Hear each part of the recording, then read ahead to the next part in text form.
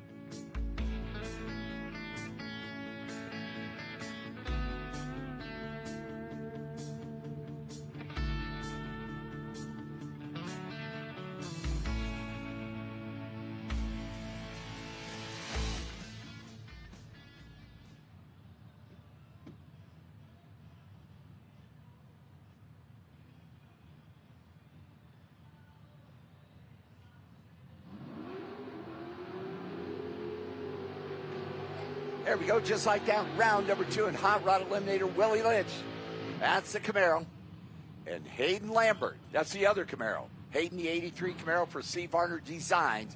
Right side of the track here, and Willie Lynch, 67 Camaro. 7 flat up on the scoreboard there. Green light start. Get to the finish line first. Don't run under 7 flat. That little white light will come on in your lane. Just that simple. Waiting on Hayden to light that second light. Bumps it in. They are set. First pair, round number 2. Clean green. Move off that starting line. Left lane there. Willie Lynch down there top end. Oh, Hayden gets around it. Willie Lynch goes too quick by 7 thou. Was 19 on the tree. Took a 300 stripe. Hayden Lynch goes dead to 045 and going to round number 3 in Hot Rod Eliminator.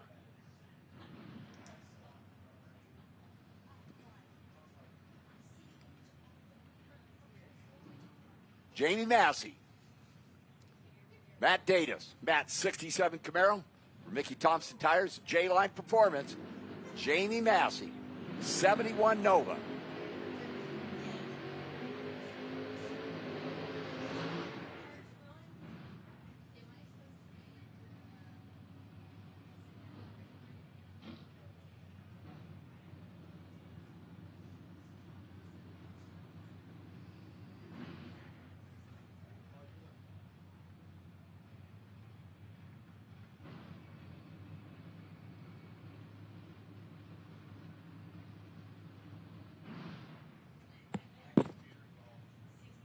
So Matt rolls up there to the left side. It's one of the big-time players in this class.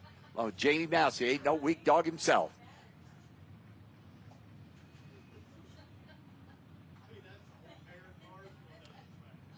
They are pre-staged. It's about 7 inches to light that second light.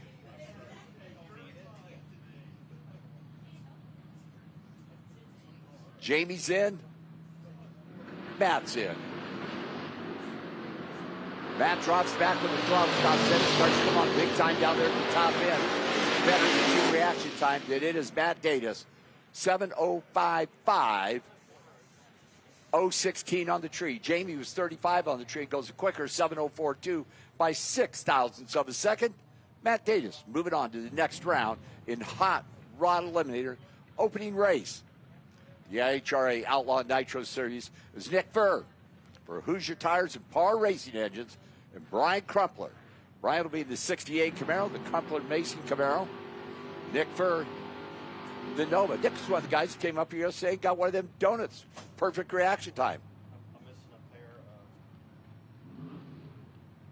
of... Stock Eliminator, we are missing 2 cars. Stock Eliminator should be in the lanes for round number 2, and we are missing 2 cars.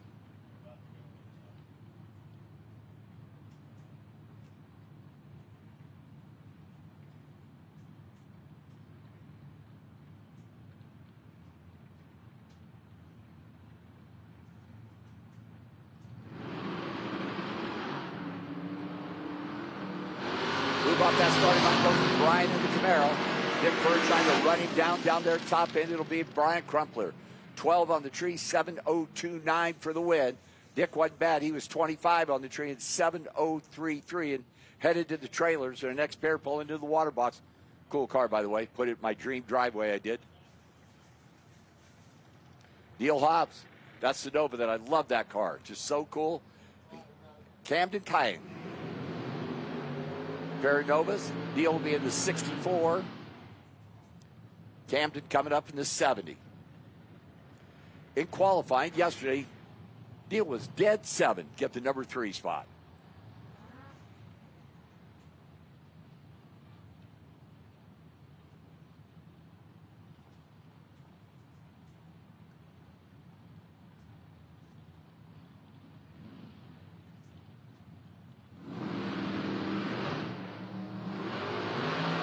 Fourth down difference in reaction time to this pair down there top end. Camden, 31 on the tree, 7:021 for the win. Neil was 4 thou better in 0:27. Got there first by 2 and out by 2 thou too quick. 6:99.8. Jeremy Bargo and Ashley Parker. Ashley, right side, 69 Mustang. David Parker Farms. Phyllis Platinum's company sponsored 69 Mustang. Jeremy Bargo. Bargo Aviation Services, 67 Camaro.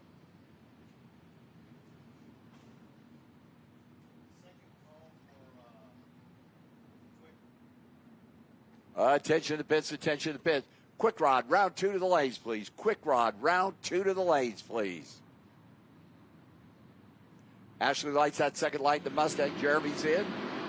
Ashley is 006 RED. Red lights on, Mustang's gone. Jeremy, 37 on the tree in the Camaro. 693.9, but it's an automatic W. It's the car in the other lane goes red. Chris Webb. Mickey Thompson Tires 69 Camaro. And TJ Luce, Warsville. The pick 'em up truck, the hay hauler. Extended cab. Dig that thing.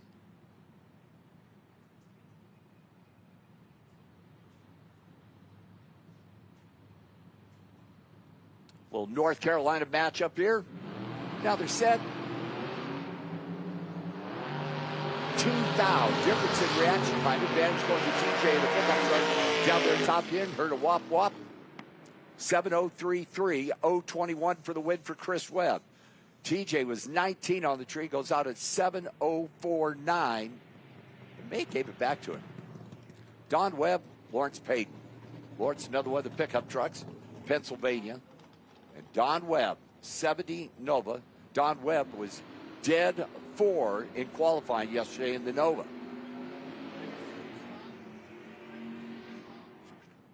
Attention to the pits, attention to the pits. Superstock, round 2 to the lanes, please. Superstock, round 2 to the lanes, please.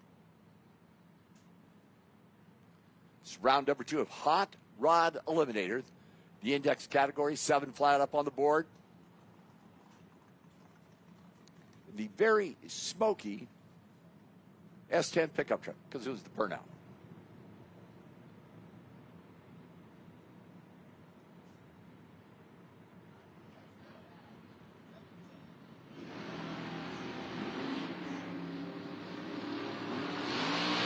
Better than 2 reaction times was 15 on the tree.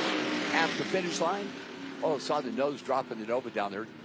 7:011. 0:15 for the win for Lawrence Payton to the pickup truck.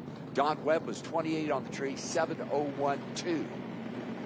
Dropped a note a little bit at 1:05.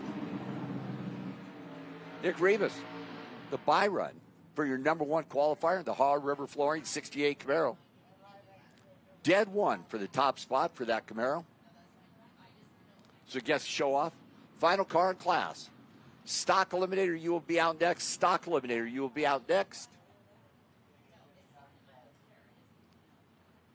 Quick Rod should be in the lanes. Quick Rod should be in the lanes. Super Stock, you should be making your way to the lanes, please. Super Stock, you should be making your way to the lanes, please. Final car in class. Stock round 2 will be out next. Handicap starts. Islands and all that stuff. Nick goes 005. Here's the throttle stop turn off. Goes back to wide open front. Oh, man. 005, dead 5, 10,000 pack. Way to show off on the single run there, Nick.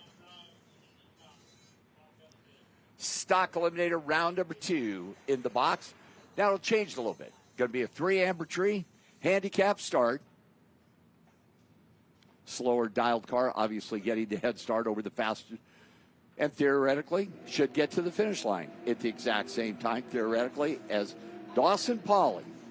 The 80 Malibu wagon, 305 for Dawson, dialed it at 792. And Kevin Anderson, 69 Camaro. 689 to dial in for Kevin Anderson. Attention in the pits, attention in the pits. Super Rod, you are on standby for round number 2. Super Rod, you are on standby for round number 2. So Dawson in the Malibu wagon, the long roof racing wagon, 792, getting that head start over the 350 powered 69 Camaro and H stock automatic.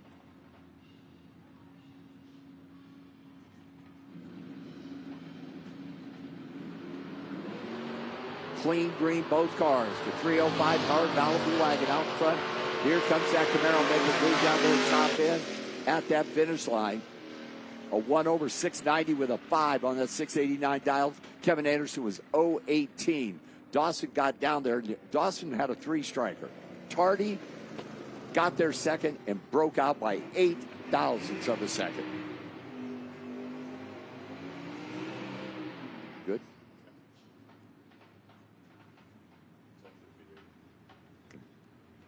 Joe Hudis, the Camaro, which is actually, that's a V8, a small one. And Jaden Deach. Well, this is going to be kind of cool. Joe's going to be on an 882 dial, a U stock automatic, 81 Camaro. Jaden, 554 with a AA Cobra Jet Mustang. Supercharged Mustang, going to have to be very patient. This could be this is a long head start.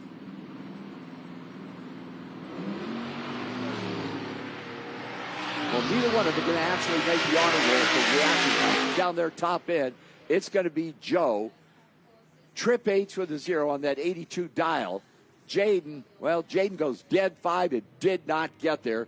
So unfortunately, Joe was tardy, but Jaden was tardier, should I say? Does that work? Tardier does it work? It is this time. So Joe on to round number 2 with 115 blistering horsepower, that 81 Camaro. Joe Strickland Motorsports, 92 Camaro, and Ricky Pennington, Cobra Jet Mustang. 730 to dial, Joe Strickland, L stock automatic, 92 Camaro. 677, Ricky Pennington.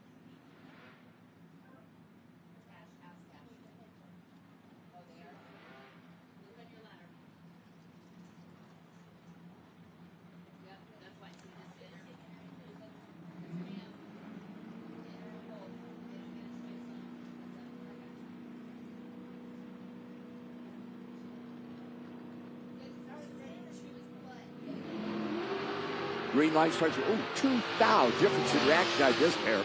Camaro out there, Mustang starting to hustle after down their top end. Little brake light, wop, wop, gave it back. Joe Strickland, 18 on the tree, out by a Hun, 729.0. Ricky Pennington, 16 on the tree, got there first by 7,000. Goes 675.5 on that 677 dial, and unfortunately headed to the trailer. It's the next pair coming up. Richard Mace, 90 Corvette with Conqueror helmets. 798. Oh, Terry Taylor, G-Stock automatic heads-up race here. First to the finish line, no breakout. So the G-Stock automatic 90 Corvette and the G-Stock automatic 70 Corvette, both of them small blocks. Silver Corvette, right side. Terry Taylor's been on the wheelie bar like a bunch of times. This car's so cool to watch.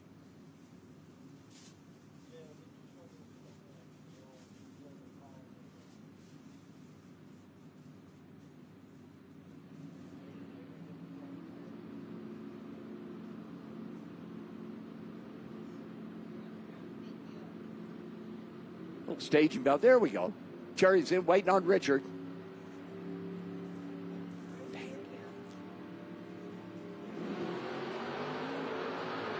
Oh, that doesn't work. A lot of smoke out of Richard Mace. Well, that cleans up down there. Terry down there, top end, 662, 100 miles an hour for Terry Taylor. Richard was better off that tree, and then 712 at just 95 miles an hour, and off what he qualified with. And Terry Taylor advancing in the G-Stock Automatic heads-up race. Tim Barrett, 69 Camaro. So make a quick check of the track there in the left lane here. Darana Motorsports Park, Benson, North Carolina. Brent Dorich, 94 Camaro. K-Stock Automatic, 350 powered 69 Camaro for Tim Barrett. And Brett, the 94 B-Stick, 94 Camaro.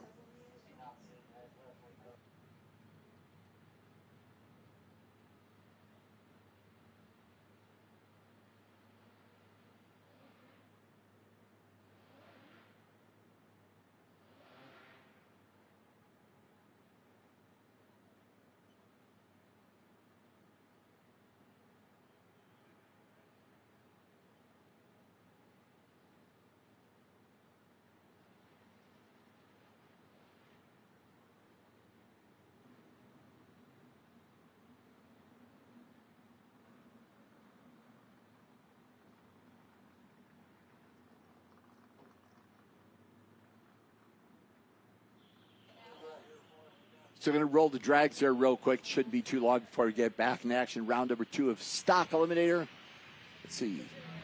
Quick Rod, you'll be out next. Super Stock, you'll follow Quick Rod. And Super Rod, you'll follow Super Stock. Making our way through Friday morning here. The IHRA Outlaw Nitro Series here at Darana Motorsports Park, Benson, North Carolina.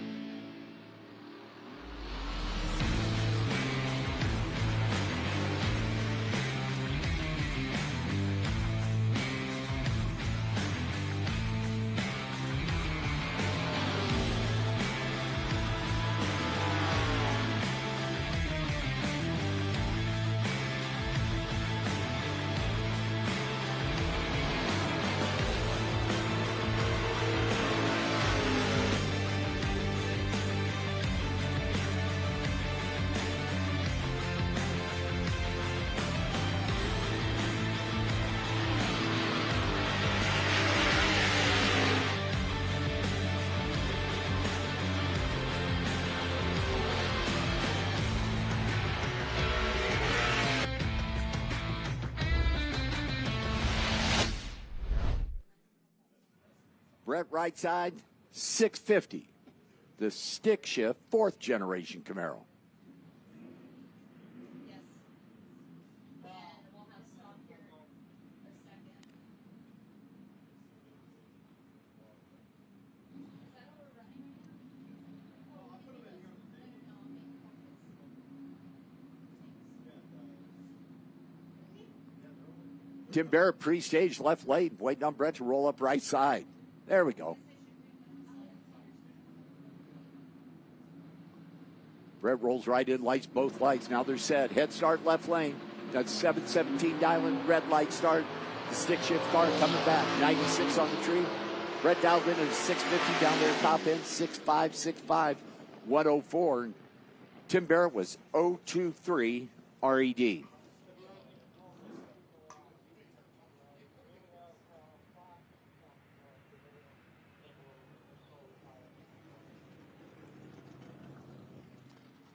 Dan Fletcher, Microsoft Strategies and ATI Performance Products, 69 Camaro. That is a big-time player in the left lane to David Bears. J-Line Performance, Hurst Olds. 690 Fletch, left side. 644 David in the Oldsmobile.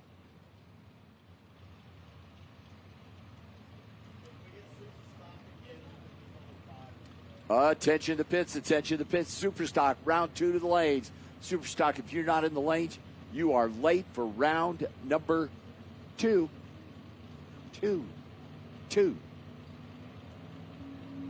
Head start to the guy in the left lane, one of the winningest drivers in this category in all the drag racing. 690 to Dial Fletch. 644 David, the old. David did not wait. Left before the tree was activated, unfortunately. Fletch is 28 on the tree. Goes 688.4 on that 690 dial in it.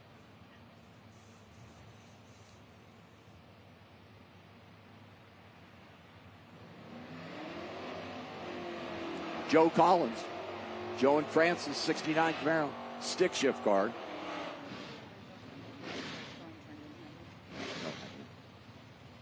DeWitt Pope.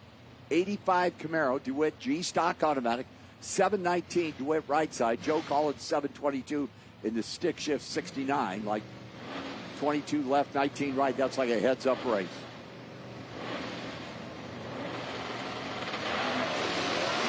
Joe Collins, red light start, DeWitt Pope, the automatic car in the pair coming back.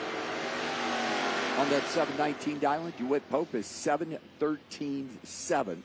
When the car in the other lane is red, you're coming back.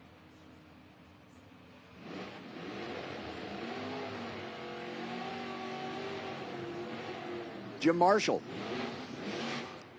78 Camaro. Another way AT&I Performance Products. Camaro. I-Stock Automatic 350 Camaro for Victory Engines, Hickman Performance, and AT&I.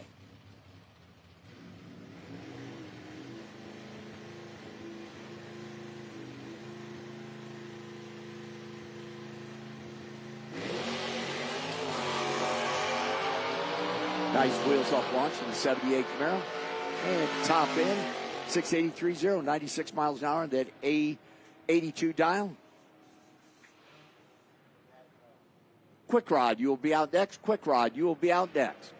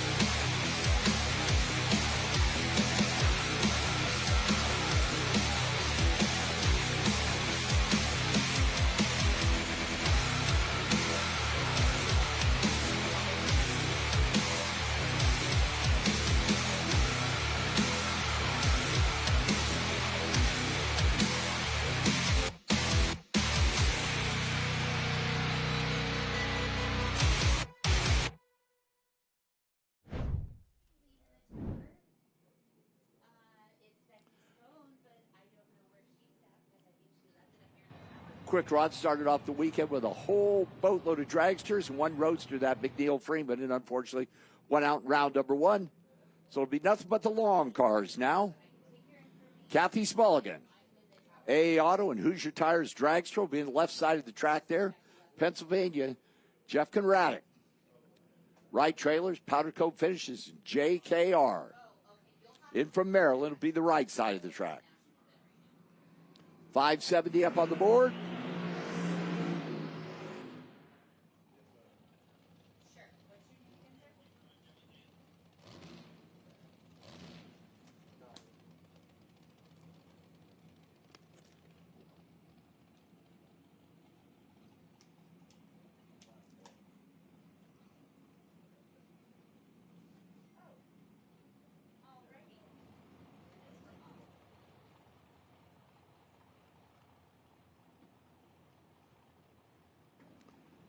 Just real quick, this is a 2-for-1. Winner has a bye run next round on the ladder. We're in North Carolina to drag race. So free time shot on late Thursday and Friday morning is valuable, worth it. Pre-stage, Jeff on the right, Kathleen on the left. Go to round number 3 with a bye run.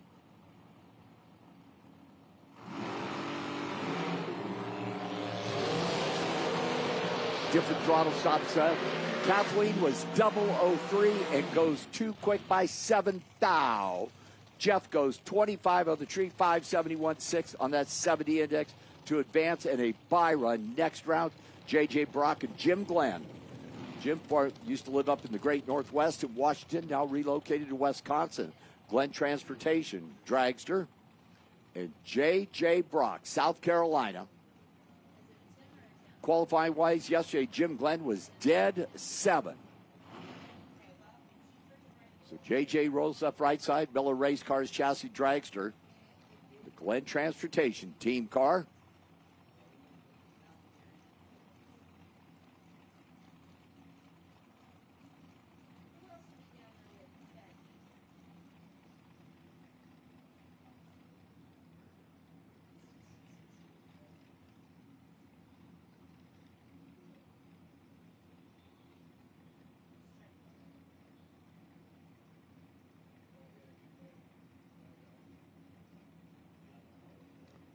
Well, we're going to have a little Friday morning burn down here.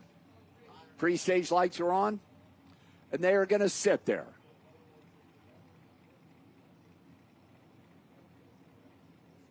And they are going to sit there. J.J. Brock is going to light the second light first. And Jim Glenn's got 7 seconds to get in there before he gets the automatic red light. Got in there. Oh, somebody moved it. 006 on the tree down there top end. Jim Glenn by 6 thousandths of a second. 006, 571.4 for the win.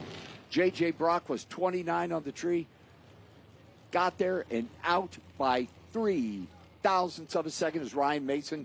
William Roberts, the Roberts Motorsports Race Check Chassis Dragster. And Ryan Mason, Mooresville. Ryan was one of those dead-on guys yesterday in qualifying, dead 7.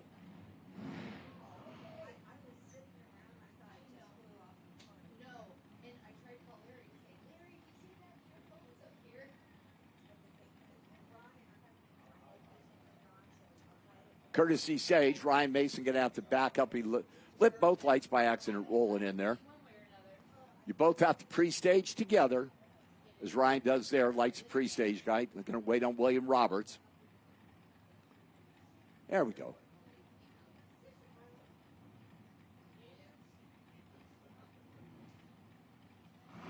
Now they're set. Red light start, William Roberts. Ryan Mason, right side, 29 on the tree. On that 70 index. Dead 6, Ryan Mason at $140. William Roberts goes 571.7. Unfortunately, that red light start ended his days. Mitchell Harkey and Lauren Freer. Lauren, the Wright Trailers team car, Mooresville. Winner on the tour in her other car last year. And Mitchell Harkey, L&M Motors, Par Racing Engines, team car right side.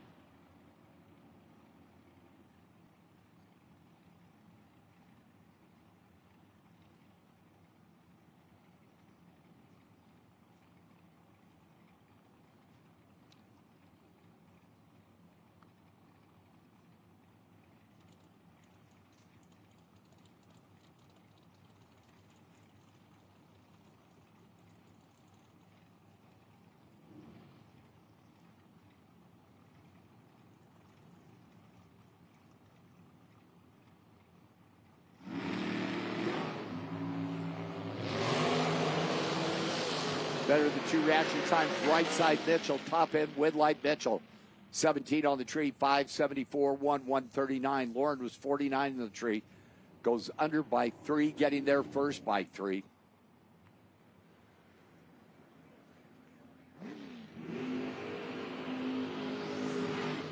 Ron Brinsley Jr., Mooresville. Charlotte Palace, Tar Heel Materials, Revback sponsored Dragster for Ron. Left side, Don Pate. Attention to the pits, attention to the pits. Super Rod, round 2 to the lanes, please. Super Rod, round 2 to the lanes, please.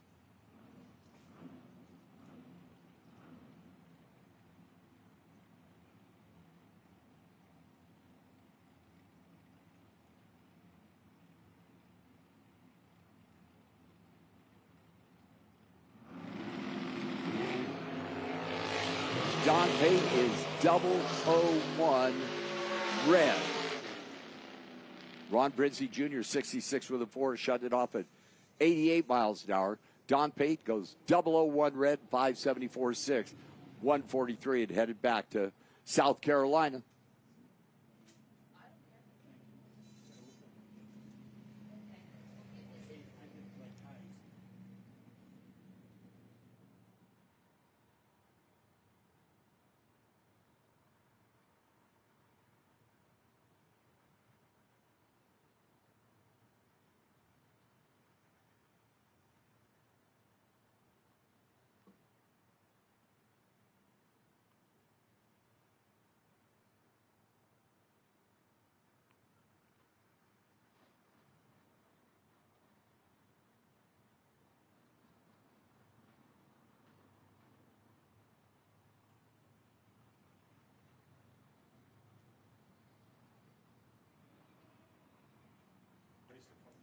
Super Stock round 2 coming up in the staging lanes there.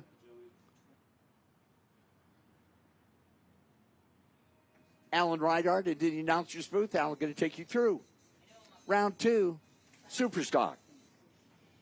Yay. Thanks, Mike. Nice job getting us kicked off this morning as our Super Stockers roll in. Trying to stay alive. Jeffrey Ransom left, Rod Round right. 69 Camaro C automatic. That's a big block car. And the Cobra Jet. Folks at Wired Up Electrical Service, they have got a fleet of Cobra Jets. They do love their Cobra Jets. Supercharged 5-liter. Got that thing dialed down to a 564. Ransom a 610 in the Camaro, so he's going to go first by about 1 bulb. We got the big block, early model. Porcupine style Chevrolet. We got the late model. Supercharged 5.0. Late model performance, early model performance. Can't go wrong on either side of the racetrack. Ford v Chevrolet, they're in, they're set. Here comes the Camaro. And here comes the Mustang. Identical on the reaction timer. And on a double breakout, you better not get there first. Jeff Ransom got there first by 18 thou and broke out by 18 thou more than Rod Worrell. They both hit the tree at exactly the same time. But Ransom got the stripe, and on a double breakout, you don't want to be first. Super Rod, come on down. Oh, attention in the pits. Super Rod, I need you to the staging lanes, please. Ed McLaughlin, that's a cool car. 1966 four-door wagon with a little 283. And Gianni Contusi, all the way down from Canada, 327 power. Mid-60s, 327. Under the hood of that Formula Firebird, GTL automatic. Handicap goes to the left side again. The little bitty teeny tiny 283 is out there. The big old bad old mean old 327 trying to track him down. Finish line, click bang. Winner. It's going to be Ed. He's 17 on the tree. He's 88 on the 87. That's good enough. Gianni Contusi went down there. Goes 650 on the 648. He was 5 thou behind on reaction time. He was 7 thou further from the dial, and I can add that up. 5, 7, carry the 8, divided by, 12. 12 thousandths of a second at the finish line stripe. Here comes the Flintstone. Hey, guess what, everybody?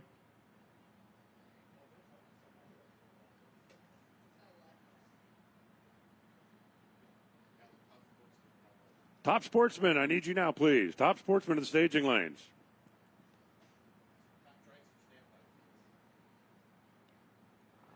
Jimmy Flint, down there, part of Team Flintstone. Today's his birthday. 81. No kidding. And he looks better than me. And I'm only 31. Well, 32.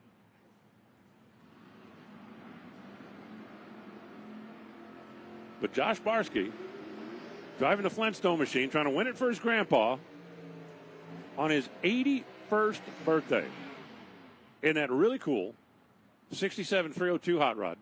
John Lattimore going to try to ruin it. Now, John's got the idea that it would be really nice if Josh could take the rest of the day off so he could spend it with his grandpa on his birthday. You know, maybe they could go to Denny's and, have the senior meal or something. I don't know. But Lattimore, GTI automatic. That thing really a 455? That's got to be the lowest horsepower 455 in the history if it's a GTI automatic. 659 to a 572, so the left line's going to be off and running. And then we'll see if Josh, feet through the floor and all, can track him down. Top sportsman, I need you, please. Top sportsman in the lane. Well, both drivers are going to tell you they missed the tree, and hey, there's a win light. Happy birthday, Grandpa. 572. Only 572. We call that right on the money.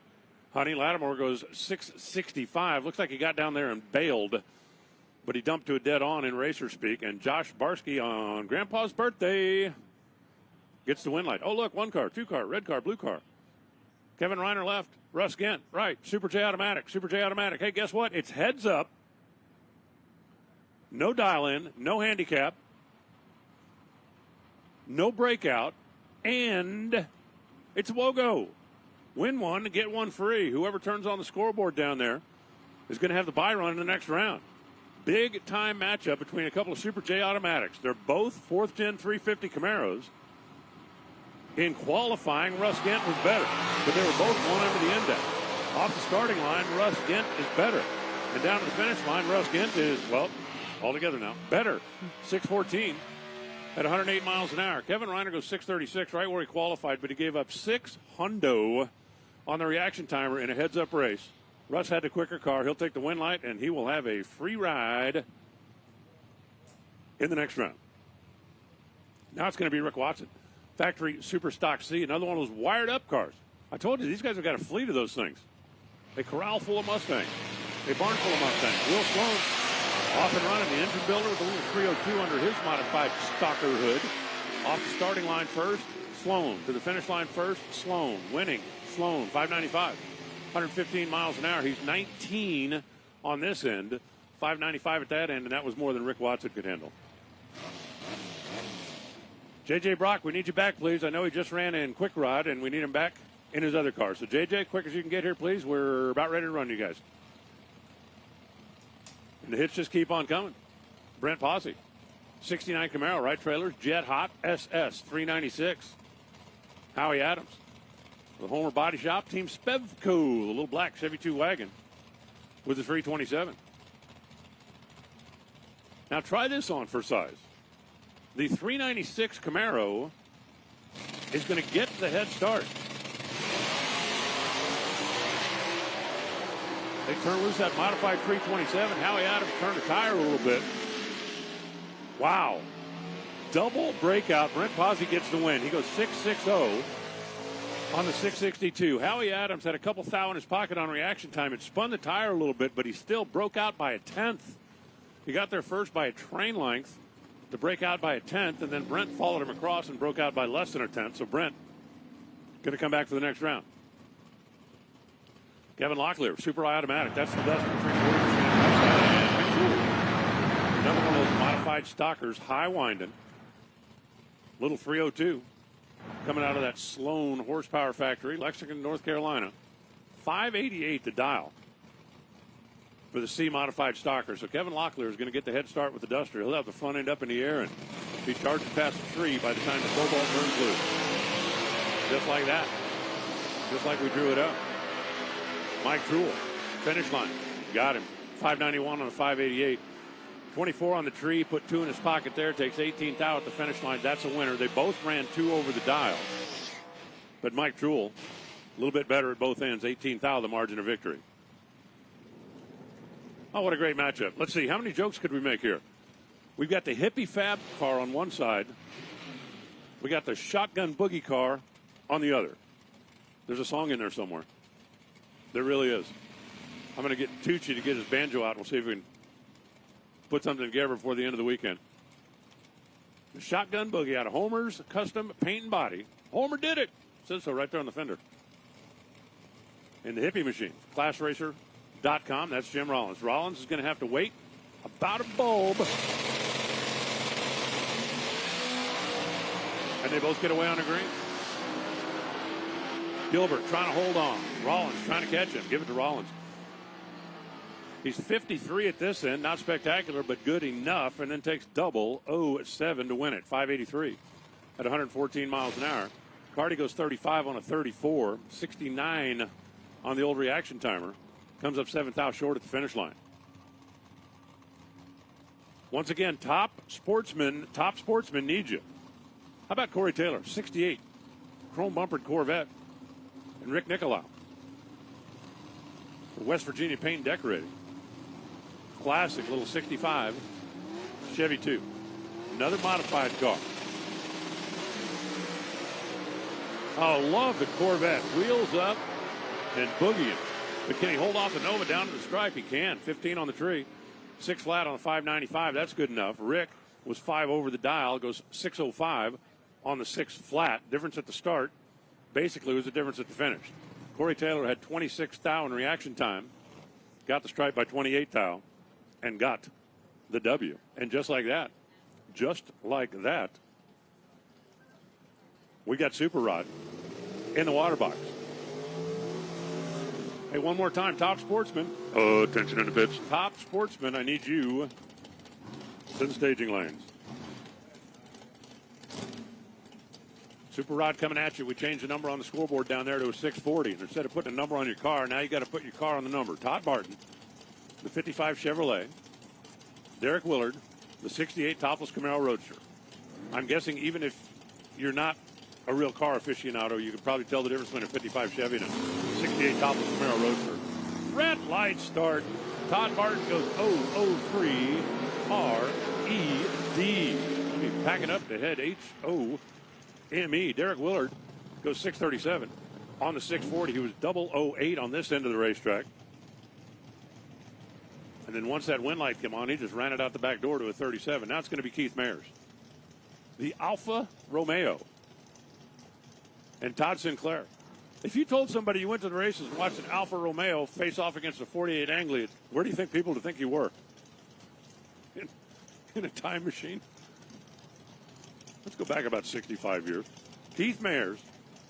I think the stereo in that car is worth as much as the engine in that car. Keith is a guy that just loves having a good time. The convertible. And Todd Sinclair. The Anglia. Competition Plus. The Mag. Which hosts my bi-weekly podcast, by the way. 640, that's the magic number. One of the 2 classics is coming back. The driver's off on the green. Throttle stop doing what they do. The Romeo drops back. Keith Mayers got him at the finish line. Wow, wow, wow. They're 3 thou apart in reaction time. Advantage Sinclair.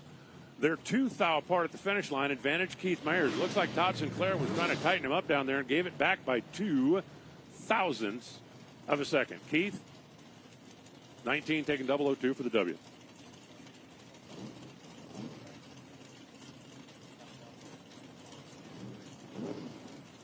Top Sportsman, final call. You should be here. Top Dragster, Profile of Performance, Top Dragster. I need you to the lanes, please. Charlie Flanagan, left side. Earl Penny. In the right side, alcohol cars. You need to be warmed up and ready because you will follow Top Dragster, Top Sportsman. Oh, you got to be kidding me, right? Just a second ago, we had 016, one above the dial for the win. Flanagan just went 055, 644, and turned on the scoreboard. Come on, man. Earl Penny goes 648, 117 miles an hour. Had the tree, could not run the number. Profiler Performance, Top Dragster. I need you now, please. And alcohol cars, you need to be warmed up and ready. 20 car first on Friday. Kevin O'Brien going to take a solo run here in this round. He's going to come back and run Mr. Willard a little bit later on in the day. With an odd number of cars in category, the Greenbrier Excavating Nugent Corvette Roadster hits the tree at 21. That thing was dancing around a little bit through the top end. He actually pedaled it down there as it started pushing over towards the wall. 654, 124 miles an hour with nobody in the other lane. He's going to take the win. And that'll bring up our final pair in category, and it's two for one. The winner of this one will have the bye run next round. They're going to go over and take a quick look over there at that right-hand lane as the Corvette was dancing around a little bit. Just make sure that there's no slickery stuff down there that we need to take care of. But Jamie Abercrombie, the 1957 Corvette Roadster. Doesn't it just make you want to cry? I mean, 57 Corvette, barn find, it was in perfect condition, and he hacked the top off of it and made it into a race car. Got out the Sawzall. I'm kidding. It's not really a Corvette. It's a carbon copy, as in carbon fiber. J.J. Brock. Just saw him in his quick rod machine moments ago. He hustled back and got into this one. And this is a 2 for 1. Whoever wins this has the bye run next round. Big time round. And final pair in class. Top Dragster. Profiler Performance. Top Dragster. Come on down.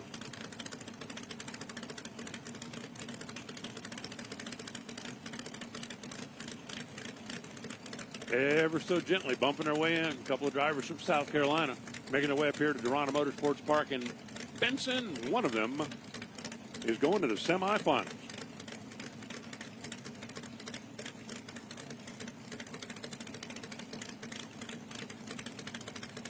Locked and loaded.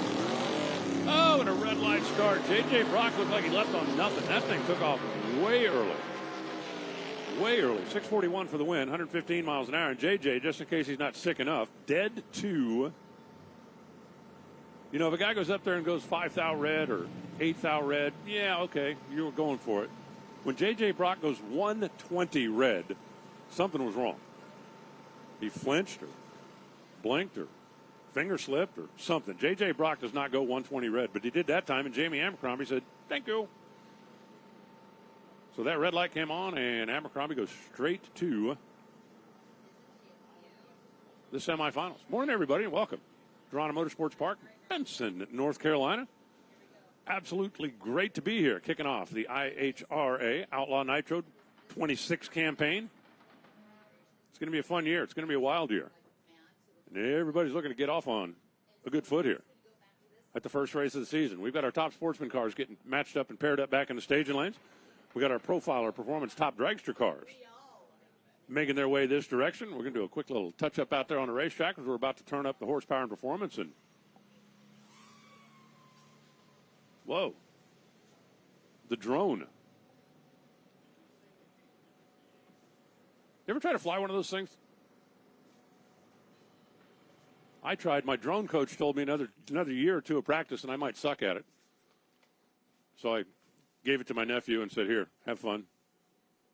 I didn't want to spend that much time to not get any better. Top Dragster, come on down. We need you. Uh-oh, what did I do now? They can't hardly hear me? Yeah, so if you watch this, it barely goes up. Okay. This goes up, see that? So I think that might need to get turned up. But I'm not no professional. I'm not no professional either. Usually I'm the one that they're turning down. Well, that's the women.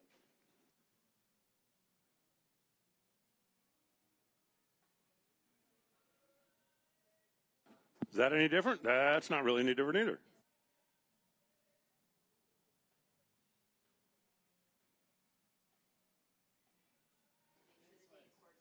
Huh. I say, usually, I'm the one they're turning down. 1, 2, 3, 4, 5. I could sing or dance or tell snail jokes. Snail jokes? You like the snail jokes? What did Snail say when he climbed up on the turtle's back? Whee! Tucci told me he wanted snail jokes.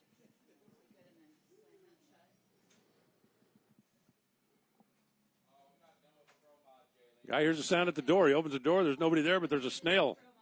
He picks the snail up. He tosses him in the flower bed. He goes back in and sits down. 3 years later, the guy hears the sound at the door. He opens the door. The snail says, "What was that all about?"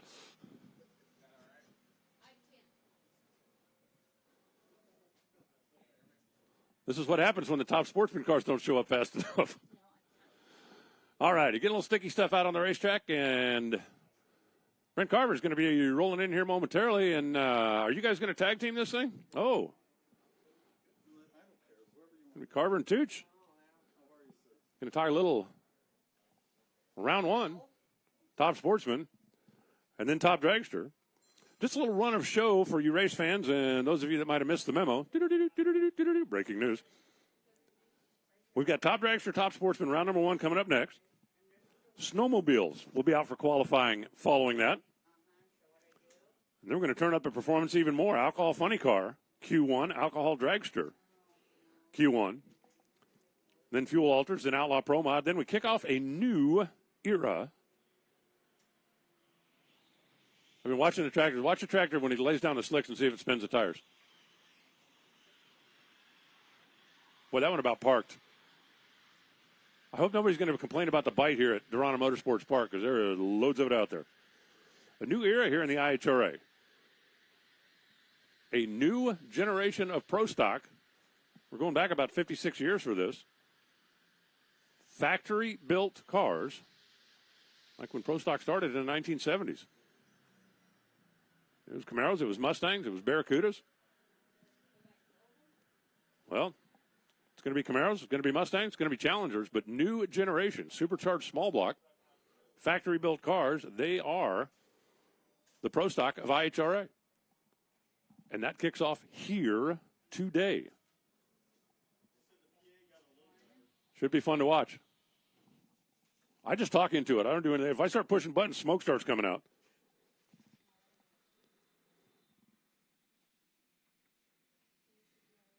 I can start twisting knobs if you want. Which way should I turn this one?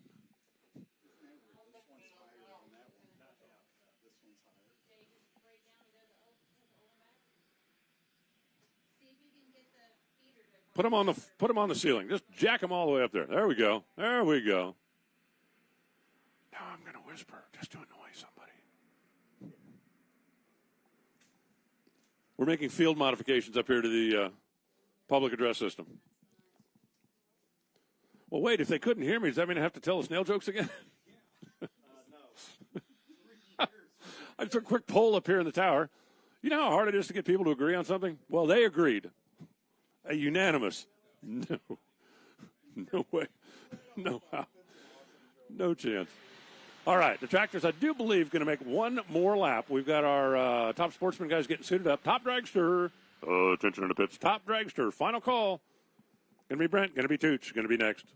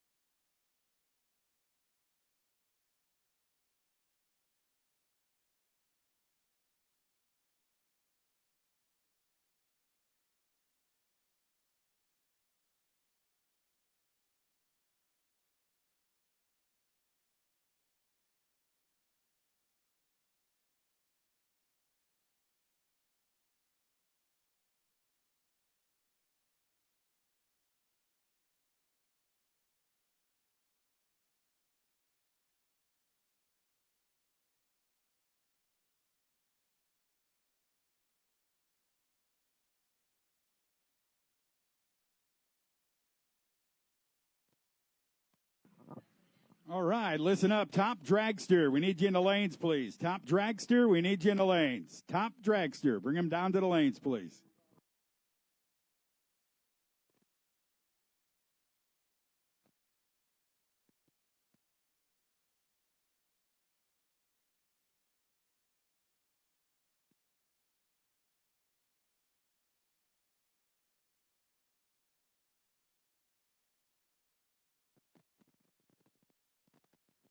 All right, snowmobiles, you can start heading to the lanes. Snowmobiles, heading to the lanes if you'd like, please. Snowmobile qualifying, head to the lanes. Top Dragster should be in the lanes. Top Dragster, we need you in the lanes as soon as possible. In a safe fashion, please. We're getting ready for Top Sportsman here in just a moment. Top Sportsman all in there, all lined up and getting ready to come on out.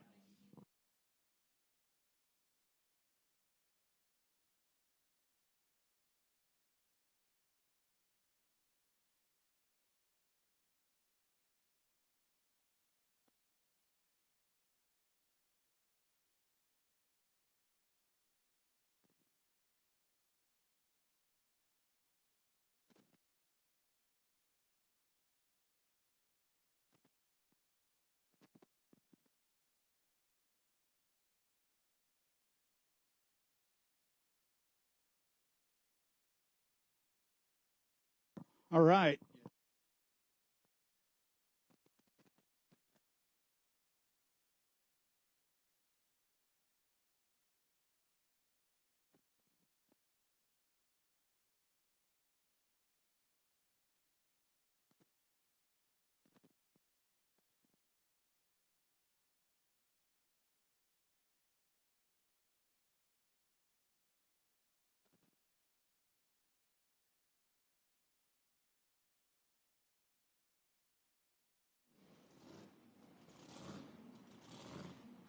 All right, so we're getting ready for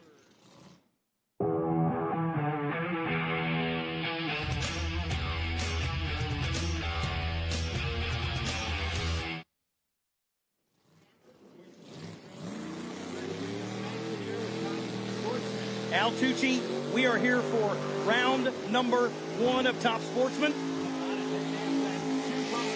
windows, man, and look at that, the old coupe, the Stealth Fighter coming up here. Nick Klein out of Mooresville, North Carolina. The 38 model coupe will be over here. The Chevrolet body style in the right lane. Left lane, James Hayes, 1958 Corvette, Troy, Ohio. Your number 22 qualifier. He's got a 450 on it, and he qualified with a 449 and a 6. So, Yesterday, these two were together. Yep. These two cars running in qualifying. We saw them together, and then we also saw James and his dad, Jim, has got a 63 Corvette also in the Top Sportsman field. So it looks like they did a good enough job to stay away from each other on the ladder, at least here in the first round. Here we go. Hayes will be over there in the far lane. Troy, Ohio, 1958 Chevrolet Corvette. I know there's a kid over there in the cowboy hat. 1958 Chevrolet, that's the year. Pops would remember that. They be ready to roll them into the beans. Here we go. First round of Top Sportsman Eliminator. IHRA opener right here. Motorsports Park, Benson, North Carolina.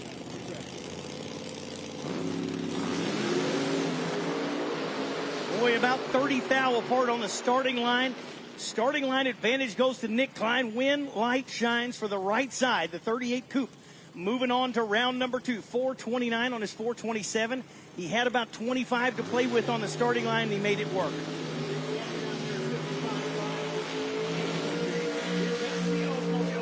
Beautiful smoky burnout. Locking it in right there on the right side. Nick Klein laying down the law. Man, I'm going to tell you what, if that didn't get you up off your seat, nothing will.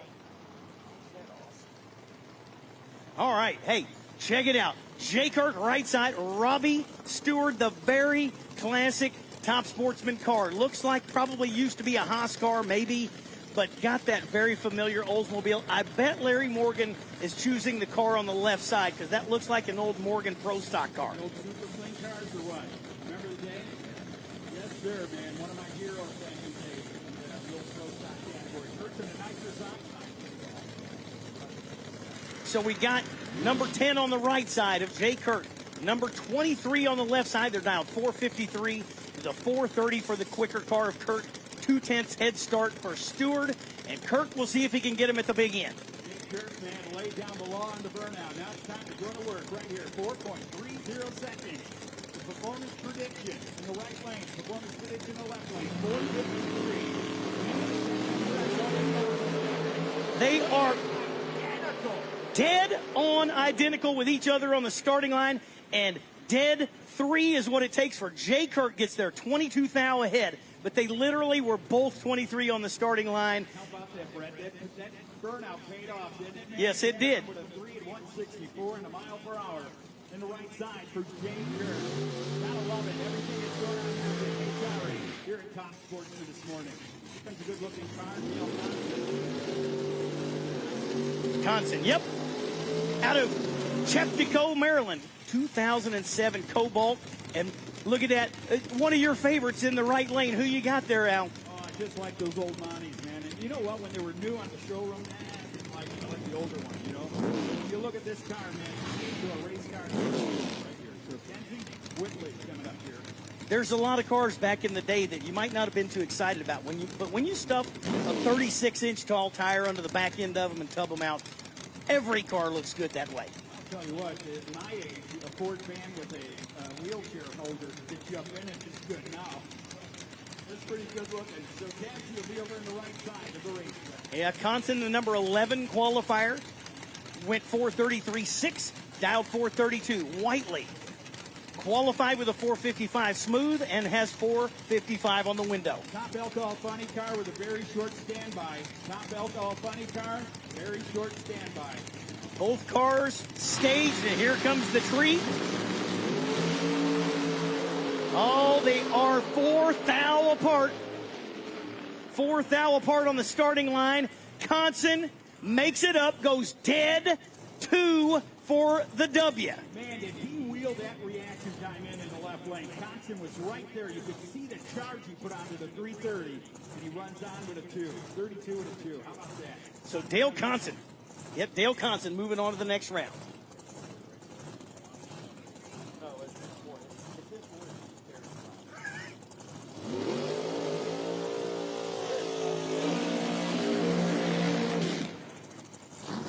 All right, next pair up. Jim Hayes, 63 Corvette. This, you did see his son go down earlier. But Jim Hayes out of Troy, Ohio, the 63 Corvette on the left side, your number 12 qualifier. Qualified with a 437 and on the board with a 437. Right side, Don T. T out of Bear, Delaware. 63 Chevy Deuce with all the colors. 458 is what he qualified at, and that's what he's got on the window. 458 to 437, 2/10 apart. Teague on the right, Jim Hayes on the left. All right, so Jim Hayes over there, Jeffrey Hopper hanging out in the front of that Chevrolet Corvette, 63 model year, Troy, Ohio. That's home to him.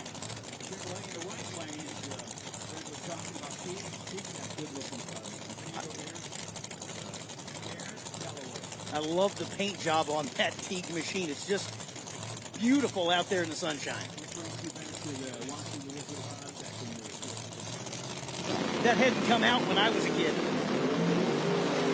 Oh, huge hole shot for Teague, and Teague carries it out the back. Hayes with a little swing and a miss on the starting line. Teague 14 up front, goes 459.8 on the 458 for the W. Kind of like that, Tom Sportsman, IHRA over there, right here. In the left lane. Oh, look fine. Oh, look at this. He woke up number 3 qualified. Yep, Bosch was started out number 1 yesterday, got bumped down 2 spots. 4:05 to be number 3. And that is also your reigning top sportsman champion on the other side. So huge accolades there for the best machine on the right side. Roger Campbell going to have his hands full with the little Falcon over there on the left.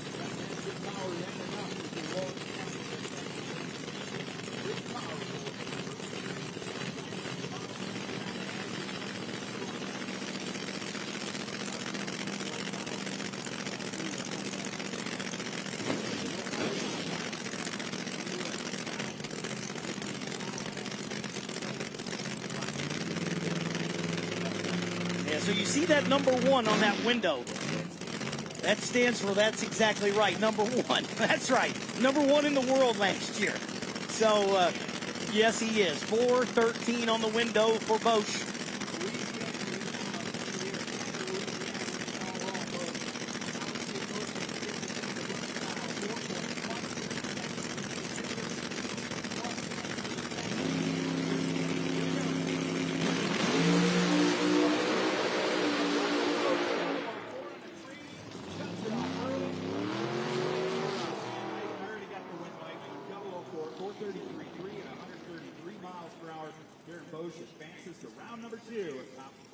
And you know what else about that car? They did an engine change in that car yesterday.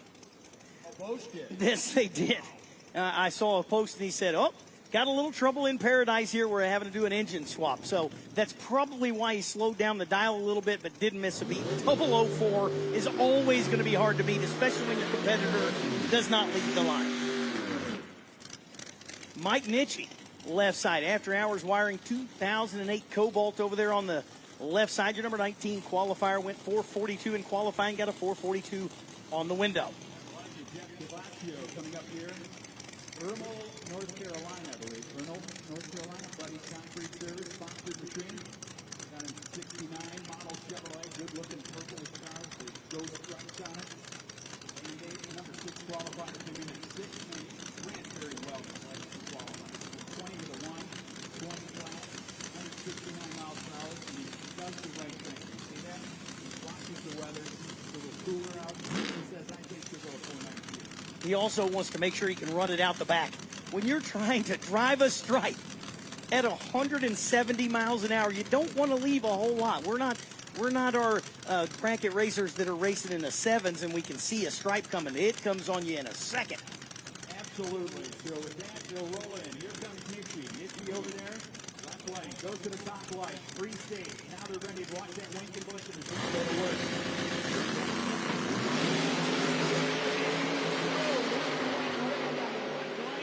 They won't get him a win. Runs it out the back door, as Red said, and then 416 with a 5. Now he's got something to hang on to as round number 3, right? Yeah, what a pass there. That was 4 Hun quicker than his quickest qualifier this weekend. So he found some overnight, and he'll be able to use that again in round 2 later.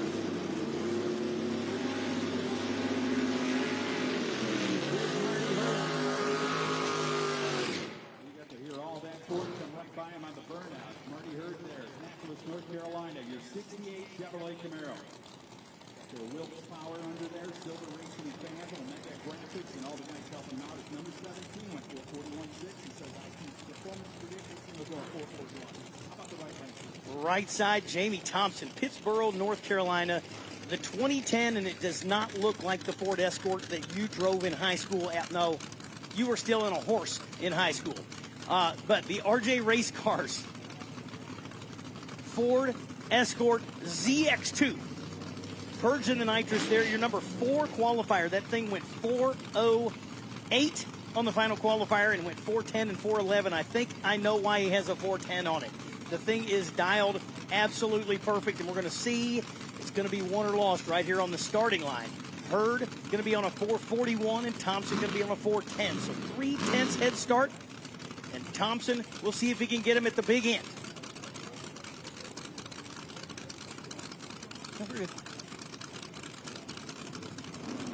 All right, nitrous going. You got the Hot Rod Black Raven machine on the left side of Hurd. And Thompson, that tangerine orange, absolutely shining out there in the sunshine.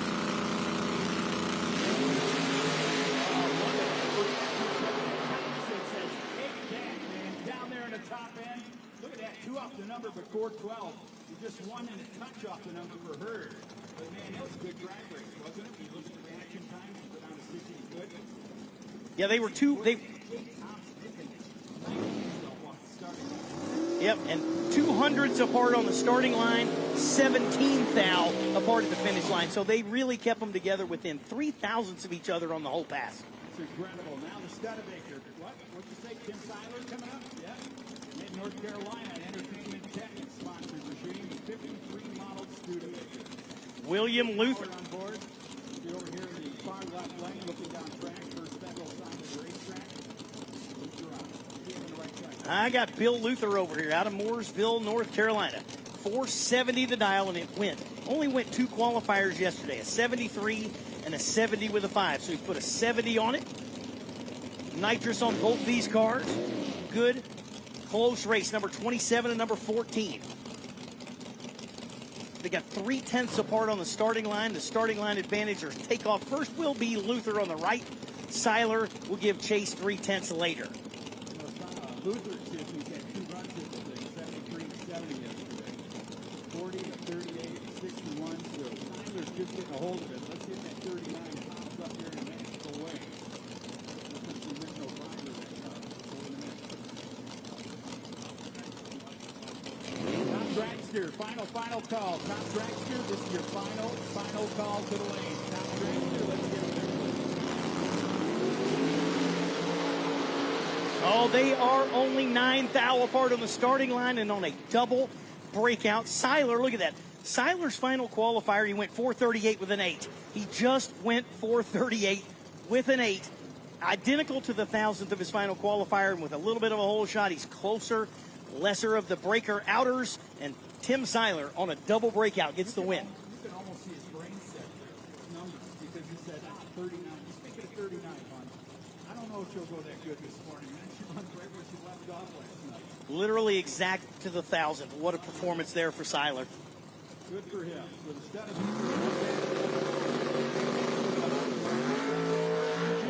the left lane, gorgeous.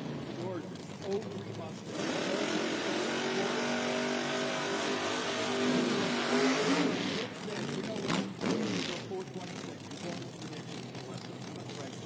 Right side up in my neck of the woods, Barberville, Kentucky.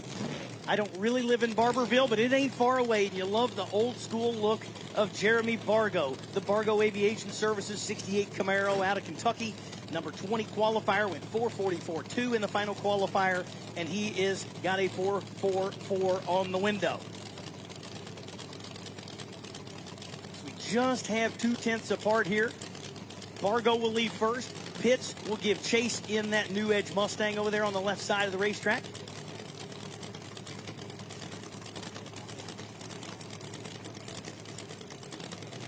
All right, listen up. Radio station for all the crews out there, 99.3 FM. 99.3 FM.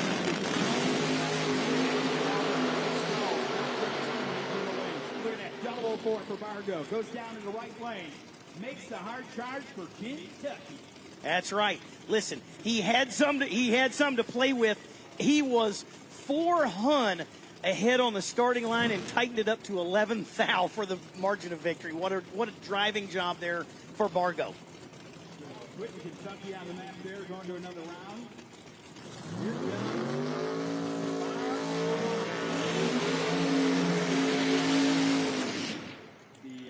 Benoit Electric sponsored 2015 Chevrolet Corvette. The number 2 qualifying 4.005. Look at where he started in takeoff. 415 yesterday, 415. Look where he's up down there.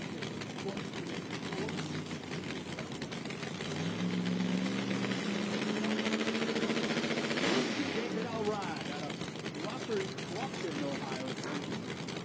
63 Chevrolet Corvette will be on the right side.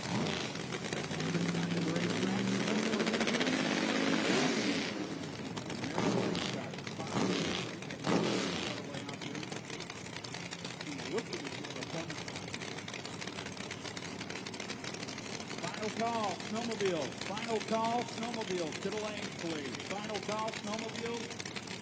Now, we just keep going.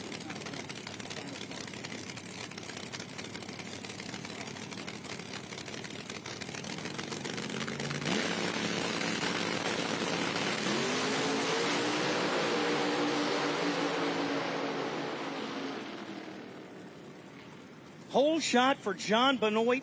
He is 008 Elrod. A little tardy, not bad, but breaks out trying to get there. And John Benoit, 418 with a 3 to Elrod's 436-1 on his 437. Listen, Benoit was 008 up front, and we'll just say Elrod was not.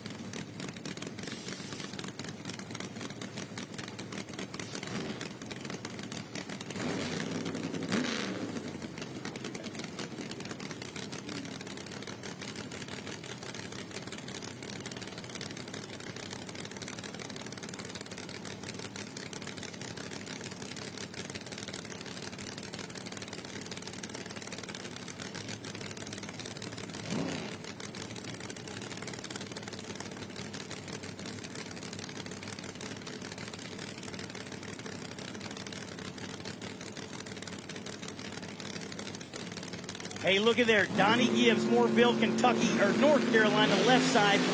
Michael Demuth, right side out of Hedgesville, West Virginia.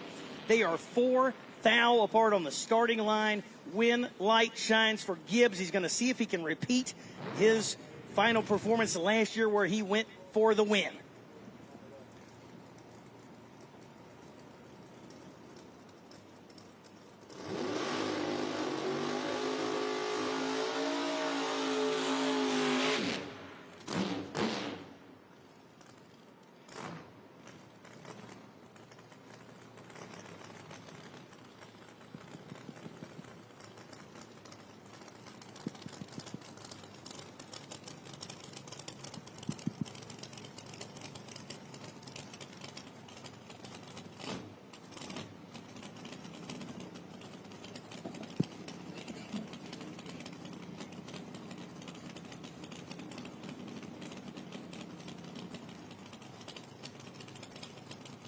There you go.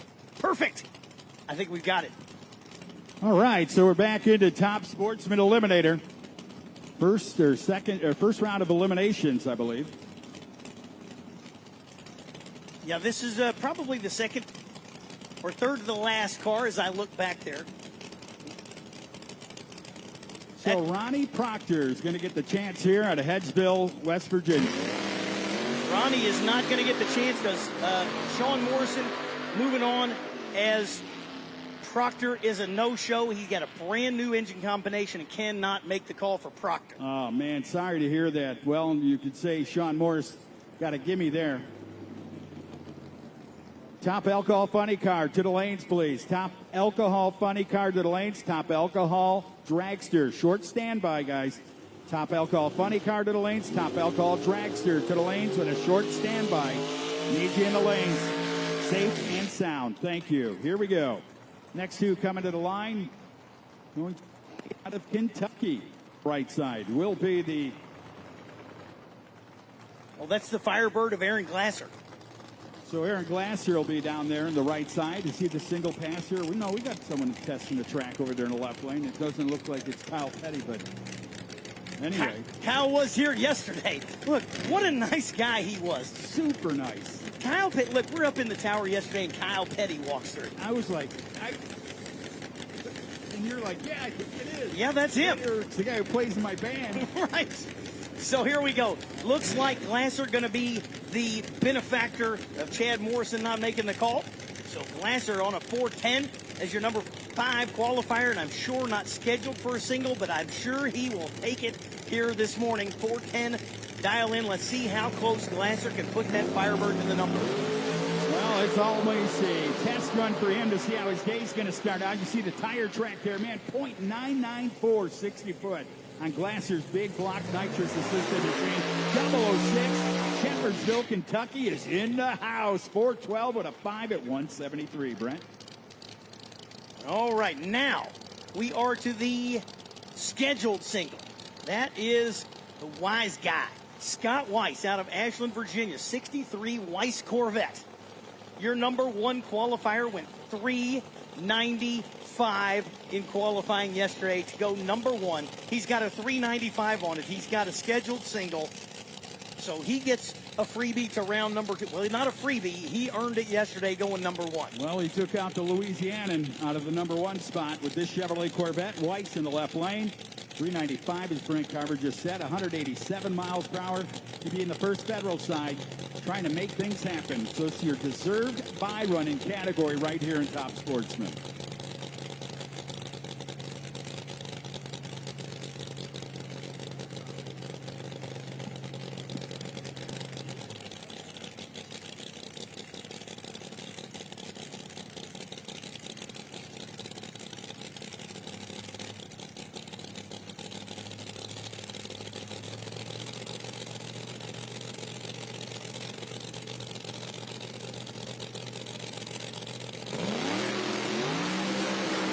There we go.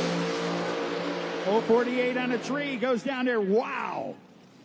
Check that out. Even faster than his qualifying 95.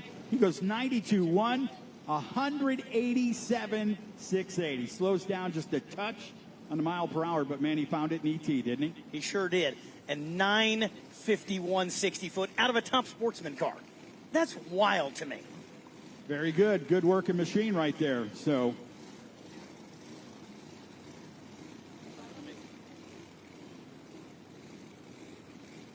all right, so alcohol funny cars should be in the lanes. Alcohol dragster should be in the lanes. Snowmobiles, you should be getting ready. All right, so it looks like we're getting ready to roll right into Top Dragster round.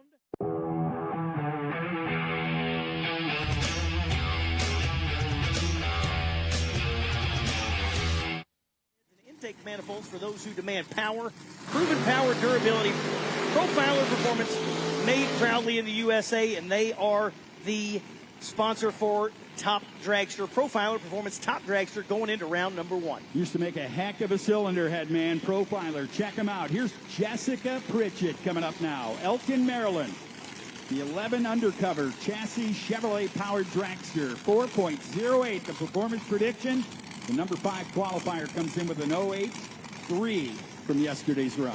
And right side, Sam Helms out of Locust, North Carolina. Beautiful red and white CMF machine. Custom Motorsports fabrications over there on the right side. 437 to the 408 dialed Pritchett. All right, we're missing a couple top dragsters. We're missing them in the lanes. We need a couple of top dragsters that are missing. Give them to the lanes, gentlemen.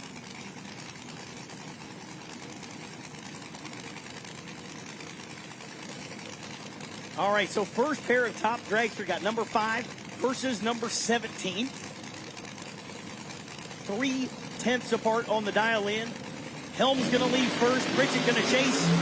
Oh, Helms, man, digging deep. 001 pink on the side, man. I'm going to tell you what, that's a horrible way to go out right there. How do you're looking for perfection? I'm going to say hide the razor blades when he gets that time slip at the other end. 001 red and Pritchett swing and a miss on the tree. Look at there, though, man. I'm going to tell you what, man. 408.2 and a 408, 408.3. You're looking at a winning package and possibly someone that may be in a final here this weekend. Man, that is some good numbers. That car keeps that up. Yeah, it's Next two top dragsters. Good lanes. Anthony Bertozzi coming up. Ashland, Virginia. No need to give all the accolades because it'll take about 2 years to tell you how great this guy is, and he is a great person, great drag racer. Jags brings him to the house. Race Tech and his Chevrolet-powered dragster. Bart? Right side, Dan Davies. Dialed 408, the side slinger blower there on it with the blow-through setup. This is a cool machine. Great-looking paint job there. White House, Ohio, Diamond Race Cars, 2023 Diamond car with a 408 on the dial-in board, the number 4 qualifier, going against Bertozzi, who's number 16 coming in.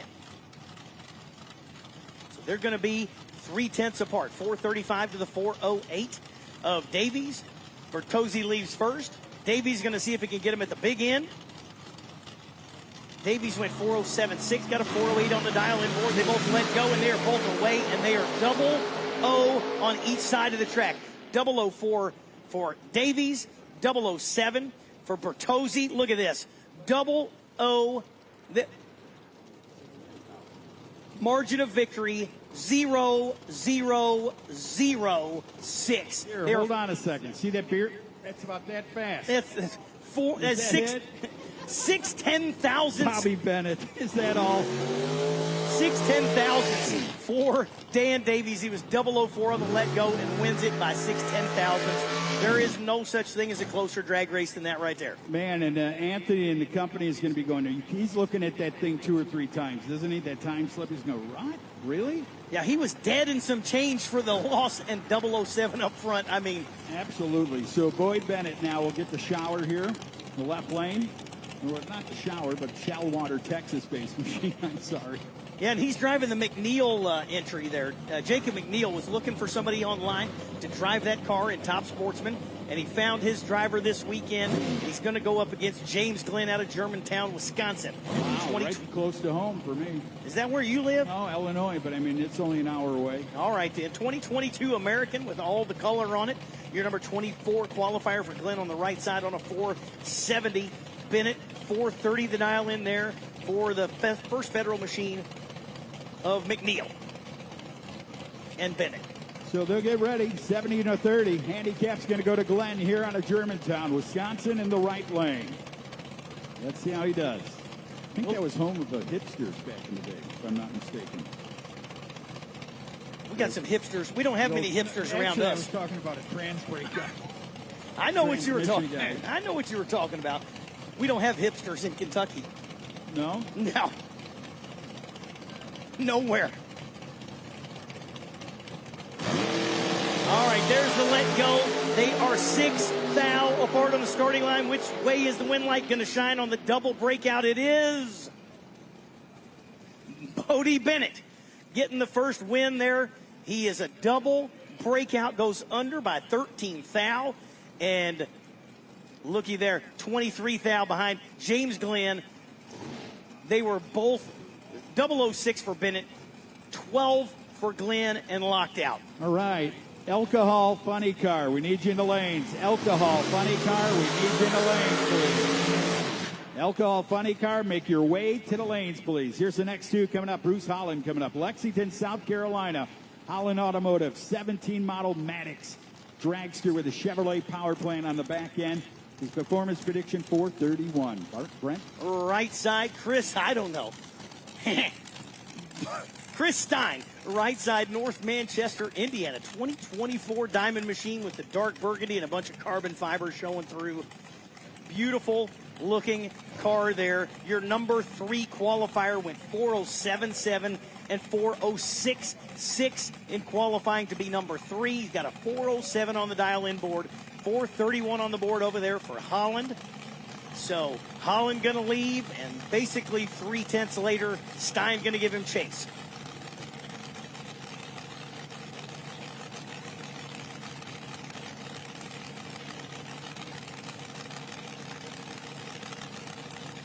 Pre-stage beam on there for Holland.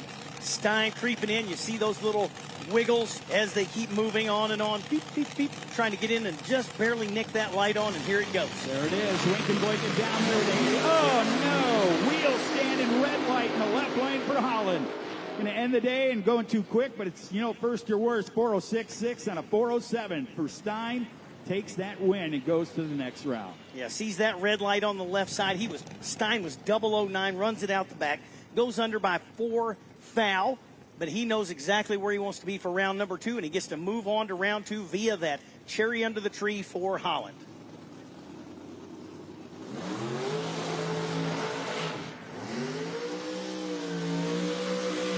Right side, Joe Di Pasquale over there on the right. Go ahead. It's a couple of Italianos coming up here, right? I'd say so. I'm going to give you the one on the left. Yeah, you're supposed to know how to say these names, aren't you? Tucci. Latania down there. Anthony. Yo, Anthony, it's not Wednesday, it's Thursday, it's Friday now, but I'm telling you what, Prince Spaghetti Day's over. It's time to win. 450. The performance prediction over there in the left lane. He went 49 with an 8. I'm telling you what, man. He goes 49 with a 7. We're going to have to take our helmets off. Di Pasquale, number 10 qualifier, 426.5, 427.6 in qualifying to put a 426 on the board. So 24 hundredths apart on the starting line. Let's see how much we can tighten them up at the finish line. Well, Di Pasquale. Here we go. Look at that. 011, 015. It's Italiano charge. Anybody's going to get that one. Well, looks like the Tiger Tooth. 49 with a 7. You literally said if that car goes 49 with a 7, we're going to have to. Yeah, he's going to. Yes, and exactly to the 1,000th what you said it was going to run. Well, if you're watching, the only thing that it's not Nostradamus. It's just no. It's just about watching the guys previous and the guy that says, I'm going to go slower, I think. But then he goes right on that 38 with an 8. Remember that one? Yep. We see it all the time. It's real tricky stuff here, and it's a formula that you have to be scientific about. 427.6, 6 over. Joseph Di Pasquale. You go out of New Jersey, wherever they make Parmesan, chicken parm, and all the good stuff down there. Here we go. You mean the Reggiano Parmigiana? Absolutely. You're making me hungry, Al. Hey, Dickie Smith over here on the right side in the borrowed car. He blew his up yesterday. Of course I did. Yeah. blew his up in qualifying yesterday. I wear those blue jeans when I was younger. Dickies, right? Waldorf, Maryland. Oh, boy. Number 9 qualifier, yeah. The age gap kind of scares you sometimes, doesn't it? Alan Glatt down there, Westminster, Maryland. A Miller chassis built into 20 model. 509 Chevrolet. He says 442. Now look at his runs. 4.422, 440 with a 6. He's going back to his previous first run in our elimination round here. Let's see if it works out for him. Yeah, and Smith, you'll notice he had a qualifier that went 25. That was in his first car. So this car, he's now got it dialed, and he's 10 up front. They're 5 thou apart on the starting line, and Dickie Smith in the borrowed backup car gets the win, goes 10 up front, dead 3, 13 total. And look, Glatt was 15 up front, dead 4, and nothing but in the way. How about that, man? But yeah, you're not kidding. 442 with a 4, and what a drag race. 48.3, 42.4. Your hands together for some of the best drivers in the IHRA right here in Top Dragsters. They bring more to the line, but they're not complete. Piper Corey coming up. Banner Elk, North Carolina. Glenn Davis Electric sponsored Race Tech 04 model dragster with a Chevy power plant. Number 23. Go figure. Number 23 in qualifying. Some great numbers there if you're driving a golf cart with fuel injection. Right side, look at there, the shorty. They say it'll fit in a regular garage. I think that was part of what got those things going. They shortened that wheelbase up so you can park it. Instead of putting the Camry inside, you put that shorty dragster. 439 for Eric Rollins. Gibbs Performance Specialties 2020 Race Tech dragster here with the, I don't know, what is that? A little spider web going on it. It's pretty cool there. The blue and black machine on the right, your number 11 qualifier went 426 and 428, but slowed it down and got a 439 on the board. Almost looks like someone took a paintbrush and just went dipping it in the can. Looks good, though. Oh, red light start for Corey. Left before the tree was activated. Man, that's a herder right there. And to run down there for Rollins, Eric Rollins, the 441.6, takes the victory. Yeah, that looks like one of those times where the trans brake wasn't set or something, because it left as soon as he came down on the pedal. Final call for Top Dragster. Final call. We're in Top Dragster eliminations right now. Final call. You should be in the lanes for this round, please.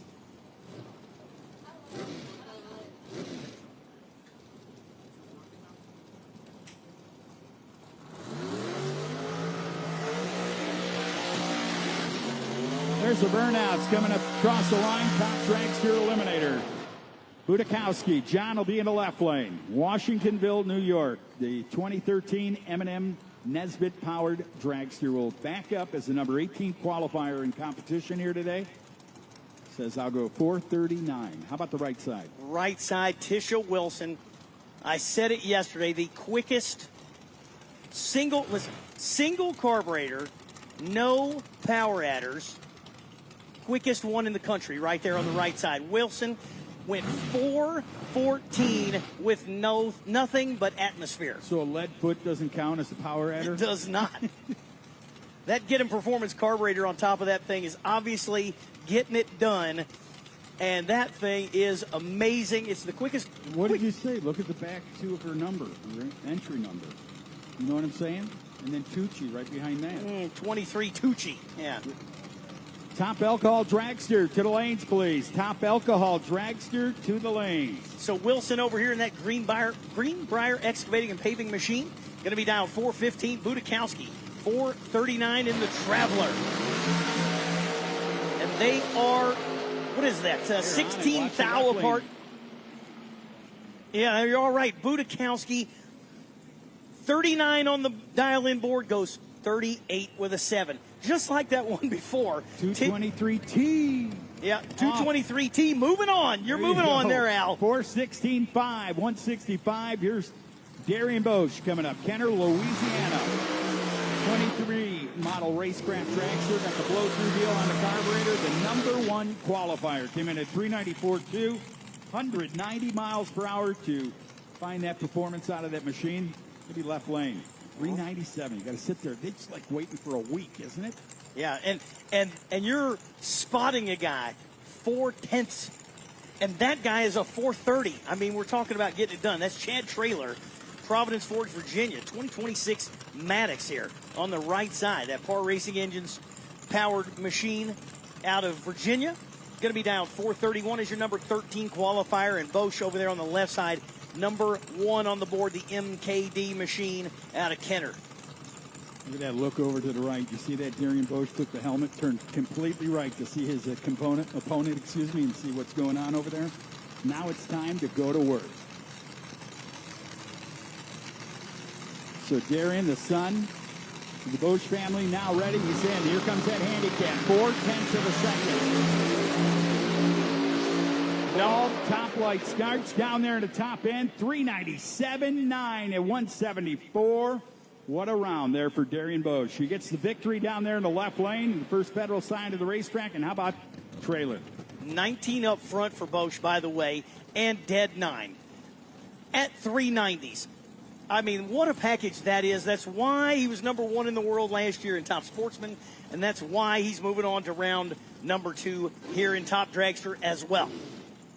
Well, the next vehicle's getting ready to come out here.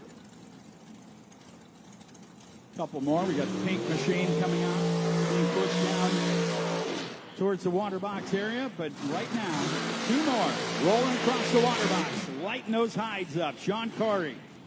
Corey down there at Banner Elk, North Carolina.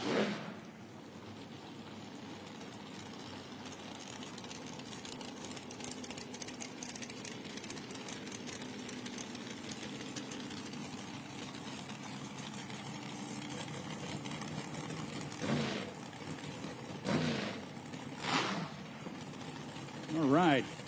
Big thank you to Steve Grind. Always good to see him when he comes in with a smile on his face in the morning. Bringing you all the action televised here for the IHRA. Darana Motorsports Parts. We're ready to go. Here's Sean Corey. Ready to go. Banner Elk, North Carolina. Glenn Davis Electric sponsored. Race Tech. The 04 model dragster with a Chevy power. What do you have in the right lane? Taylor Holland over here, Gilbert, South Carolina, 2023 Maddox. Bar Racing Engine, CNC Chemicals, and I can't say it fast enough, 438 and away. They are 3 hun apart on the starting line. Whole shot goes to Holland. And Holland with the win goes 439-2. Corey, dead 9 and dead in the water. He was 3 hun behind on the starting line and no way to make it up when you got a tough competitor like Holland in the other lane. Sean Corey just took a, and I don't want to say a nap. 05, you know, some guys that get their left yes, lung for that. You know what I'm saying? But anyway, right. He goes out there and puts on a show. But, man, just you got to be tight on the tree, man. You have to be. Here's Thomas Elliott coming up. Brooks, Kentucky. Where's that located? Is that where they make chili beans? I have no idea. Do they make chili beans? They probably make they make some tennis shoes up there. Look, I've got them on. Brooks. That's the best chili. I got to check that out. I live in Kentucky.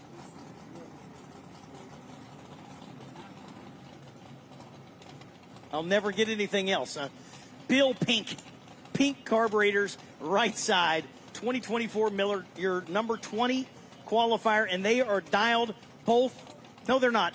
I just looked down. I'm going, what's going on? You're right. It's like, Elliot, go home or phone home. Yeah, that you got me distracted with the chili beans, and I didn't realize that Thomas is not over there. Yeah, so Bill Thomas Pink. had problems. Yeah, Bill Pink. Going to go single. I'm said they're dialed heads up. Well, that's because there's nobody over there. 438 the dial in here for Pink. Got the chrome pink intake carburetor. Super cool look. 21 up front, got a 438 on it, and goes dead 820. What is that? 30 total for Bill Pink on a single. So I'd say he got his most use out of that single pass. And that looks like that. Oh, there's one more down there. He's on my side again.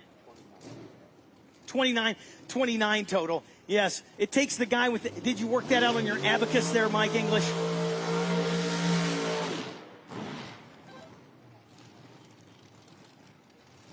Right side. Final car to go down. I don't think this is the same Chris Ferguson I know of from TV, but Chris Ferguson, Fort Lauderdale, Florida. If it is, when he takes his hat off, he looks like Jesus. You know, Chris Ferguson is a very famous poker player on TV as well. I don't think that's the same one, though. You watch any World Series of Poker, Al? No, but I wish I could walk on water right now. That's pretty good. That's a really good one. So Marty Jones isn't going to be there. It's a single pass. Jones out of Toms Rivers, New Jersey, where a good racer comes from. Back in the day. My buddy Tommy. Here we go. Ready to go down there. 4:33.3 out of 34. Ferguson, doesn't matter what he runs. Fort Lauderdale's in his way there. 007 on the red side. He'll come back for another round of action. So, Al, we're going to step away. We're going to hand it over to Mike English. He's going to hit us up with some sleds. And then it's going to be time for some more of the big qualifiers. Yeah, Mike English said the snow melted. He'll take a pass on that one. We'll do the snowmobiles here today. I'm not afraid of snowmobiles. Then we'll get over to Reinhardt and English here, and they'll teach us the ropes, man.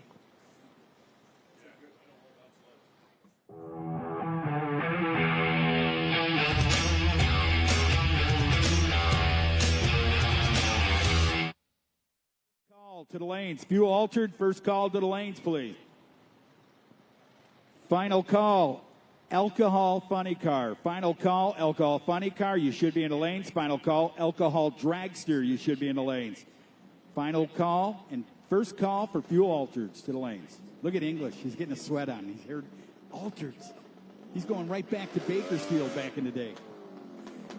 Check it out. First qualifier here going into pro qualifying. Jamie Nason, Foley, Minnesota, right side. Oh, look at this, man. Now, this is probably I've seen this like on a Wednesday night at a local track years ago. Never had a chance to call, but man, would you look at it? Is that all? That thing is so pretty in the right lane, isn't it, Jamie? Yeah, I think it's painted by Triton Bass Boats. It's got all the metal flake in it. Goes 520 left side. Louis Warble goes 494 at 138 miles an hour on a sled. Is it Martin, Michigan or Marion, Michigan? I caught that name wrong, but anyway. Yes. Good deal. That's what it is. Martin, Michigan or Marion, Michigan. Next two snowmobiles coming up here. Sleds, I should say. Yeah. The old deal right there. Kurt Schultz coming up here. Brimley, Michigan will be on that 24 model Yamaha in the left lane. Listen to that thing, turbocharged or what? Yes, sir. And by the way, hey, Rob Lowe's in the house. Yeah, he took off from doing the what's that show he does? The squares, yeah, right? Not the Hollywood squares. No. Rob Lowe taking off. Look at how fast the Rob Lowe just went, man. Demi Moore's probably doing backflips. 455 flat at 157 miles per hour for that deal. That was unreal. Kurt Schultz, 79 with a 9 with a 4 on the front of it, 140, 157.50. Rob Lowe, I'm telling you, dude, you're the dude, man. I don't know what that's got to feel like on a conveyor belt. I think we could probably get you on a ride on that junior one. No. No, I'll leave that to the professionals down there. But, man, that's incredible. See how fast those sleds are. Checking up. We're going to have another pair. They're sitting in the box there. Travis Nason and John Lacklich Jr.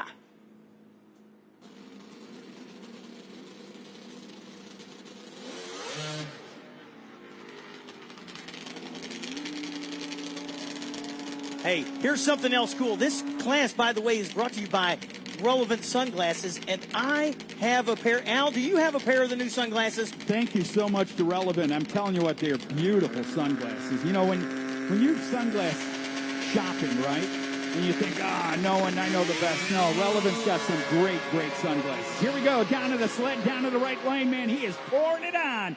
Jack Litch Jr., Montley, Minnesota, man. The 19 model Yamaha goes down there. What a run to the number 2 qualifying spot at 468.9, 138 miles per hour on a sled. I don't know, man. You know what? I'd have to be like in football equipment. I'd be so terrified hanging on. I know motorcycles are fast, but man, that sled is something else. That's a fact. And also, when you go over to check them out, so the sleds are parked behind the tower over here. There's a bunch of the sleds parked here, as well as, yeah, you got to see them. Listen, they got like... I took that picture, right, and I had to show you guys. This thing all billet. Look at these things. They got like 4 expansion pipes coming out of those 2-stroke things. They're nutso. You talk about some serious power being built there in the sled division. Unreal. So, you know what else? While you're over there checking them out, the relevant sunglasses display is over there, and they also have some. Did you see them? They have the IHRA logo in the lens. Those are incredible. So and you know, cool. you don't see them when you're looking out of the glasses, but when you walk up and someone looks in your face, they see IHRA right over your eyes. Yeah, it's pretty awesome. cool. Yeah. Very neat stuff, man.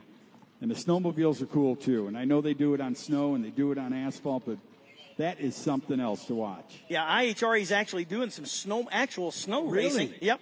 They're supposed to be 4. I think the first one, believe it or not, in Minnesota in January, and there wasn't enough snow. They got to have a certain amount, at least, of base before they will send them on those lakes. And so they had to actually cancel the first one because literally there was not enough snow to run the snowmobiles. But when they're on the snow, it looks like a 70s jet Rooster boat. tail. Yeah, just you remember behind. those 70s? Yeah. I wasn't born then. That's all right, man. I'm going to tell you what, you missed a lot. But they throw like 100-foot rooster tail on the snow.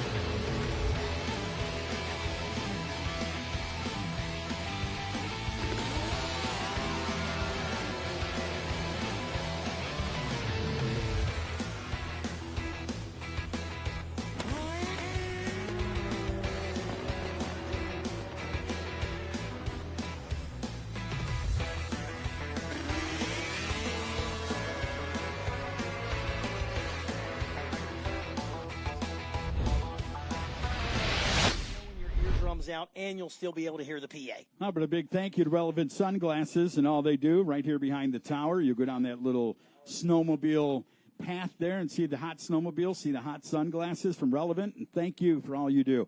Profiler, thanks for everything, man. Profiler, you go down there and see all their parts and pieces for the engine you want to build. Profiler may have you covered. Larry Jeffers Race Cars. Larry's in the house. You can talk to him today. Twist an arm, try to get a good deal. As Larry Jeffers builds some of the finest race cars from Pro Mods to whatever you want. He's built Pro Stocks. He's done a lot. Hey, there's the big red dog. What's up, dude? Checking the track. How you doing, kid? Nice to see you, man, all the way from Florida. And you ain't got an ankle bracelet on. That's good to see. Love that guy. Hey, so it does look like they parked the tractors. So I'm sure we're going to be going back to it. We're going to have Jason Ponsness left side, the DOA drag sleds and Relevant Sunglasses machine. And the right side, winning some rounds last year, Anthony Minnie. Minnie won the final event last year. I know, Marine City, Michigan, 2024 Hypersports, Baines Motorsports, Print Lab, Pentel, Hyler Sports, and Good Boy Vodka. Yeah. We need samples of that for later. So Good Boy Vodka. That's right. How many good boys are after vodka? I start saying after it's good when you start, then you turn into a bad boy. Yeah, is that just water in your water bottle? So Minnie has been at the top of the game, and I love Anthony. Look at him. Out of Michigan. Look at the finish on Ponsness machine over there. You got to stand up. Can you stand up, Al? Yeah, I can stand up All for right. a few seconds here. But, yeah, that is pretty, man. It's like a Look hologram. at the Trans Am over there. Pontiac sled. That's good. That's the Bandit over there. That's Will a they good call looking. him the Bandit? Or that'll be enough of that, Mike English. I thought you took singing classes when you were younger. Yeah, you're blaming it on him. I like it. Thank you. So with that, I'll tell you what. The fuel altered should be getting ready. Final call, alcohol funny car. Final call, alcohol dragster to the lanes. Fuel altereds in the altereds class to the lanes. You should be there. We are in snowmobile competition right now.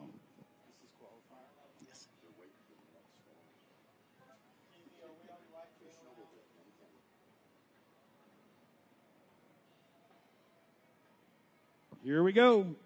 There's a sign from the official down there from the IHRA. Says, fire 'em up. Darana Motorsports Park, Benson, North Carolina.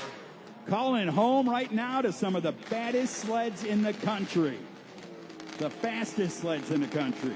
So right now, number one is Rob Lowe. He took off from doing some TV this weekend to come race with us, and he's number one at a 4:55. I see that can very possibly go down right now. Anthony Minnie on the right side. The Baines Motorsports machine won the finals last year, and it's got 30s in it. You're kidding me. No, I'm not kidding. That thing will go at 430. Yes. Look at that thing. Oh, and then it got tails whipped a little bit there. After he got out there, the track started sliding him sideways. He goes down 464 at 158 miles per hour. Anthony Minnie going to number 2 qualifying below Rob Lowe. Look at that Pontiac. He got the wing lift on the Pontiac. Yeah, the Bandit machine over there on the left side of Mitch Moeller. Right side, Courtney Moeller. Do you think they came in the same trailer? I suspect so. Apex Turbo Relevant machine, the 2018 teal blue. Uh-oh, she's got issues right there trying to get her safety deal on. She'll go red, and the Pontiac's going through the gear pattern right now.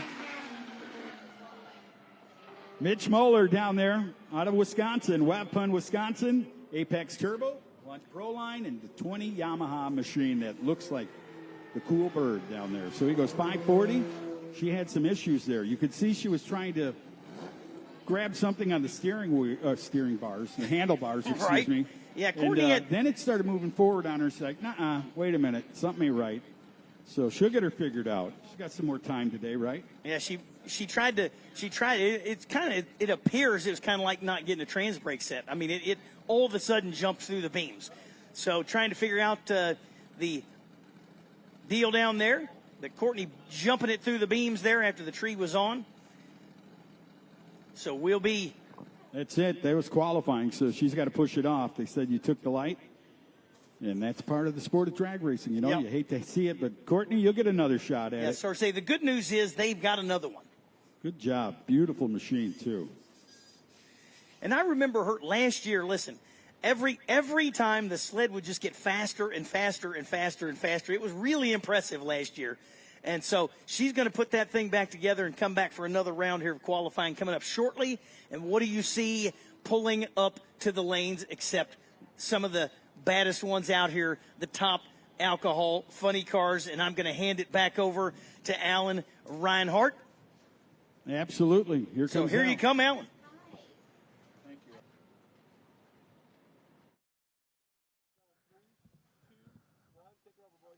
Welcome, ladies and gentlemen, to the IHRA Outlaw Nitro Series. It is time to make some noise here in 2026. Ken Stout, Tommy Johnson Jr. sitting right alongside. The girls are out on the property as well, Kristen and Kristen, as they are digging up some notes. They'll be part of the show here today, as always. But we're looking forward to this as the first round of qualifying for top alcohol funny car is about to begin. But looking forward to the season, Tommy. Absolutely. I mean, it seems like we were just here yesterday in an exciting off season, and looking forward to getting it started here in 2026 with the IHRA season. And we got a point structure this year. We're going to crown champions at the end of the year. It's going to be outstanding. I mean, tons of improvements, new racetracks. I mean, there's not much more you can call for excitement than this.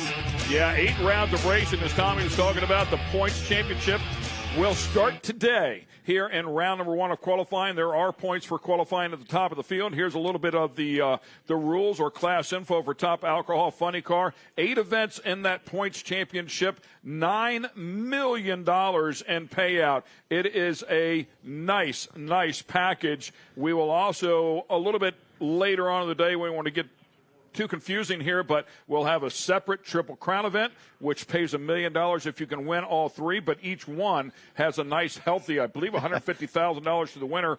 We'll talk about that a little bit later on, and then also the Pro Mod Mania as well, so we'll have that event. So a total of 8, 9, 10, 11, 12 events, if you include everything, but this is the first one of the 8 for the championship. Yeah, absolutely. And the excitement around the IHRA season, I think everybody's been anticipated watching this, how it kicks off. And such a great season, so successful last year. Just, coming back, bringing back the IHRA. Daryl Cuttle brought it back, and everybody was a wait and see. But we're seeing everybody jump on board now. As you can see, Trick Titanium stepping up to sponsor the top alcohol funny car class. Lots of sponsors, lots of racers. The pits are packed, and going to be a great year. Yeah, really looking forward to this as we get ready to fire up our first pair here. It will feature Melinda Green King and John Headley. Couldn't ask for a better weather. I think the racers are loving this. We got the sun out. It's a little cool, but it's perfectly cool, and it's going to be a great day. Looked at that a little bit earlier. 64, call it 65 degrees. Right now out here, humidity 47%, so it is sweet for sure. Yeah, 1,000-foot corrected altitude, and going to be quick, fast, and loud today. First pair is, or at least first car is fired up. Body coming down there for Melinda Green King.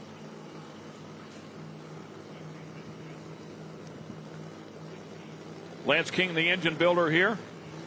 And, of course, her husband.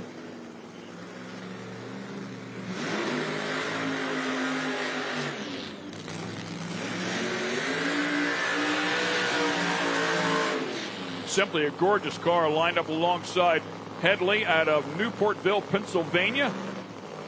A car called the Jersey Devil. I was going to say Pennsylvania. Why does it say Jersey on there? We hadn't seen Melinda Green King in a long time. She'd done some racing down here in the Southeast, but I hadn't seen her run in a few years. And then last year in November, she came out and put on a good show. Had a good time out here, qualified number 5 in the field, and good to see her back out here. First female in the 5s in top alcohol funny car, competed in over 37 IHRA national events dating back to 1989. By the way, Joe Hatfield also here helping out, a friend from Kentucky. Carlos and Randy Overcare. So the full crew here working on that gorgeous funny car. Number 1 qualifier going back to the 1994 Winter Nationals in Darlington. Boy, Hadley back way up after the burnout. Almost got back in the water. I'm not sure exactly what he was doing. Oh, yeah, you can see him shut him off. Yep. I thought, where is he going? Letting her know that the other lane is broke. This will be a single.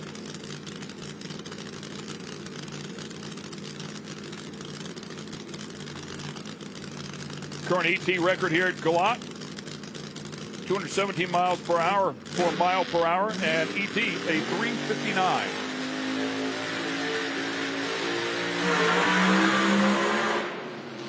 Severe tire shake from Linda right off the starting line, about just past the 60-foot marker, and it chattered that car over towards the center line, and she clicked it off and trying to collect her bearings right now where she's at. That was pretty hard shake. You've been inside of those things. I mean, can you describe to the people? I mean, just ouch.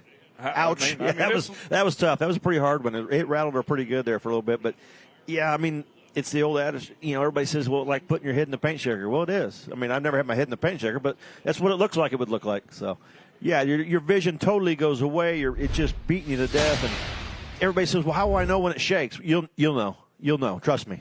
Good look at it right there. I think, you know, I hate to bring it back up, but Medlin unfortunately lost his life due to tire shake. It can be that severe. Of course, that was a nitro car, but, I mean, in part his blew the tire, and it got out of balance. So it's basically an out of balance situation. The tires are trying to run over themselves and shaking violently, and it can ring your bell. Back in the old days, before we had all this trick padding on the roll cages, you'd see drivers get knocked unconscious from the tire shake. It hit their heads in the roll cage so hard. So, yeah, my back tells me every day when I get out of bed that I had a lot of tire shake throughout my career. Yeah, I just try to give that, you know, visual to the fans at home that maybe haven't seen one happen in real life or do not understand what it's like to be inside of the car, but it is absolutely vicious. Wasn't my favorite part of driving, that's for sure. It's pretty brutal. The key is, you know, when it comes race day, if you can recognize that shake right away, get in and out of the throttle, maybe slap the throttle, grab the brake, just trying to get through it. Qualifying, well, I don't know what you were going to gain by trying to get through that. That was pretty severe. Only 2 qualifying attempts here. One of the categories on the property, I believe we have 5 categories that will have a bump, and this is one of them. This is everybody's first shot at the racetrack. It's been cold here all week. There was some testing earlier in the week, and I don't know that there was a lot of information gained because of the cold temperatures and not a lot of success getting down the racetrack for people. So basically we're seeing the first shot at this racetrack, and it has gotten better. The track, it's warmer out today than it's been all week, and the sun on the track, I'm sure the track temp's coming up pretty well, and hopefully soon we'll see some cars start making some full pulls. We saw some Pro-Am cars running earlier, top Sportsman, top Dragsters, making some really nice runs, so traction's out there. Yeah, Lo-Fi, I mean, I know we saw 4.0 Dragster out here, qualified number 5, so I mean, there's been a lot of cars down the track going back to yesterday, and then obviously all day today. They're starting off, I think, around 10 o'clock this morning. So so the track looks great. And as you say, temp is inside the track and should be coming up. You know, the cool thing, we saw the rules come up for the Alcohol Funny Car class earlier. Then you can run a roots blower. You can run a screw supercharger, or you can run injected nitro. And the cool thing about that, this weekend we have all 3 here. That's very unusual that you'll find all 3 of those combinations in one race, but we do. We have all 3 combinations this weekend. Yeah, a couple of Roots cars out here. They are allowed a little bit more cubic inches, a little less weight if they can get it out of the car. The blower itself, as we were talking about, is lighter than a screw blower. So, and then, of course, speaking of the nitro-injected car, we have that combination coming up here as we speak, I believe, with Mick Steele. Yeah, Mick Steele. He's been after this combination for a couple years now, and starting to pick away at it, having probably the best success of anybody with this combination, and getting quicker and quicker every time out with this car. Good looking car too. Fired it up on alcohol, get a little temperature in it. They'll flip it over to nitro. You see him reach down there and pull the fuel shut off on, and here she goes. does have one IHRA win in his career going back to 1997, the President's Cup at Budds Creek. Find out how things go here. The car has been 359 with this setup at 225. Of course, different conditions. We'll see how things work out for him. Everything, we should mention this as well, everything all weekend will be 8 Mile. Everything all year will be 8 Mile. With the exception of the Triple Crown, but in terms of chasing the championship, this will all be 8 Mile racing. Got to be on your game. 8th Mile. Not a lot of distance to make up for any mistakes on the starting line. And makes you sharpen your skills on every point of the racetrack. Bill Naves with the Shooting Star car here. Beautiful car. Great to have him back out here. Competed from 1992 to 2008. 25 IHRA national events. Also a funny car chaos competitor out of Salisbury, North Carolina, so not too far away here from home.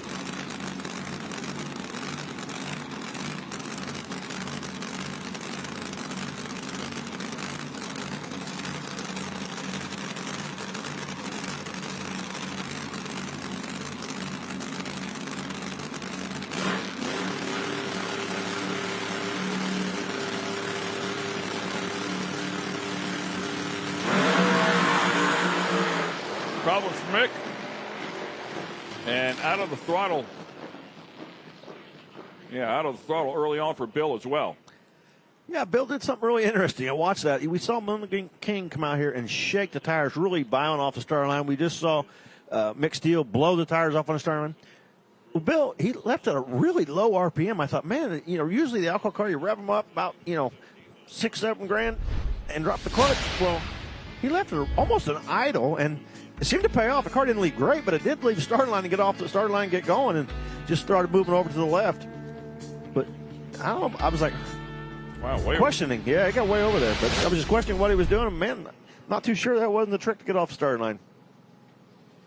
I mean, far, far from what they're capable of, but it puts him number one in a field where there's going to be a bump and you only get 2 cracks at it. Yeah, A to B, boys. Get it down there. I mean, it get is a number what it on the board. is. It just is what it is. You want to get in the field here in this first one if you can.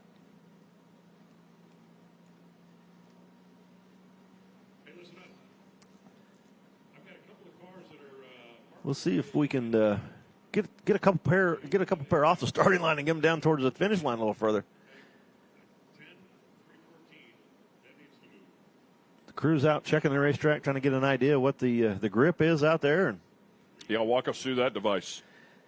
yeah, it's a torque meter. It's basically got a rubber pad on the bottom. You stand on it. It's got a torque wrench. You turn it, twist it. It gives you a torque number where the pad releases grip from the track. And I mean, they're not 100%, but they'll give you a good idea. It gives you a good baseline if you can go from track to track and kind of get an idea what the numbers are. And you need to log and have a database of all the numbers and what your cars did. You can start correlating them to the tune-ups and the changes you make. And there's different devices. There's mechanical ones that do it for you, and then there's the manual ones like that. And track reading is an art. It's a science, and some guys seem to be better at it, and some of the numbers that some guys don't really care about, and they use their tennis shoe or their foot to see how much grip the track has. So everybody has their own way, and collect all that data and figure out what's best for them.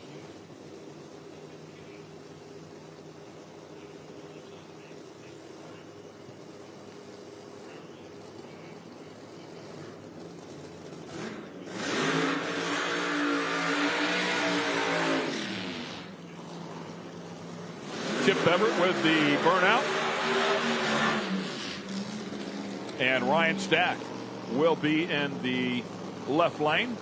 Great drone shot as always. We appreciate everything the entire production company has put together here. They continue to work. We'll have some beautiful graphics for you as well. The lower thirds, we will have incrementals for you this year. Something the fans at home were really interested in having. So excited to bring that to you. We're excited to be able to use it up here in the booth as well.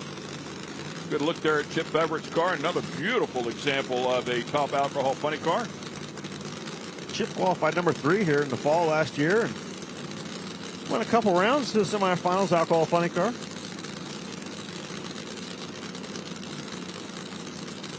Yeah, runner Sean Bellemure at the Gators in 25.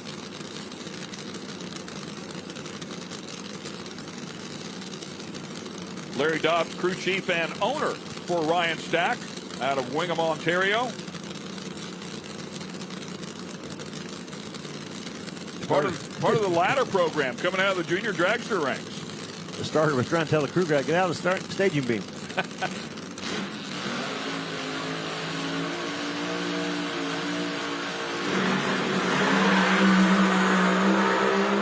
There we go. That's what we're talking about. A couple of nice-looking passes. 365, 366, great side-by-side battle. Good look at the graphics there as well, as we were talking about. The incrementals down there at the bottom. The blue highlighted boxes as the indicator that that particular driver was better in that segment of the track. Good stuff. Greenman, who got there first? That's what matters the most. And Chip Everett, 365. That's 100 better than he ran here last November. So a little off-season work paying off already. We got 2 down the racetrack. No tire shake. 365, 366. There we go. Yeah.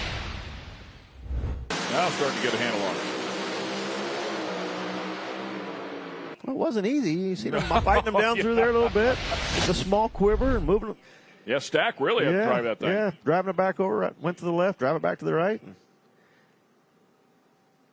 Solid number on the board for those guys. No worries for the second session when they come up later. Bruce Mullins and Tony Bogolo coming up here next. Of course, Tony Bogolo, long-time racer here with the IHRA. Almost inside of the top 10 on the win list, the all-time win list, with a total of 5. He's finished third in the points on a number of occasions. Over 130 national events dating back to 1989. So great to have Tony still out here getting it done. They'll line up alongside Bruce Mullins out of Fredericksburg, Virginia.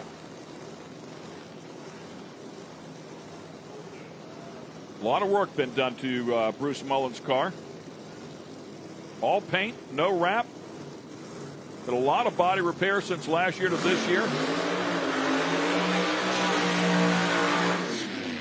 Does a burnout first. Gorgeous, gorgeous car. Saved 80 pounds.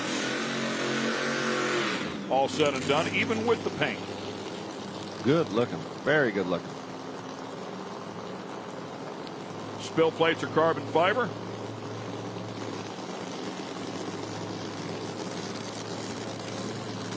That's a lot of paint work. You were talking about the Roots Chargers versus the Screw Chargers, and that's something else that Bruce Mullins has. He does have the Screw Charger on there, so able to run a few more. Roots Charger. Oh, I'm sorry, Roots Charger. So able to run a few more cubic inches, a little less weight. I think you said 100 pounds lighter. About 100 pounds lighter, almost roughly 50 cubic inch more. So that's the maximum anyway. We're not sure what the cubic inch is on his right at the moment, but you're allowed about 50 more cubic inches. Apparently on the back of the car it says bringing a knife to a gunfight, but if you get all the numbers right, it should be competitive. Right lane, Tony Bogolo.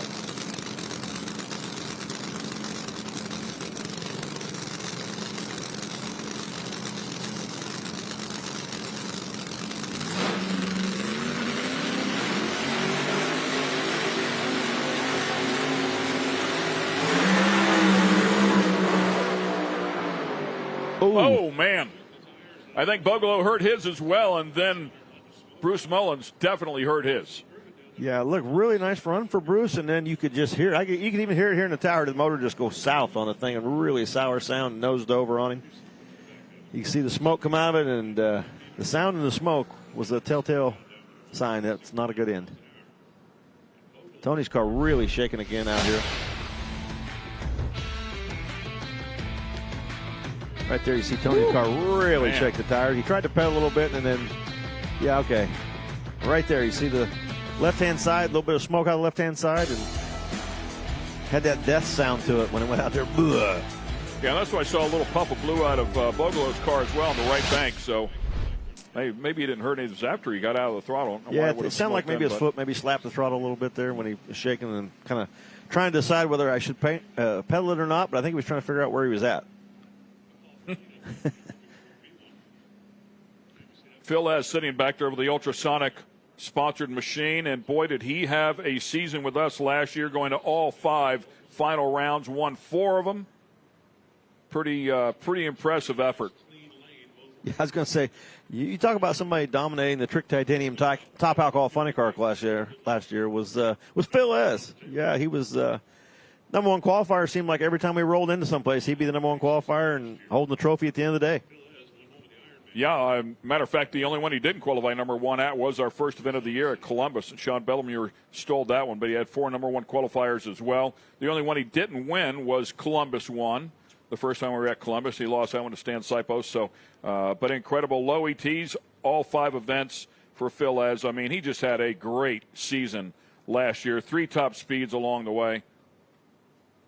Very impressive. Ended the season up with both ends of the record on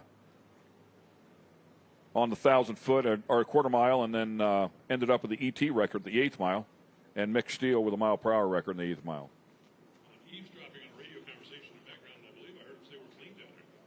Yeah, every time we saw Phil last year, he was smiling and having fun. Yes, well, no wonder he was. Yeah, winning everything.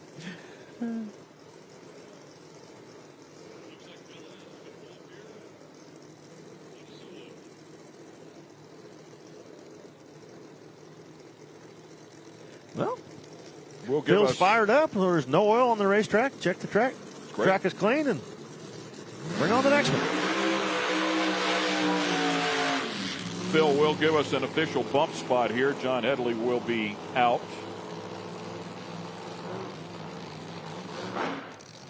Trick Titanium is the sponsor for our top alcohol funny car category.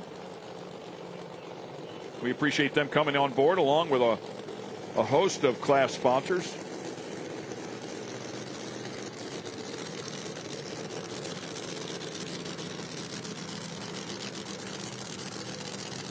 Trick Titanium has been in business for years, building titanium bell housings for all the categories in drag racing. I had a couple Trick Titanium bell housings in my top alcohol funny car, and that was back in the 80s. So, long-time company and supporting the drag racing world out here.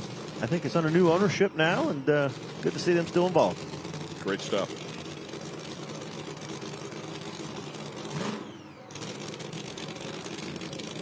See DJ Cox sitting back there, next pair up. Phil is going to give him something to shoot for.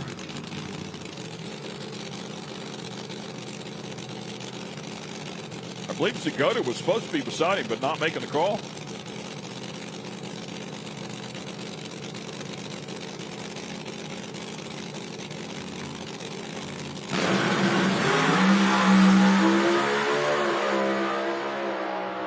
Man, straight as a string.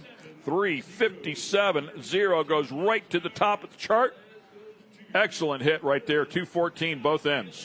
Phil's going to still be smiling from last year to this year. Right to the top, first shot of 26th season, and hasn't missed a beat. And if anything, probably picking up over last year. Yeah, I was going to say, kind of answers a few questions that I had rattling around in my head, and that is, don't fix it if it ain't broke.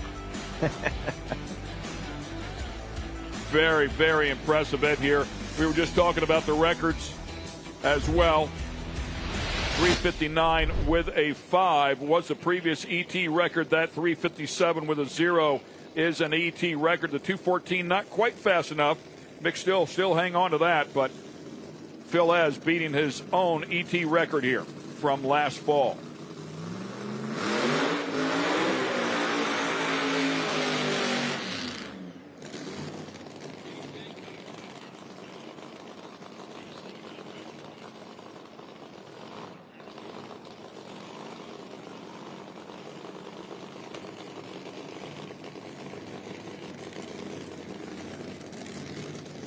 DJ Cox ran here last November with us and was number 2 qualifier to 368. He's going to have to step up the program. He's going to keep up with Phil Ez this season. And Phil just went out there and laid one down, but following right in his tire tracks will be DJ Cox. Darlington, Maryland is where he comes from. Wayne Morris, crew chief and owner for this particular car. His wife, Melissa, also heavily involved. His sister. 4-time Eastern Region champ, 2-time Funny Car Chaos champ.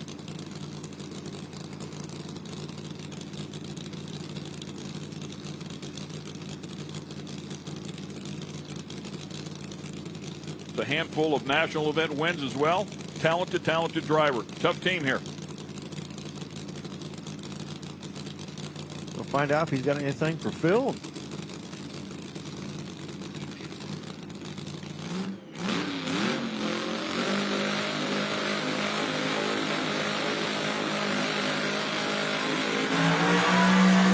Ooh, yikes. Hard shake again. They try to get going.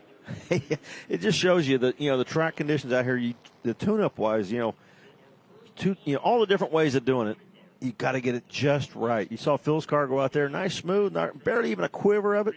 We've seen other guys out here shaking and struggling, trying to get down the racetrack. Mick Steele's car blew him off the hit. So the track is there. You just got to figure it out, get your tune-up right on your car.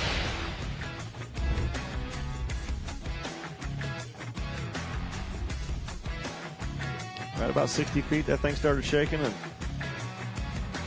DJ says, no, thank you.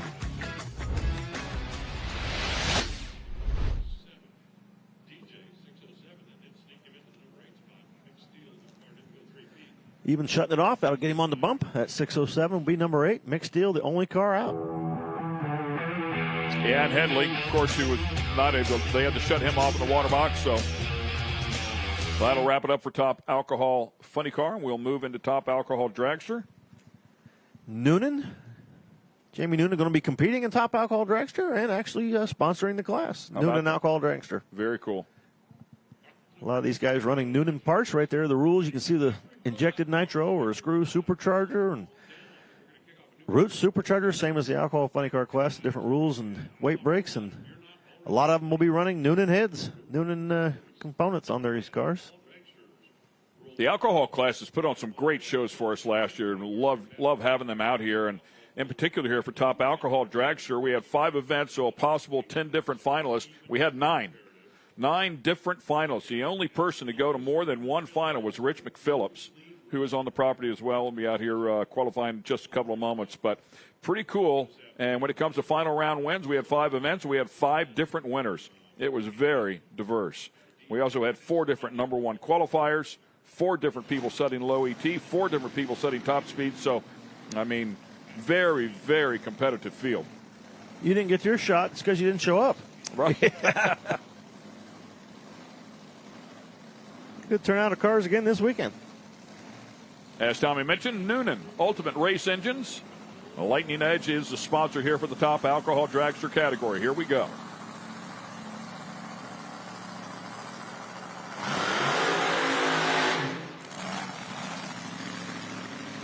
Ryan Harris, one of the blower entries.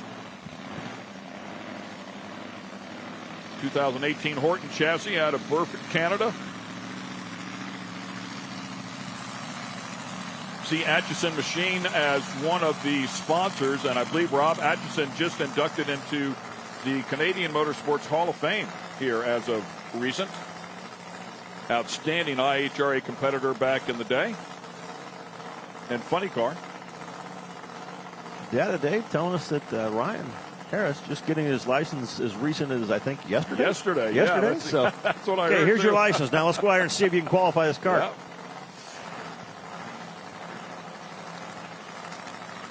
His dad is crew chief, Kyle Harris.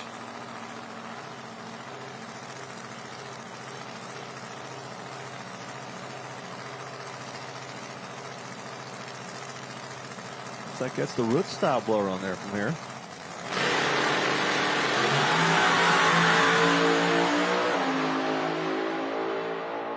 Nice solid lap for his first shot at competition. How about that? That was a good running car, and as you mentioned, did a great job driving. Part of the Pro Junior Dragster PDRA, he won 3 in a row in 2024. 2024 was in a Pro Junior Dragster.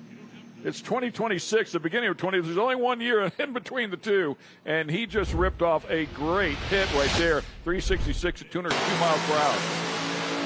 Little chatter, drove right through it, on down through there. He's turning off the track going, okay, we're good. So, nice job. Well, that intake looks a little different. Yeah, just a little bit, huh? It's one thing I like about drag racing. You don't have to do it the same way. Let's try thinking outside the box, and some of them you go, huh, okay.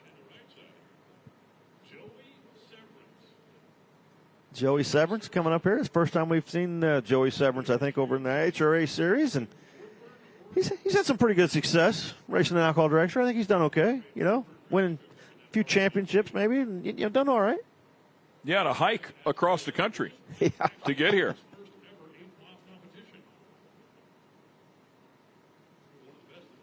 Five-time top alcohol dragster champ, including 4 of them in a row consecutively, 2015 to 18. Yeah, solid player. See how he sizes up the track.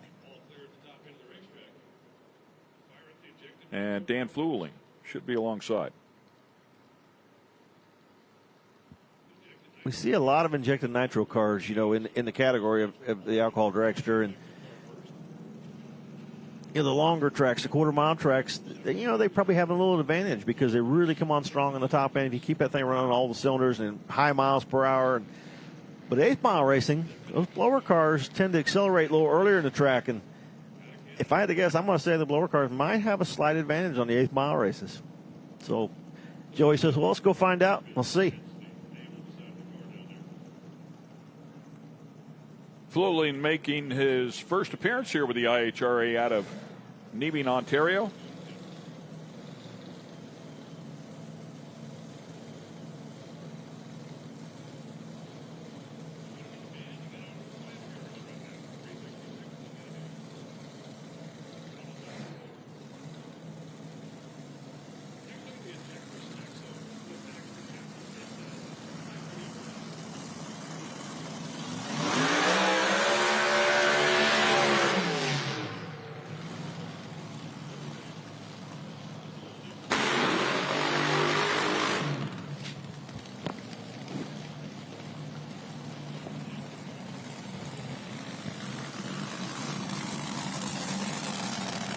J&A service on the side of that one, as you can see. Noonan as well. So some real players here in the category on the side of Joey Severance's car, as you would expect.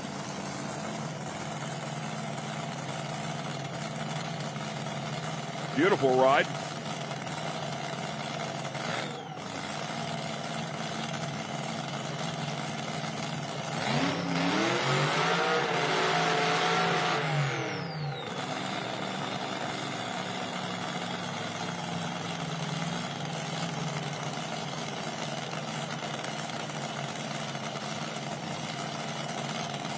Injected nitro versus the blower.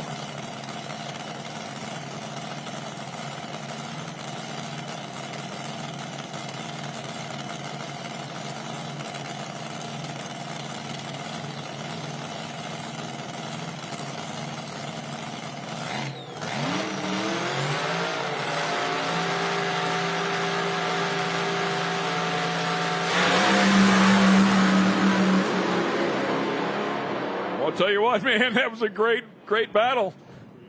Nicely done. 3.500, and we'll see the track record fall here. In fact, we will see. Nope, that didn't get the national record. That's at 3:48, but it did break the track record here of a 3:52. So a nice hit right there from Joey Severance right off the bat. The boys in the Noonan alcohol dragster category better step their game up because Severance is here to play. Right out of the box, 350. Nice run by Daniel at 362 right beside him. But, yeah, just smooth as glass right down that right-hand lane. And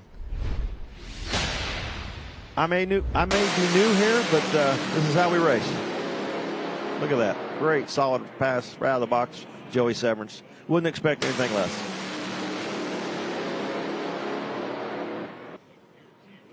Yeah, good hit.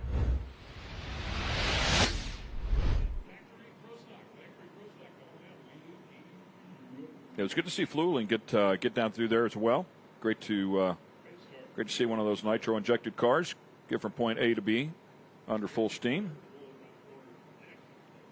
We continue to see, just if you got the tune up right, you can get down this racetrack. There's no issues. It's just, if I had to guess, I would say the track's pretty tight out there right now. And some of these guys shaking, Not just putting probably enough not to bringing enough to it. Yep. Mm-hmm. Cool conditions, and that track's pretty tight, probably.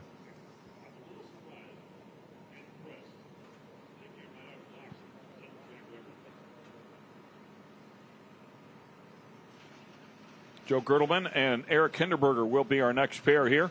Hindenberger out of Wyoming, Ohio. Put together his best IHRA numbers at West Salem last year, 377, 199 miles per hour. A1 Fabrications helping him out. And out of the Northeast is Gertelman, Hainesport, New Jersey.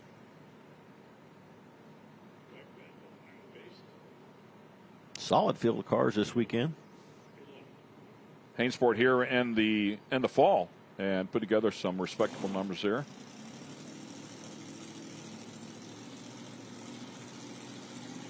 On a 358, 204. Rick Bozzelli crew chiefing that car.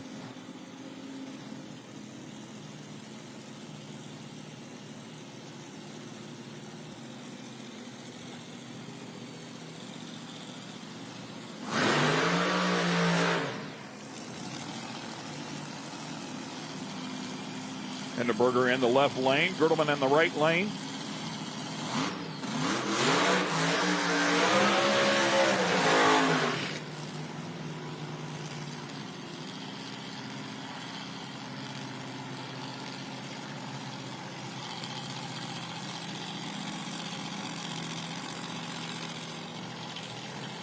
We saw Eric Hindenberger come out last season, and he stepped up from like a fast dragster to the alcohol dragster category. And each race kept getting a little better. It was fun to watch his progress, getting a handle on this setup. And we saw improvement from him. I think about every event he came, he got a little better every event.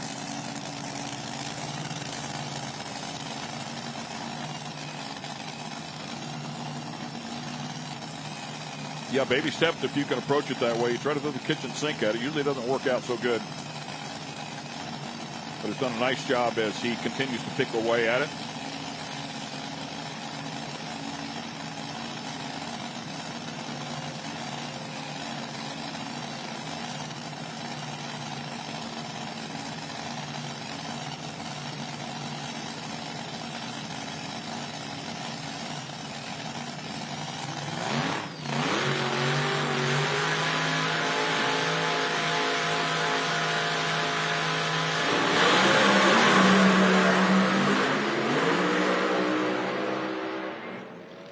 I saw that thing misfiring a little bit on the right bank, and it's puffing some smoke for Gertelman. Gertelman will put a 372 on the board, 201, but it was hurting itself down to the finish line. Yeah, you can see almost like I had a cylinder out on the left-hand side there. You can see it flashing a little fuel out even right after the left, but wasn't the smoothest pass, but got a 372 on the board, putting number 4 at the moment.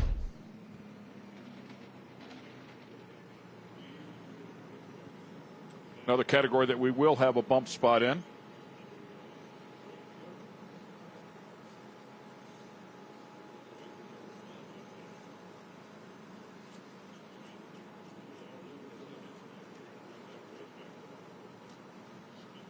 Severn still sitting number 1 with a 350 at 221. 12 hundredths ahead of the number 2 guy. That's out here dominating right away. But there's some heavy hitters still in the line, and I would expect that to shrink up a little bit as we continue on in the class. Rachel Meyer Curl, if you will, holds both ends of the record here in this particular category and anticipating a run for the championship.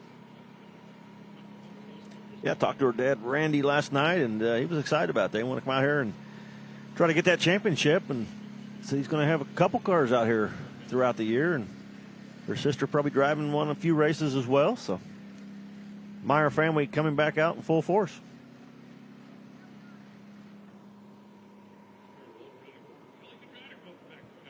Rachel, one of the 9 winners that we had last year.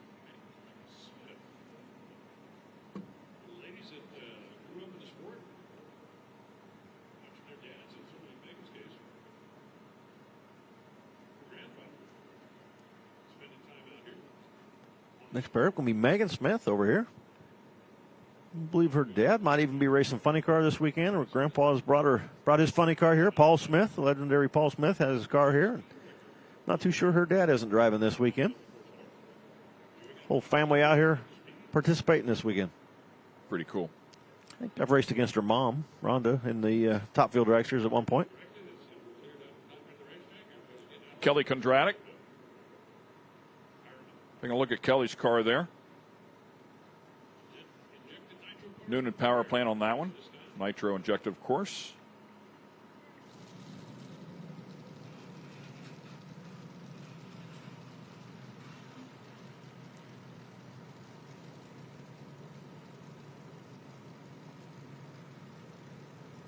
Racing in memory of Larry Cleary.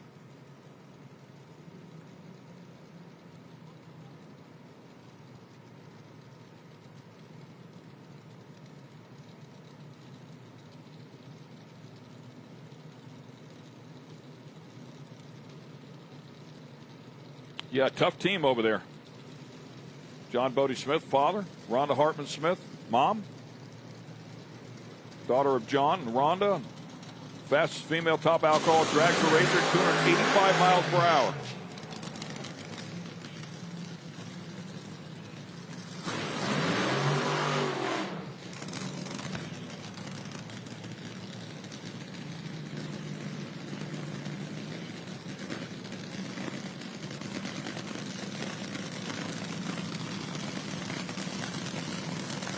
Drag racing is just such a fantastic family sport. Rhonda Hartman Smith backing up her daughter. And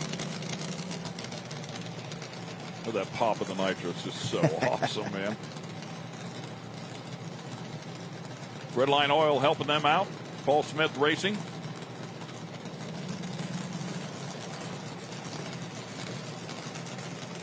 Hartman Enterprises, big on the side of the car.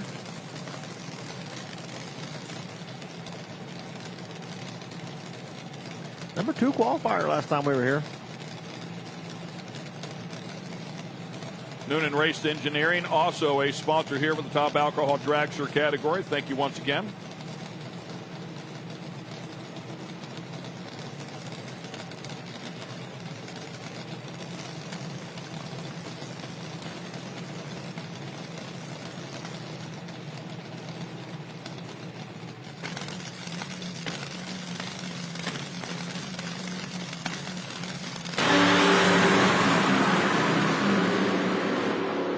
That thing wanted to rattle the tire a little bit, was able to drive to the stripe and puts a nice number on the board. 048 light, 363, 227, top speed of the category. Yeah, able to drive into the number 3 spot, Megan, at 363. But yeah, you can see it. She left the start line and was gone, and not too sure that Kelly's car, they didn't leave the throttle stop on or something. They hit the throttle, it was like no power, it just drove off, idled off. So almost like they left the throttle stop on that car. But Megan's car, nice solid run. Look at that thing arching up. That's a lot of arch that early in the run.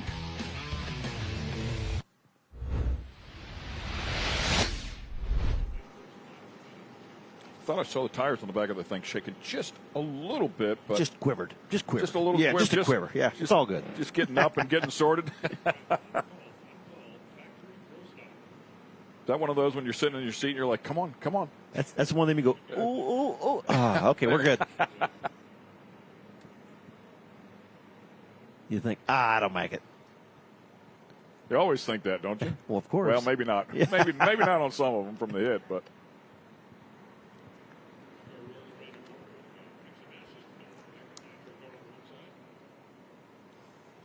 You know, we talked earlier about only 2 qualifying runs, and like Megan's car, man, it's a nice solid run for her, but you almost have to come up here just a little bit on the safe side just to try and get down the racetrack and not go out there and shake or smoke like some of these guys have done and put yourself up, you're back against the wall coming into that second session knowing you have to go down the racetrack. So some of these guys, I'm sure that we're going to see the performance step up on the second session. And I don't think the weather in the air is going to be any worse. Nice, sunny and beautiful day, and cool, and feels like summertime compared to Indiana, I can tell you that.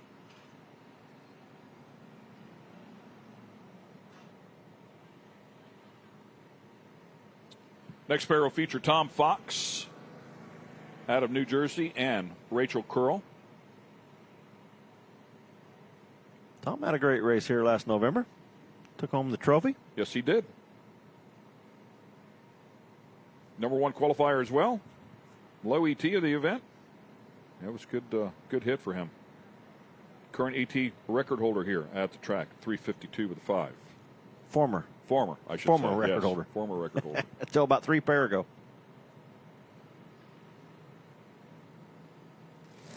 There's the Randy Meyer car with Rachel behind the wheel. Yeah, hasn't made the full-time attempt or chasing points since 2021, so great to have her back inside of the car, completely focused. Former national champion, 5 national event wins, 6 divisional wins. Also has a chaos win in 2023. 2021, when she chased it, she won 7 events.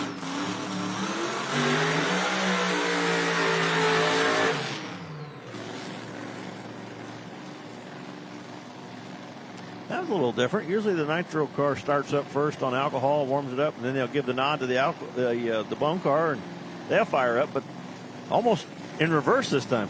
Will it be interesting to see how they match up on their routines?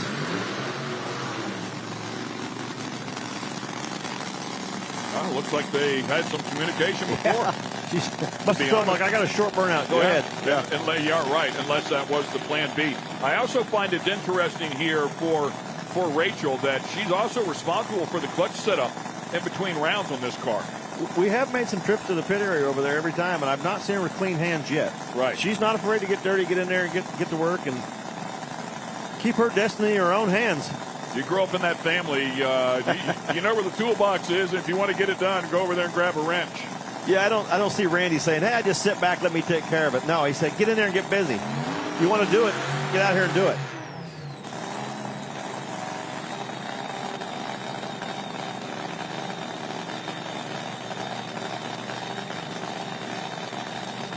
Tom Fox here in the right lane. Good running car. Got a good hot rod. 2 really good cars here. We're going to establish the bump spot right here.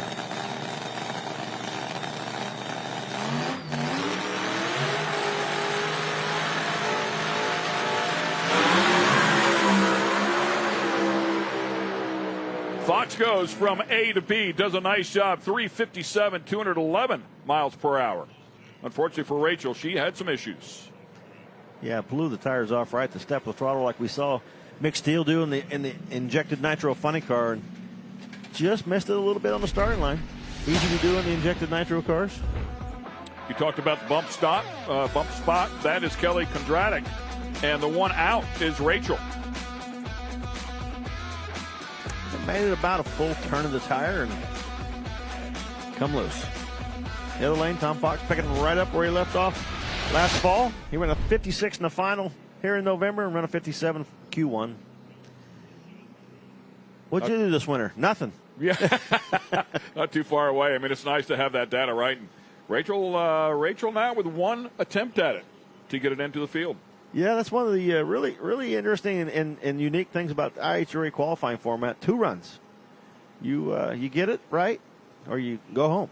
And a little pressure, but I know everybody loves it that gets in the show. Oh, this is the greatest thing, 2 runs. Look, got it. If you're not in, we need 3 runs. We know. What about 3 runs? So, yeah, just get it right and go on down the track. A couple heavy hitters coming in the next pair. Yeah, Jackie Frick and Rich McPhillips. This will be another outstanding pair here. Both of them, as we talked about, making it to a final round last year. Jackie going the final round at the season opening event, and Rich going at Milan and West Salem. Rich, unfortunately, did not win either one of his attempts. Jackie did win at Columbus.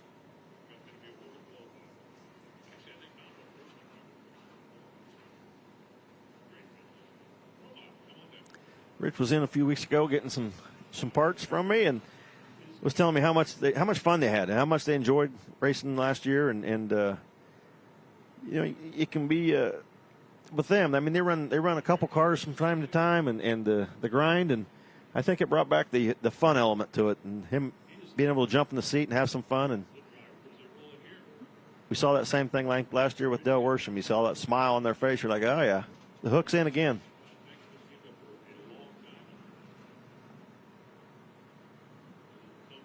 Jackie, multi-time Eastern Region champ, including 2024. Bunch of regional wins at Top Alcohol Dragster. And speaking of a bunch of wins, how about the Rich McPhillips Sr. and Son Jr. team has earned nearly 100 wins. Of course, Tony Stewart on that team just a couple of years ago before he went into fuel. Yeah, and you can see Alan Johnson's daughter's name, Melanie. She drives this car normally, and yeah, I'm probably going to call him Rich Melanie.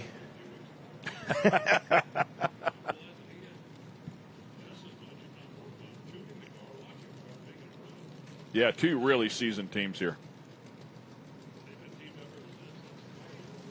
Rich Sr. right there, pushing his Rich Jr. off.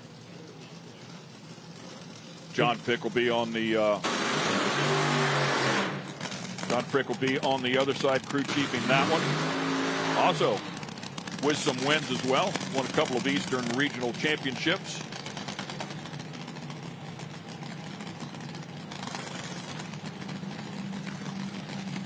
Saw some numbers Jackie put up testing her this year, and they're pretty impressive, pretty stout numbers. So, looking for a really good season out of her team. And as I recall, she really struggled in qualifying at that event at Columbus. And once we got to race day, she made it in the field. Once we got to race day, she did nothing but go quicker and faster every round. Ended up winning that thing. Did that one good run to base off of, and look out. McPhillips in the left lane, Jackie in the right.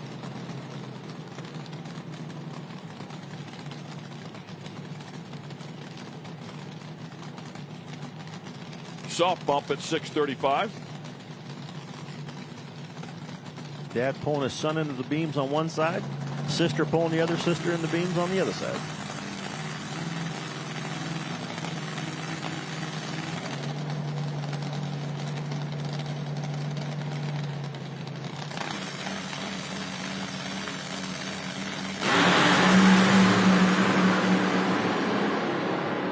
Great side-by-side battle, 355 to a 349 with an 8. That'll go to the number one spot.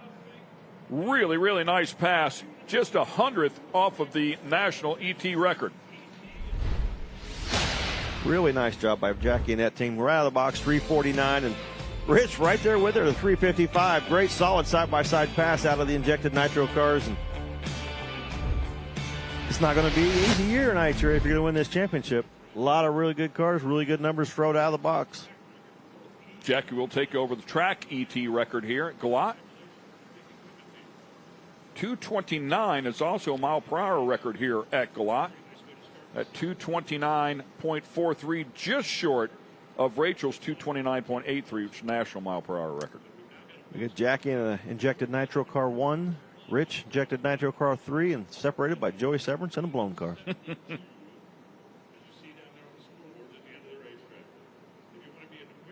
And now the bump at 372.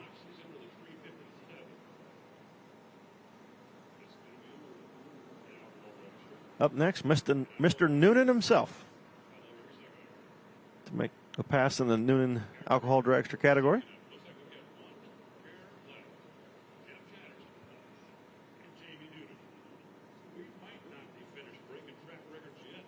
Jeff Chatterson going to go up against him, and we saw Jeff quite a few races last year, and I think even taking home a trophy at one of those as well. You're right. Second Columbus, our final event of the year. So made it to the final round there and brought home the win. Lined up alongside Jared Dreer.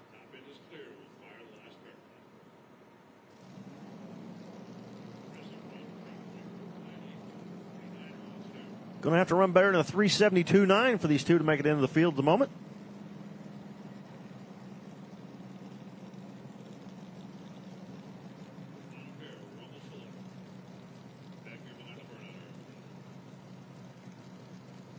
Noonan driving the Samsel team car.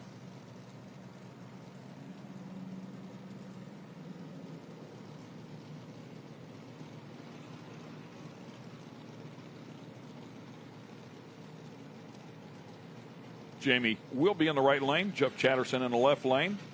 Jeff out of Brantford, Ontario. It says, our screen says Marion, Indiana for Jamie, though. That's where the car's at. He lives in South Carolina via Australia.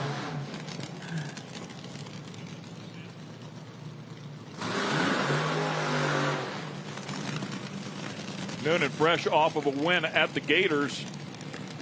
Also previous winner at Maple Grove. Former Australian Winter Nationals winner. This car with a win at Milan 1 year ago with Will Smith behind the wheel. Talked about Chatterson getting a win, so a couple of really good cars here. Yeah, Jamie even drove this car to the semifinals last November here.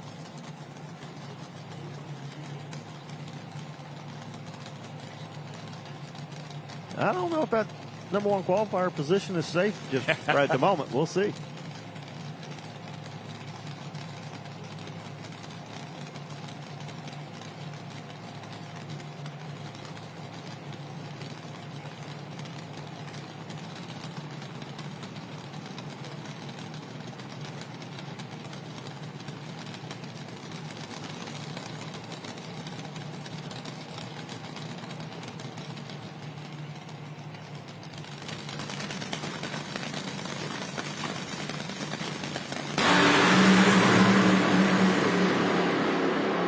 Reaction time's close. ET's close. Two great side-by-side pairs. Awesome stuff, man. 355 with an 8 or 351 with a 2. Jamie Noonan going to the number 3 spot. Chatterson goes to the number 5 spot. Noonan at 228 miles per hour. So solid effort there. Second fastest pass of the session.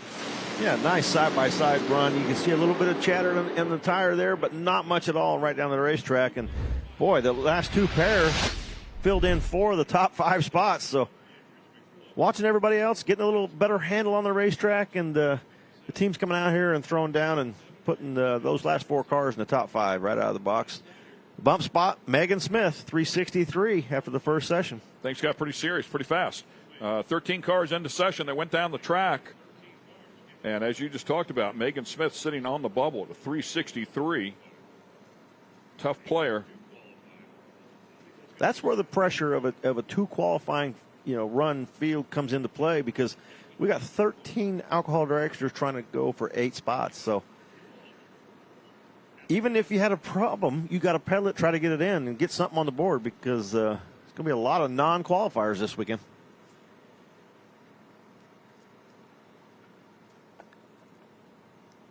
That'll wrap things up there for the Noonan Race Engines Enterprise's top alcohol dragster, which will shift gears here, and we will go to fuel altereds. That class info for fuel altereds, I'm not sure they should have some. Is there rules? Like, come on, really? Come on. Everybody loves the fuel altereds all over the racetrack. They were very popular back in the day and still are now, with the never know what they're going to do, and put on a good show for us last year, so they brought them back again this year. Yeah, had them at a couple of races last year. And, yeah, they did put on a nice show, including here. Saw some great, impressive runs, and we also saw some wild runs and some oh-boy moments. And exactly what you would expect out of the fuel-altered class. Didn't disappoint.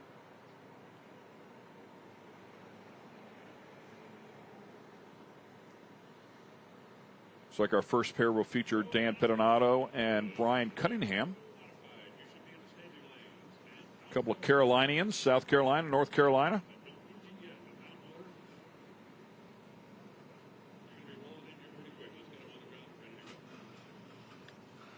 Getting the signal fire up. Here we go.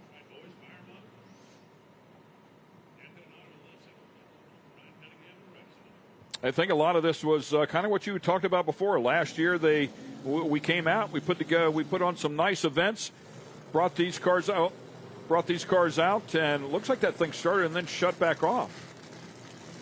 Yeah, I think he's going to back it down, try it again.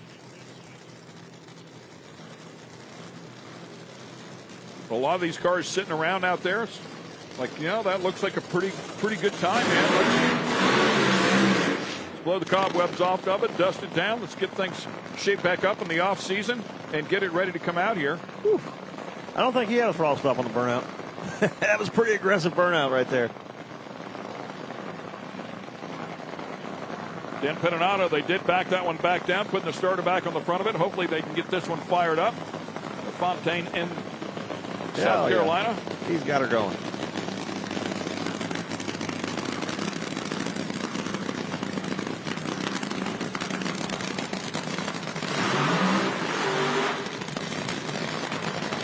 Dan and the Rat Poison. Dan noticed he was a little behind and shortened up his burnout. Shortened it up so much he didn't even get the stickers off the brand new tires.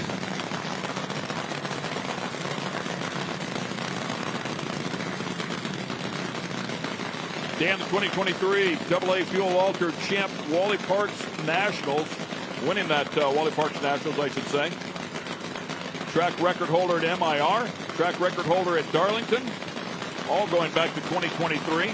Good hot rod. Went 378 right here a year ago, 192 miles per hour. Lined up alongside Cunningham in the right lane.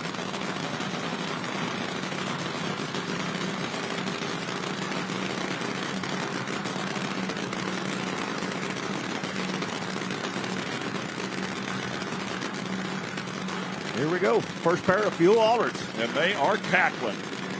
Woo! Sounds good.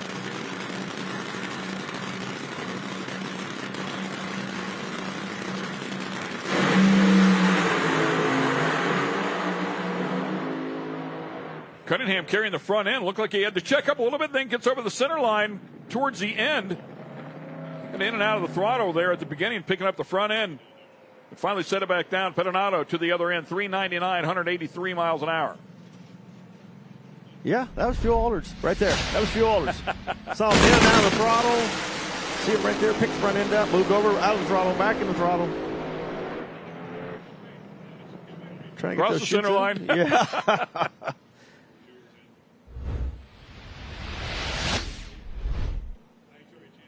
Both teams putting the number on the board. And Ricky Smith out there taking a look at the starting line. yeah.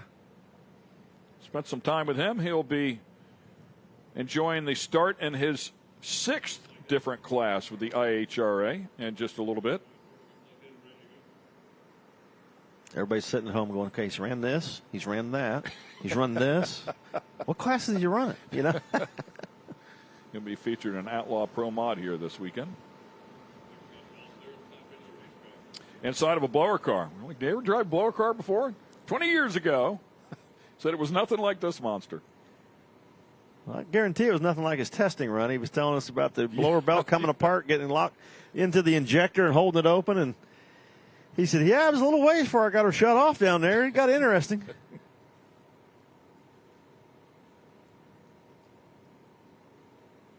Didn't hurt anything, and come back up here and do it again. Yeah, they said there was some talk, there was some push to get him back inside of pro stock. That would be. Yeah, and his comment was, well, I'm not buying one. Right. If you want to let me drive one, okay, but I'm not buying another one. I'd love to drive one. Be great to have him back in that category. Cody Austin coming up here in the Bushwhacker fuel altered, and saw his dad driving the Bushwhacker fuel funny car last year, and Cody making an event in the fuel altered last year. So it's good to see them back out here with us.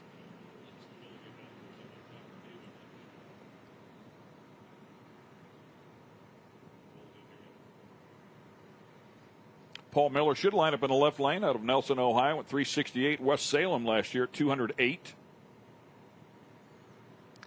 Wonder if he's been sitting at home all winter, that Cody Austin in his virtual reality, using that, practicing. Oh, that's right. Had the virtual That's right. reality, Yeah, driving a fuel here. altered, and sit at home all winter practicing, driving it in virtual reality. I think one of the girls put that on. Yeah. I could safely say Kristen did it. I don't remember which one it was.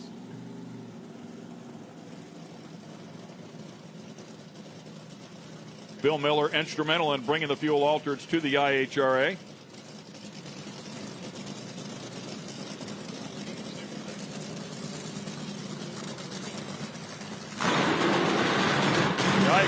Yikes. Ooh, that didn't sound well. Yeah, Bill Miller's car not happy. It's okay. Let's back it up. We'll give it. It'll clean up. I'm certain of it. Back it up. Let's check the spark plug wires just to make sure they're on all the right cylinders.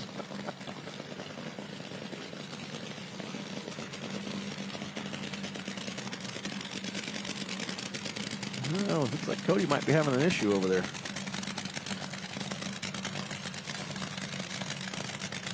Oh, they just waved it off. Single.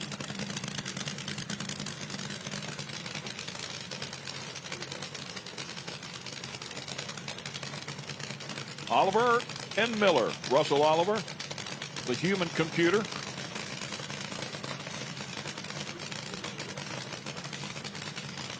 They don't seem to be too concerned on how it sounded on the burnout. Like, yeah, okay. Yep, exactly what it should do, apparently.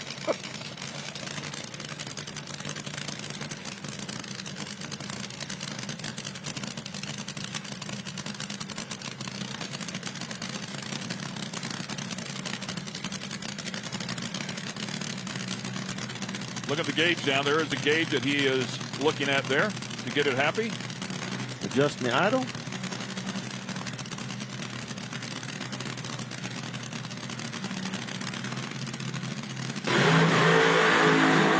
Wow.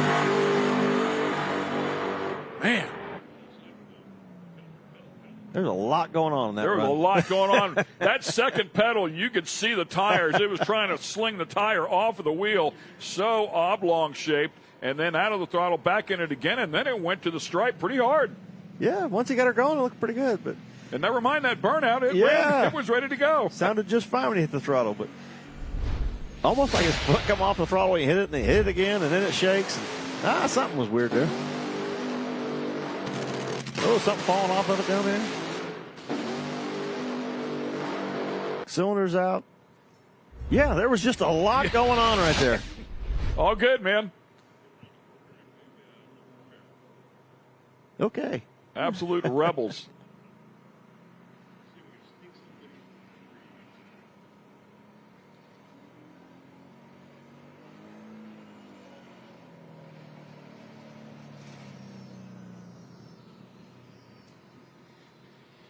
Not sure what happened to Cody.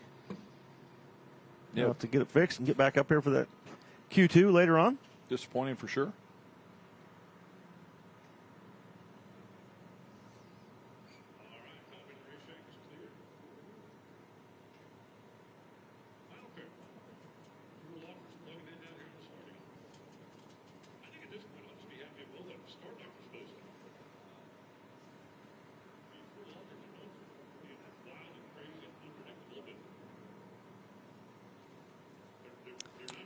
Yeah, Chuck Lofton and Ryan Hill will be the next pairing up here. Ryan Hill had an incredible run at the first event, and then the second event when we got here to Galat, he had just a terrible weekend. Yeah.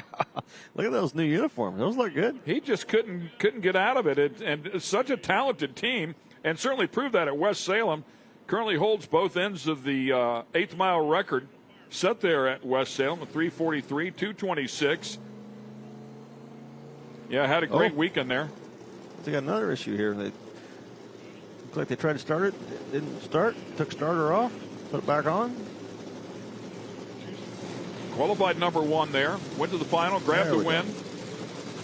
Low ET, top speed. I mean, he just couldn't do any wrong at West Salem. And then came here, and his memory serves, I think, did not qualify. Yeah, Hero 2-0. Right. Having a few issues, but looks like they got it together and got it going.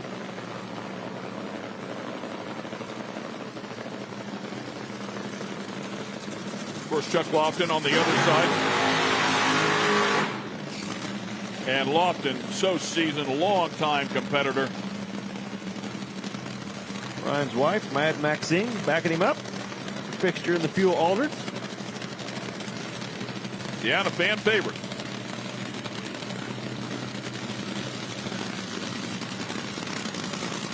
clothing retailers like her because she puts on a different outfit for every run. Very athletic to run with those boots out there. On a sticky track. Those high heels on that sticky track. Not an easy thing to do. And she is all in. She is not afraid.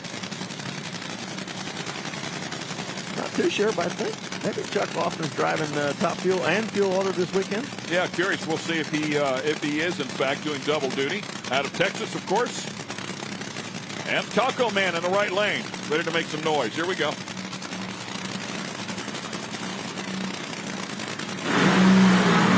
Oh, big moment there for Lofton.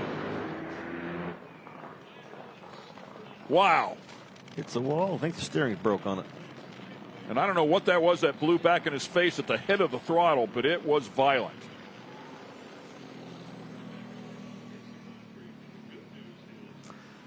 The fluid dripping off the back of that car. That's not a good sign there. That might be why she took a left turn so fast. Oh, that is great news right there. I am glad to see him climb out. I'm after it hit the wall in that second time, you mentioned the steering, and maybe that is what had happened there, but I was really concerned that he was out. All that excitement in the other lane. Ryan Hill goes number one. Oh, nice job, Ryan. Let's watch this. The left lane. Yeah, that was something. Looked like a line or something blew off. You can see the fluid right there. So, and when it was stopped, it looked like it was dripping off, and had that yellow tint to it, which will tell you, oh yeah, man, that's just pumping oil out of it. Yeah, right in his face. It just fogged him. I mean, it right out of the top of the engine. Oil on your face. Right back in his face. Oil under the tires is not a good combination. Good view here. Oh, this would be a great shot. Right. Oh, man. Could not see anything. That's got to be the rear line that goes around to the rear main to oil it or something. Because it fogged, comes off and just dumped all over.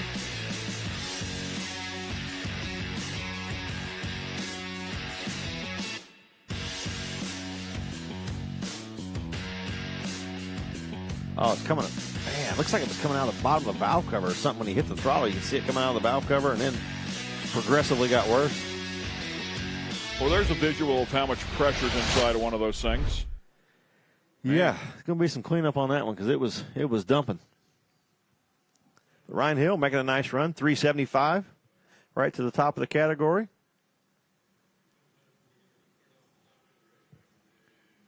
Yeah, I'm sure he's happy to get down this track finally.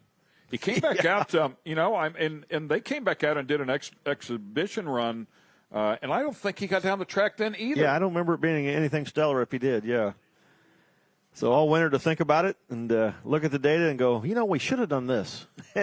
And evidently you should have, because 375 right out of the box. Yeah, good for those guys. Really, really good team.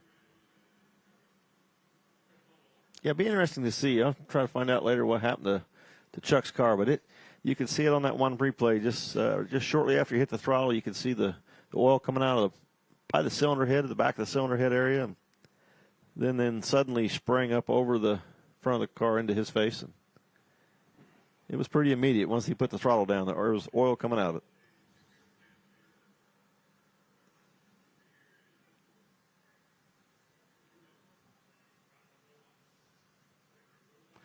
Well, I know he's not doing double duty now for the rest of the weekend if he is doing anything. He may be top fuel only now after that one.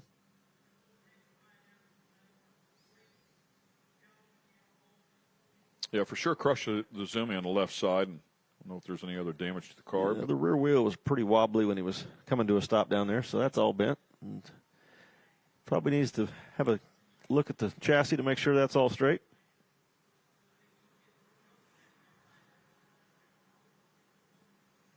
And track cleanup ensues.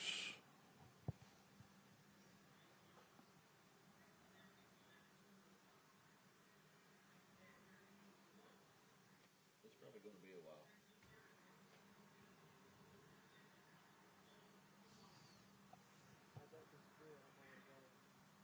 Lunch.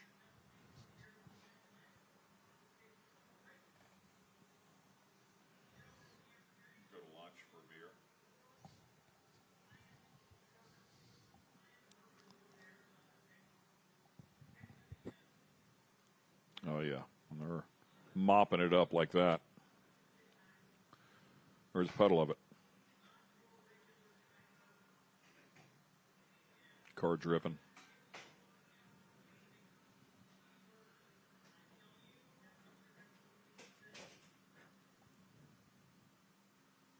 Be nice if we could just pick them up and set them on the other side of the guardrail and take them off the track that way instead of have to do it this way. Because it's from all the oil coming out of that thing on the replay, it's everywhere. It's going to be dripping a while. Yeah, kind of like when they pick up an Indy car and just put it over the guardrail. Yeah, put the blanket underneath it, and I think it did a good job of getting it over to the side there, down there. Get it over to the side. And there's a look at how much fluid. Kind of see that in the center of the left lane. Where they're doing some cleanup there.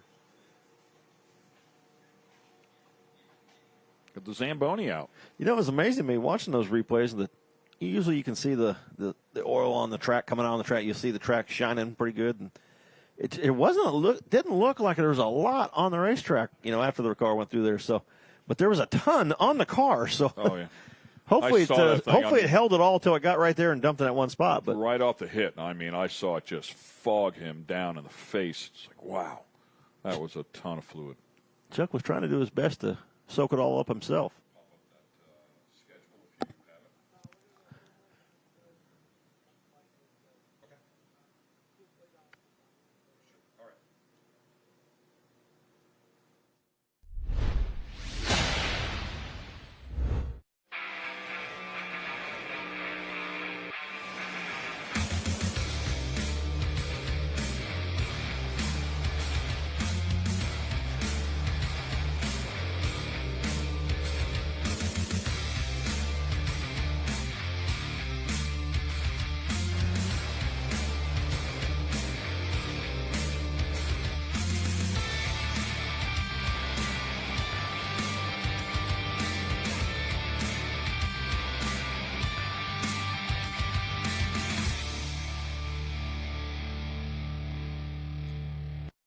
Get racing news, analysis, highlights, and more 24 hours a day, 7 days a week at speedsport.com. Get it all. NASCAR, IndyCar, Formula One, World of Outlaws, Trans Am, IHRA, and more. Speed Sport has been America's trusted source of racing news since 1934. Speedsport.com is America's motorsports authority. Check it out today. Speed Sport 1 is the place for the Hunt the Front Super Dirt Series, the premier dirt super late model tour of the Southeast. And just about 4 wide for the lead. Watch the series on Speed Sport 1 as it travels to some of the South's best tracks. Founded by racers, the Hunt the Front Super Dirt Series is a professional touring series, and you can see the entire season on Speed Sport 1. It's free to watch. Go to speedsport1.com for details and viewing options. Speed Sport 1 is your home for IHRA Outlaw Nitro Series. All season long, feel the thunder of 12,000 horsepower, Nitro top fuel dragsters, and Nitro funny cars. Witness the excitement of 0 to 300 miles per hour in seconds. The IHRA Outlaw Nitro Series delivers heart-pounding action with every run. Follow the entire season on Speed Sport 1. It's free to watch. Go to speedsport1.com for details and viewing options.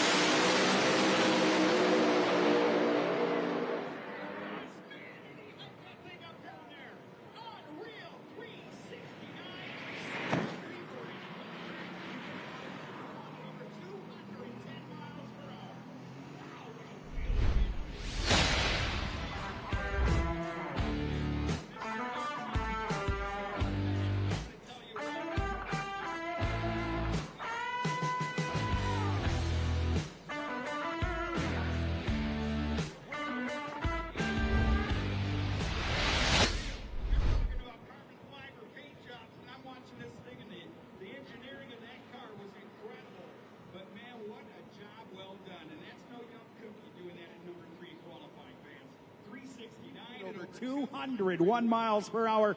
IHRA, you gotta love it. Pro Modified in the house. Fans, are you liking the Pro Mods already? It's Outlaw. Come on. Make some noise out there. I know we had a big oil down, but man, we're going to bring the speed to heat right now with all the Outlaws.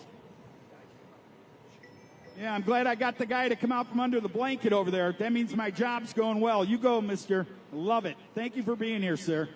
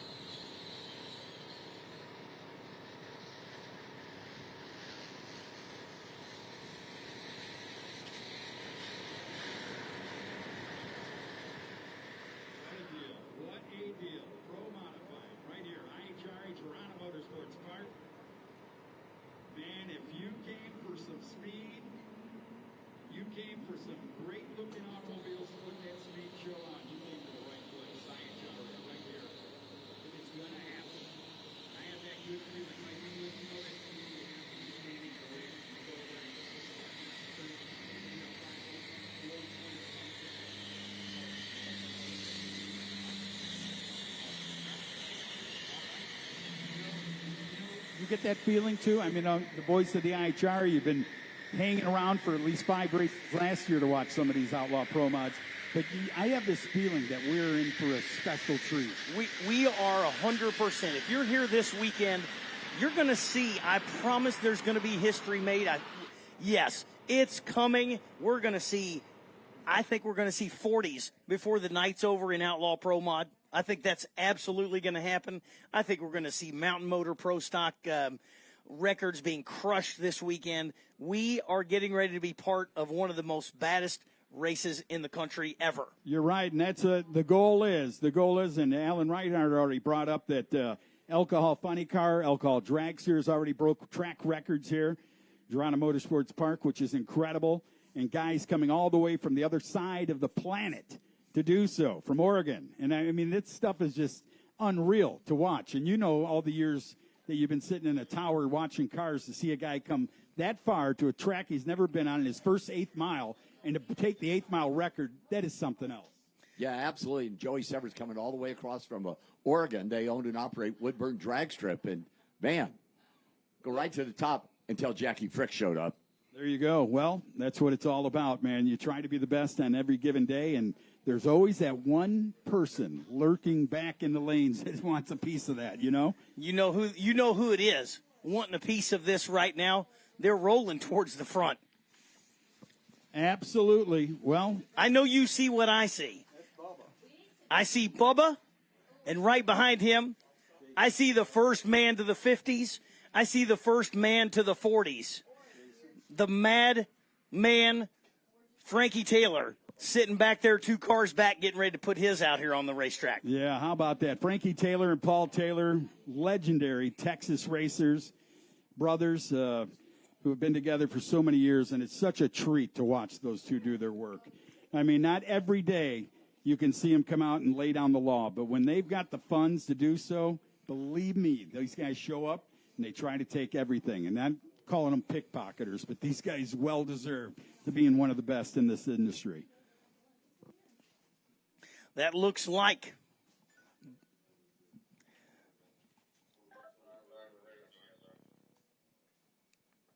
the Bubba Stanton machine. Is that correct? Is that what I see down there? I also see Brandon Pez. Bubba's the newer one, the brand new one, the Camaro, the red one. That's Jason Scruggs. Right? All right. Jason? Yes. Yeah. My eyes aren't so good, Al. No, mine aren't either, but I know the cars. That is the legend out of Satilla, Mississippi. Ladies and gentlemen, firing up in the far lane from my viewpoints, which would be the first federal side of the racetrack. I give you the one and only man who used to do it in an old split window small block supercharged Corvette on a clutch night. Jason Scruggs ripping it up down there in the left lane. Right lane, the headhunter, Brandon Pez, Weatherford, Texas. TJS Racing Services, PMS exec. 53 Corvette, headhunter, out of Texas. Either one of these cars can instantly go to the top. It takes a 361 to get there. And I promise you, either one of those is 100% capable. Is that a fact, Al? You are absolutely right, man. Either one of these guys. Now let's go to Brandon Pez out of Westerford. It's Weatherford. Out of Weatherford, Texas. TJS Racing Engine, PMS Excavating, the 53 Chevrolet Corvette. Kindla, his wife down there alongside the car, who has been in a few cars in her lifetime. Her family, big-time drag racing family. She's done it. Her brother has himself accolades in the sport. She married this man. She got the boy who's doing the driving too, her son, and his son down there, Cole Pez, who does a lot of racing in the no-time racing world now with his Chevrolet Corvette that he's sponsored by. Let's watch and see. Jason Scruggs right here. So 363 is the number. Oh, look at Jason. Wow, he had to get out of it. I thought he was going to be on the lift right there, man. He would have definitely been the first man on the moon if he stayed with it. Down there in the left lane, Scruggs goes down, shuts it off, 517. But look at a 60-foot, 9.19. 9.19 in 60 feet for that Chevrolet. 304 to the stripe.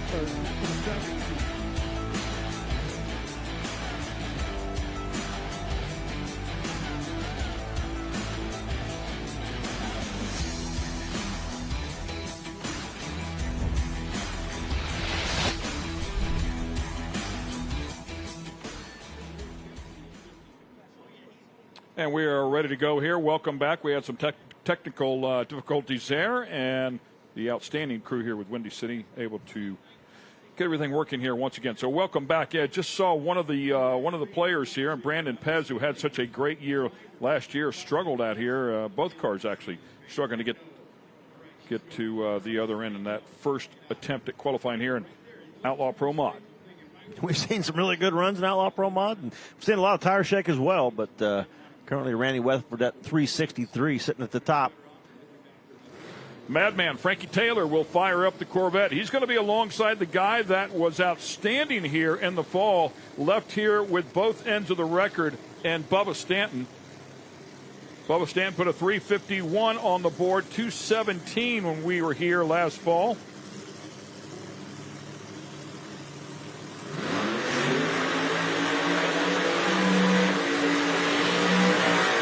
With that said, Frankie Taylor went to the final alongside Randy Weatherford, who just ran a little bit ago, and Weatherford was able to come out on top there, grab the win. Number one qualifier here back in the fall was Frankie Taylor as well.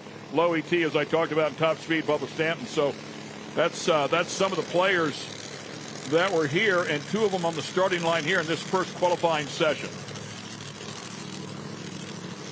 Weatherford, with that brand new race car, came here last fall and went out and won the race with it. Good way to debut that car, and then come out here right back a few months later, put it right on top again. But Frankie Taylor, that's no new car. That's the same old one he's had for, 100 years?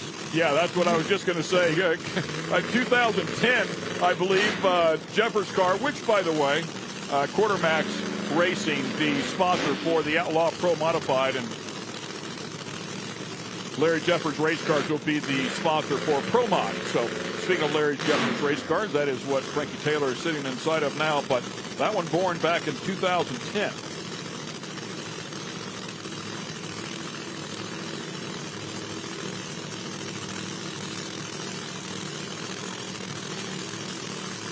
After that long cleanup, it's good to see some good runs come down out there, and hopefully look at a couple more here. Track crew outstanding. I mean, that was a tough one. That was a big oil down. Takes a little time to get it right, but they certainly proved that they got it right.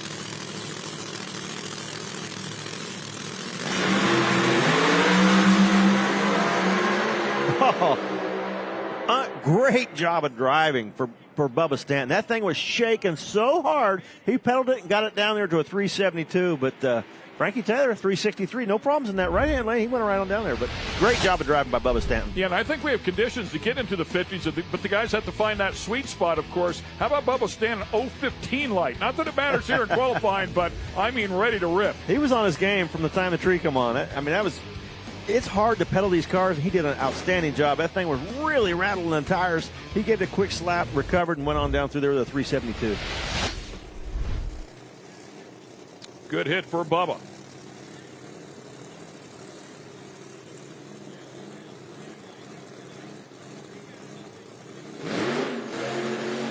Here comes Ricky Smith. Yes. Ricky Smith and a blower car. Outlaw Pro Mod.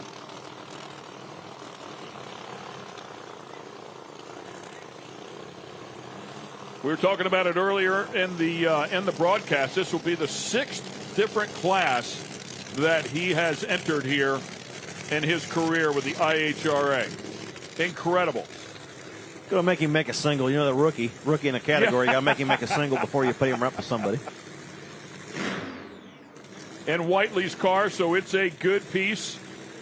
Said it 20 years ago whenever he got inside of a blower car.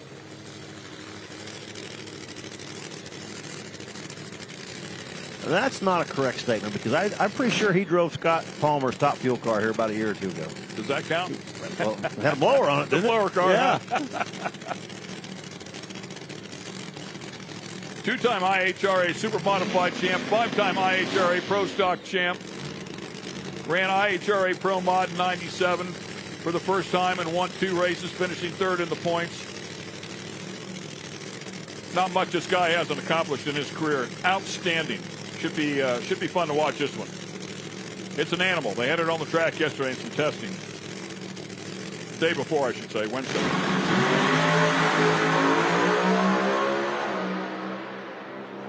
Ooh. Made it look easy. A puff of blue out of the other end, and wow, that thing blew up big time. It almost, he had trouble with the throttle hanging open the other day, and it looked like it hung open again, and maybe Ricky had to hit the fuel or shut something off, and that thing kaboom. Yeah, I'd like to see the replay of that. That was a big boomer on the other end, and it happened way past the finish line. The other day he said the belt shredded and got stuck in the injector, but after that, it'd be interesting to see if that's what. Oh, look, he looks like he's picking up blower. Yep, same exact problem.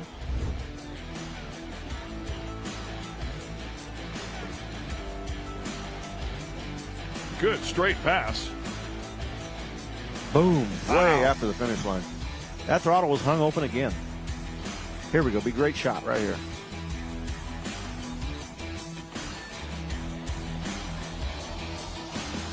Yeah. Man. That was Ricky shutting it off, and it wasn't ready. It was not wanting to shut off, and Ricky said, "Oh yeah, we're shutting off," and kaboom. And Ricky gonna get a little gun shy in the top end with that thing. That's two runs in a row. That thing had the throttle hanging wide open. I feel like he was ready for that already. Yeah, yeah. And that just shows you the experience of Ricky Smith. You know, something like that happens, it gets your attention, and at that point in the track, you're moving so fast, the track's going away in a hurry, and if you make any hesitation in decisions, it gets you in big trouble. So Ricky, with all those years of experience, no big deal. Reach up, shut the switches off, and kaboom. But could have been a lot worse.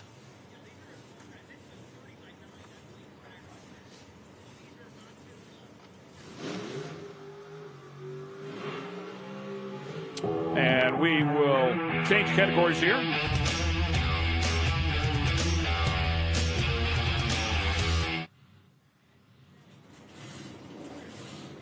We like to refer to them as factory pro stock. They're calling them pro stock over here, and we love the factory pro stock cars. These things are bad to the bone. Kind of the evolution of pro stock racing. A lot of people said for years that this should be pro stock, the modern day pro stock, and well, we'll give it a whirl. See what pro stock's all about.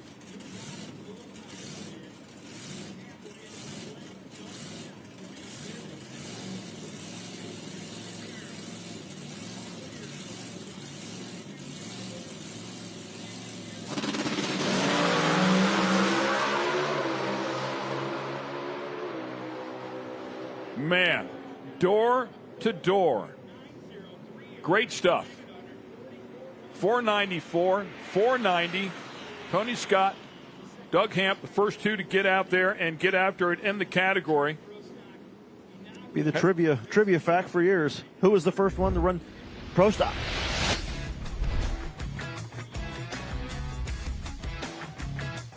Another look at it here.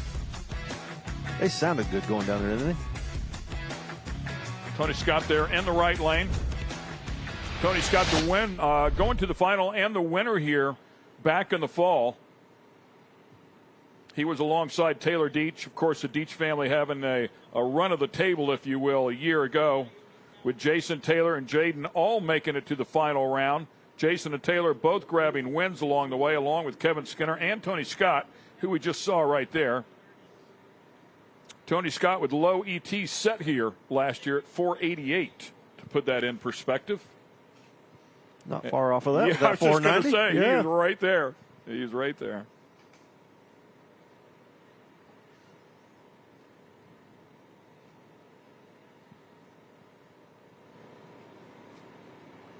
And a larger field than we had last year, so this category is growing.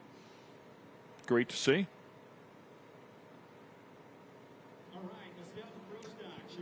There's Mr. Pro Stock himself, Larry Morgan, standing there and overseeing. 6 different competitors out of a possible 10 going to the final rounds last year. Taylor Deach making it to 3 of those final rounds. Matt Overtonic making it to 2, unable to win one, but made it to 2 final rounds at Columbus and West Salem. Yeah, taking a look at Larry Morgan there, helping push it back. Cool to have him out there and so involved. Not sure what the delay is.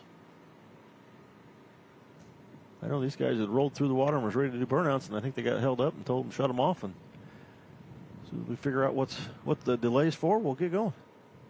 A couple of Mustangs ready to duke it out here in the first round of qualifying for Factory Pro Stock. For the Bowtie fans, just had that Tony Scott go down in his Camaro.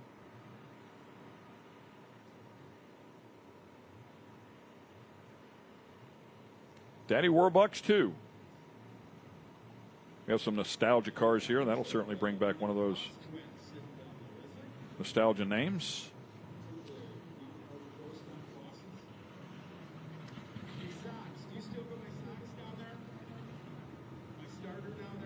And much like Tommy just said, we're not real sure what the holdup is here, but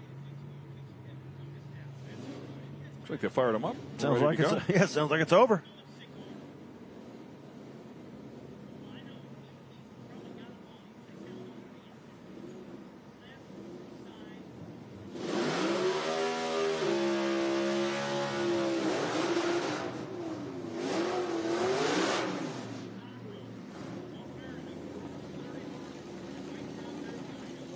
It's incredible how fast these cars are with the parts that are in them. Yeah.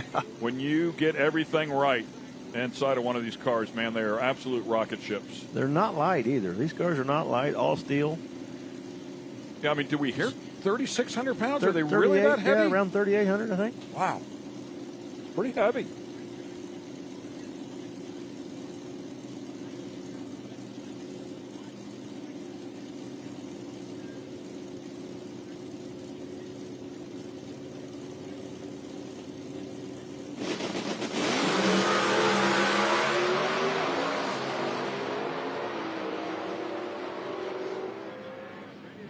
.527 to a .532.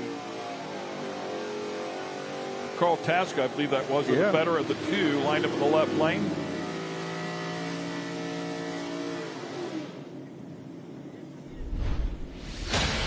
Don Justice in the near lane with the Daddy Warbucks car.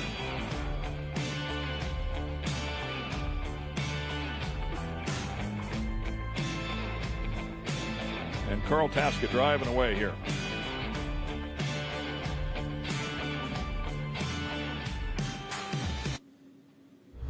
Speaking of the Deeches before, and here comes the first of that gang. Taylor, I'm sorry, and Jason. Taylor lined up in the right lane, Jason in the left lane. Jason making it to two final rounds and won them both. Had a great time anytime he showed up at Columbus. Taylor on the other side went to three final rounds and won one of them at Milan. Yeah, baby. Oh, man. Carry the front end. About. Man, untie the front end and let it fly. Taylor Deach putting on a show here, 5:39. Not the quickest of the two, but boy, was it fun to watch. Rode it as far as they thought they should and went, okay, that's enough. Yeah. I was waiting for the air to get under it and it get ugly. It was to the point it was going to get ugly. Yeah. 140 miles an hour there for Jason Deach. Nice lap there for him. 493, just 300s off the top qualifier. Good hit. I'll show you this one more time. Yeah, this is great.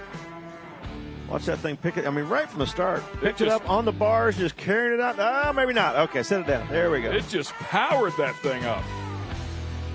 Just slowly come on, man. Oh, made it look at that thing. Yeah. It unloaded the back tires a little bit. It started to rattle the back tires. Good stuff. Good stuff. Clearly not a factory pro stock car there.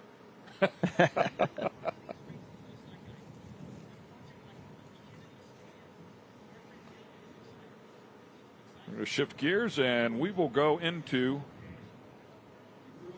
the Pro Modified category, sponsored now by Larry Jeffers Race Cars.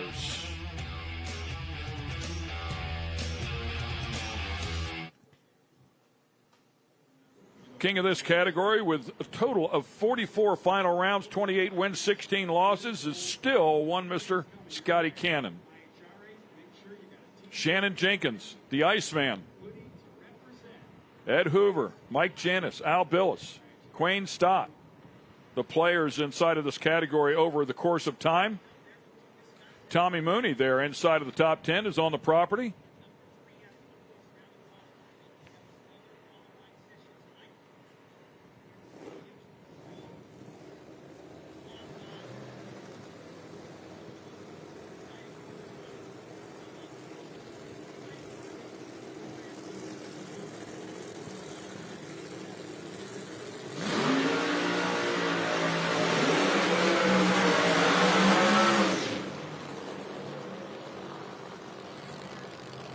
Jacob McNeil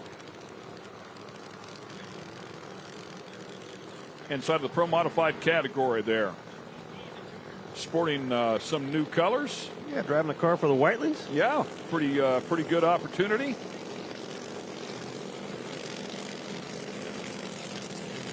Jason Lee. Watched some of the Pro Mod action this winter on the off season over the few months that we had off, and Jason Lee down there in Florida having some good runs. Jay McNeil, I saw him drive this race car at the last race down there in Bradenton, so got a little bit of seat time in this car.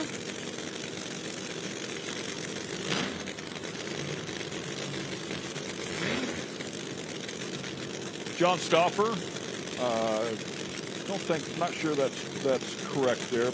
Jacob McNeil out of Texas, 369 last year at Milan. That was a different car, though. Qualified for all 4 races in the right lane. That is Jason Lee, as you were just talking about him, out of Maumee, Ohio. 366 right here at Dunn. 200 miles per hour. Won a couple of rounds along the way last year.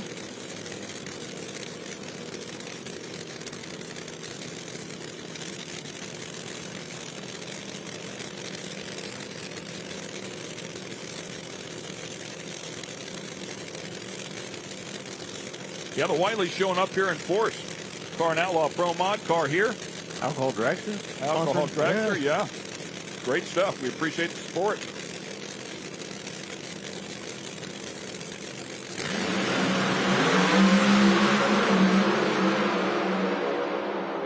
Great side-by-side battle. Jason Lee's car yanking up that left front once it dug in. Put a 370 on the board, the quicker of the two. A 372 right there with him, Jacob McNeil. And we have kicked off the Pro Modified category, the Larry Jeffers Race Cars Pro Modified category.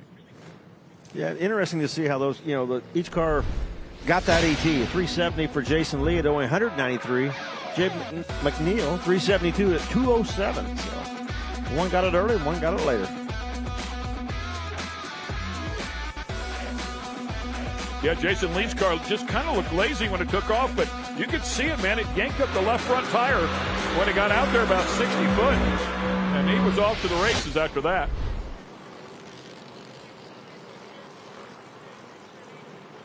Chris Klein coming up with the unique-looking car known as Christine.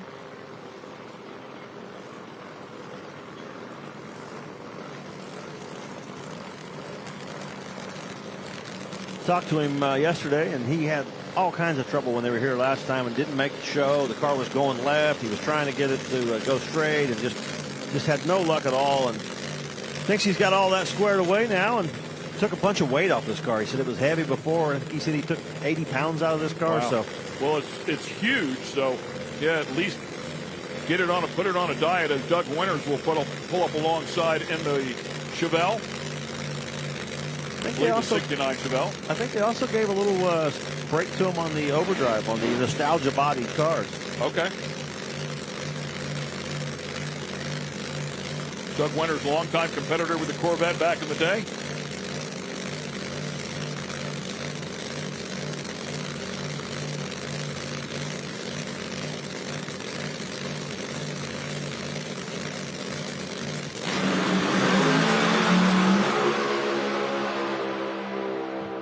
Still going left. Not Doug Winters. Yeah. Straight and true for Winters. 387, 188. A little off the pace down there at the top end, only 188. Chris Klein, that car's still going to the left. 18 mile per hour record set in this category right here at Galat. last fall. Yeah, immediate turn to the left. Living up to its nickname, Christine here.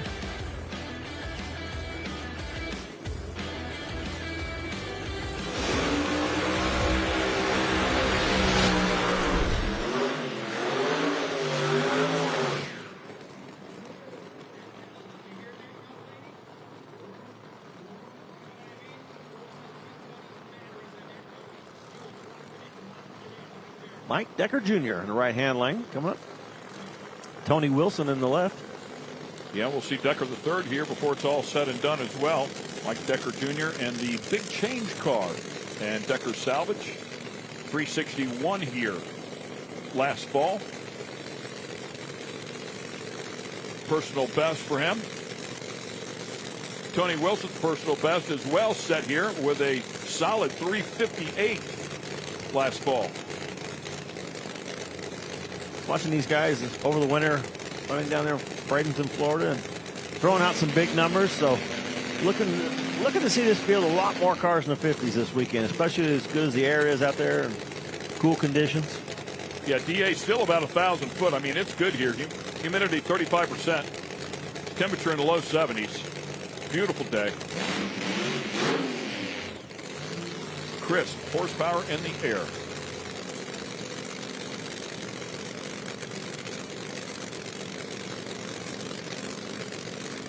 Darrell Cuttle standing right out there on the starting line in between them all.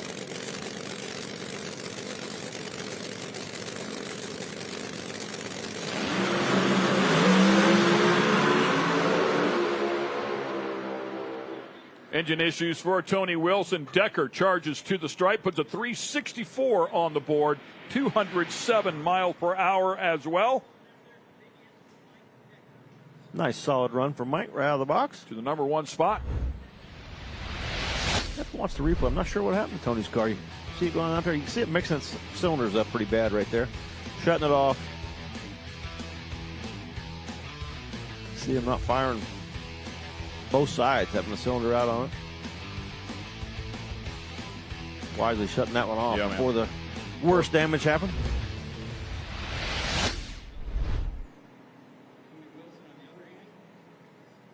Decker's car, when it left the starting line, kind of made a little, just a hiccup or something. It didn't leave initially very well, but shortly after, started running really good.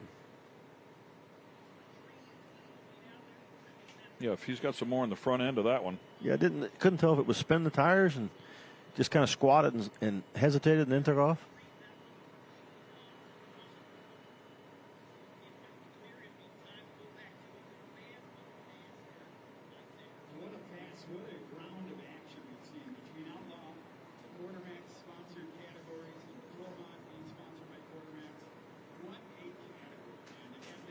Will help Wilson get off of the track.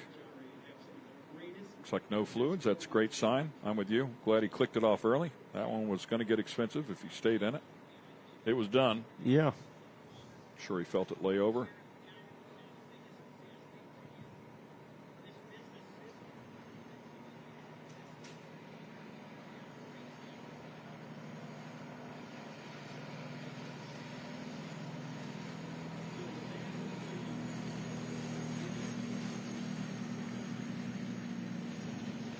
Dave, what was total car count here in Pro Mod?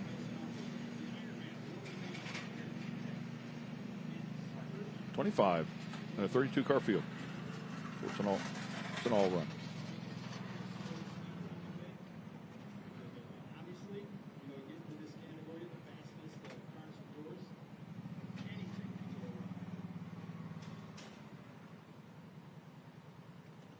Saw Rick Jones out there cruising around on the starting line a little bit earlier. Ricky Jones over there in the left-hand lane right now, checking out the track.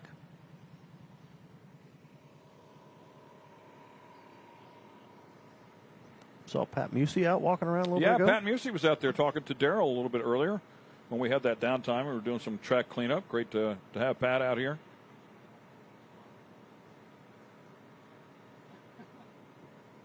Another car, I believe Tommy Mooney was in. Pat Musey power underneath it.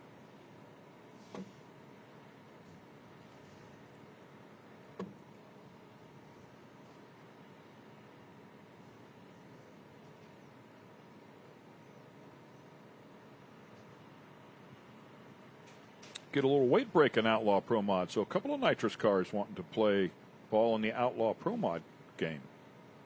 It's fun to have. Nice to see the diversity.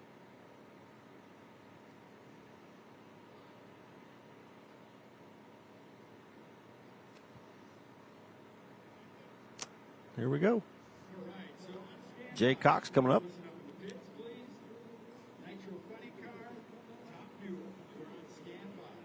Hart's Charger car now.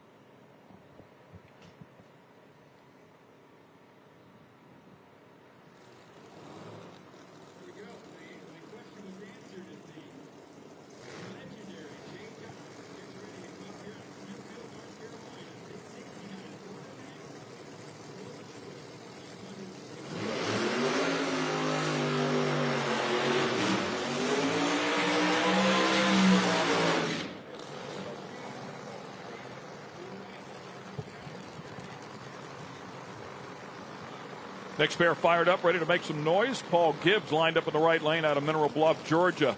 And Jay Cox lined up in the left lane. Butner backed machine. Beautiful car.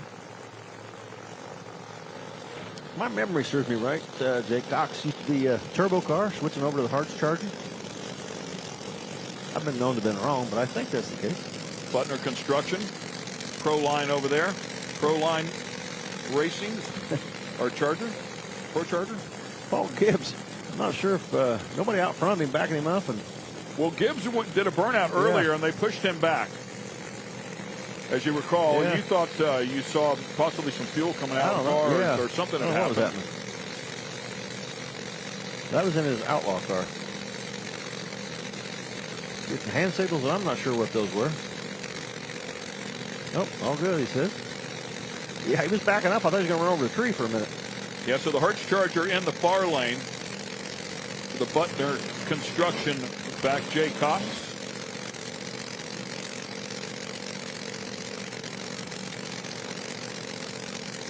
But they're shutting him off again. No, I pushed him back. You right with him, put both bulbs on.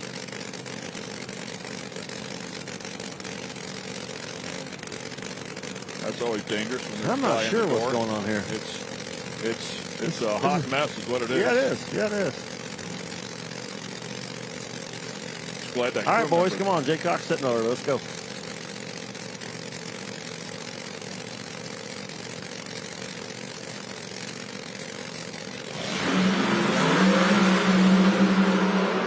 Wow, nice run. Shut it off a little early. Only 181, but a 368 for Jay Cox. 920 early. It was on a really good run.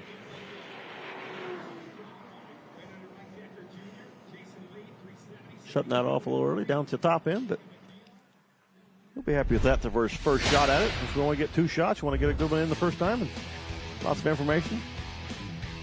Making a little bit of move, doing some driving. Look at that, carrying that left front wheel, but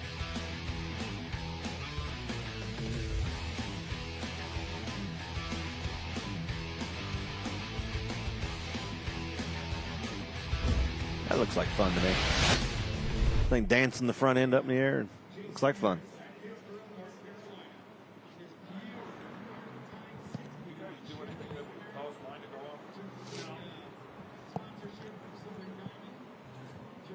Here comes Jason Harris. Party time. Pro Modified. Had a pretty good off season. Won one of the races down in Florida over the winter. #1 qualifier. I think he was #2 qualifier at the second race. And City just missed it on the third one. Just screwed it up. So, talked to him yesterday. Such a good looking race car.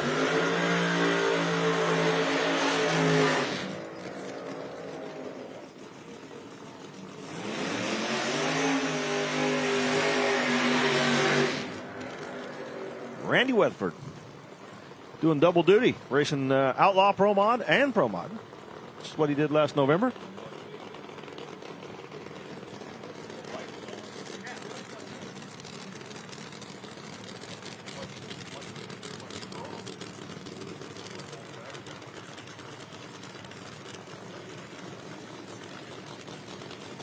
Beautiful race car Randy has. You would think it's the same car, both categories, but two different cars.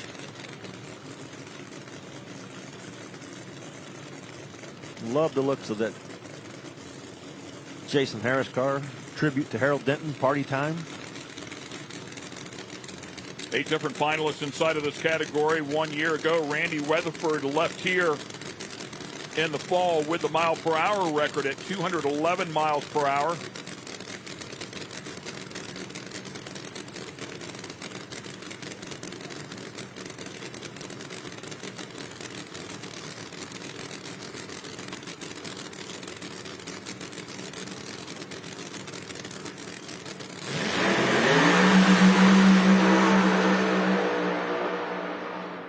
There we go. 3:58.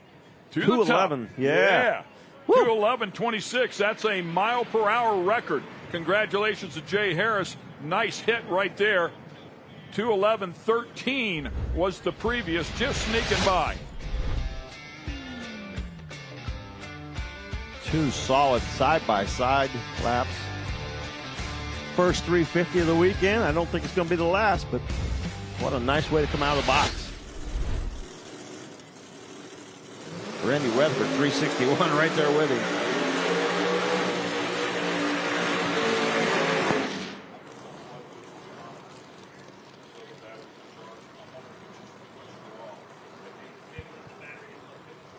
Mike Decker to the third in the right-hand lane.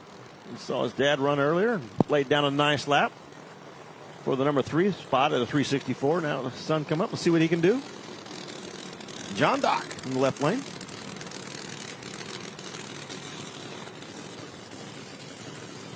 John Dock going a couple rounds here last fall. Run some 350s. Beautiful Camaro. My memory serves me right, Decker, when we last saw him here, he was having all kinds of problems. The supercharger coming off a couple times last year, and just frustrating weekend, but all off season to get things squared away.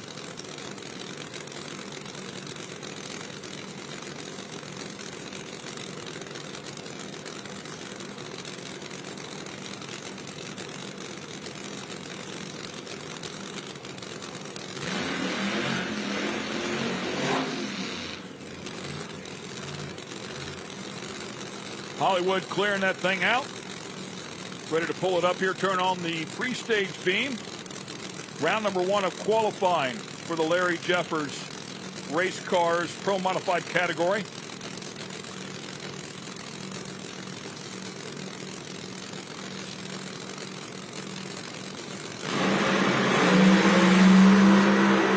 Wow. Oh man, really carrying the front end was Decker. Great show, but that thing took off. It's got some steam, no doubt.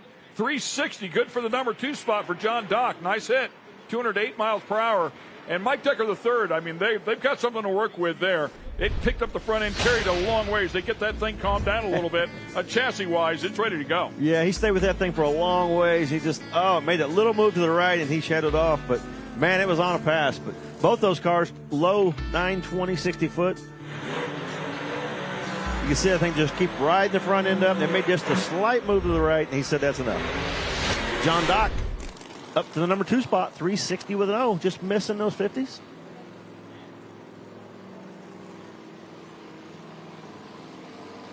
Kai Kelly with that brand new Larry Jeffers race car.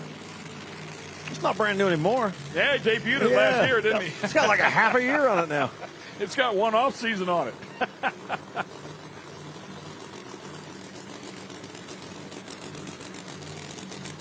Peter Norton.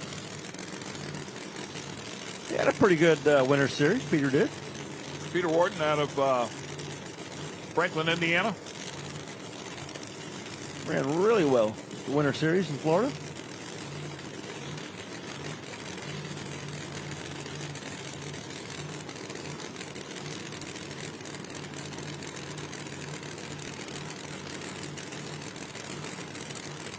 Yeah, I'm sure Kai has put a bunch of laps on this thing since then. The car was pretty happy out of the box.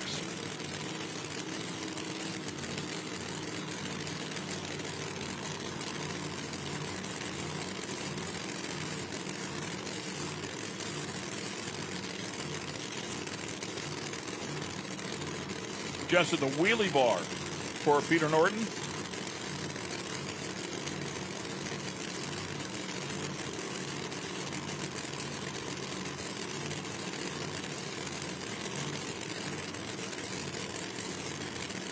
Here we go.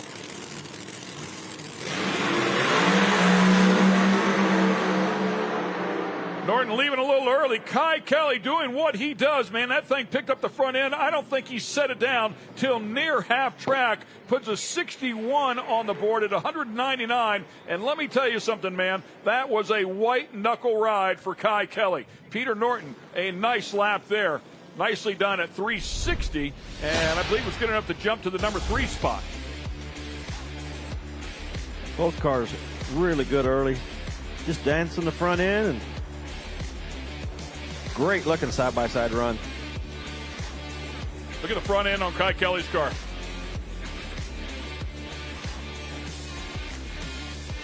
Looks like it did set it down a little bit earlier than I thought, but I'm not sure that right front tire was still on the ground.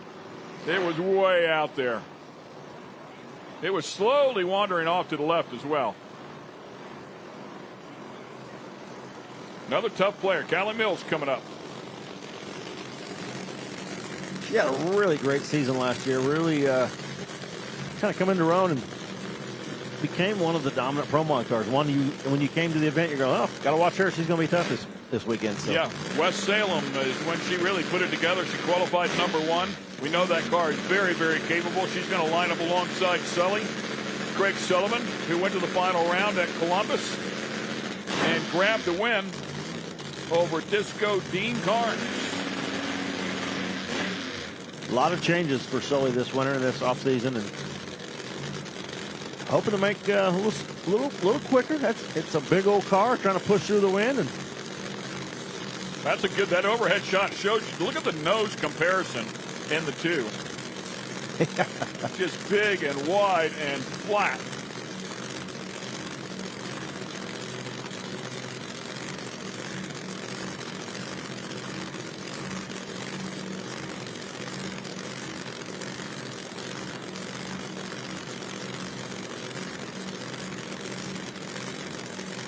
Callie out of Sand Springs, Oklahoma.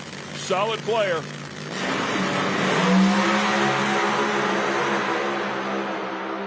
Sullivan had to drive it just a bit. It was sashaying just a little bit.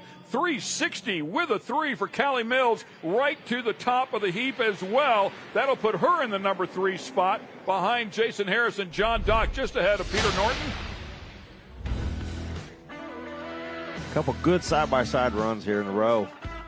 Guys getting the track figured out. Callie Mills, 363. Good early numbers. A little slow in 60 foot compared to a couple of the other guys, so just pick away at it.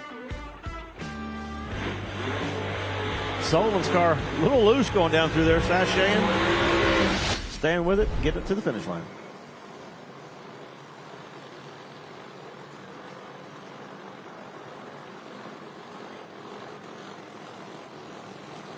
Jay Santos in the left-hand lane.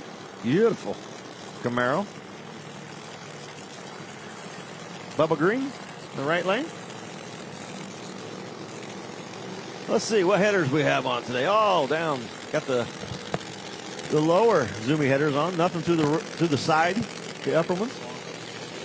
Just switching back and forth.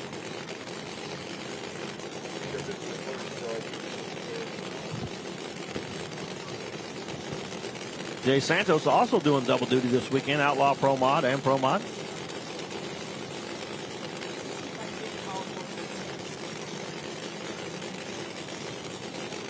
Bubba Green, get a little help from Scotty Cannon, his brother. Been doing this a long time.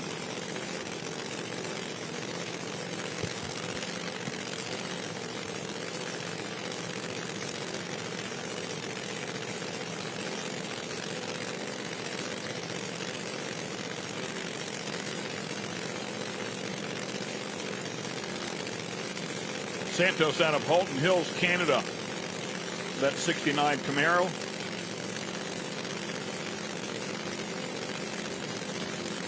Bubba Green just a little bit north of home from Greer, South Carolina. Car squatted, took a set, put a 371 on the board, 203.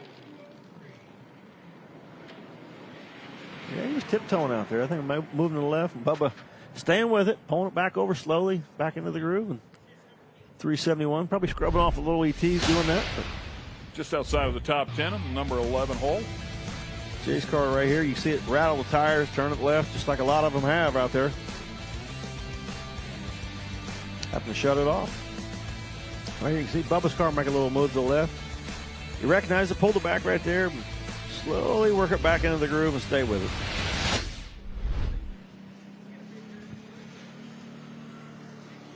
They just keep coming. More pro mods around the corner.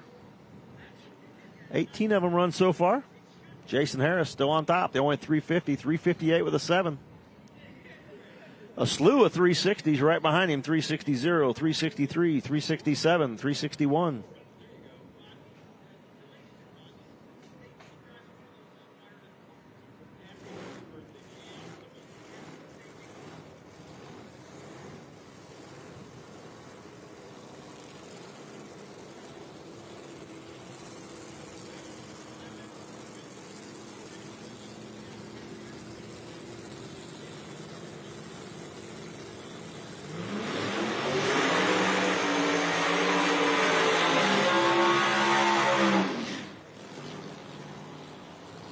Jason Collins out of Southside, Alabama, alongside Greg Blevins Jr. in the right lane.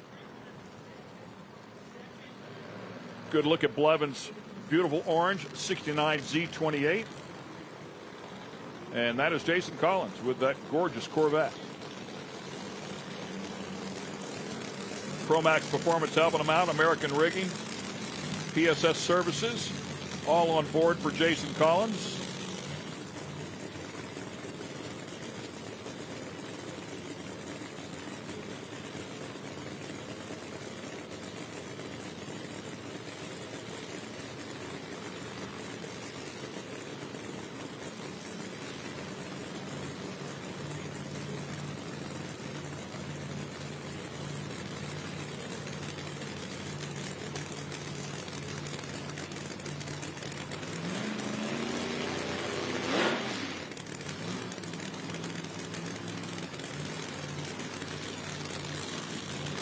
One car in the 50s so far.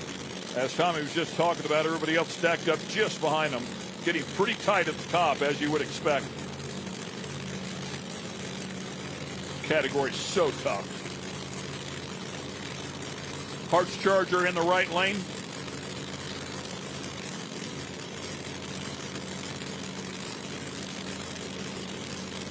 Screw blower in the left.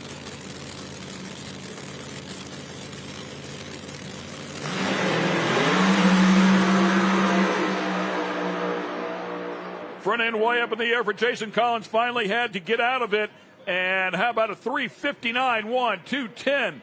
Great job for Blevins. He'll go to the number 2 spot. Just pick it away, then get the 50s. 2 cars in the 50s now. And you could tell, boy, that car was trying to move over to the left a little bit. Just held on, got them chutes out really early. You can see the numbers here. Blevins better at the reaction time, better at the 60-foot, 919, one of the better numbers I've seen so far. 330, 242. What's that equal? A 359 with a 1.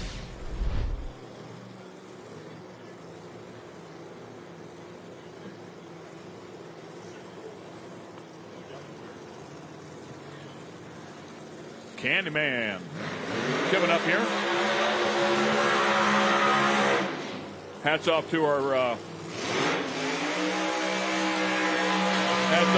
production team as well, working on those graphics for you. We're making some adjustments here. It's all new bells and whistles for us here in 2026. So we're making some adjustments here early on day number 1, but making some good progress. We want to get you folks at home. We know you want to see those numbers, certainly those progressive numbers, and we're working hard to bring them back to you. Candyman. Frank Falter. Robert Davis. Now, I heard this winter at the Winter Series, the announcer talking about how he brought him up some candy to the booth, and they had a little candy package. I don't see any candy around here. We're going to have to go see Frank. Couple candy men out there in the pits anymore.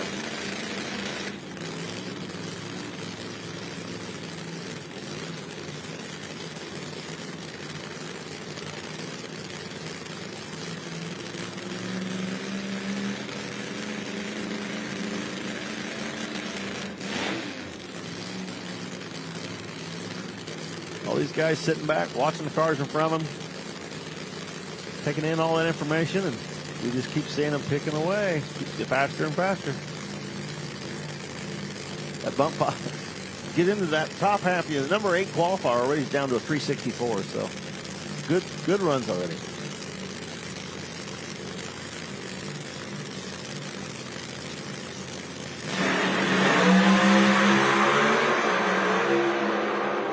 Oh, kaboom! Right in the lights for Frank. 362 with an O. Car's a hot rod. That car's really dancing around there in the shutdown lane.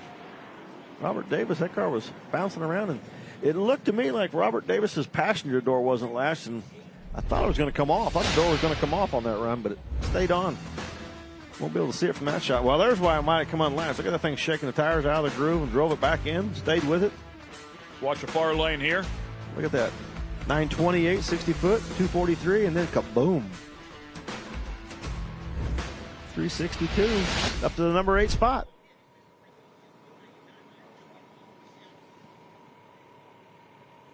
Good look at Disco Dean's car, new car there. Yeah, I thought, who's that in the pink car? Weird. Right. Chris Duncan chassis. They put that one on a serious diet, coming in at 2,265 pounds, said it's the lightest car he's ever owned. He lost some weight as well. Yeah, he's able to move some weight around for a change, he said. You know, this is actually the very first hit on this car. The first hit on the car. He was pretty nervous this morning. Yeah, he was. You know, he always seems a little confident to me. Right. He was nervous. Said he would have liked to have had some testing, but it wasn't possible. He said we did get it fired up. We started, so that was our testing. So, yeah, he's going to go on a solo here, as I recall, for the order and Q1. Good looking car.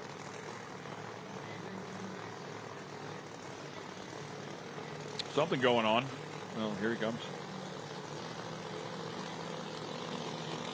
Pretty calm inside of that car. You know, we were talking about it. He had a couple of different cars that he raced last year. Unfortunately, got into the wall with one of them, so brought out another one. But whatever he was in, it went from point A to point B. I mean, typically just straight as a string. Unfortunately, it just seemed like 70s was the number, and that's just not good enough. With that said, I mean, he did go to a final round.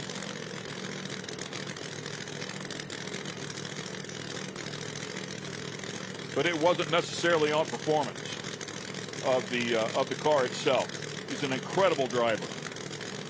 He's been very busy this offseason. Not only building this new race car, but heavily involved in the Brats category we got coming up a little later. A new class this year. And Disco Dean kind of spearheading it, kind of helping get it going. And been very busy with both adventures off season with new car and new class.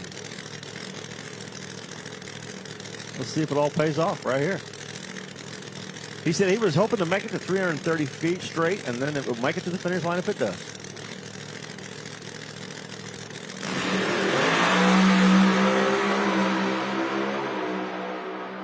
Man, hard hit out of the gate. 370, 210. Probably going to kick himself one more time. Like, really? Another 70? But first one out of the box, I promise you they set it up soft. That's a good start. Brand new car. Very first hit. Yeah, I don't know what come off the thing down there. I don't know if it kicked the belt off of it or what, but there was a lot of stuff coming out of that car right at the finish line. But, yeah, just a nice solid pass. A little safe, but great run for Dean, and you should see it about right here. A little far away with the drone. Might be able to see the stuff come out of it here, but right there, you see it. It looks like blower belt pieces. Chewing the belt off of it. A lot of debris.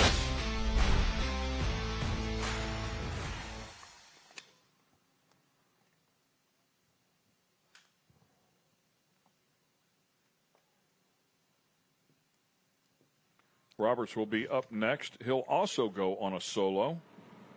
Yeah, I think he was supposed to pair up with Disco, so they'll Yeah. send him on a solo. Disco with a brand new car wanted to play it safe. Didn't hurt the speed too bad with the belt coming off at 210. No, he's right there. Matter of fact, 210.64 is second fastest of the session. Yeah, I would say the belt come off as he was lifting.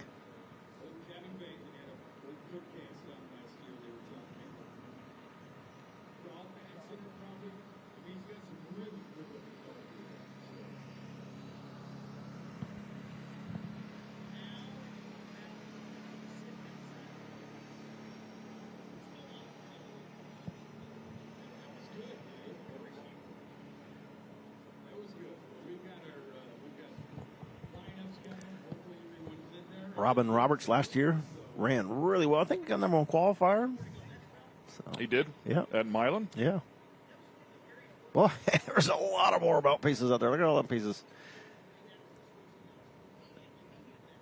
Send the FOD mat out and make a couple drags with that, because Disco littered the track.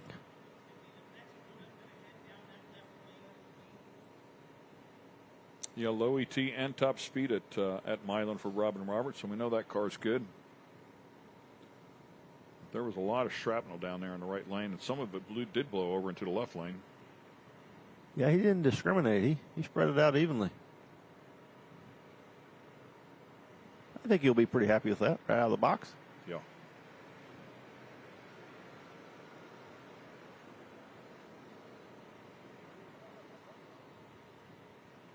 .362.0 now to make the top 8.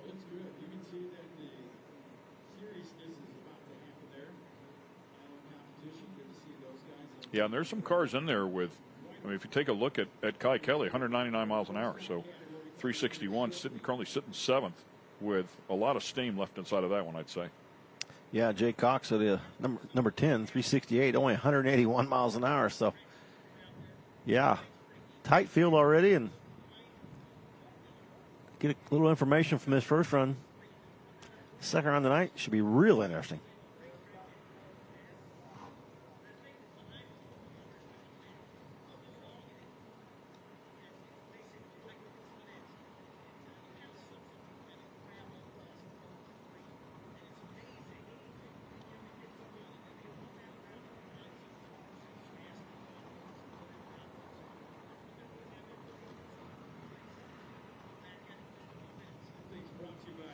Yeah, run the FOD mat down on the other end and get all those blower belt pieces off, and we'll be back in business a lot quicker than if it was oil.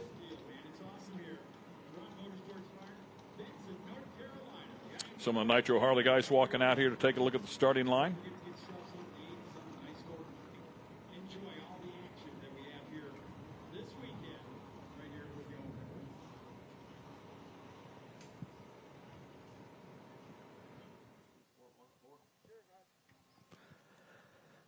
Pro Mod action in the middle of that, and plenty more categories to come. Now remember, at 4 o'clock, we'll be switching over to Speed Sport 1. You can get that on many platforms. Fire TV is a good one to get it on. I don't. We can get all that different platforms free to watch.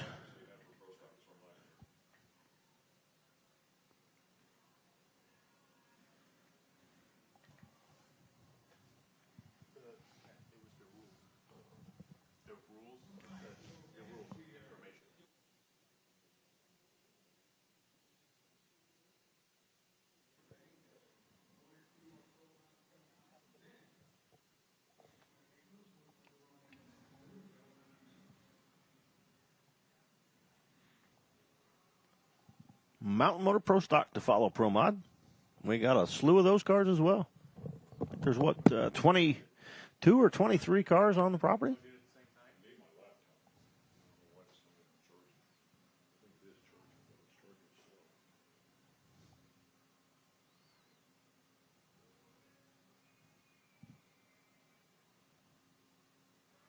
Robin Roberts waiting patiently, ready to go.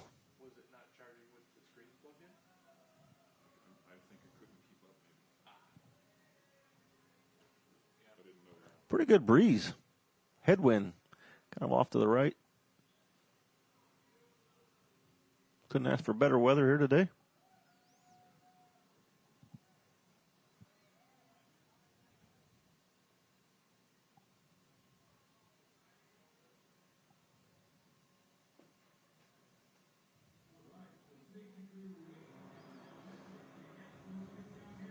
.72 degrees outside, only 38 grains. 1,200 feet. This went up a little bit, but still really good conditions. 33% humidity.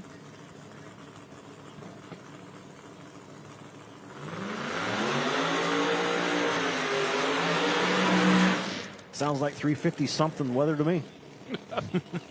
Apparently so. Robin Roberts, car plenty capable of sticking it in the 350s, moving himself right up towards the top of the field.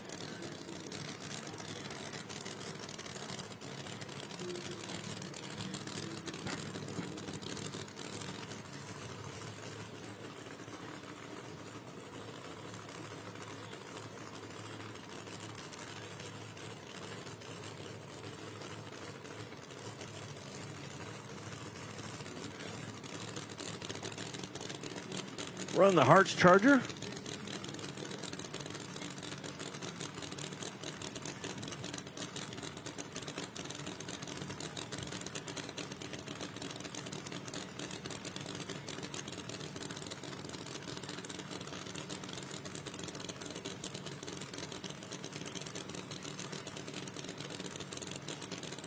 Pontiac Firebird. Did not know they made a current day body for that car. That's pretty cool.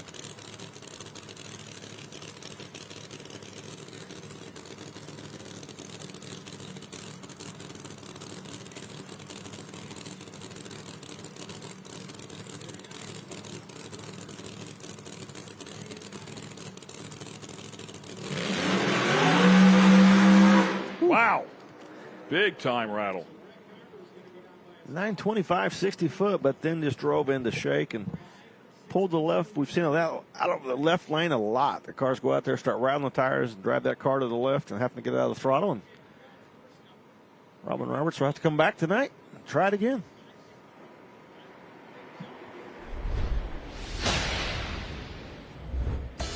Take another look. Right here you can see where it wheels up, chattering. It moved to the right. Chatters hard, move to the right, and then out of the throttle and bring it back to the left.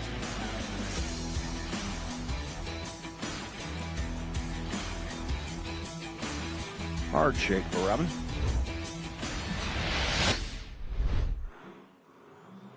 Mike DiDomenico. Next up in the left-hand lane. We saw Mike earlier last year. Got to the final round, and I think something broke and wasn't able to make the run. And really good-looking race car. Laid down some really good runs last year.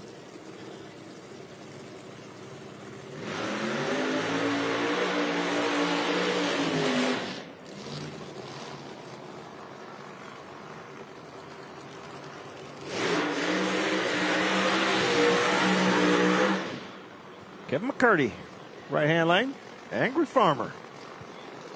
Mike DiDomenico making it to a couple of final rounds a year ago. Our season opener, Columbus, and also at West Salem.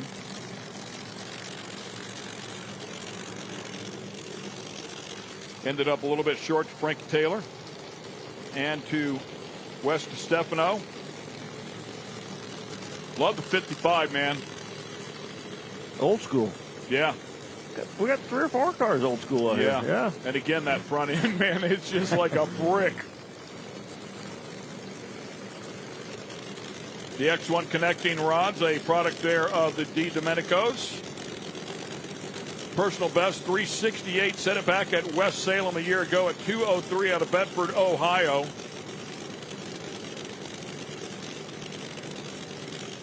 Has a number of NMCA mile per hour records. Competed in IHRA Pro Mod back in 2003. And Kevin McCurdy in that 55. One IHRA Pro Mod National Event win back in 2016, Budds Creek. teammate to Jason Lee. We saw Jason go down the track a little bit earlier. Angry Shine. The Polish of Excellence is the sponsor here for Kevin Curdy.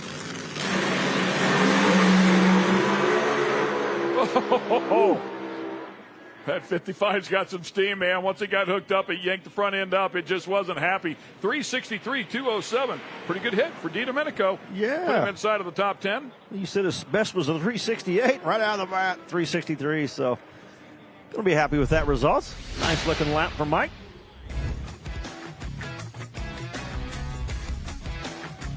Front end high. Whoa, boy, look at that thing. Pedal. That's what I'm saying, Yeah. man. It yanked the front end up. It rattled the tires, and then it yanked the front end up, and over to the center line he went. Yeah, probably picked the front end, probably slapped the throttle and was shaking and picked that front end up in the air and all over after that. He could have put a feeler gauge between him and that block right there. A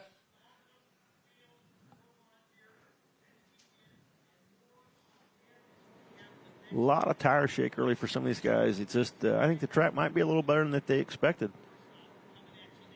We heard that throughout the entire course of the year. Had Bill up here from Montecalvo's team, and he said, we're really the only class that's sidestepping a clutch pedal out here. And he said the track is so good. It's just stuff that they have to get used to. He said, but it's consistently very good. So they're all finding that groove, that window, those changes, those adjustments that they need to make to get these cars happy. And we saw that a lot last year, where they would really struggle in the first round. And the first round here was pretty good today. Yeah, not so bad. they're getting used to what they're throwing down out here. And hats off to the track crew for being consistent with what they're doing, so that they can make those adjustments and get after it in the first session out of the box. I think that might wrap up Pro Mod. Looks like a Mountain Motor Pro Stock sitting back there. I see a hood scoop. So hood scoops mean Mountain Motor Pro Stock. And we got a lot of them.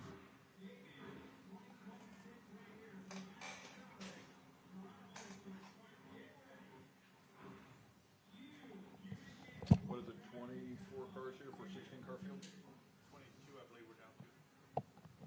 16-car field, right? 16 field.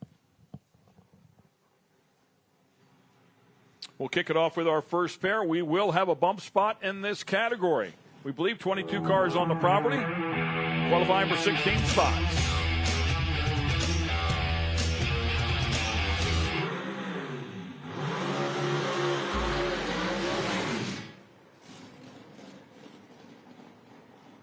They put on a show last fall. Last qualifying run, a lot of bumping going on. Guys getting in, guys getting bumped out. Really an outstanding show. Mountain Motor Pro Stock class is really taken back by the old IHRA. Now we got the new IHRA, and they all came back to support it, and it's really grown. Such huge car counts. It's going to be a great 26th season with the Mountain Motor Pro Stock cars. Yeah, it's just been a classic. It's been a backbone of the IHRA for the Mountain Motor Pro Stock category. They feel comfortable here. We love it that they're here. Looks like we'll kick it off here with a single and Al Davidowski out of Columbus, New Jersey. First event with us here. Sonny Power and Bickle Chassis. We know Chris Powers did really good with Sonny Leonard Power a year ago, so there should be plenty of steam under the hood.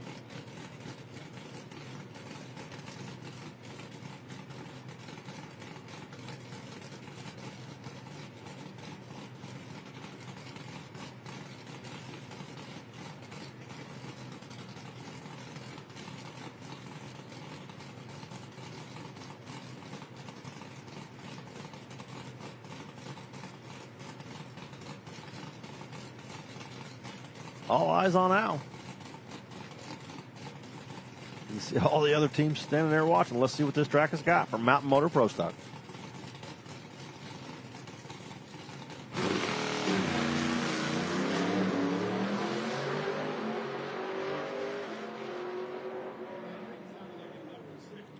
You tell me. It sounded like it wasn't in first gear, but I you know what? Just down on power. Really pulled the motor down. The track isn't that good. Just put it that way. Track's not that good. Just down on power and bogged the motor down and just never got up in the power range. And kept pulling lever, got it down there, and I mean, it's the first lap on the car. They did learn a little something. 5 different competitors making it to the final round a year ago. Chris Powers making it to all 5 final rounds. Had an incredibly good season. He won 3 of those 5. Jerry Tucker and some guy named John Monacawa were the other 2 winners from 2025.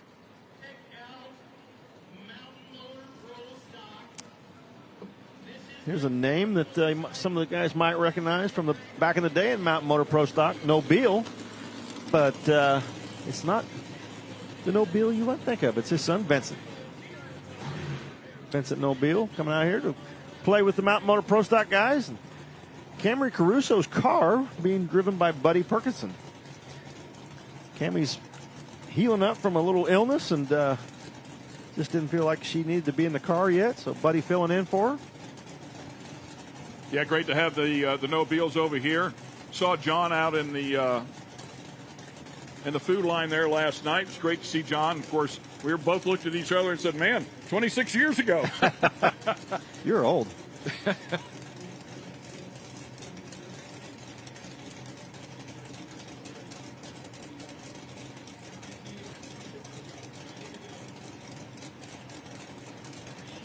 Vincent Nobile out of Comac, New York. That's out on the island.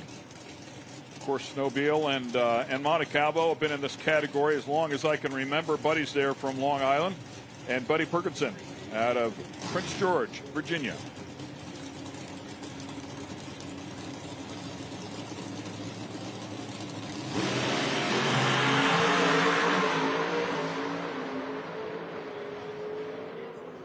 .408, 177 miles an hour, sub 1 second, 60-foot time for Perkinson. And Vincent Nobile gets one under his belt, 410. You know, last year we were seeing those numbers and went, wow, 408. And right here, first side-by-side pair of the year, already a 408 and a 410. So gives you an idea how good this class is going to be this season and how close the competition is going to be. When you have 22 or 23 cars here trying for 16 spots, that bump spot's going to get pretty low. This class got pretty excited, the players in it, as you were talking about before. I mean, Ferguson just went 177 miles an hour, and the record's 178.73. So these guys are making some steam. They're ready to go.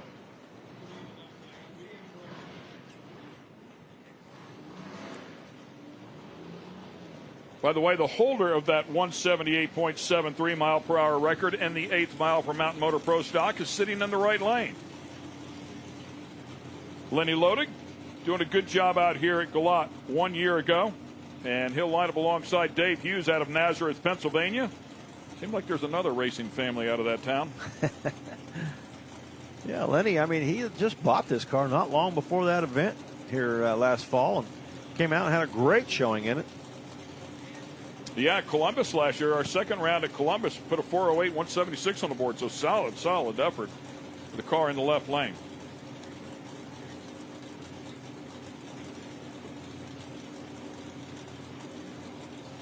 HRE Manifolds helping out Dave Hughes. 2025 Factory X World Champion sitting in the right lane. He was driving a Grumpy's Toy Tribute Camaro. Pretty cool.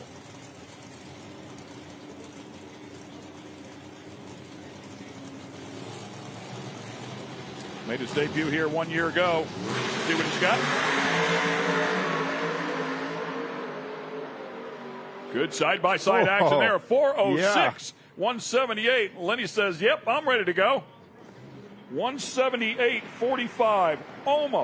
Almost to that record number that he set a year ago. Yeah, David Hughes, a 416 in the left-hand lane. And, I mean, nothing wrong with that run at all either. I mean, just 416 I mean, first one out of the box for these guys. When they come back tonight, they're going to be a handful. Oh, and that car sashayed around a little bit for Lenny. Yeah, Lenny, it wasn't a perfect run by any means. They have set the standard of what this is going to be for this season. It's going to be a hell of a class.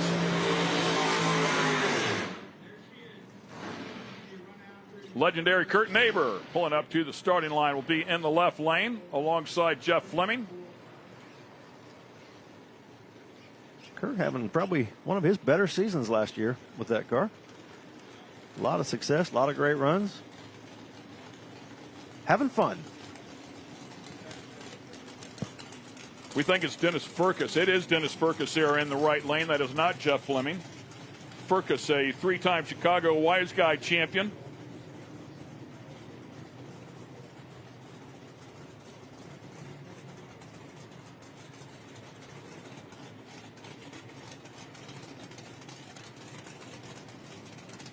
Was Kurt Neighbor just legendary, man. Has been doing this forever. IHRA Nationals at Dragway 42 back in 1971 through 75.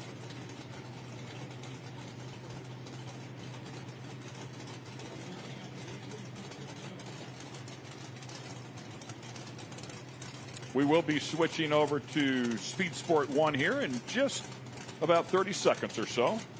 So feel free to join us there.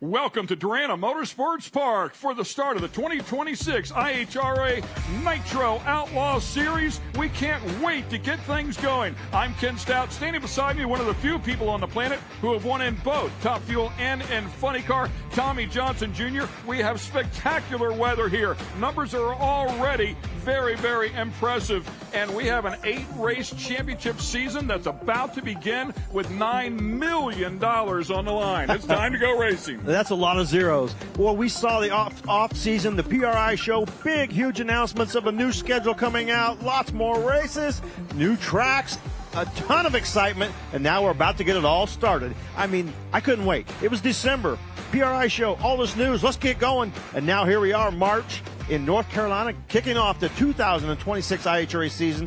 Tons of race cars here. Great crowd, great weather. What more could you ask for? Yeah, we're going to have some specialty events along the way throughout the season. We're also going to have some different classes that will mix in with us at some of our national events, and one of those will be the Bratz class. Yeah, the Bratz class is a new class. It's a 10.5 tire, one power adder. There's no ETs. You're not going to know what they're running. It's a draw to see who you race. They're thinking about having the crowd draw to see who races each other. So it's really going to be a neat, interesting class. Man. Yeah, it's old school. It's like the, kind of like the old street racing days. You come out here with not a lot of practice and just go, hey, you want to race? Let's go. Awesome. As usual, we have both of our Kristens with us here again this year. We look forward to the great reports, and we're going to kick it off right now with Kristen Banks. Thanks, guys. Tonight is bigger than just another race because this year a national championship is on the line. And I actually caught up with Callie Mills earlier, and she said when a title is within reach, the mindset shifts. You're not just chasing wins, but every single pass matters. You want to go rounds every single weekend. And Mike DiDomenico also echoed that intensity. Every pass matters. They both said it. Qualifying each round. There's not a lot of room for mistakes when you're chasing a championship. Now, he also mentioned the importance of racing for a sanctioning body that actually pays out. He said, no, it's not all about the money, but sometimes a trophy discredits all the hard work these drivers put into racing. So I'm excited to see how racing intensifies this year. Kristen Beat, what do you have in the staging lanes? Well, thanks so much, guys. You mentioned it. This is the season opener. The energy down here is palpable. You can taste it. Speaking with the drivers in the paddock, they all mentioned and repeated just how amazing it is that this season they will have the opportunity to race for a championship. Unlike last year's season opener, we were talking about one race showdowns. The intensity was hot, but you didn't have to have the consistency throughout the whole season. Totally different mindset this year. It's about consistency. It's about showing up every weekend and putting your best effort out there. I spoke with Jay Turner, one of our Nitro Harley riders. This year he has a 4-horse stable, and he said to win the championship, you're not only going to have to be consistent, but you're going to have to be dominant. So we'll see if they can get that done here this season, guys.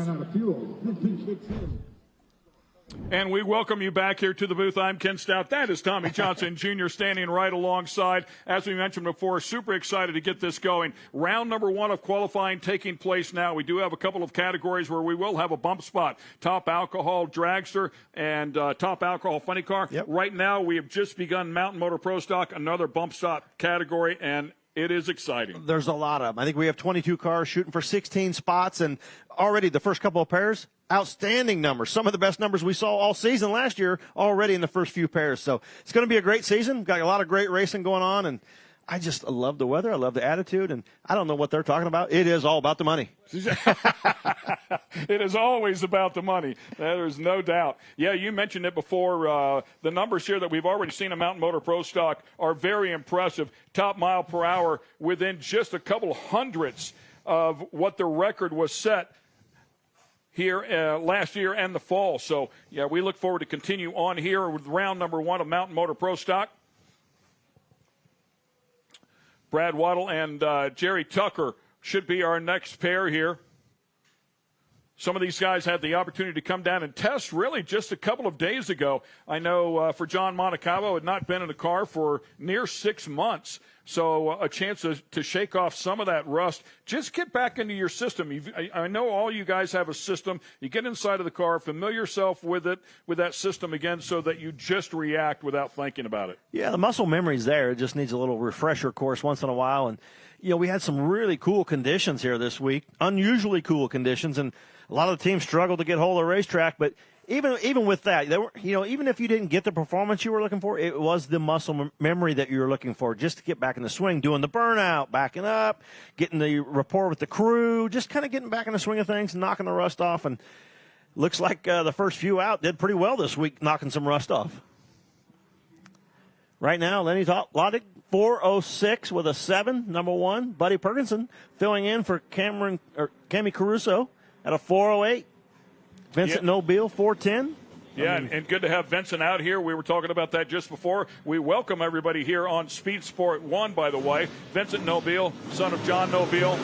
John, a longtime IHRA competitor going back some 25 years ago. So Vincent currently sitting in the number 3 spot. I'm looking at the speeds of the top 4, 178, 177, 176, 174. The record stands at 178.73, set by Lenny Lodick, who is currently number 1, as you were just talking about. So what we were referring to is it would take these guys to the second session or third session to run these kind of numbers basically into eliminations on Saturday. Now they're running these numbers in the first qualifying session. They're getting used to these tracks and how they are prepped. Great to have Elijah Morton out here. Didn't see Elijah last year. Wanted to get him out here. Just couldn't get everything back in the basket quick enough to get it done, but was looking forward to this year. Long-time competitor here and Mountain Motor Pro Stock. He'll line up alongside Kurt Steinbach. Yeah, last year's season for the IHRA came together late. A lot of guys had already made a schedule where they were racing at throughout the year and weren't able to make some events. So this year, fresh slate, everybody says we're going to race IHRA Mountain Motor Pro Stock, and they have all turned out. I've even heard rumors that looking at Richmond, Virginia in a few weeks, there's going to be more, almost 30, I hear. Kurt Steinbach out of St. Petersburg, Florida, a little bit south of my hometown of Clearwater. And Elijah Morton out of Jacksonville, North Carolina, competed in 91 national events from 2001 to 2009. I believe the only Larry Jeffers race cars pro stock chassis out here in the IHRA. So pretty cool there, as Larry Jeffers is also a sponsor in the pro modified category. We appreciate that support over there, and good to see him dabbling here. How long till we see a 3-second Mountain Motor Pro Stock pass?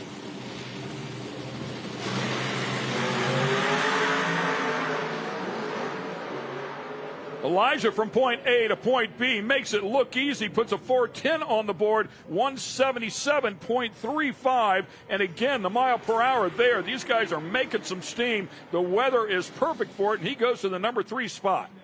Yeah, and one of the most impressive things about Mountain Motor Pro Stock is they all run really well. They're all running really well, but they all run really well so close together. I mean, a few thousands here and there. We saw last year, come on race day, if you weren't on the Christmas tree, you were going home. Oh, yeah, it really comes back to that in this category, and they all know it. Good look here. Brad's car looked like it really picked up the front end, was going off to the left a little bit. My guess is unloaded those rear tires, and he had to get out of the throttle a little bit before he would have wanted to.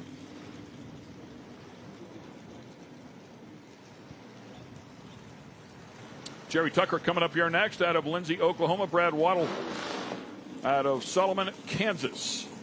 Jerry Tucker picking up the win, our very first race last year in Columbus, the Mountain Motor Pro Stock. Yeah, one of the 5 people to make it to a final round, and one of the 3 to grab a win.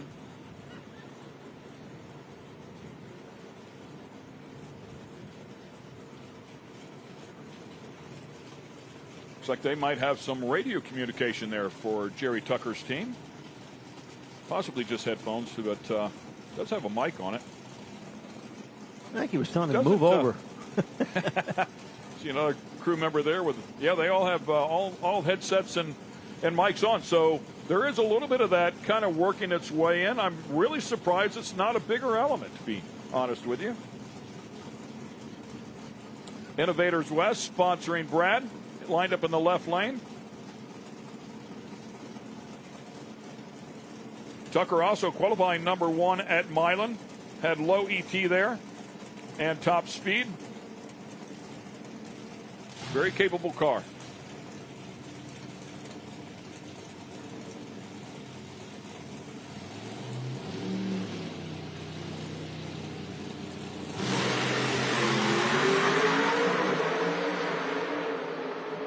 And that's what Mountain Motor Pro Stock is all about. I mean, locked up, side by side, 408 to a 410, 079 light, 066 light. I know qualifying is important. I know reaction times aren't important in qualifying, but these guys have to practice or qualify the way they're going to race, because you only get 2 hits at it, and everybody is so incredibly good. Yeah, like we said, the Christmas tree is going to play a big factor come race day. So right there on that run, Jerry Tucker, only thing he won on that run was the reaction time. Brad Waddle, 1 flat 60-foot, was ahead 60-foot, 330, and at the finish line. Waddle's 408 with a 7, 178.54. Oh, so close to the 178.73, which is the mile per hour standard in the category. Waddle goes to the number 3 slot with that 408.7, and Tucker ends up in the number 6 slot. Kurt Neighbor, unfortunately, having some issues here a little bit earlier on in the session. Currently, 12 cars qualified with a number, and a 16-car qualified field, and we should have plenty more than 16 here trying to take a spot. A couple guys that had a lot of success last season. Dwayne Rice had a number 1 qualifier. John Montecalvo, well, he always has success in Mountain Motor Pro Stock. We've got a great story here. Take a look at the car number for John Montecalvo. He is flying the number 1. Unfortunately for him, when he won the championship the next year, it was the class was not to be. He was never able to run the number 1. They asked him if he'd be interested in doing that here this year. He said 100% he would love to do that. Very cool. Man, I get goosebumps talking about that. It's just such a cool thing. It's so hard to earn. So it's great to see the number one showing on a lot the of side of Montecalvo's car. Showing a lot of respect to be able to, you didn't get the opportunity to put that number one on your car, and every racer out here wants to wear the number one. It was 2009. He won the IHRA Pro Stock World Championship, and 2010, it was not to be. He went off and won the championship in the ADRL. Dwayne Rice, a player in left lane. Here we go. Dwayne Rice showing up with a hot rod. He can get it done as well. Dwayne Rice, but the 410 on the board, a little quicker, 409 for John Montecalvo, 177.51. Yeah, Dwayne's car, you could see it just chatter to the tire just a little bit, come right out of it and kept going. Sub 1 second, 60-foot time. Right there, you see it rattle and keep on going. Yeah, Montecalvo's car a little lazy there in the first 6 foot for what those guys will want out of it. All right, let's go to Christian. Wharton, you said the goal was to go down. You kind of struggled in testing earlier this week, so how happy were you with that pass? Oh, my. Tuesday and Wednesday, we were out here, and it was bitter cold, and we needed 3 pair of socks and 2 pair of pants, and it was just cold, bitter cold, and we didn't look very good. We looked like we were lost and had gremlins, and we went right both times real bad and kissed the wall a little bit, but didn't hurt anything, nothing major, but just to get down, and I could pull second gear, and I felt third, and I felt fourth. I was pretty happy. Yeah, I was excited. Well, you did just what you needed to do that pass. That is Elijah Moore, ET of 4.1. 4.1, we'll get her done. Thank you, Christian. Thank you. Yeah, great first hit, and once again, great to have Elijah back out here, man. Just a great competitor, great ambassador for the sport, and certainly the class of Mountain Motor Pro Stock as we watch Chris Powers back up in the left lane. Sonny Leonard Power underneath the hood of that one. Jerry Haas chassis made it to all 5 final rounds last year, won 3 of those, went 4:05 here in the fall. 2-time Mountain Motor Pro Stock World Champ, 2019 4-wide winner, 2025 New England winner, Rookie of the Year 2017. I mean, he's a solid competitor, and he's going to line up alongside Jason Grima as well. And Jason. Yeah, mate. With nicknamed the Rat in the Cat by racing a Chevy 427 and a Jaguar. Yeah, I met Jason years ago down in Australia. He was the Australian Pro Stock champion, I think, in 2013 down there. And came to the U.S., wanted to race in the U.S., won some races in Comp Eliminator, and decided it was time to go a little quicker and faster, and was able to get this Mountain Motor Pro Stock car and come over and be part of the action. And I mean, everything he's raced so far, he's won in, so I don't expect anything less in this.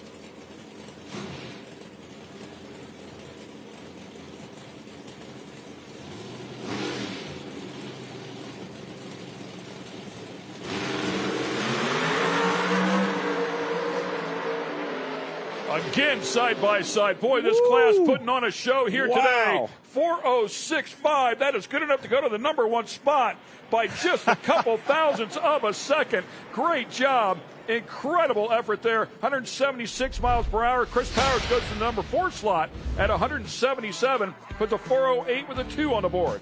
I feel sorry for Kristen at the top end because he is going to be out of his mind. He's only owned this car for a few weeks. I think he said he got the engine 8-10 days ago. And go to number 1 on the very first run. He is going to be ecstatic. Good stuff, man. Let's go up and talk to him. I'm up here with John Montecalvo. Now, John, I saw that number 1 on your car. You were given the honorary number 1. What did that mean to you? You know, it was very emotional when I got the phone call because I don't know if you know the backstory. We won the championship, and then the next year, the old IHRA discontinued our class. So we never really got to run the number 1, really never got to defend our championship. So when I got the call, it was really emotional for me. All these years later, to run that number 1, and I'm just very proud to have it on the car. Now, John, you have a chance to get another championship this year. Is that the goal? That is positively the goal. We want to keep that number 1 on the car. Well, thank you so much. That is John Montecalvo. Thank you, Kristen. Yeah, that's a big moment, man. It really is. Racing with my son, we won a championship, and the next year was COVID, and we never went back. We never got to put the number 1 on the car. I know exactly what it feels like, and it's disappointing. It's a bummer. Larry Pierce coming up here next out of Rockport, Texas. He'll line up alongside Jordan Enslin out of Lakeland, Florida. We watched Jordan last year come out towards the end of the season, the last 2 or 3 races, and really be competitive. I think he made it to the final round at one of the races. And just 2 of them, yeah. He went to Columbus and here. He showed up, and everybody's like, wow, who's this guy? Where's he come from? So, yeah, doing a really good job last season.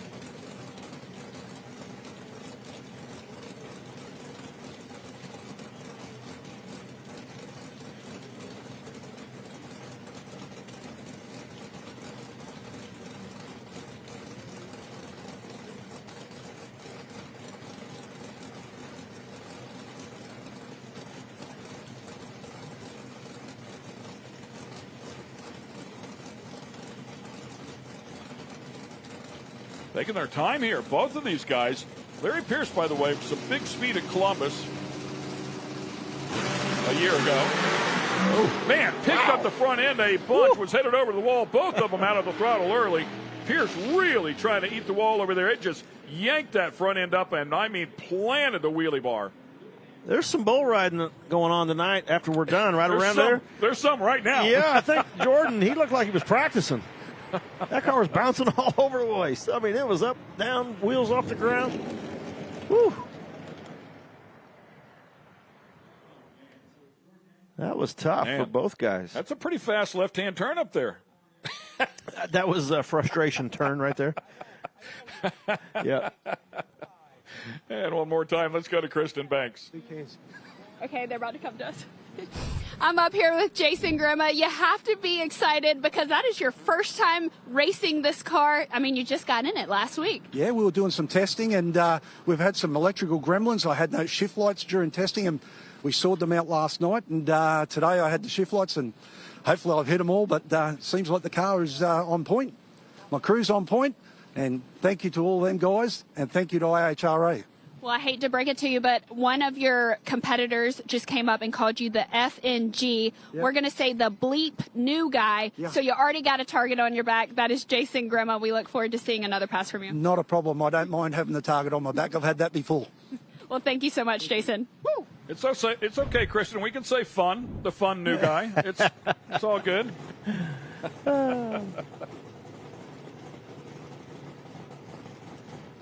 Great to have him here. Boy, what a great way to kick it off, with his team to make such a great run. Outstanding, right, with a brand new car, brand new team. It was interesting to watch all these really great runs early in the session, and now we've seen a couple come up and shake the tires really hard and out of the groove, and like, okay, everybody thought, wow, it's great out there. Did they tune it up too much, or did they just miss it? It'll be interesting to see how the next pair handle it. Matt Giangrande coming up here, lined up in the left lane, part of the Enoch Love Motorsports team. Enoch been around the game for a long, long time. Jerry Huffman lined up in the right lane out of Catawba, North Carolina. Number 1 qualifier going back to Columbus, won the initial event of 2025.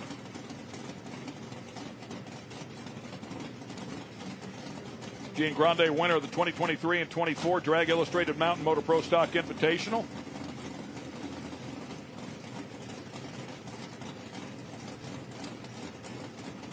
Making his national event debut here in IHRA Mountain Motor Pro Stock.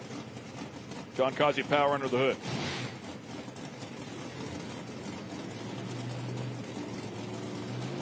Rick Jones chassis. Oh, another hard tire shake for Huffman. And Giangrande, 406.1, 178.24. Well, these guys making debuts are doing a pretty good job, aren't they? Yeah. Maybe I need to go get in the car. Yeah, nice solid run for Matt. 406.1. Huffman, hard shake right there. You look at the paddle marks in that track. Out of the throttle, but left-hand lane going to number 1. Wow. 406.1. We're just a little over 300 from a record. Jordan Insolin, you probably shook more than you wanted to that round. How do you prevent that from happening next pass? Well, we got to look at the data. I mean, from November to now, I just took weather and track conditions into a factor, did all the math that I thought was right, even went up there a little bit light, and apparently it was way too much. So I got to go look at the data. We'll probably take a little bit of ratio out for tonight and slip it on down and hopefully get qualified. There's a lot of heavy hitters here, and if we don't qualify, we can't win a championship. That is so true. That is Jordan Enslin. We're going to go to the staging lanes and check out what Kristen Beat has down there. Thank you, dear.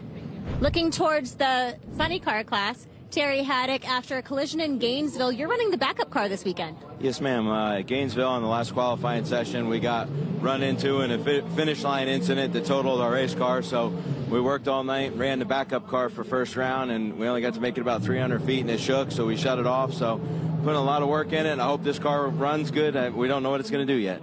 Are you confident in your program enough to go out there and make a strong run in your debut?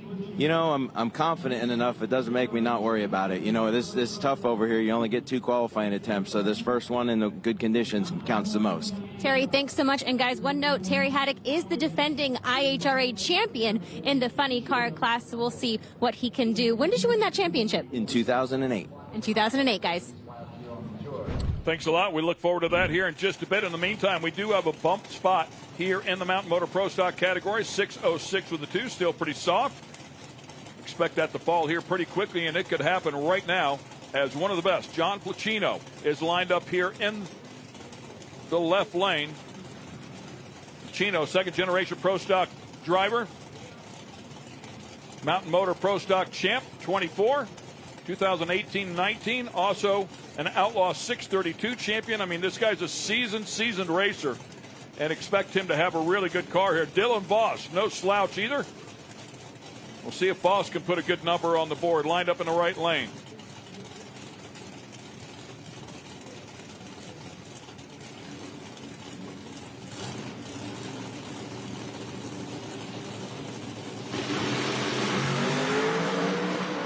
Problems for Pacino off the bat, and sounded like it pulled Voss's car down pretty hard at the hit.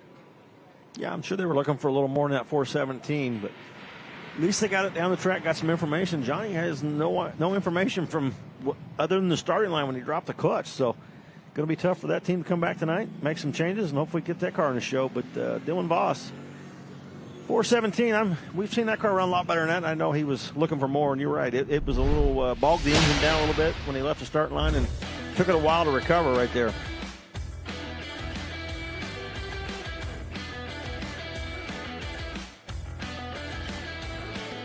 See it chatter to the tires, move out of the groove, and had to bring it back. Nice job by Dylan to get it back into the groove. I'm standing up here with Maddie G. Now, you're the 2024 Mountain Motor Pro Stock Invitational champion, and you're at the top of the board. You know how to make it count when it counts. What went right in that pass? Well, just a lot of hard work. That's what really paid off here. We got Ram clutches behind us and Kazi Racing Engines. The entire team there has found us some additional horsepower this year, and evidently it showed on that run. So, Pat, we all made a great call there. My team's been working so hard, and I'm glad we can reward them with a decent run there. There are a lot of good cars behind us, so we'll enjoy it while we can. Well, congratulations. That is Matty G. We'll see him later. Thank you. Common theme here. There's a lot of good cars behind us. Yeah, I think everybody's worried. I mean, like we said, 16 spots and 22 cars. It's going to be some guys disappointed going home, and you don't want to be one of them. Yeah, the bump getting tighter here. 480 now, as David Owski will sit in the number 16 spot.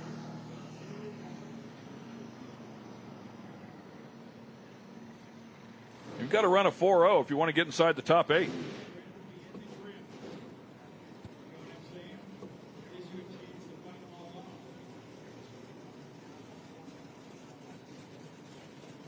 First qualifying session here for Mountain Motor Pro Stock of the first event of the 2026 season. 8 events in total, $9 million in payout. We'll also have a Triple Crown. We'll talk more about that over the course of the weekend. They can win all 3 of those. There's a big payout for the categories that'll be competing. Different classes will be mixed in along the way. As we talked about, the Brats class is here now. We'll see Top Fuel Motorcycle at certain events along the way. The Spider-Man will be out here doing what he does. It'll be a lot of fun. Well, Alan Drinkwater came here last year at the last event of the season here in Galat and was the PDRA champion last year. We're expecting big things, and He struggled so hard. He I did. mean, there was everything that could go wrong did. And It was like Ryan Hill and Fuel Yeah, it was Altered. just I like, mean, wow. They had it down so good. And, here, really good here. yeah, he And just couldn't really find the struggled. magic. So I know he's wanting to come back and Redeem himself. redeem himself a little bit. And he can. Yeah, definitely know he can. So. Yeah, never made a run. He'll line up alongside Darrell Stewart. His IHRA Pro Stock National Event debut.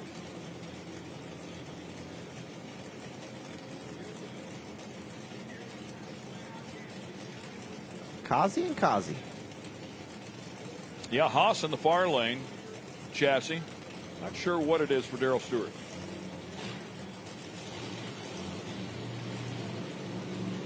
Bickle car. That looks a lot better for Alan. I would say that's a lot better. That's what he's after. Hello to a #1 qualifier and just 100th of a second off the ET record. Incredible. He will capture the mile-per-hour record at 179.30. 404 with a 4. Alan Drinkwater goes to the #1 slot. Whatever those problems were last November, they fixed them. They're over that. Yeah, right out of the box, right to the top. 404. Nothing wrong with that run at all. Great recovery for Alan Drinkwater and his team. Dylan Voss, now your car's looking extra sparkly. I think it's because it's brand new. What's your goal for a pass when you're taking that thing down the track for the first time? Well, we tested a little bit in South Florida. Actually broke a brand new drive shaft, so testing, we didn't get as many runs in as we did. So that was the first time taking it to the big end under power. Went a 17, which is slow for what we need. We need to be, 407 would have been a really, really good one, but we were just trying to get the laundry out under power. So we accomplished our goal for there. Now we can kind of step on it a little bit. So you think it has some more in it? For sure. I think we should be able to go 06, 07 tonight. No problem. Well, thank you so much. That's Dylan Voss. Thank you, guys.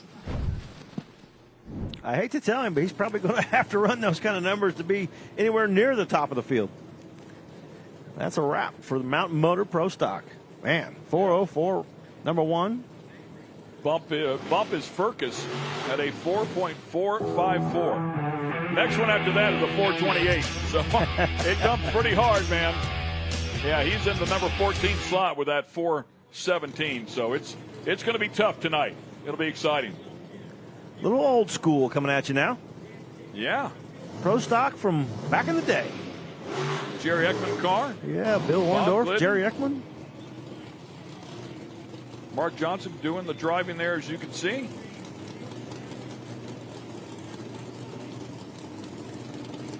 Jeff Riddisill in the left-hand lane, the Ekman car.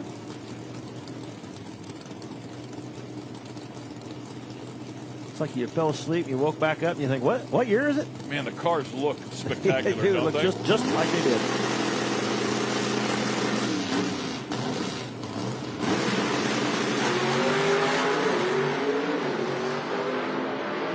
Rolled in a little bit deep, had presence of mind to get out of the throttle and then back on it. Pretty calm out there. Pretty impressive. Out having a good time.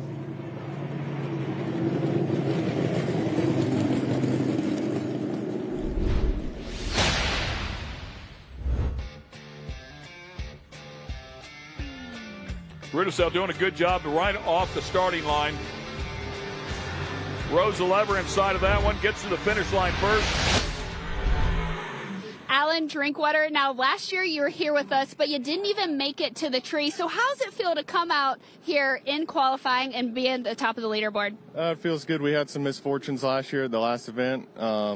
We just kind of regrouped, put our heads together. We wanted to come out here and make a nice solid run. It was good enough to take the pole, so I'm not going to get too excited yet. We're going to see if it'll stick for the next run, see if we can't lower it anymore. Well, congratulations on a great run. That is Alan Drinkwater. Thank you. Good job, man. Yeah, he had a great run. As we take a look at Terry Adams in the Frank Iaconio car. And we saw Rick Jones out there a bit earlier, and there was a Rick Jones and RJ race car. That's pretty cool. Yeah, I'm like, I don't see him now. Did he get in that thing? There he is, standing behind it. Right there. Coming up to check the wheelie bar. He is. I know exactly where these things should be.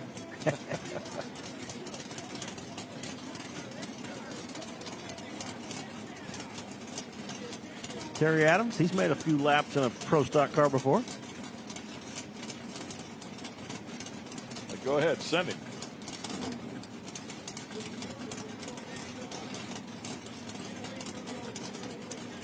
Ricky Jones says behind the wheel in that car. That's cool.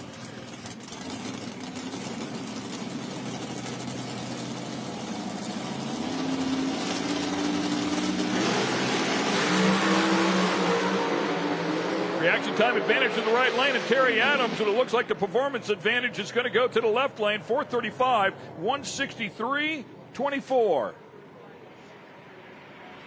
435 to 465. I'm sorry, 446 with a 5. Cool to see these old school cars running.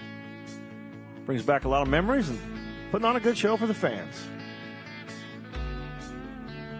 You were probably in the staging lanes. Yeah, probably a few years I was, yeah. Almost went pro stock racing there at a point in time. I hear that sound. That sound. Sounds like Nitro Harley. Harley Davidson engine on Nitro.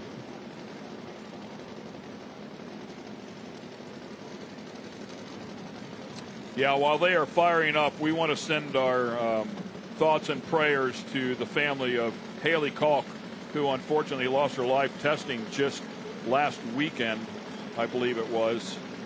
Someone near and dear to this category. She was a real talent that raced these things and gone too soon.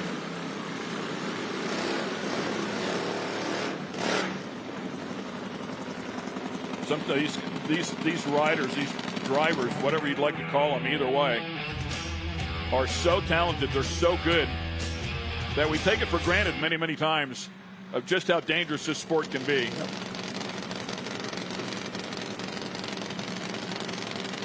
Chris Smith and Rebel Glover coming up here next. Chris Smith, an incredible talent.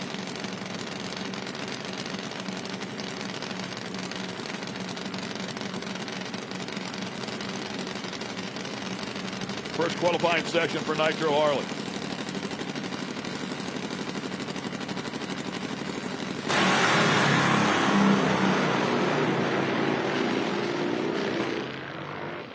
Way over by the wall. I was leaning for him. For Glover, yeah, you were almost. I was leaning in my chair. You're on my lap over here, leaning left. Doing a good job keeping it off that wall, getting it stopped, and 422 for Glover to 180. Chris Smith having some issues right off the starting line. Yeah, the former 2018 champ struggling there in the left lane, just never got it up on the tire to go. And this one headed off to the right early on.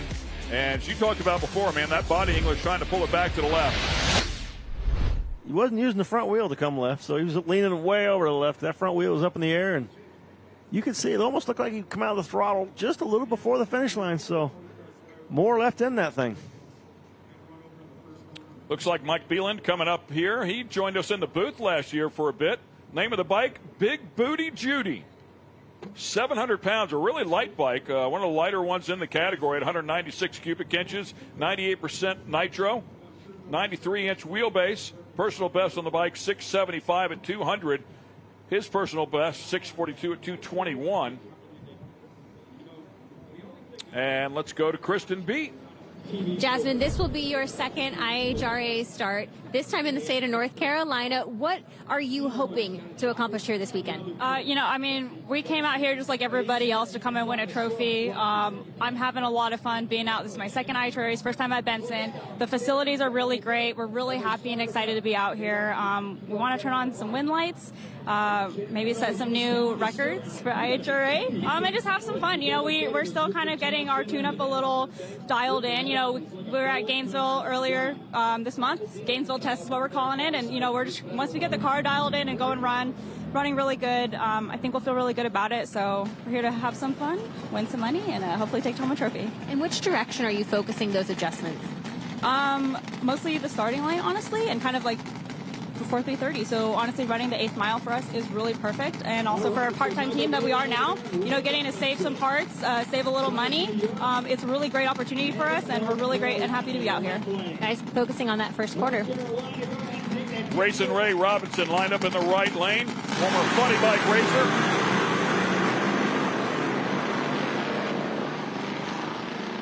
Thielen struggling, but stays in the throttle. I'm guessing to gather some data. Owner of A1 Cycles, celebrating their 30th year in business. Racing Ray will be the first one across the stripe.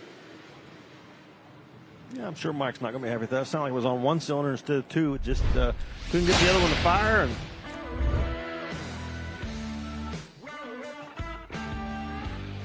guys have been thrashing hard, working hard, trying to get these things ready, and they can be finicky. makes a new meaning to dropping a cylinder because you only have two. Yeah. Yeah, it's 50% of your horsepower gone.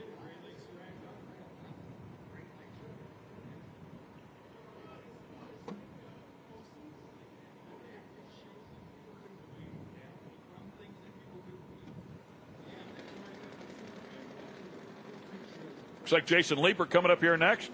Racing for 7-8 years, somewhere in that general area. Previously ran a Pro Fuel bike with the IHRA and funny bike with the AMRA. Pretty sure he just got his Top Fuel license at the end of last year, a couple of weeks before we were here in the fall.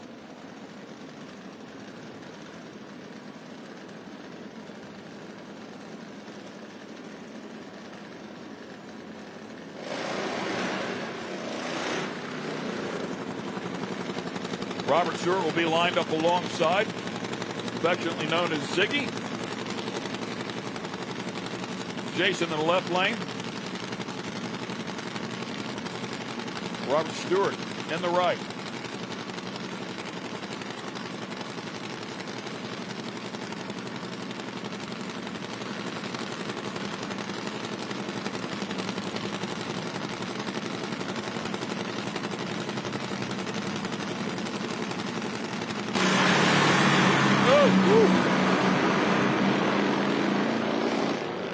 Boy, Leeper riding that thing front end up. I mean, just getting it done. Set back on the wheelie bar.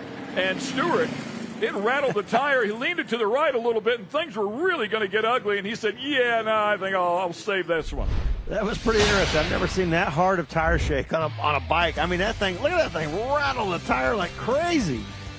I even wonder what that feels like. Like tire shake laying down on that thing. Oh, my goodness. Wow. Would you climb on it and give it a shot so you could feel something like that? Yeah, sure, no. Let's go to the top. Rebel Glover, ET of 4.22. Were you happy with that pass? Very happy. We wanted to run a 20. First time I've ever been on the bike. Hadn't rode in a year, so all learning the new program. So we wanted a 20 to go from there, and we got a 22, so I'm pretty happy. Haven't rode in over a year. What does it take to just jump on one of those Harleys? Just got to be able to hit the throttle. That's all it takes. That's Rebel Glover. We look forward to seeing you later on. Thank you. He probably had a different answer and thought better of it. That's exactly what I was saying. He wanted to say what he really wanted to say, but he didn't say what he really wanted to say. And I agree with him. Yeah, 100%. He was right. His first thought was right. Buddy Johnson and JT coming up here next.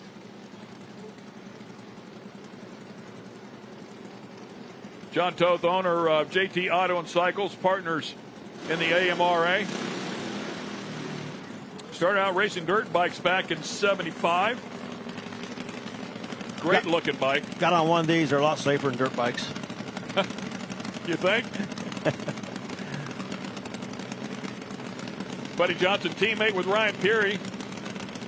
Lagatha, the same the name of the bike. Same bike that won multiple championships in the hands of Jay Turner and Ty Tharp. Lined up in the left lane.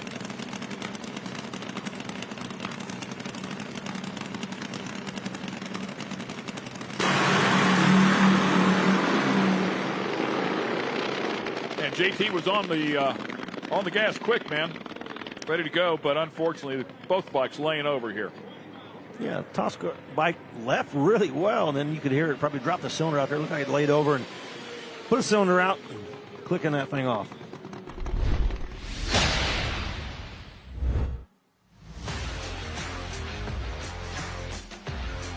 looks good so far, and then, laying that thing way over. Yeah, and that's taking footprint off that tire, as you can see. I mean, it's just a sketchy deal when you have to do that, as hard as he was trying to do it. 6 different competitors making it to the final rounds last year out of a possible 10. Jay Turner going to 4 of the 5 possible final rounds.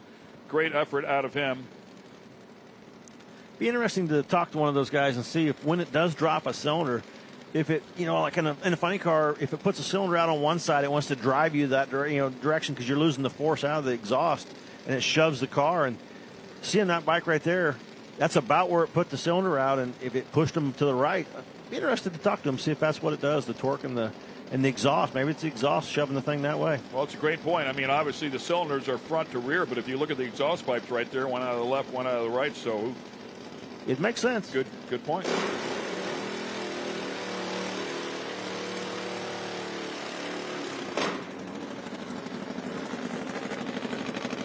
Ryan Peary will be coming up here. He went to 2 final rounds 1 year ago. One of those here at Galat. He ended up setting the ET record at 4:08.8 right here last fall. Chris Smith at 1:87.52 set the mile per hour record. We saw him a little bit earlier. Peary, a tough player here in this category. When he gets on, he's a tough guy to beat. 2025 AMRA champ. And he is riding it, man. That's how you get it done. 2,282 miles an hour. More importantly, the body English. That thing started off to the left. He brought it back in the groove, got center on the bike. Another small adjustment from his body to get that thing across the stripe. What a great looking pass. Yeah, that's called being one with your bike right there. Look at that. Rattled the tire just a little bit. Back to center, little left, little right. That's how you drive them with the front wheel there. That's how you drive one. Yeah. Yeah, he's not just along for the ride.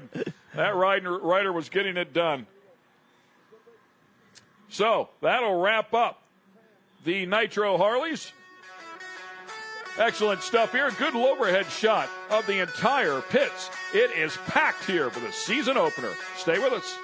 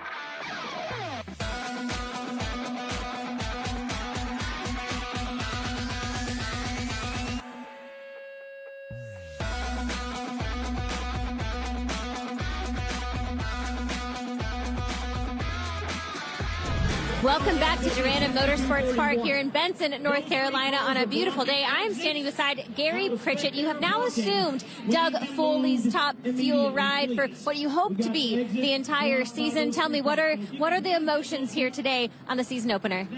We're very excited to be a part of this IHRA drag racing series, and especially at this racetrack. It's a premier facility. Got a call, got married in February, got a call a week later to drive this car with Doug, and it's just been a great thing for all of us, and very excited to be a part of it and this crew. We're just trying to all mesh in together, and this is our first race of the year, and we're just kind of take it one run at a time. Very excited to have United Garage Doors on the car, as well as Insinger Performance and Coble Enterprises, and we'll see what happens. Gary, this is your first start at this track, at this drag strip. Earlier in the day, a lot of the drivers were pleasantly surprised with how good the track felt. What has your team and crew been telling you, and in which direction are you taking the race car because of those conditions? At a place like this, the track's real smooth. It's got a really good grip, and we call it like Disneyland conditions. So we'll do our best to try and make it go A to B. Disneyland conditions, I like that. Now, this season in the IHRA, there is a chance that you could take home a championship. That is so meaningful when you look at the history of this sport. What would it mean to you? It would mean a lifelong dream would come true. I mean, that's what everybody ever wants to do, win a championship. But to win those championships, you got to take it one race at a time. One race at a time. Guys, more racing when we come back to Darana Motorsports Park.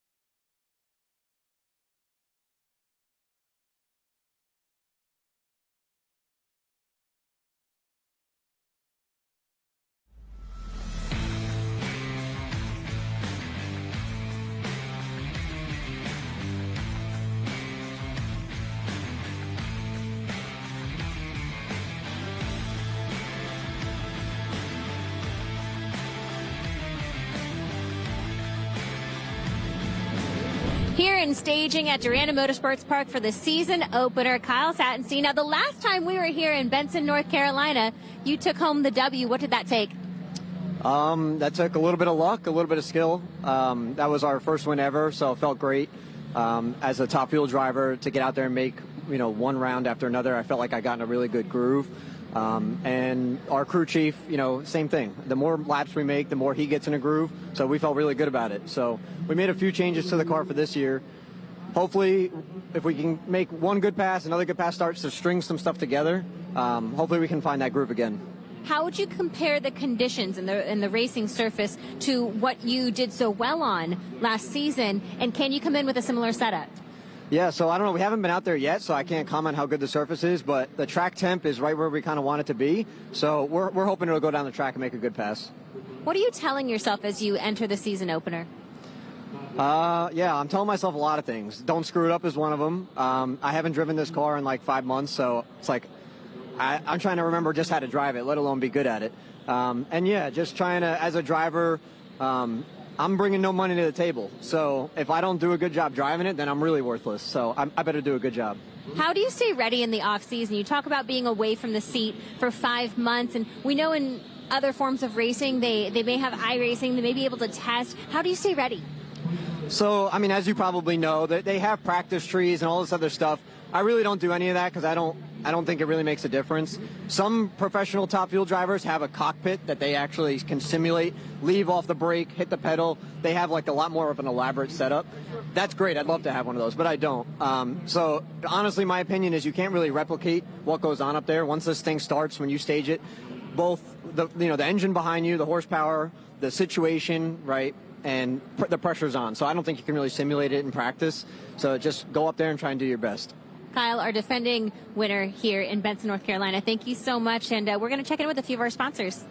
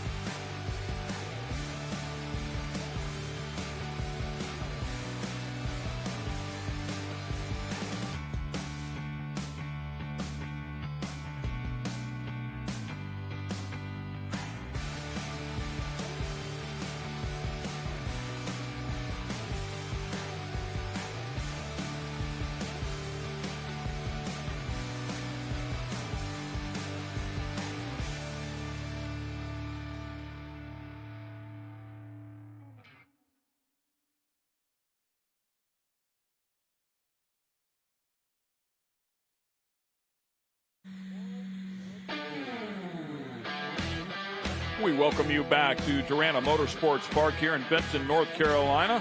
Galat Motorsports Park as well, as it's referred to from time to time. You're watching the IHRA Outlaw Nitro Series, the start of the 2026 season. Qualifying session number 1 is just about in the books. We still have a couple of categories that you're pretty familiar with there, DJ. The loud and fast ones, the fuel cars, funny car, and top fuel dragster. Getting ready to make some noise and put on a show for the fans, and looking forward to it. Yeah, funny car should be coming up here next. Last year, Del Worsham was a constant in the final round for funny car. through 5 events. He made it to all 5 final rounds and picked up 3 wins along the way. Mike McIntyre grabbed 1. Dan Hicks grabbed 1. Talking with Dale yesterday, and he said last race of the year, they gave it to him at this one.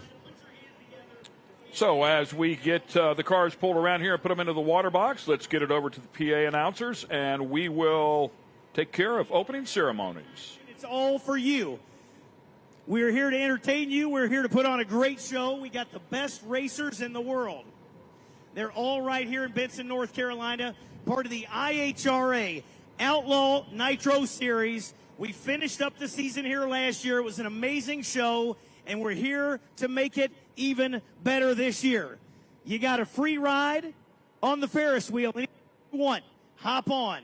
We got great food. We got great entertainment. We got the best racers, the best crew, the best safety folks, and the best fans here in North Carolina. So thank you, everybody, for coming here.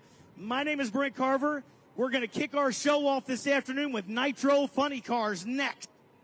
I want to thank Lee Martin, the president of the IHRA. I want to thank Doug Foley Jr. He is our COO of drag racing. I particularly want to thank a huge thank you to Daryl Cuddle and Darana Motorsports for putting together this new rebirth of the IHRA Outlaw Nitro Series. So thank you. Appreciate each and every one of you for being here. We're going to take a few minutes. These are the most important minutes of the weekend, in my opinion. The first thing I want to do, I want you to notice that the flag is in half-mast. We've had tragedy around our country, and we're going to take a moment of silence for that. After that, we'll have our invocation, and then we're going to have our national anthem, and then it will be time to burn some nitromethane. Everybody ready? Yes. All right. So, folks, let's take this time. We live in the greatest country in the world, and there's a lot of sacrifice that goes along with providing us the opportunity to be here, to be in a free country, to be able to enjoy this weekend, enjoy these motorsports, enjoy fellowship with all of our people here in a great country. We had some servicemen get killed in a tragic accident, and we want to honor them. You'll notice the flag is at half-mast in honor of our fallen veterans. I'm going to read their names. I want us to have a moment of silence. We'll read their names, then we'll have our invocation. The other person that I want to mention in our moment of silence, I want to mention Robert Kenton in this moment of silence. Robert was with the IHRA for over 40 years. He passed away right after our event here back in October. So he's a huge part of the IHRA, will be missed forever. So we want to add him as well to this moment of silence. So folks, listen to the names. Moment of silence for these folks. Major John Clinner. Captain Ariana Savino. Tech Sergeant Ashley Pruitt. Captain Seth Koval. Captain Curtis Angst.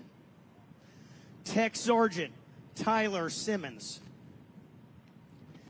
These folks died in service to our country. We want to honor them with a moment of silence, please.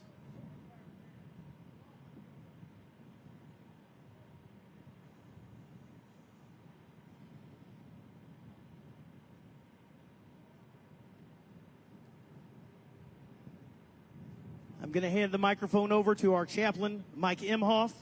Let's keep our heads bowed as he leads us in our invocation. Father, we do take this time, and we ask your mercy and your kindness to cover the families of these men and women who died in the service of our country. For, Father, we know that without brave men and women like this, we could not enjoy this sport. And, Father, we just take this time to ask a blessing over the men and women in the service today of our country. We thank you, Father, for the safety staff that works here on the track to keep the racers safe. We thank you for the individual sheriff's departments and EMTs across this country, Father, that care for us every day that we don't even know about. We bless them, Father. Father, we pray for your safety over our racers today as we continue, that your angels would be in charge over this track, that this would be a safe day of racing. Father, for our staff, for the racers, for our spectators. We thank you, Father, that we live in the greatest nation in the world, and we don't take that for granted. And we bless you, Father, in that matchly mighty name of Jesus. And everybody said, amen. Amen, Mike. I tell you what, folks, one more thing. We always do it. It's one of the most important things of our weekend. We've got our whole crew here. We want you all on your feet. Please remove your hats if you are able, because we are going to join Miss Kaya Braxton, local young lady here. Actually, she says join her at the cafe, right? We love to get our local folks involved, and she is going to perform our United States national anthem. Here you go, Kaya. Oh, say, can you see by the dawn's early light what so proudly we hailed at the twilight's last gleaming, whose broad stripes and bright stars through the perilous fight o'er the ramparts we watched were so gallantly streaming, and the rocket's red glare, the bombs bursting in air, gave proof through the night that our flag was still there. Oh, say does that star-spangled banner yet wave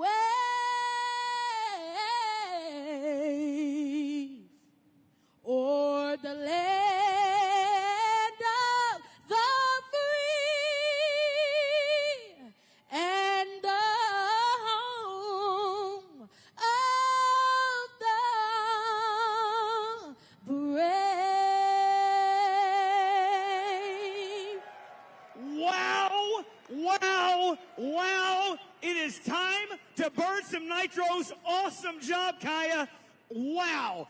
Folks, it's time to check those ears, because Nitro Funny Car is sitting in the water box. Watch your eyes, hold the ears. Nitro getting ready to come to life. Back to the tower with Alan Reinhart. And opening ceremonies complete here. We welcome you to Speed Sport. We have some great drag racing coming your way. Of course, qualifying will continue. A quick shout out to Kaya Braxton. What a phenomenal rendition of the national anthem. That was awesome. We also want to dedicate just a moment to our good friend Barney Kinsey, as he was known to our IHRA TV subscribers, passed away March 13th here just a few days ago. Barney was a devoted drag racing fan and supporter, and his selfless devotion to drag racing and racers was absolutely legendary. He'll be deeply missed. And we also want to show some love out, throw some love out to Haley Kalk. Unfortunately, we lost Haley just a few days ago in a testing session. So we'll be deeply missed as well by the racing community. They fired up the funny cars. It is time to make some noise here.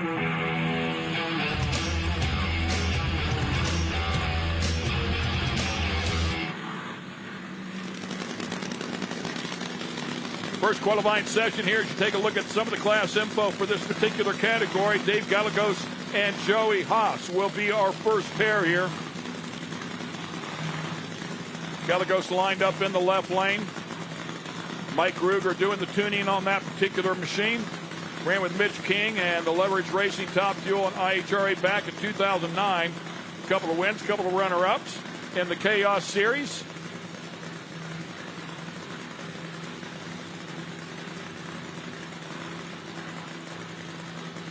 We saw Dave out a few times last year and struggled, had some issues, and went home and said he was going to regroup and be back out here, and here he is. And Joey Haas in the other lane. Joey's car always runs good when he comes out. Those guys do a great job. Won several Chaos races, and just a solid car. Always consistent, always going down the racetrack, and that's what it's going to take. That angry Nitro Clown lined up in the left lane.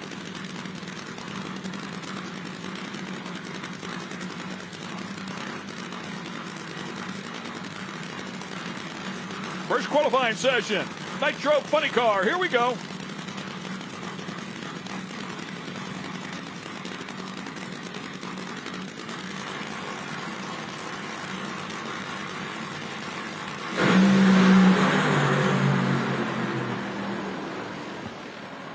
Thunders down through there. Wasn't completely happy. 392 will be the first numbers on the board at 191 for Joey Haas. I was leaning in my chair for the bike, and I was getting under the table for that one because I thought it was getting ready to blow up. I mean, it was holes out and sounded ugly, and Joey stayed with it longer than I would have. 392 for Joey, and Dave, man, he hit the throttle, and it didn't go anywhere. Well, you can see some fluid on the starting line, and that tells a big story right there. Got a little fluid on there. He hits the throttle and jumps off the ground, spins the tires, and doesn't go anywhere out of the throttle. And Joey, you can see the cylinder out on the left side. Driving that car, it's got a cylinder on the right side, and whew, not pretty, but thankfully it made it down there before it let go. A few particles falling out of the ceiling here. What they call them, knocking the dust off? Man. Luckily, I'm hoping that's fuel coming out of there on yeah, it didn't seem to go any further down. I know they went down to look, but I don't see any other fluid. I was thinking the same thing, that it was possibly fluid.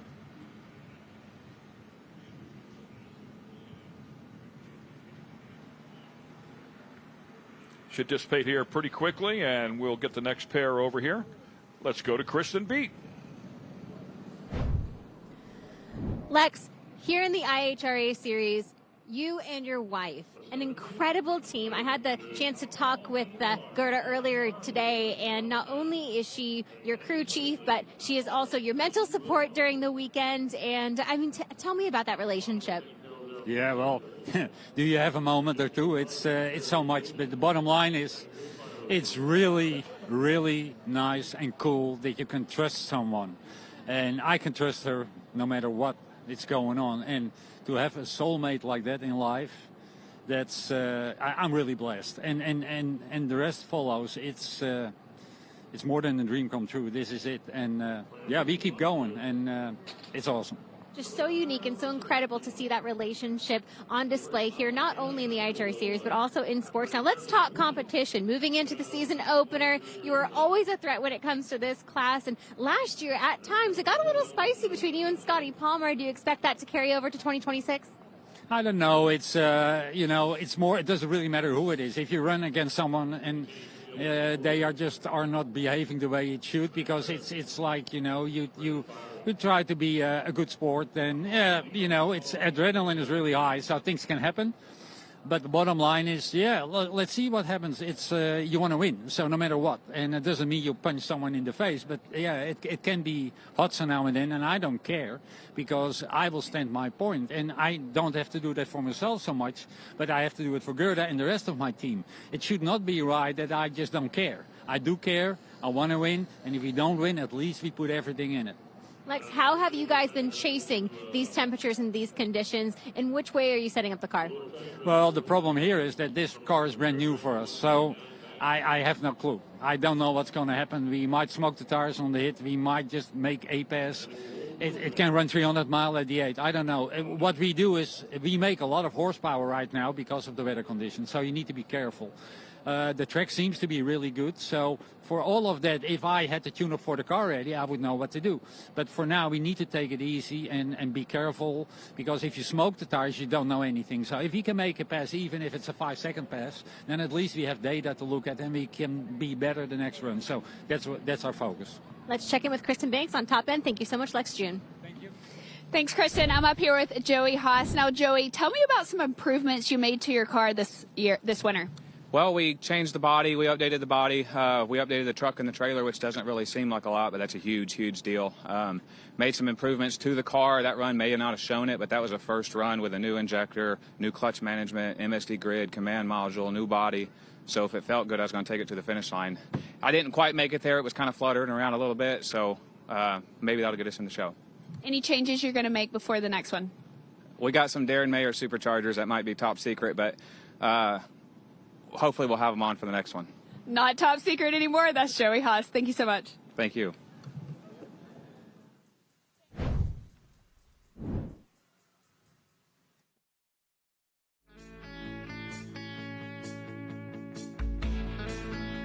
A good look at the starting line here. A few of the crew chiefs out there taking care of that. They're going to grind that thing in just a moment and get it, make sure it's perfect and ready to go. We're going to take a quick break here. We'll be right back with more qualifying action at Darana Motorsports Park.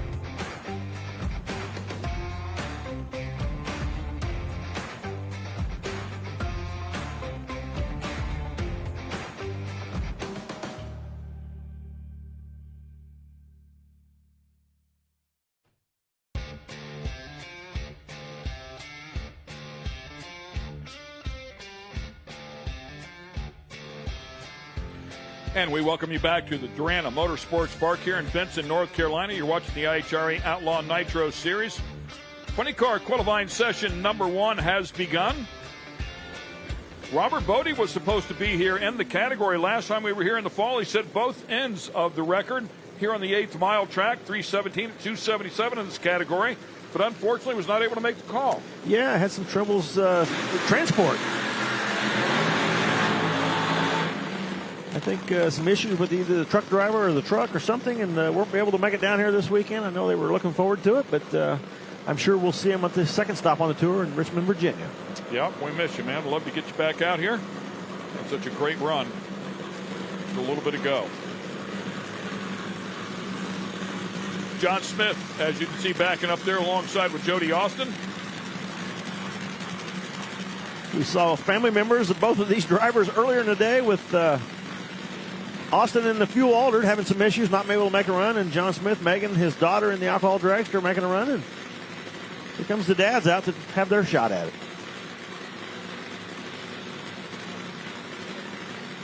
John Smith driving his dad's Paul's funny car.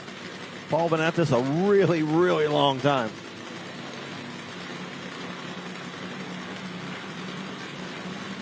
Crew chief for Jody is Cody. I bet you Cody's crew chief is Jody. Yeah. Cody is the son. 3-time Outlaw Fuel champ for Jody Austin. 2-time World Fuel Altered Nationals champ. Looking to put one together here, first session in qualifying.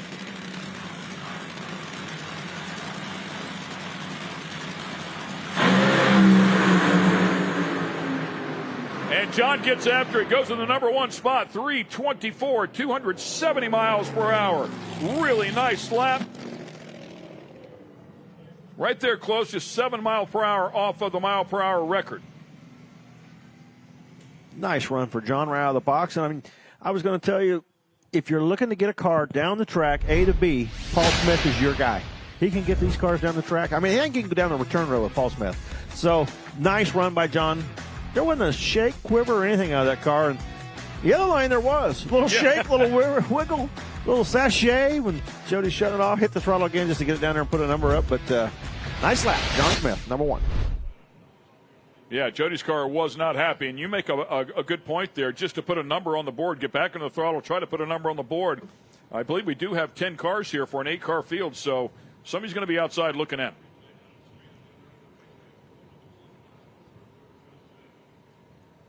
Looks like a quick little cleanup here at the starting line. Not uncommon. Walk out a little bit further, about 100 foot or so, and look around. Make sure everything's okay. Going to give it a quick drag, it looks like, with the tractors, but just a little bit of fluid out of Jody's car. I'm not sure. Doesn't seem to be too major. I can just see a little bit on the racetrack, and they're going to give it a quick drag. If Terry Haddock coming up here on our next fair. Yeah, they are going to give it a quick drag.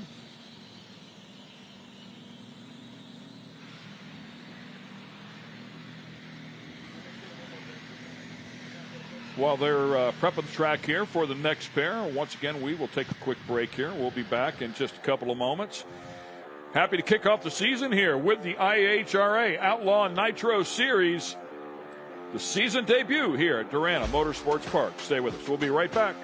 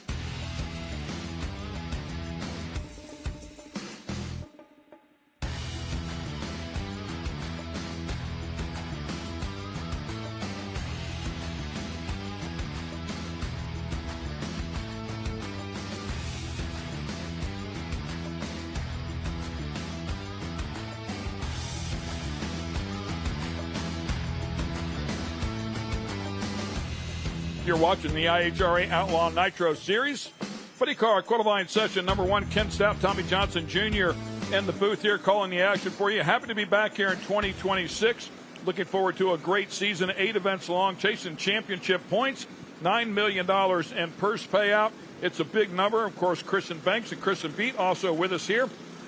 We look forward to this as we continue on here in qualifying session number 1 for Funny Car.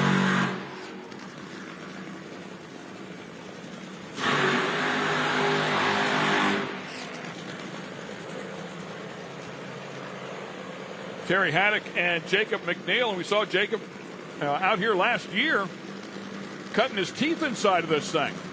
Yeah, it was his first event driving a Nitro Funny Car. He got his license earlier in the week, and they towed all the way back, I think, from Vegas back to here and put Jacob in the car, and he did a decent job, jumping in the car and Jeff Deal's equipment. And they worked out a deal this year that Jacob run for the IHRA races for the season championship, and I think might see Jeff in that thing for the Triple Crown.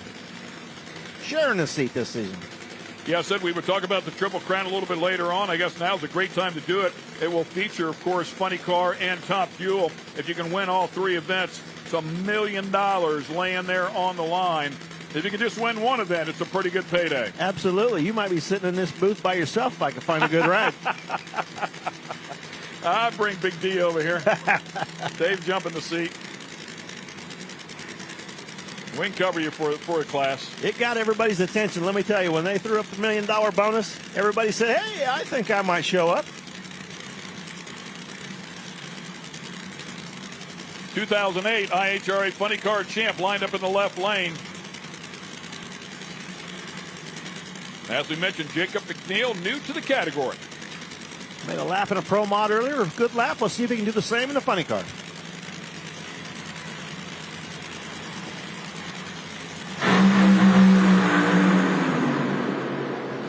Side by side as they sail them down through there. Excellent job for both. 329 with a 9, 325 with a 3. What a great race. That was a really cool, interesting graphic there with the incremental times. You could see where one of the cars was quicker early, one of them was quicker later, and only run just a few hundredths of a second apart at the finish line. See Jacob on the starting line getting the reaction time advantage, but Terry Haddock in those huge, bright orange flames. I mean, we always see his car doing. Man, nice, solid side-by-side run. I'm up here with John Smith. Now, last year you got a 325 here, and you're the second fastest qualifier. Today you just put down a 324. You think it can keep you up at the top? Hopefully it'll be in the top 2. That's what we're shooting for, number 1 always. But I think Dell's back there. A couple other guys could maybe run lower than a 24. But hey, we're out here just competing with the family and Paul, my dad, Rhonda, Megan, and everybody out here. Thanks IHRA. They're putting together a great program, and we appreciate everybody following us. Well, congratulations, John, on a great first pass. Hey, thank you very much. Awesome. Thank you. Great to see the Funny Car category come out here, and I mean, tight field already. 24, a 25, a 29. That's good.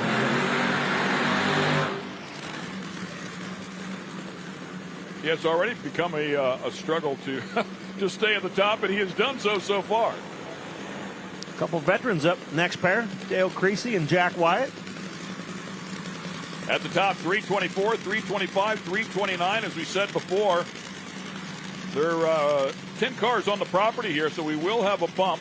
This pair will give us a full 8-car field.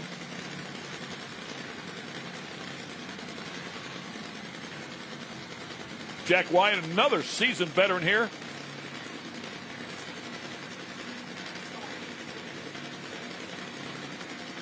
Was actually a crew member for former IHRA champ Doug Herbert back in 1992. 2-time runner-up in Nitro Funny Car. 5-time national champion, Sportsman of the Year. He'll line up alongside Dale Creasy Jr. And, of course, Dale, a seasoned veteran over here with the IHRA and former champ. Dale's car is always really aggressive early. I mean, if he can hook this thing up, that number 1 spot's not safe at all. No, not at all.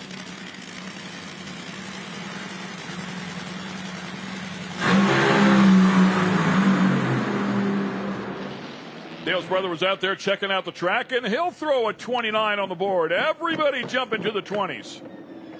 Yeah, Dale's car was nice early, 889, 232, and just started. You could hear it going south a little bit down there. Probably put a hole out and speed off a little bit, 329, and on the board. Yeah, he and McNeil both with a 29.9. Probably went out much farther than that because it put him behind McNeil, but a good hit there for Dale Creasy. Ooh, not a good look there for Jack White. A little work fire to do. in the car. Yeah. Terry Haddock, first pass on that car, ET of 325. Were you happy with that? What are your initial thoughts? I'm super happy. I was sitting there in the car just praying to God that it would go down the racetrack because we want to make sure we qualify here. We want to be part of this championship hunt. I just want to say thank you to Concho Supply, Priority Systems, all the people that help us, all them gear wrench tools that it took to put this new car together in the last couple of days. Thank everybody who puts their money and heart and soul into this. PNC Cable, I'm probably forgetting somebody, I'm sorry, but we're just so grateful for everything that everybody does. My wife, my family, love you all. Thank you. How important was it to go down that pass to have some data to tune for your next one? You know, when you're racing like this for us without big corporate money, to me it makes a difference of going home. You know, at the end of the weekend, if you don't qualify, you don't get a paycheck. So you're wondering how you're going to get diesel fuel to get home. So it was a bundle of nerves with a new car. You know, the old car I could run pretty good and predictable. So yes, it was super, super nerve-wracking. I'm so happy that it went down there. Thank you. Well, congratulations. That's Terry Haddock. We're going to go fast tonight. Now we can turn it up. All right, we look forward to it. In the safe zone now. Yeah. Fire that thing up. Boy, it went from like, I just wanted to go down the track to the confidence level, like, oh, we're going to go fast now. How quickly it changes, right? A good ET will fix anything, won't it? So top 8 on the board. Dave Gallegos will be on the bubble here with a 987, a soft 987. A couple of cars yet to go here that are capable. Dan Hicks. Dan Hicks coming up here next. And this winter, I talked to Dan Hicks, and he made a lot of changes in this car. And talking to him, he said, this was just a couple weeks ago I talked to him, and he's like, yeah, I'm going to have to get things going because it looks like it should be on the pipe should be on the rack instead of a chassis. He had so many things tore off of it, and they did a good job in a hurry to get it all put back together and get loaded and get gone. And his wife's a new proud owner of some furniture I built for him this winter. Yeah. He was working on the race car, and I was working on furniture for his wife. So. Yep, I had to keep you away from my house, and it cost me a lot of money. I'll reach out to her if I need to. Yeah. Dan Hicks making it to a couple of final rounds last year and grabbed a win at our second appearance at Columbus. And he's going to line up next to that juggernaut of Dale Worsham, who's just as solid as they come to this day.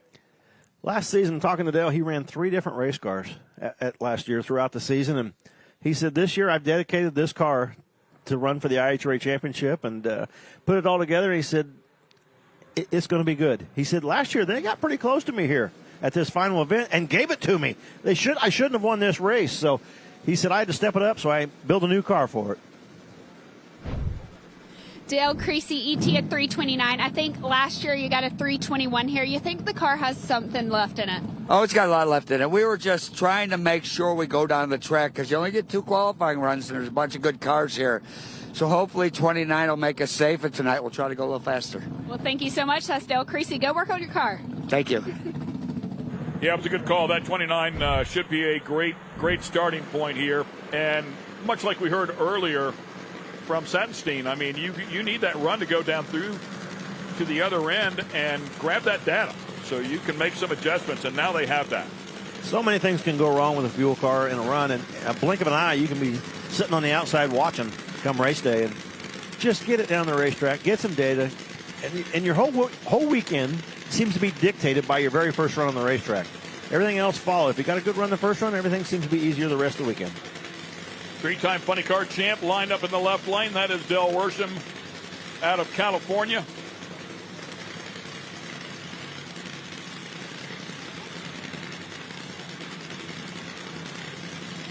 Got beat up a little bit here when they got here. Set the 8th mile ET and mile per hour record. That was Robert Bodie for both. So, yeah, Dale was exactly right. They started closing the gap pretty quickly. First look at the track for both of them. Dan Hicks rolls in. Double bulb. I don't think he meant to do that. And Dale does what Dale does. 3:24 with a 3. 260 miles per hour. That'll put him up to the number 2 spot. John Smith dodges the bullet from the rest of the field.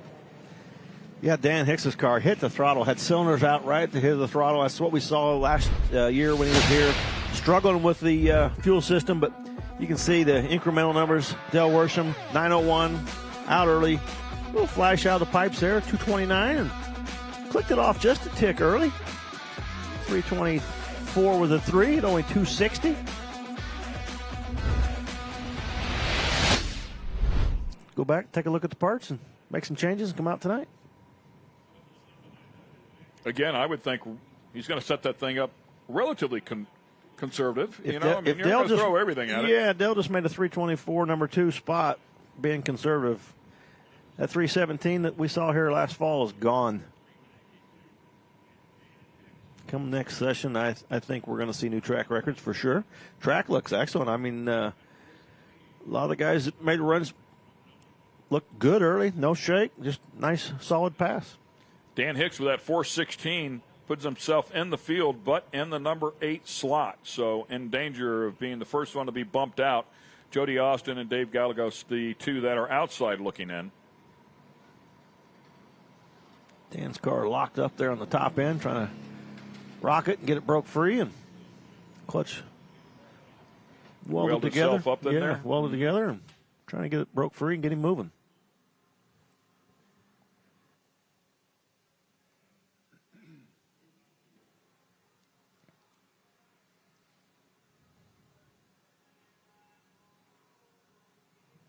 I believe that'll wrap things up here in Funny Car. There he goes. Got it broke free and rolling off. Good looking car. Yeah, really nice looking car. New sponsor on the side of that one this year. Summon Attachments and Machinery.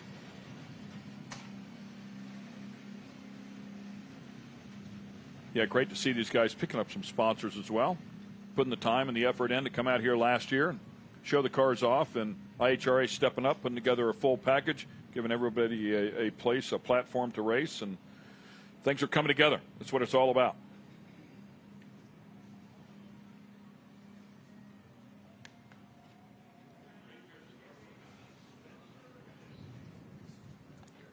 Seven out of the 8 funny cars in the 3-second zone and only 1 out. So I look to see that change on this second session tonight. Spectacular day here. Just gorgeous outside. It's about 72 degrees. A little chillier here than it is at home in Indiana. Yeah. 72 degrees and feels like it's in the 60s. Didn't see that one coming. First pair of Top Fuel fired up.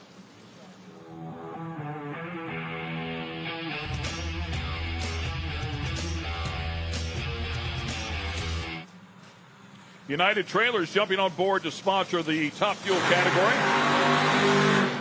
We appreciate all of their support. Special thank you to United Trailers for jumping on board. Spencer Massey coming out his very first race as a car owner. Spencer's been a hired driver for many, many years and decided it was time to take over the reins of team ownership and control his own destiny. Buying the equipment off season, and this is the old Dom Lagana Top Fuel dragster. Oh, a little sticky down there. The track is sticky. It is crazy. It'll take your shoes off or put you on the ground with them still on. Sorry, I know the folks at home might not have seen that, but one of the crew members feet just stuck to the ground and face planted. Popped back up though. Seems to be okay. That's great news. Spencer Massey really getting a start over here with the IHRA 2008 Top Fuel World Champ. Lee Calloway, right-hand lane. That's Scott. The second team for Scott Palmer. Calloway out of Baytown, Texas. Been 340 with a 7.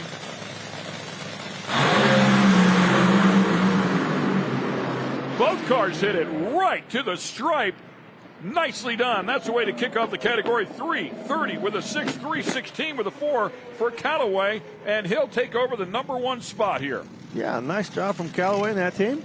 316 right out of the box. And Spencer, I talked to him, they didn't get any testing, and they were wanting to test earlier this week because that car has not made any runs for a long time. A lot of brand new parts on it, and not able to make any testing runs early in the week. So that was a checkout run and get down through there. Spencer shutting it off a little early, was mixing it up a little bit, but good, solid checkout pass. Dale Worsham, first pass, 324 with a 3. Are you happy with that? It's putting you in that second spot. Yeah, definitely happy with it. Haven't driven in months, so to come out, with a different car, a new body, new look. Got my IHRA buddy on there trying to really support this whole cause and support Daryl and everything he's done with all of his people. So come out, run a 324 of our first run. I think it's pretty good, and get to go out tonight, and try and. I think Bobby Bodie set the record here at 317 last year, so that's the number I'm looking for. That is the number you're looking for, but let's talk about how fast that car looks. I love the new body. It's almost like a matte gray. Did you design that yourself? My wife designed it. She loved that matte gray. We had to get that vinyl shipped in special, so it had the little sparkle in it, and we spent a lot of time with our truck and our trailer and our car and getting this look for this year, so looks better than the white car. I just hope it runs as good as the white car. Well, we'll see later tonight. That's Dale Worsham. Thank you so much, Dale. Thank you, guys. Thinking about that record now. I wonder if his answer would have been the same before that run. Let's get it into the field, but now he's thinking about a record. Yeah, it's weird. He remembers what he ran, huh? Got his attention. What'd you say? Memory like an elephant? Yeah, he was. Dale said it surprised him. Bobby went up there and run that number last year, like, whoa, I'm in trouble. But when it came down to it, the experience paid off. Dale. He was able to make the nighttime run here last year, and Bobby Bodie elected not to make that night qualifying run. And when it came down to the finals late at night, they missed it on the tune-up, and Dale knew what to do running those conditions previously.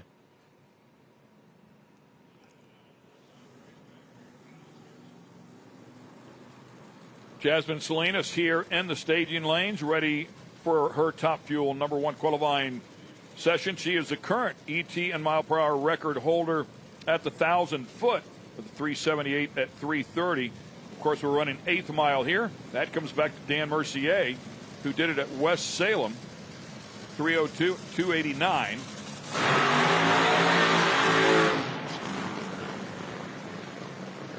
Chuck Laughlin in the right-hand lane.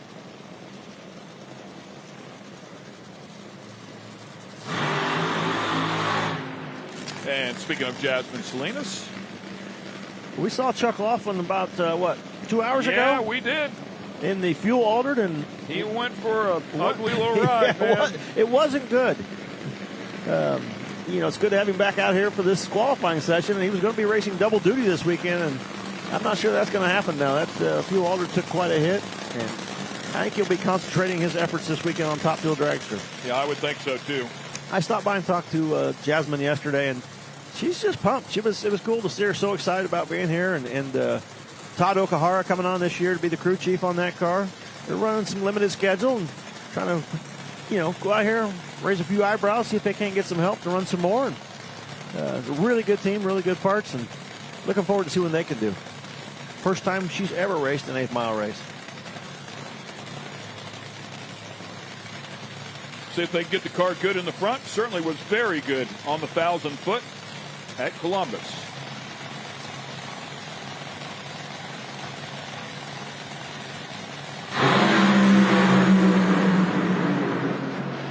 .838 60-foot time, making it happen there early, 3.004. That is a brand new ET world record here with the IHRA. She won't get the mile-per-hour part of it just yet, but that's the part that counts. Nicely done for Jasmine Salinas. Really, really nice run. 3 flat. I mean, that thing was getting it down through there, almost in the 2s, but just a nice, solid, clean-looking lap. Look at the thing early in the run, just drive away from Chuck Laughlin. Lee Calloway, tell me what it felt like to make a pass in that Scott Palmer PBR at Top Fuel. It felt great. We had a good, we've been doing some run last year. We had a little bit of problems here, and it seemed like everything seemed to be turning around finally. So I think things will be better, but yeah, it finally just went down through there smooth. We figured it'd run a little better than that, though, Scott thought, but still happy with what it did. Now, do you think you have a little more left in her tonight? Oh, definitely. We should go 304 or something, 5 probably easy. All right, well, we look forward to seeing that. That's Lee Calloway. Thank you so much. Thank you. Everybody pretty calm right now. They're all thinking about that second session already.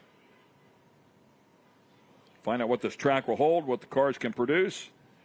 I want to know if we're going to see the first 2-second run in a Top Fuel car tonight.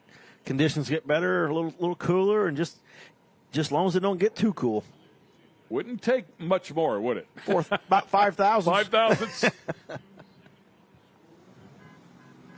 Here comes Scott Palmer in the second Scott Palmer Top Fuel Dragster, and alongside Gary Pritchett, and he better step on it, otherwise his wife's going to have the better ET of the weekend. Yeah, his wife Jessica recently got married, like he said, here in February, and she's into the second round of Top Dragster already. Yeah, she qualified with a 4:08. That thing's a rocket ship.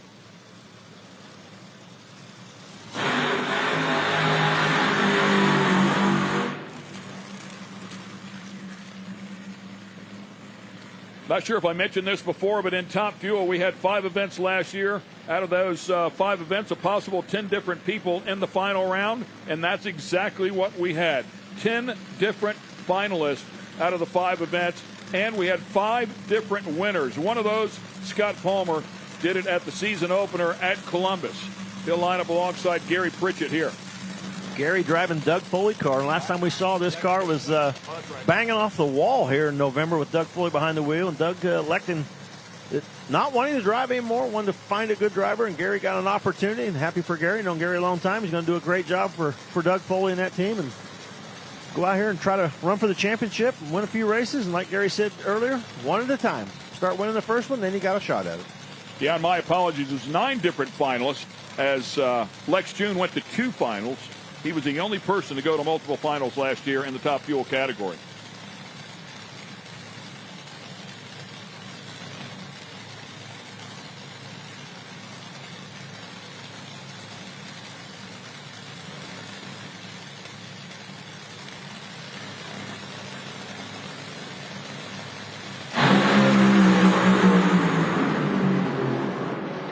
And Pritchett putting one together here. 3:06, 283 miles per hour. A little more. Nice lap for Gary right out of the box in that car. 3:06, 3:21 for Scott. Scott's other car outrun him. How about that? Yeah. 3:21, 2:37 there for Palmer. And this one was good early. Yeah, both cars leaving nice. No shake. Right on down through there. You see a bang for Scott right there. 3:06, 283 for Gary. He's safe. He's got about a second on his wife so far, so he's good. Great stuff. One more time. Let's go to the top.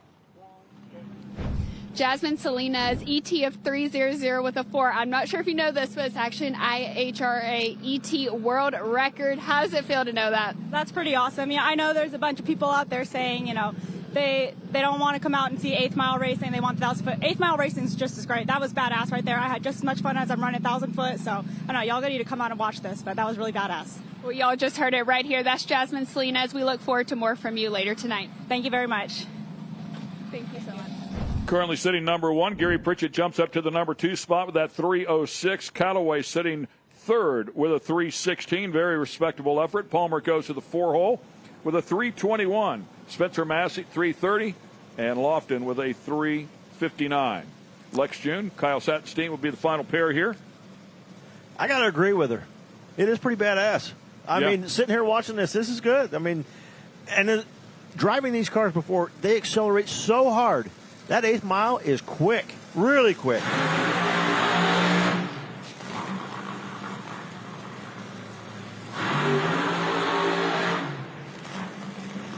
Two winners from last year. Lex June won at Milan. Kyle Sattenstein winning right here at Dunn. Lex June getting some new pipe over the winter. It's a former Doug Coletta dragster, and it's new to Lex because I think the car he had was like, I don't know, 18, 20 years old. Really?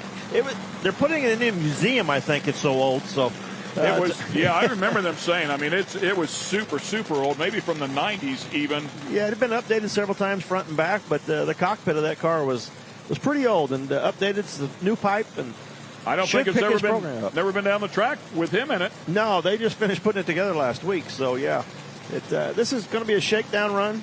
Try to get a number on the board, get it in the show, and get some info, and go from there. Yeah, Gerda was glad to hear that there were 8 cars here. She didn't have to worry about being bumped out. It changed her complete direction of how she was going to tune this car. See the difference in the tune-ups right there. A lot of fuel coming out of Alexa's car, running it really rich. Kyle Sattenstein's car, dry as a bone.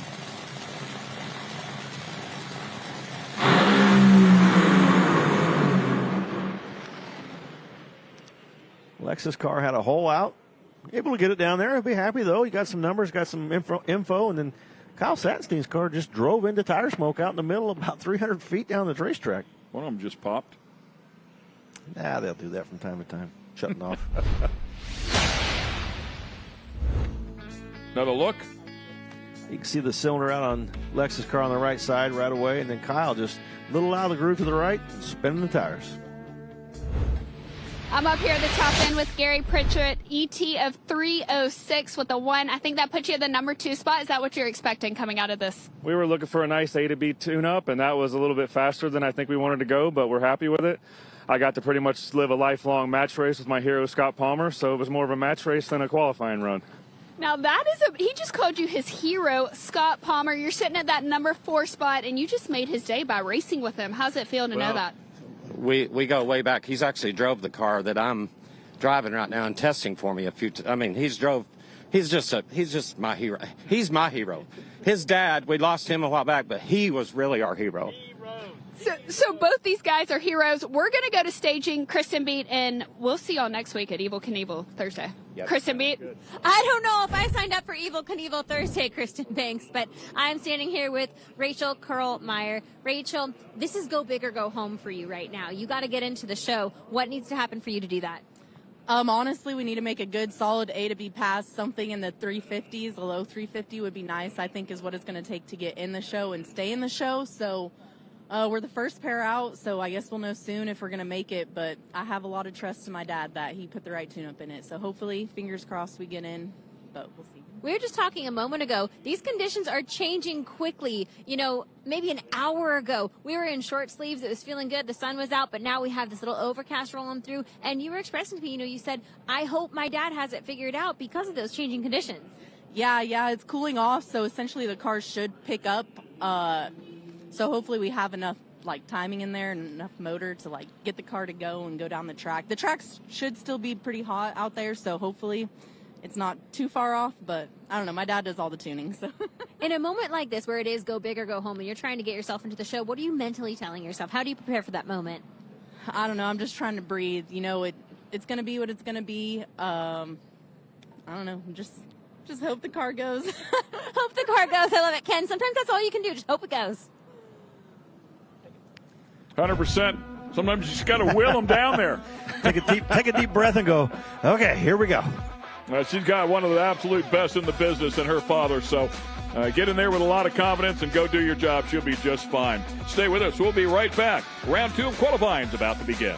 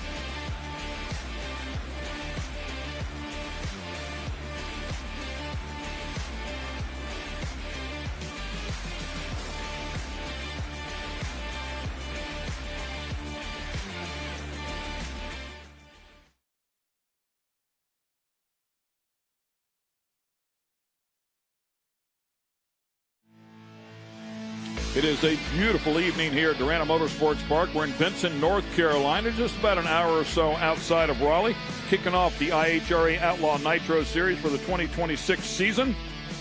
Qualifying session number 2 is about to begin. A little bit of cleanup going on at the very end of the track shutdown area. So I believe that's what it is.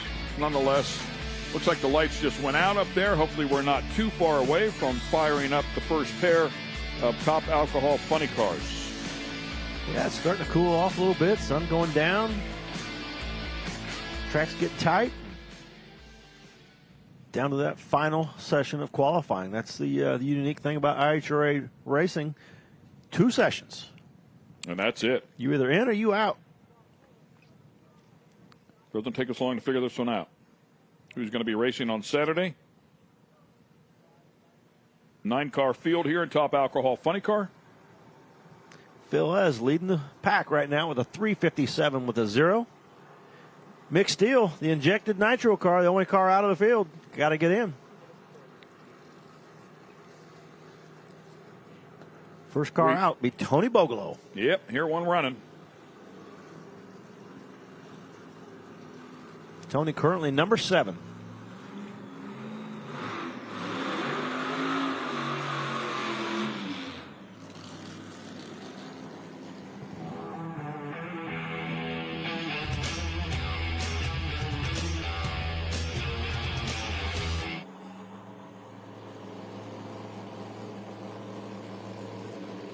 Tony Bogolo, so accomplished as you take a look at some of the rules that they need to follow here for this category.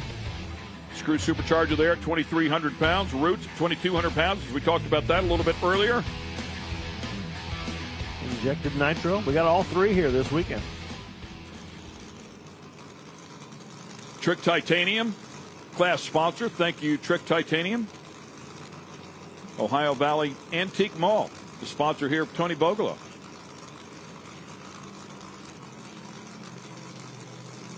Ton of national events here with the IHRA for this driver. Number 1 qualifier at Milan back in 2003 and Rockingham 2008.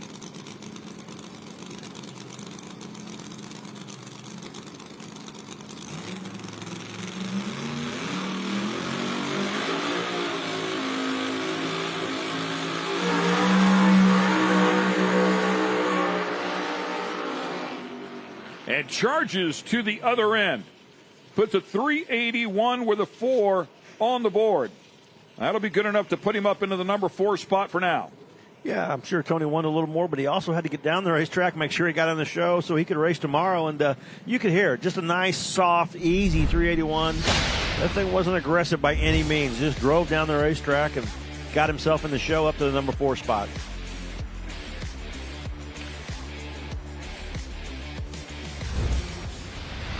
I couldn't even hear the thing shift. It was so smooth. The clutch was pretty light. You couldn't even hear it change gears.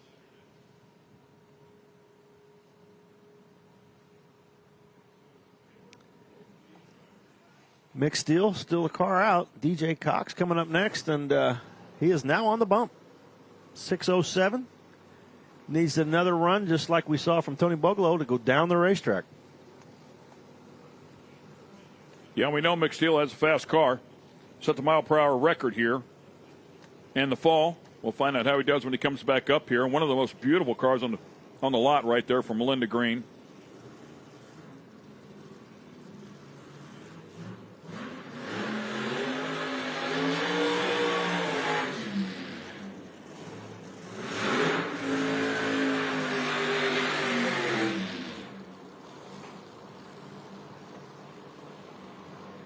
Melinda put a 5:16 on the board. Currently sits number 6. Should be beside DJ Cox, who's sitting on the bubble with a 6:07. Mick Steele outside looking in, and they know Mick's car is fast. They'll tighten that number up. We'll see if DJ Cox can get that done.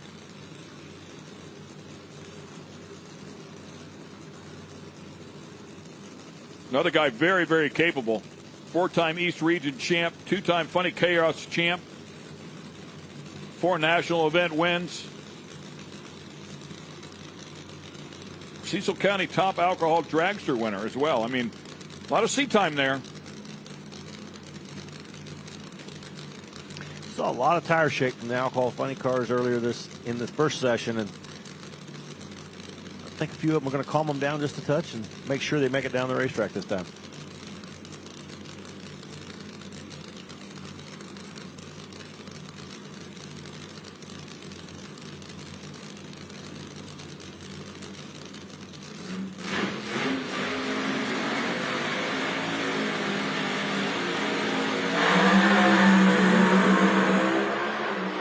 Melinda struggling. Not good for her. DJ Cox goes 363 at 212. Much, much better than his previous 6-second pass. It moved him up to number two. Number two, yeah. Great effort. Yeah, we saw that Melinda Cox just out there just shaking the tires, and I thought maybe she would pedal it to try to get a little better ET on the board, but elected just to shut it off at it. Now she has to sit and wait and see if Mick Steele is going to bump her out or not, and she's going to race tomorrow. And I believe that is the orange car of Mick Steele coming up next. Yeah. We're going to find out soon who's racing and who's not.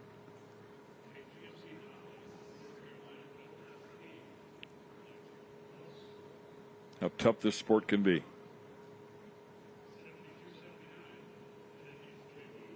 Came in, qualified 6th, and both Tony Bogolo and DJ, who were below her, surpassed her, and she was not able to pick it up here in this session. That allows Mick Steele to take a run at her here.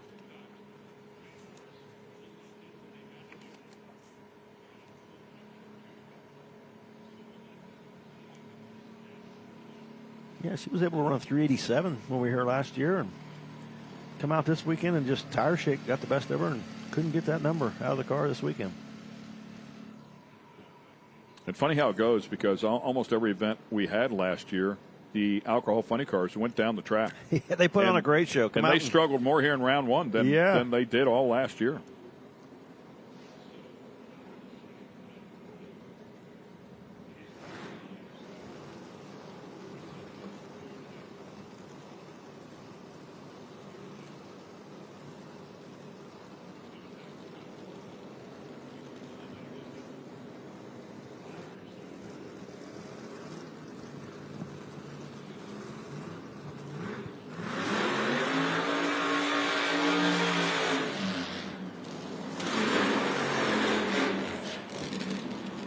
Bill Naves and Mick Steele. Naves currently sitting number 5. Safely in the show at this point. Oh, Chip Everett, my bad.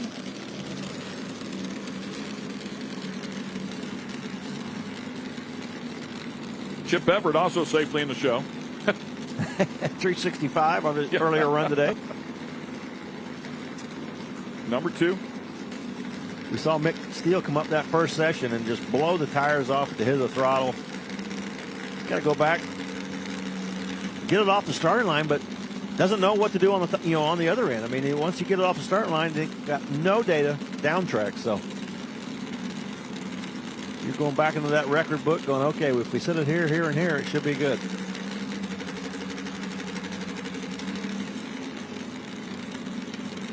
Your players on the New York Life. That's the one you want to keep your eyes on, trying to get into the field.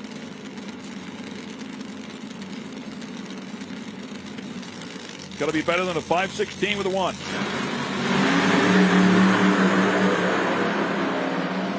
He's going to get it done. Good job for Mick Steele. 368 with a 3, 215 miles per hour will put him in the show. And unfortunately for Melinda Green King, she will be bumped out. Yeah, Chip Everett stepping up. He better in his 365 from earlier to a 360. Both cars improving off of their first session. You could see Mick Steele's car really soft, really safe. Man, driving it over the center line, finally yanking it back. DJ Cox, you knew you had to have a good pass to make it in. What went through your mind when you're out there looking at the tree? It's just another run. definitely we've done this a long time. Not the first time we've been in this position, but obviously it's nerve-wracking going into the last session not being in. But the car ran exactly what we thought we were going to. We could have put a dial in on it, so we'll work on it a little bit tomorrow and see if we can find a couple hundreds. So. Well, congratulations, DJ Cox. We'll be seeing you tomorrow. Thank you. Appreciate it. That run put Beverett up to number 2. Mick Steele went from outside the field to number 5. Yeah, good hit. Yeah, the most important thing about that run is you're racing tomorrow. You're in. You are in.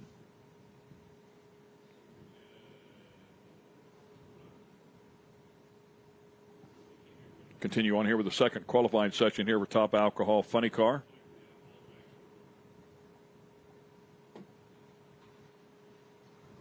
Ryan Stack.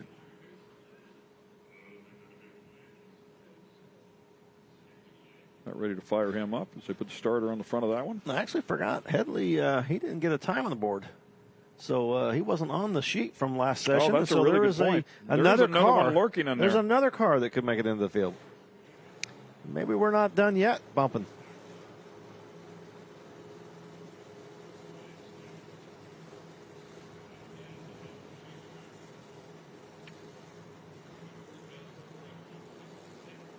John Headley happened to shut it off at first session, so we'll see if they got everything fixed and he's able to make the run this second session. Yeah, and Naves as well. See if he can better it. Dave here in the background keeping our stats straight that he is not going to make this attempt, so don't have to worry about that. I saw him sneak out of the staging lanes.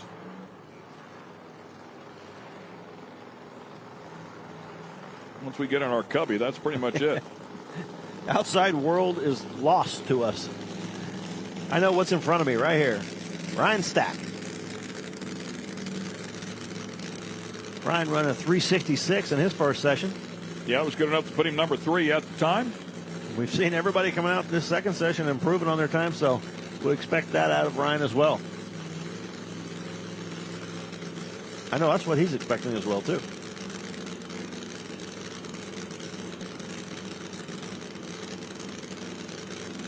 DJ Cox was able to slide in just ahead of him. We'll see if he can return the favor.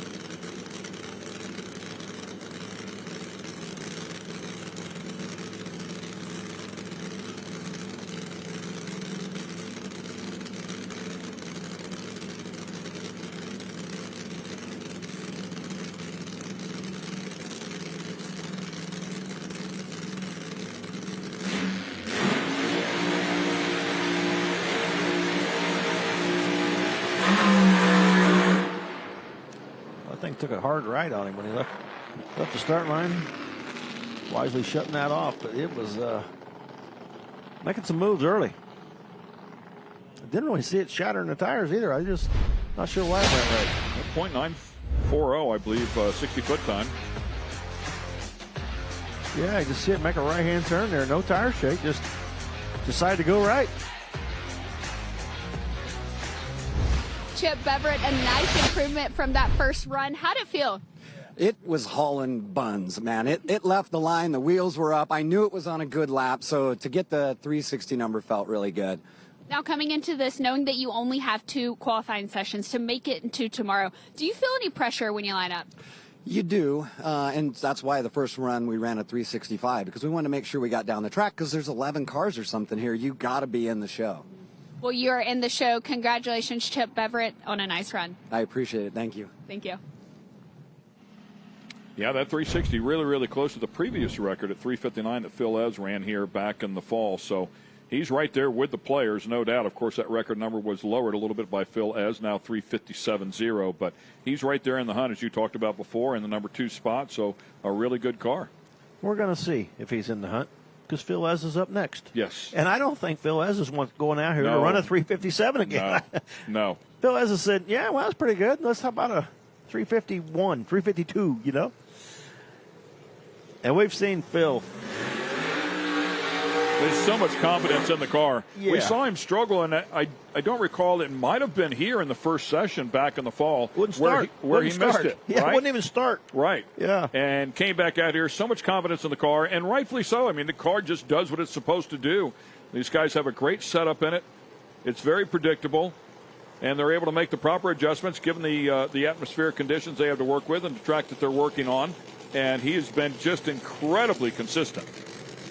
Yeah, I think this is a take a swing at it run right here for Phil. Got a good solid baseline with that first run. And this is, let's see if we can knock it out of the park. Yeah, we can see both ends fall right here.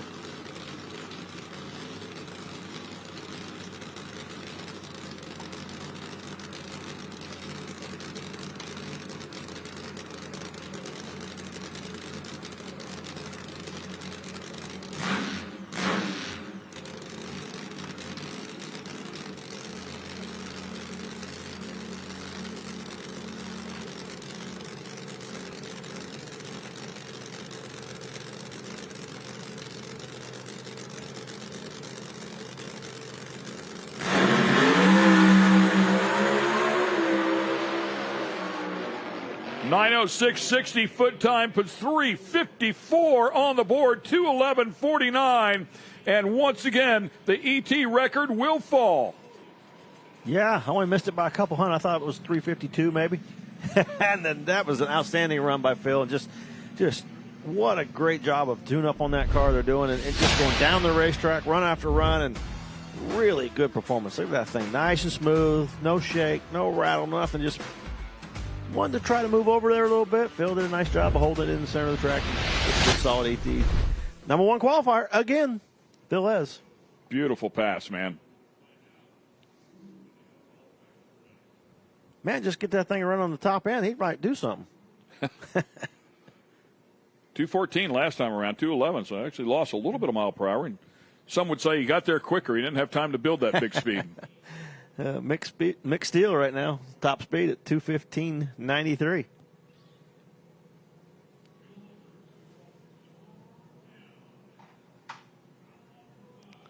And that'll do it. That'll do it for the titanium alcohol funny car class, and move into the Noonan top alcohol dragster. And we've got some nervous competitors in that class. We've got some players in here. One of them's right there. The nerves. Will she get in? Yeah, one of the best in the business. Certainly tuned by one of the all-time greats. But the pressure on now. That's when these people typically shine. And we'll see if Rachel can get in. Currently qualified number 13 out of 13 cars for an 8-car field. 5 cars going home, and she does not want to be one of them. Nope. Former champ in this category. Absolutely very capable. 7 wins in a single season. But you can't win one unless you're in the field.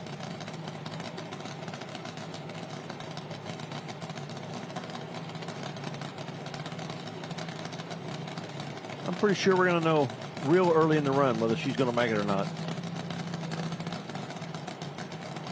To be better than a 363 with a 6.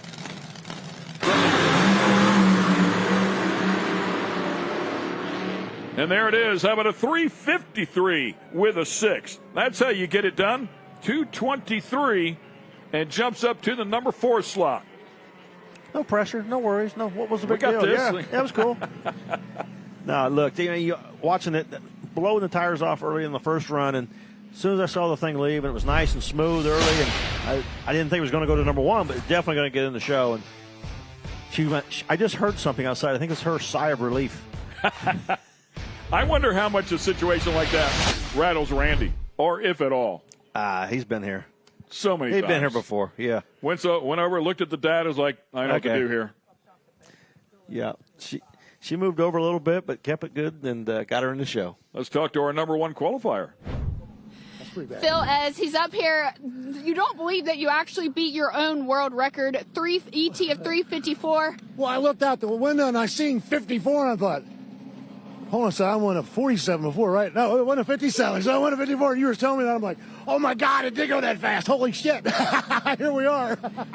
Well, you did it, and you're going to go celebrate with your team tonight, right? Oh, yeah, absolutely. We got to get service and get it ready for tomorrow. We were excited. We've had a good weekend. You think that car has any more in it? I think so, maybe. I don't know. We'll look at the data and find out, but that was a pretty good run. Well, congratulations, Phil, as that run was just as good as it felt. I know. That was awesome. Thank you. Congrats. Slow, actually. That's why I was confused. Hey, your mile per hour was a little slower, but like Ken said, you didn't have enough time really to get up fast, there. they're slow. When they're really fast, they feel slow. Oh, yeah. Congratulations. If you missed any of the Top Alcohol Funny Car races last year, that's pretty much what they were like. Yeah, Phil, number one qualifier. Phil, number one qualifier. Phil, win. So happy, though. I mean, such a great dude. He seemed a little excited there, didn't he? He actually did seem a little more than normal. Usually really, really happy cat, and rightfully so, but pretty happy with the results here tonight. Kelly Kondratik firing that one up. Also outside looking in. Currently 13th out of 13 of them. As Rachel bumped up in. Right trailer's sponsor on the side of that one in the right lane, and Joey Gertelman will line up alongside. Rick Bazzelli, crew chief, car chief. Joe Gertelman the third. Both of these cars looking to get in the field on the outside, looking to get in. Injected nitro car and a blown alcohol car.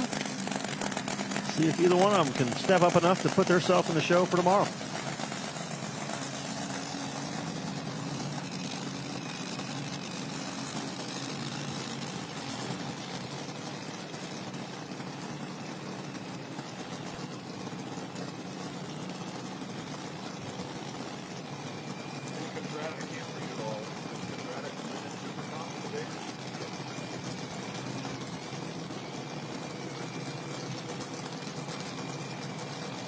Albert Brothers Performance on the side of that one. Pretty cool font as well. Kelly Kondratik, a player in the Super Comp category. Tough sportsman racer and winner at the Gators.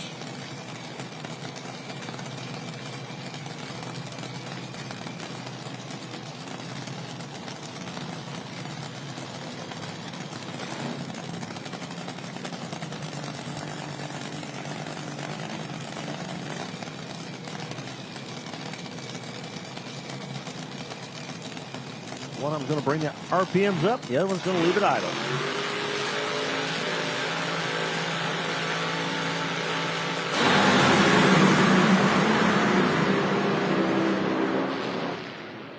Kondratik doing a much better job for sure. 393.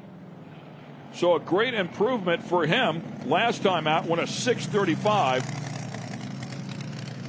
But that 393 will not be enough. 373 in the other lane. For Joe, not good enough either. See some holes out right there for Kelly. And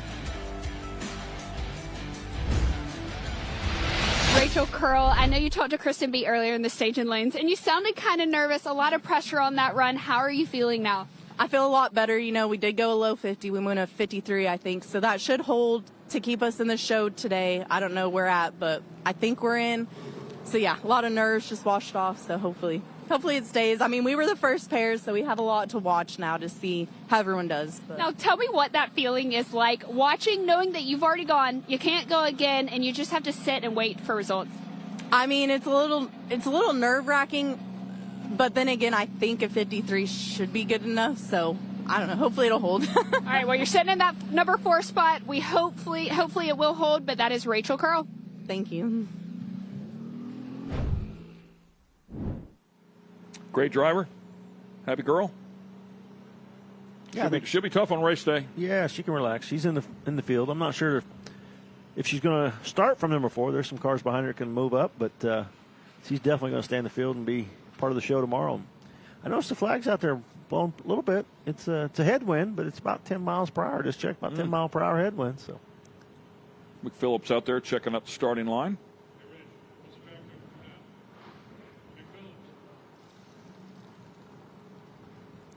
Megan Smith coming up. Her car's fired up.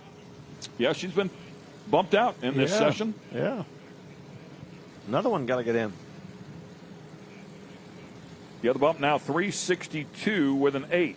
She ran a 363 with a 6, so first one out.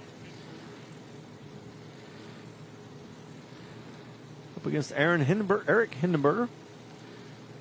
Eric had some issues on that first run and was 489. Eric's got funny car headers on Dragster. It's an interesting approach.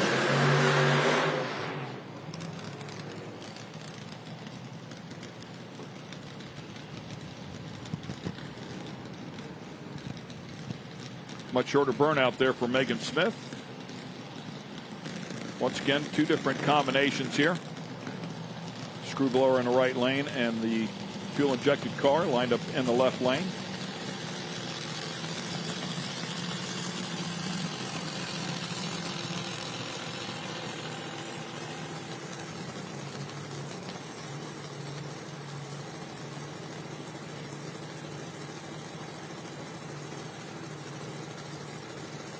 Some of the process there. Look, he's trying to get that thing back in gear.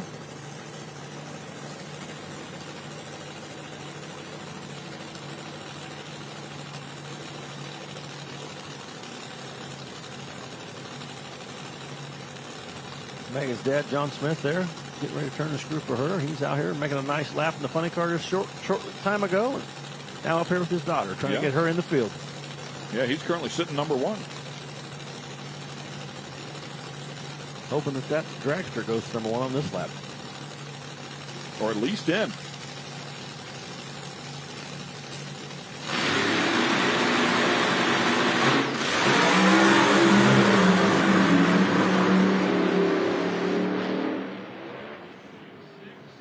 She's in. And Hindenburger leaving before the clocks were activated. She's on the bump. Megan's going to get in. Hindenburger will not get in. She made it in on the bump. 360 with an 8. Good for number 8 right now. Yeah, presence of mind at least to hold off there after Eric leaving super early. Yeah, Eric, he didn't put the bottom bulb on. He put one bulb on, didn't quite get the second one lit, and then went on the chip, and not sure he didn't realize he wasn't in all the way. Big speed on that one. Yeah, 230 miles per hour. Yeah. You could tell they wanted to get it in the show. It was very soft early and ran good out the back. But previous record, 229.83, so she will take that along with it.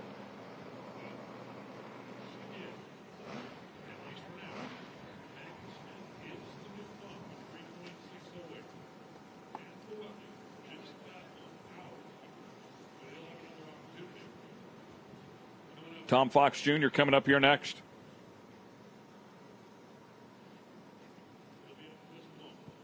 Already in the show.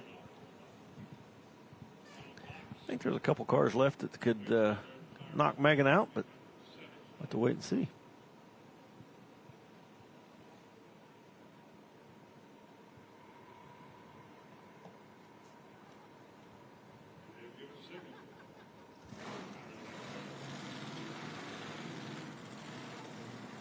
Yeah, I think we've got to, well, we haven't seen Harris yet.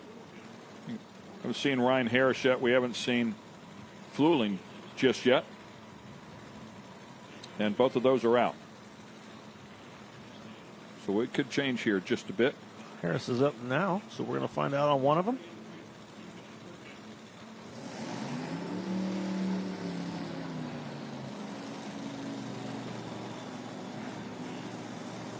There is a scenario here where Megan could set the mile per hour record and not make the show.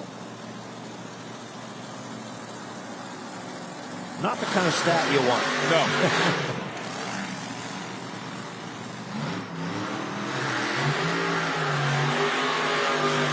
What a great visual. The tire's growing there.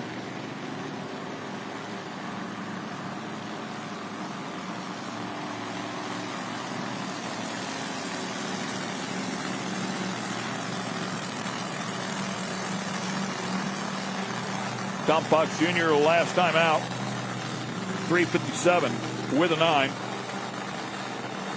Currently sitting 7th. And Ryan Harris fired up. If he's nervous, he's not showing it. He's pumping himself up, ready to go.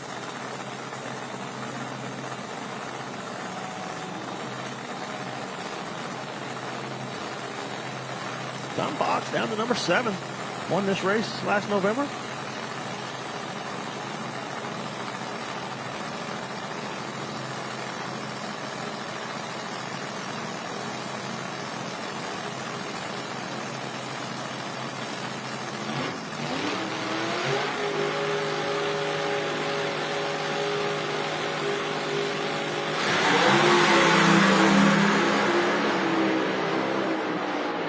And Tom Fox goes 351, 216. 363 for Ryan Harris won't be good enough to make it into the show. Fox jumps up to the number 4 spot and bumps Rachel down to 5th.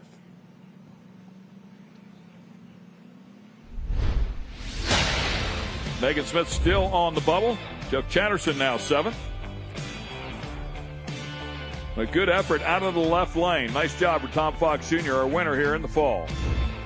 Yeah, we're standing by with Brad Anglin in the Brats class. This is only your 4th race on the smaller tires. Why transition classes? Well, we ran Pro Mod last year, and the car was quick, but we can't hang those Pro Mod cars. We got a car that can. This is where we fit in at. So we it's getting where you fit in, and that's what we're doing. We raced last month at a race down in Florida. We did pretty well. We're where we need to be now. So we're going to see where we're at here in about 10 minutes. We're going to go down the track, lay down a number, and get ready for tomorrow for first round. Best of luck. Let's send it up to Kristen Banks. Good? You're good. Thank you. Break it easy. And firing up the next pair here. Another nitro injected car. The Noonan Ultimate Race Engineering sponsored category here of Top Alcohol Dragster. And that is Mr. Noonan himself.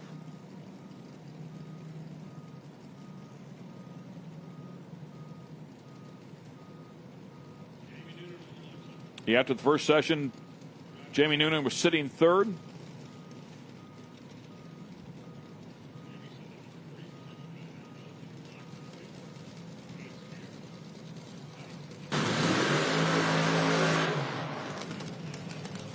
Fluling is the one that will try and get back into the show here. He was 7th at the start of the session, now outside looking in.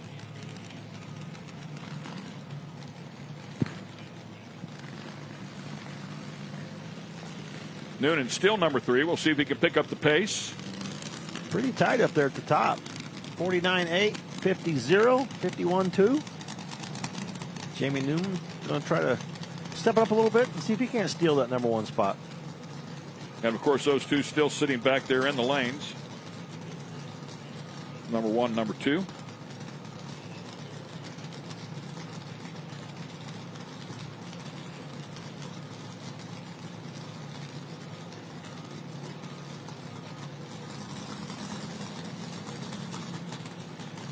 Last car that can bump its way into the field and be a part of the action tomorrow. Second final session here for Noonan Top Alcohol Dragster. Season opener for the IHRA Outlaw Nitro Series, and that one burning nitro along with that one as well. Creative design there for the intake.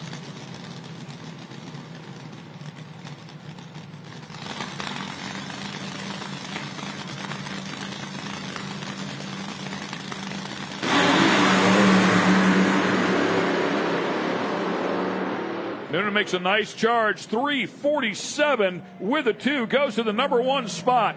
Jamie Noonan getting a hold of it, 228.58 miles per hour. And Fluling jumps up into the number 8 spot and bumps Megan Smith out. By 4 thousandths of a second, 360 with a 4 and bumped out Megan's 360 with an 8. Got it in on the last shot. And Jamie Noonan going to number 1. Megan Smith, you were right there on that bump line, and you just got bumped out. Hate to see it, unfortunate situation, but it's a part of racing. What's going through your mind right now? Yeah, it's a bummer, but we were hoping to run what we ran at the end of last year, and the car just didn't respond the way it was. Just got to go back, look at the data. My dad and I will figure it out, and we'll be back at an IHRA event. Now I got to go work on my dad's funny car, and he's #1 right now, which is awesome. And can't thank everyone at Hartman Enterprises, Redline Oil, and everyone that supports us. Sucks we're not part of the show, but we'll be back. Hey, you were fast out there, 230 miles per hour. We look forward to seeing you at more events. Thank you. Appreciate Thank you, Megan. Heartbreaker. Yeah, that's a tough interview to do. Yeah, it is. It is. You got to smile, but it's fake. It's fake. Well, you're not happy. Yeah. You try to put a happy face on, but yeah, it hurts, man. It's just so much adrenaline. There's so much emotion. There's so much hard work, and to miss it by 4th thou. Yeah. I mean, I guess it doesn't matter. 4th thou, 4 seconds. Yeah, the result's the same, but.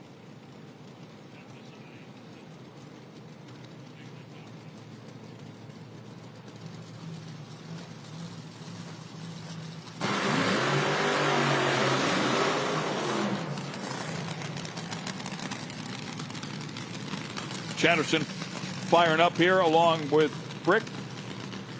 Jackie coming into the session was #1, and she just saw that get taken away by Jamie Noonan. She's looking to go out here and grab that back. Yeah, I'm sure they all feel very confident, especially, I mean, they're in the show. They had a great first session out of the box, both of these cars.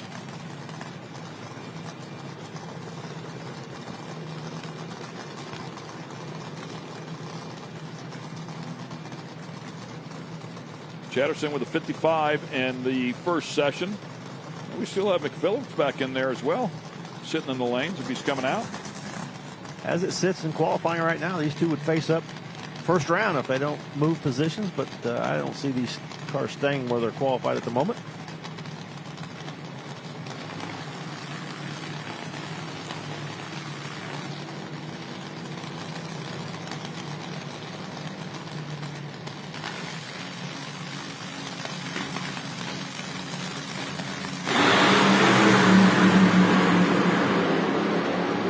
Battle.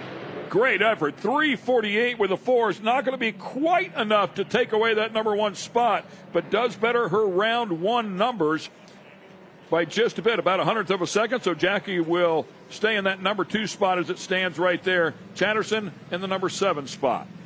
They're going to be tough on race day. Both those cars, they're paired up with each other right now for first round, but if they can get away from each other, they're going to be tough because both those cars ran about Chatterson just a few thou better in that first run and her about 100th quicker. So very consistent race cars and getting it done. Wow, look at that thing bouncing. The sparks coming off the rub block down there. She must have lifted right where a bump is and shoots hitting it just right. And Chatterson running almost identical to what he did in the first session. 5 thousandths quicker. Watch this thing bounce when those chutes come out. Woo, man. Looks like some shoots hit. She grabbed the brake at the same time and kaboom. Bet she felt that. Had to hurt a little bit. Bottoming out on the rub blocks. Joey Severance coming up here next. Yeah. Great effort there in the first session to end up #2 with a 350. Yeah, he's had some #1 qualifiers over the years. Like a lot. So that #1 spot is not safe at all. And like you said, we'll see if Rich McPhillips is going to make the run this session as well. It sounds like I hear a Nitro car fired up, so that could be him. Yeah, I was a little surprised. I thought Jackie would be lined up here, alongside Joe. I figured we'd see McPhillips in that previous pair. There he is.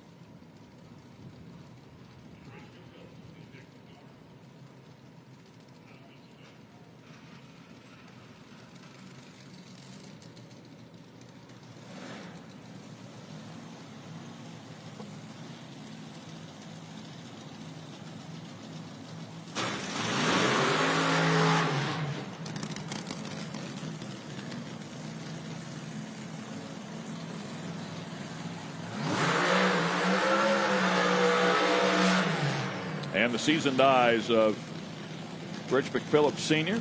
gives him the thumbs up to start the burnout, and burnout commenced.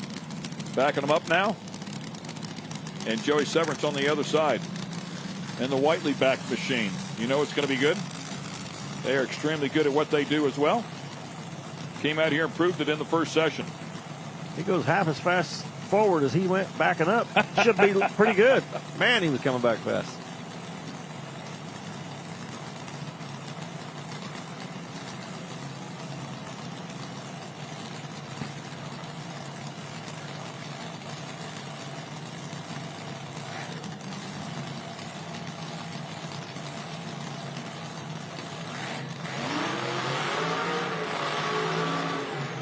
McPhillips currently sitting number 6, but a 55 with the 2 up on the board. 223 in the first session.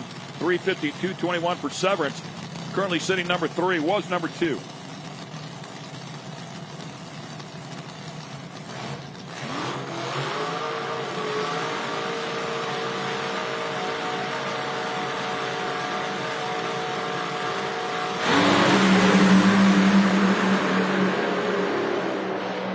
Severance getting after it. How about 350 with a 0 for Joey Severance? Oh, that's, I'm sorry, previous number 349 with a 4.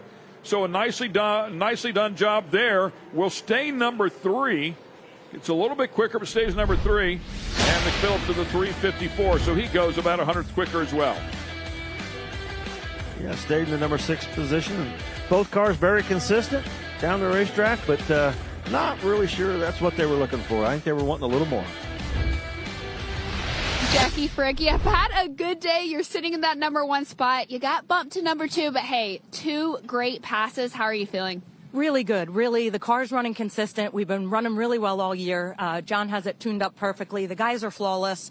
We have NGK spark plugs, Elite, Insinger, Lucas Oil. My family's racing with us. My niece is asleep in the tow vehicle, and my family cheering for me at home. I'm just super lucky to be a part of this team, and really grateful, really grateful. Now, people in the booth are saying something may have happened at the end, like some sparks. Is everything good? It hit the bump right at the track, right at the finish line, and my chutes popped right then, and it hit really hard, and all kinds of sparks in the car, and I was like, oh, that's nothing. But geez, go away.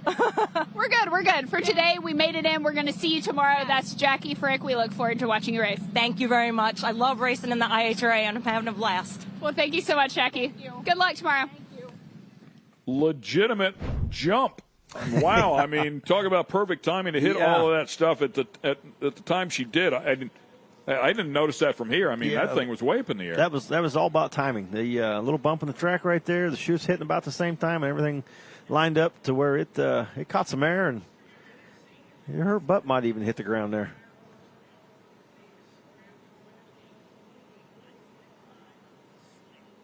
Next up, whole new category coming up here shortly. The Brats class. Yeah, it should be interesting. Brought to you by Angry Farmer. All right, we are going to take a break. They're going to clean this track up just a bit. We'll come back with that brand new class for the IHRA, known as the Brats. We'll fill you in on what you're about to see. Should be interesting. Some old school style drag racing.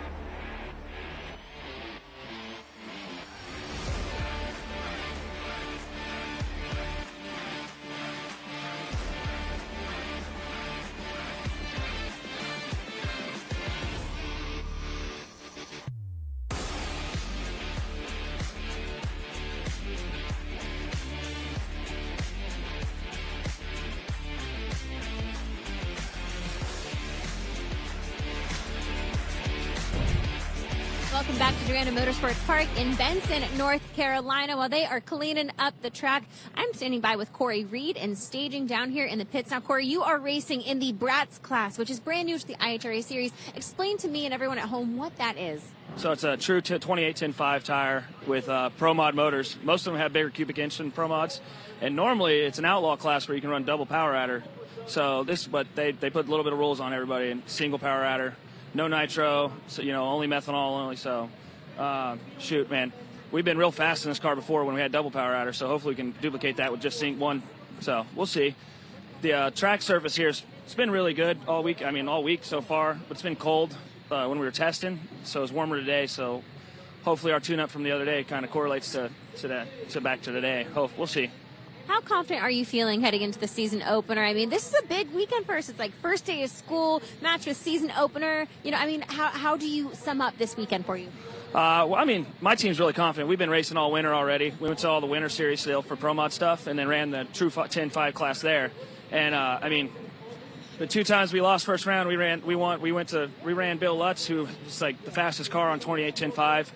The second race, lost to him, and then we lost to Russell Stone, who won the race that time, and he did a career best against us, and just kind of smoked us. But it is what it is. The car's ready. As long as I do my job, we'll be good. Corey, we will see you out there. Best of luck. Ken, take it away. Thanks a lot. Yeah, great to see him out here as well. Talented motorcycle racer, pro stock bike, pro stock as well. So great to see him over here in the small tire category. Should be a lot of fun to watch him. However, we should notify the fans here right now that they're not going to see times. Yeah, no times. That's part of the plan for that category. Boards are off, and we're going to say that's a good-looking run. Don't know what it ran, but it's a good-looking run. We can tell you who got to the stripe first. That's about it. So it'll be fun. Old school racing. We mentioned that a little bit before. It'll be a lot of fun. We'll see who can get to the other end first, and they'll square off. Stay with us. We'll be right back. Darana Motorsports Park.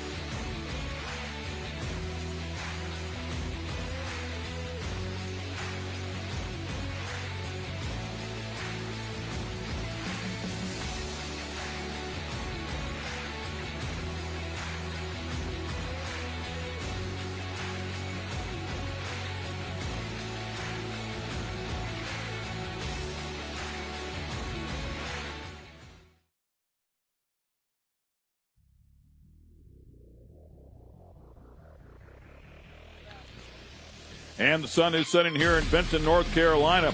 We're at Darana Motorsports Park to kick off the 2026 season here with the IHRA Outlaw Nitro Series. Up next will be the small tire Brats. Time trial number 1. It's not a qualifier. They'll all go down. They'll get their time slip. They split them in half so one can't see the other. And then tomorrow, when it comes time to race, or will they do it? Yeah, tomorrow's first round? Tomorrow's first round, they're going to do a chip draw. The fans, I think, are going to draw. They're going to go up in the grandstands either tonight or the first thing in the morning and have the fans draw the chips. They'll find out who they race from the fans. Not many rules here, but there are some rules. Great looking car right there. Beautiful Chevelle, 67 Chevelle. So as we heard Corey mention, 28 10.5s. These are true 10.5 tires, not the W's. They are true 10.5 width, steel roof and quarters, factory wheelbase, plus or minus 2 inches. Yeah, one power adder. Yep, one power adder. And as we heard, a couple of these guys say they're basically pro mod cars. Yeah, with a small tire. No wheelie bars. No wheelie bars allowed. No minimum weight.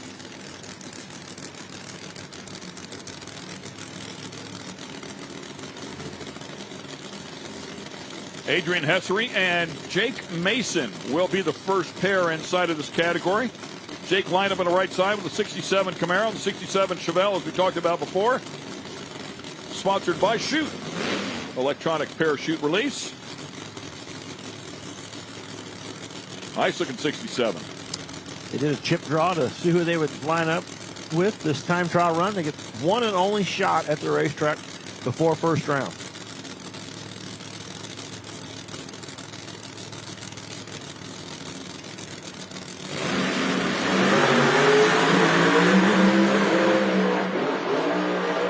Spinning the tires, Jake Mason, passenger door came open about mid-track through, and Adrian Hessery gets it done, and still at a high rate of speed. Shoot's not coming out. They're dribbling out right here. Got down there with a red flag. Slow down, slow down. I'm trying, man. That's not a good look for that sponsor right there. The Shoot's dragging the ground, not coming out of there. Come on, man. The other car smoking the tires. The passenger door's open. A whole lot of things going wrong.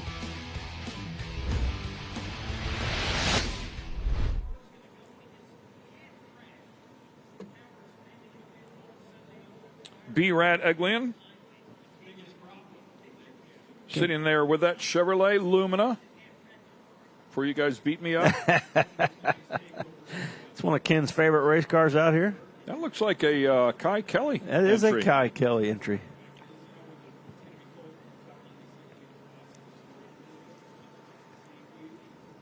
Kai Kelly doing double duty this weekend and now here in the Brats category.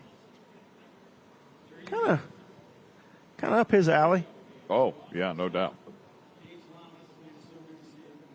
Probably more his roots, yes, really. For sure.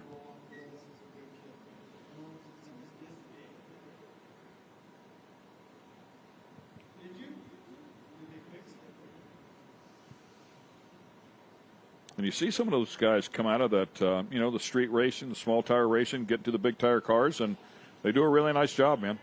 Those cars are a little more stuck, and they're ready for it.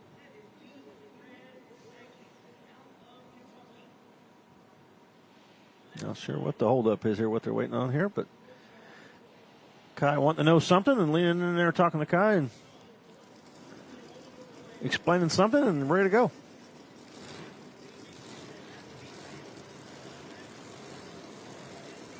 Like Brad said, he switched this car over from racing Pro Mod last year and going to try something new with a little smaller tire and basically the same car.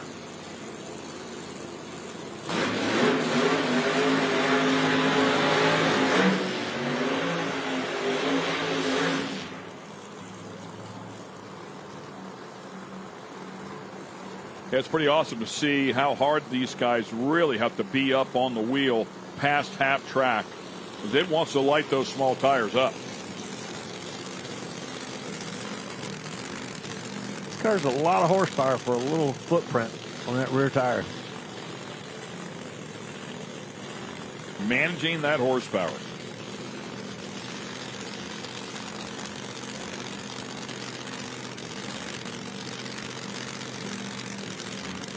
And that is just a great looking Grand National. I like it. Both of them got tinted windows.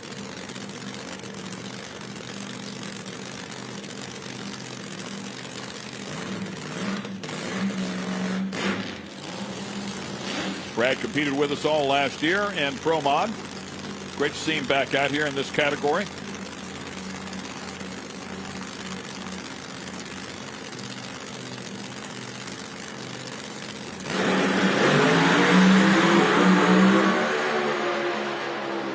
Oh, man. Big bang for Kai right there on the finish line. Had the headlights on, and I think it banged so hard it knocked him out. Injector scoop looked like it was sitting a little crooked. Yeah, that blower is definitely not attached. Interesting seeing the replay. That's a great angle. Headlights coming on when he leaves. That car moving around, man. Boom. It's a big explosion out of the supercharger. Lifted that thing.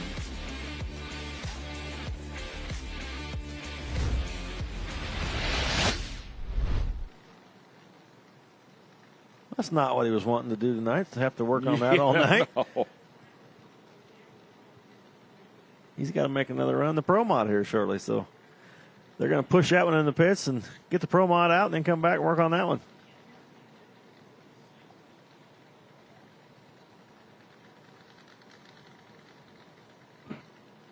Trunk car waiting to go.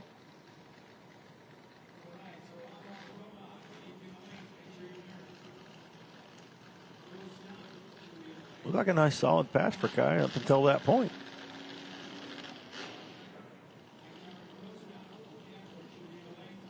But England left well and got out there a little bit and had some issues shutting it off. Like he said, still trying to figure it out a little bit. Changing. It's a big change to take off them big tires on the back and put the little ones on. Did you have a chance to talk to Kai about it? No, I have not. He's run that car a lot, though, so this is nothing new for him. Yeah, very, very familiar with that car, so. Surprised to see it lift the blower out there that far out. These guys are usually really good with their tune-up.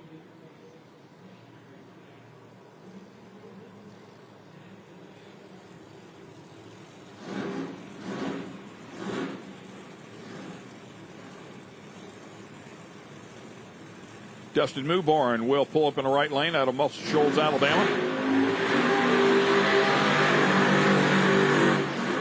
Paul Powell out of Battleboro, North Carolina. Down here in the south, land of the 10-5.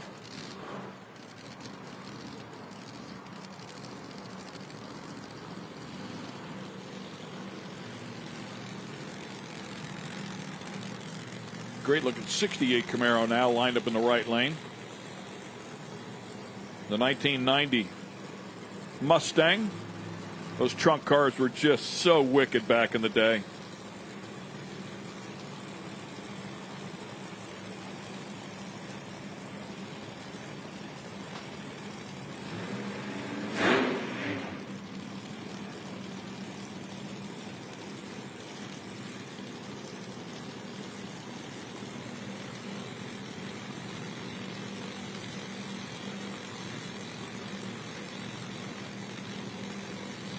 They just look a little bit awkward, don't they? I mean, because the rear actually looks a little bit lower. I'm looking down the side of it, it's level, but it looks like they're just a little bit lower.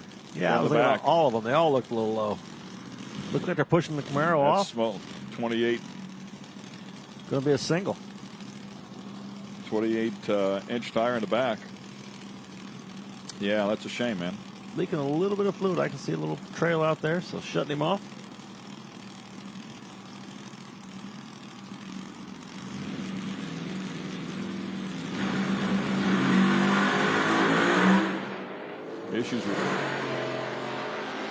Issues with that one. That one not just right. Engine didn't seem happy, and then when it did kind of come out, it blew the tires off. So that's the result of a little tire right there with a lot of horsepower.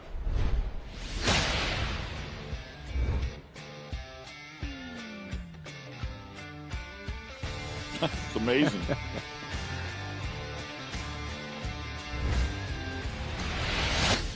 Middle left pretty soft.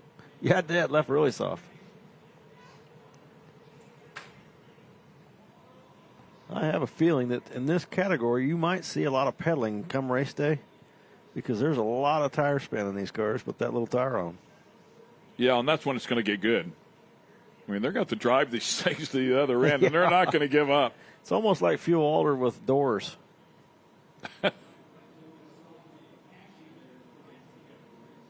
Heard Corey talking about Lutz a little bit earlier.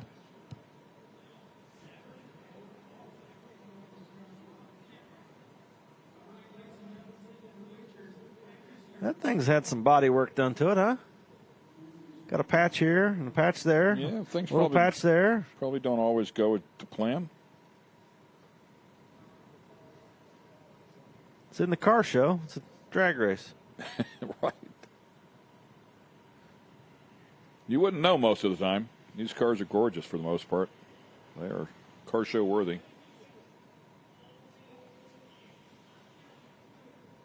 Trying to get that tightened up, whatever that was leaking. And since this isn't a qualifier, I'm guessing they'll allow them to come back out. It's simply a time trial run.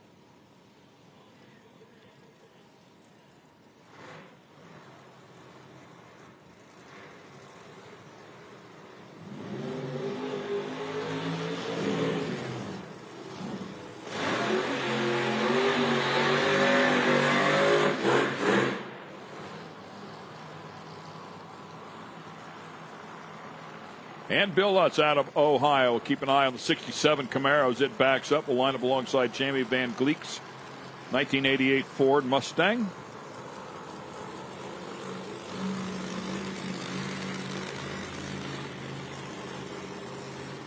Bill not afraid to back that one up either. No.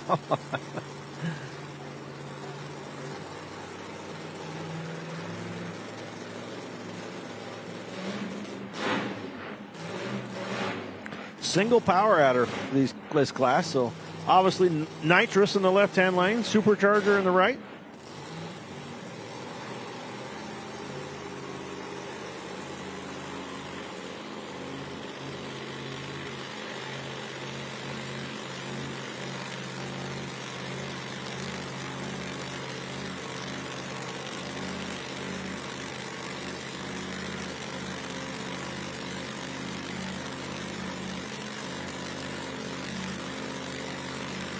Little de-ice there on the injector hat. I think we're good to go.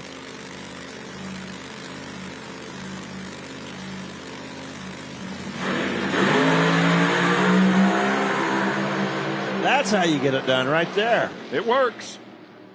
You can tell Lutz has been at this game a while. Nice solid pass out of that Camaro. He's a player in the category. Yeah, showing right away he's going to be one to deal with. And we know this track is tight. I mean, it's been great all day long. So there's a guy that just got a hold of it. Yeah, no tire spin out of that car. Straight down the racetrack, solid. Paul Powell, you're here at your home track, first time racing the Brats class and walking away with a nice little win. How's it feel? Well, good. We came out here for the first time for the IHRA. We've done a lot of 275 racing over the years, and local track, IHRA looks good. We have some friends that are doing it, so they invited us over, and we decided to race here. It's been great so far. The whole experience has been great. We had a little too much on at that time and spun a little bit, but overall it's been a great experience here at the IHRA this weekend. What can fans expect from this class? A lot of hair-raising excitement, 3,000 horsepower on a 10.5-inch tire, a lot of wheel stands, a lot of wheel smoke, and whoever can make it to the end is going to win type thing. Well, I'd love to hear that. Thank you so much, Paul, and good luck. Thank you very much. Y'all have a good weekend. Thank you, you too. Yeah, it sounds like if pedaling is your thing, this is probably a pretty good class to watch because I think there's going to be a fair amount of that going on tomorrow. Yeah, how many times you see a Lexus with a big supercharger sticking out of the hood? How cool is that? Yeah, I like it. That's not your mama's Lexus. Yeah, they're shutting it off. Looks like I'm pushing back.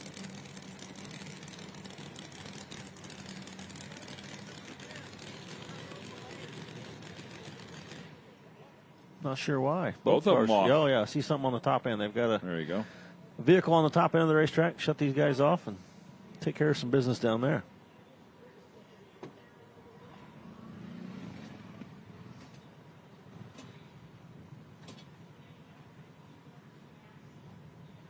I'm sure that'll force a look all the way down the track. It looks like they're over here walking on Lutz's side.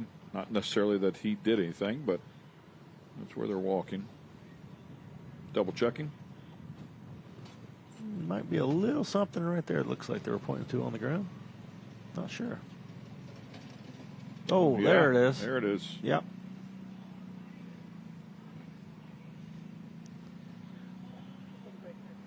I don't see anything there before it. Maybe we'll get lucky and it's just here in the shutdown area. So in the meantime, we'll give them a chance to clean this thing up. We will take a break and pay a few bills. Plenty more small tire cars to go, along with the rest of the second qualifying session. Stay with us.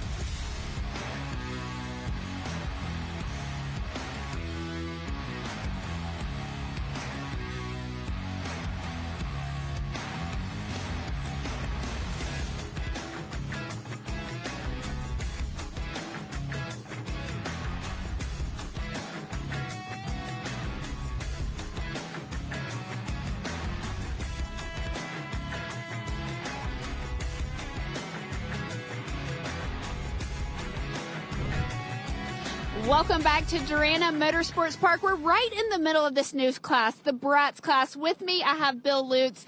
You hold a lot of records in this class, especially with this 28.5 tire. You're a record holder. You've had this car for 30 years. Tell me what it's like bringing this class to the IHRA.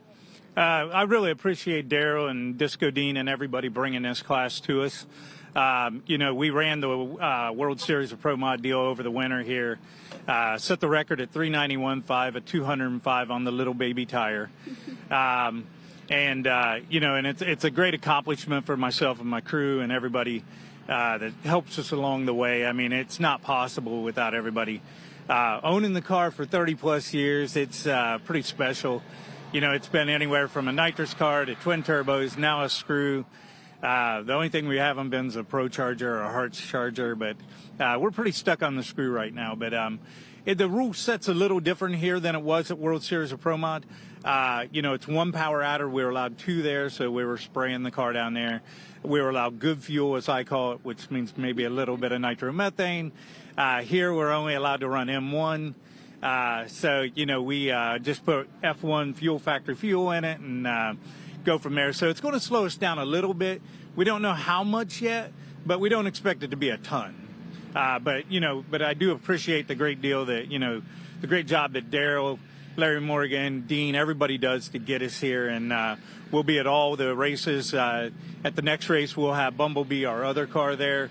The Miller family owns it, but it'll be coming out and running in the same class. And then when we're not running these two cars, I'll be running legal Pro Mod. So. All right, I got to ask. You just said your other car's Bumblebee, but the car you just raced kind of looked like a Bumblebee. What's its name? I don't really have a name for it, you know. Everybody calls it Big Boost, but in reality, that's what everybody calls me, is Big Boost Bill Lutz. So everybody kind of calls the car that, but in reality, it don't really have a name, but just badass, I guess, maybe. I don't know. Hey, I like that. Bill Boost. Bill Big Bill Lutz, badass. Yeah, I'm not going to try that. All right. Well, thank you so much, Bill. We look forward to watching this Brats class all year. Ken, TJ, what do y'all think about this class so far? Thank you. Have a great one. Appreciate it. I love the category. It's super cool, and I'm not sure I'm going to try to say that whole entire name thing there either. But well, I'm learning all kinds of stuff. I didn't know his name was Lutz. I thought it was Lutz. Yeah, we called him Lutz, so we apologize. It is Big Boost Lutz. Big Boost Lutz. Yes. There you go. I got it. Big Boost Lutz. Got it. Well, one thing for sure, man, he's extremely good inside of that car with that small tire, so he'll be a player come tomorrow. We look forward to that. It's going to be a lot of fun to watch these guys go drive these things. You know, a little bit earlier today, Kristen Banks spent some time on a very special project here, and they were actually able to surprise the president, I should say the owner of the IHRA. It was a special moment.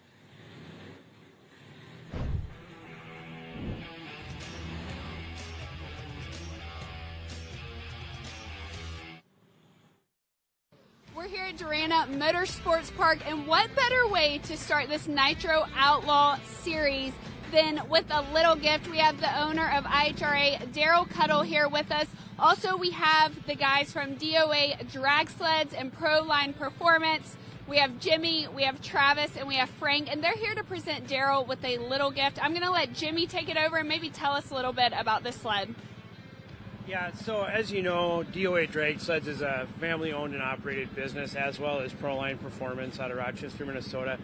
So a couple of months ago, started with text messages back and forth, and from concept to inception in 47 days, we built the first ever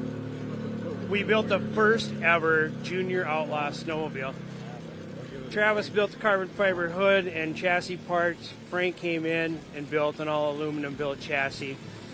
Running a 790 methanol Huddleston motor. Rest of that report here in just a moment. They fired these guys up. We want to bring you the next pair, including that gorgeous 2022 Lexus driven by Todd Falone. Adam Phillips lined up with the 83 Camaro in the right lane. Yee, baby. That one was on the ragged edge of getting really ugly, and he drove that thing. Pretty cool, man. I think that's what we're going to see tomorrow. Todd Falone doing a nice job with that Lexus, and it was trying to get sideways. Yeah, the handwriting's on the wall already for this category. It's going to be a handful. It's who gets to the finish line first. A lot of pedaling, a lot of finesse, and really it's going to be a driver's race come race day. And a wide variety of cars. We got a Lexus, Mustang. Right there. Oh. Camaro. And again. And then, what do you have? I bet you that's not out of the throttle and smack it again. I bet you've got to squeeze on it. Yeah, you can hear him just feathering it down there, in and out, in and out. But in drag racing, if you have something that you can actually squeeze on, that typically is going to lead you into a slower reaction time because you don't have the throttle response. It's a tap dance, clearly. Yeah, this is about finesse and finessing your way down that racetrack. And like we said, a variety of cars. Here's Del Holbrook, which used to be a Factory X car. I believe that's son of Chris, right? Yeah, Chris Holbrook. Chris Holbrook. The category kind of went away. And what are you going to do with this race car? Well, let's throw some small tires on it. I think they put a different supercharger or sped the supercharger up and made some minor changes. And let's go out here and run the Brats category. Chris knows how to make power, a longtime player with the IHRA. Great driver as well. So Del Holbrook lined up on the left-hand side. They fixed whatever the issue was with Dustin Melbourne's car. It was leaking a little bit of fluid. They had shut him off, pushed him back. They have that satisfied, and now they'll take a stab at it with a PTC back machine. Varsity Ford helping out Del Holbrook.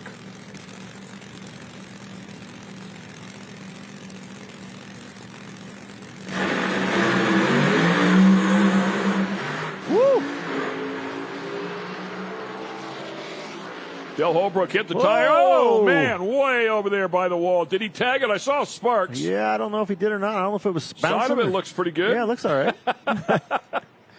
Wow. He waited a little bit. He hit the tire there pretty quickly Yep. and then squeezed on, and, man, he was charging at the other end. That looks clean. Yeah. Yeah, blew the tires off right at the hit. Come around the other lane. Wow. Taking a right-hand turn out of the throttle. And this is what I think we're going to see right here. Chasing them down, see if he can get there before they do. And not this time, but it hits the bumps down there. It's bottoming out on the on the side rocker panels, and just a few sparks. All's good. He went in close to the wall. He was not close to the wall.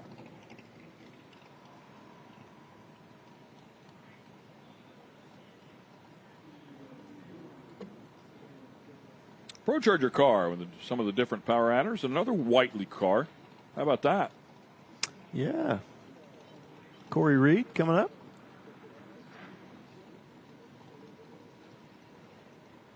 I'm seeing a theme here. A lot of these cars have tape and patches. And you know, now watching these things go down the racetrack, I can see why. Taking left and right-hand turns out there, blowing the tires off in the middle of the racetrack. So I know Corey was having fun. You could tell he was excited about this category and this car and driving it, and I can see why. You are driving these race cars. If you like driving, this is your category. You're on the ragged edge, man.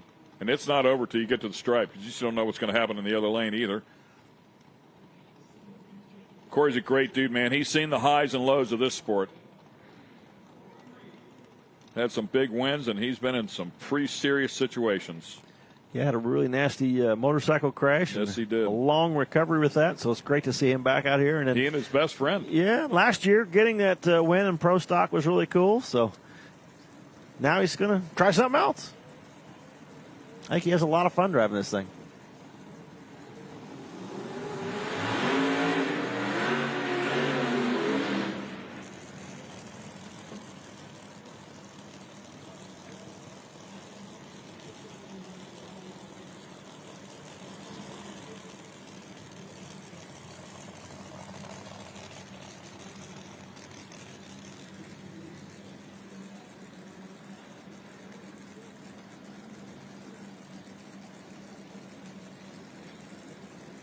Couple Mustangs.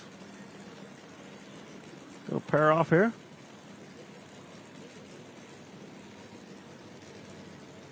Yeah, Corey Reed lined up in the left lane, I should say, from Mooresville, North Carolina, as we talked about before, the J&A service back machine. Joe Raviola out of Chicago. Dean's Performance back 2003 Mustang Cobra. Looks like a little bit of work done to the left rear fender of that one, too. Left rear quarter. I read over the rules this morning. I didn't read that rule that you have to have some body work done to them. That just comes with the territory. Yeah.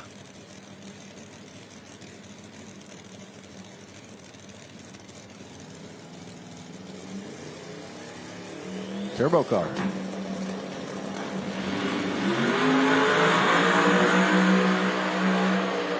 Man. Woo! No time slips, but I can tell you that one ain't slow. Yeah, Corey Reed's got this thing figured out in a hurry. That thing looked really, really good going down through there. Big boost Lutz going to have some company. Yeah, he was talking earlier. He got beat by Lutz earlier. I think he's figured something out. He's coming for him now. Look at that thing. That is awesome. Dancing around a little bit. Woo! I'm out here at Dale Holbrook. We're excited to have you for this Bratz entire series. Now, new to you, Ford, how was it feeling out there? Felt great. First few new passes on this car to me, new to me. Feels great. Now, I said, are you a Broncos fan? And you were a little offended by that. But the orange and blue on the car kind of made me think, but really, you're not a Broncos fan. Nope, Lions all the way. Now, did you almost hit the wall out there from what I'm hearing? I didn't get to see it, but did it scare you a little bit? A little close, a little scary. Hey, you gotta keep the adrenaline running out there. Yeah, adrenaline's there. The adrenaline is there. I think you had fun out there. Congratulations on a great pass in that new Ford. That's Dale Holbrook. Thank you. Tell me he had 3 or 4 feet. He was good. Yeah. That was us getting antsy from a bad angle. That's right.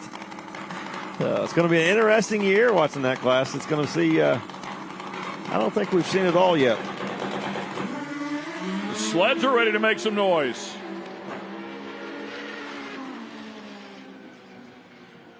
468 for Rob Lowe in the left-hand lane. 157 miles per hour.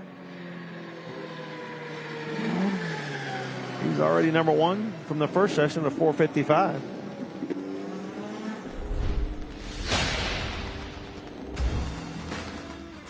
Just looking here to see how there's two Rob Lowe's, by the way. There's a senior and a junior. Senior making it 2 final rounds last year. Had the opportunity to go up and cover some of the sleds at the snowmobile racing up there in Wisconsin this year. Things are absolutely incredible. The bedazzled sled in the left-hand lane. That baby was sparkling when the sun was out earlier today. Jamie Neerson in the left lane. Kurt Schultz in the right lane. Yeah, you can see all the bedazzle there in the lights. Jamie had gone to 520 earlier in the day, so this 545 will not be better. I think moving around a little bit up there in the left lane. Almost tank slapping right there. Yeah. Outboard starter, as you can see for some of these. Revelant Sunglasses being the category sponsor. Here comes the Revelant sled in the right-hand lane. Anthony Minnie grabbing 2 wins a year ago at Milan and here at Galot.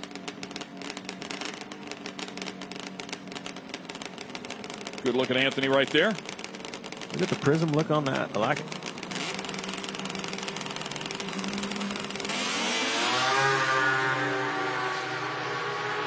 And Anthony not playing around. That thing with a little bit of a move there in the middle of the run as well. Tried to pick up the front end. And Minnie goes 450, 148 miles per hour.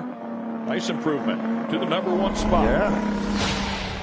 You can see why he won a couple of races last year. That thing left the starting line and it was a rocket ship. Was gone, driving away from Jason, and 450 to the number 1 spot. It's Anthony Minnie that set the ET record last year at Milan.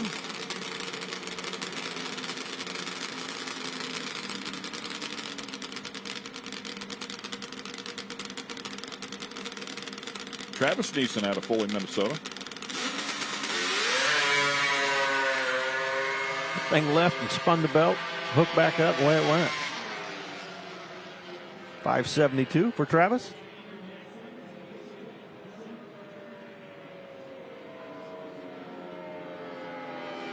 Revelant on the front of that.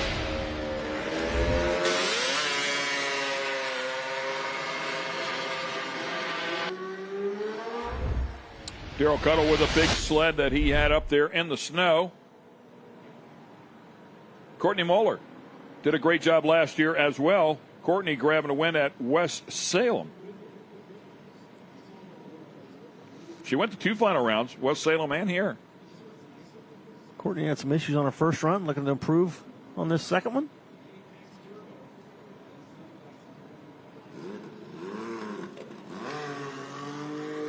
Not quite got them all figured out yet, but yeah, something going on there.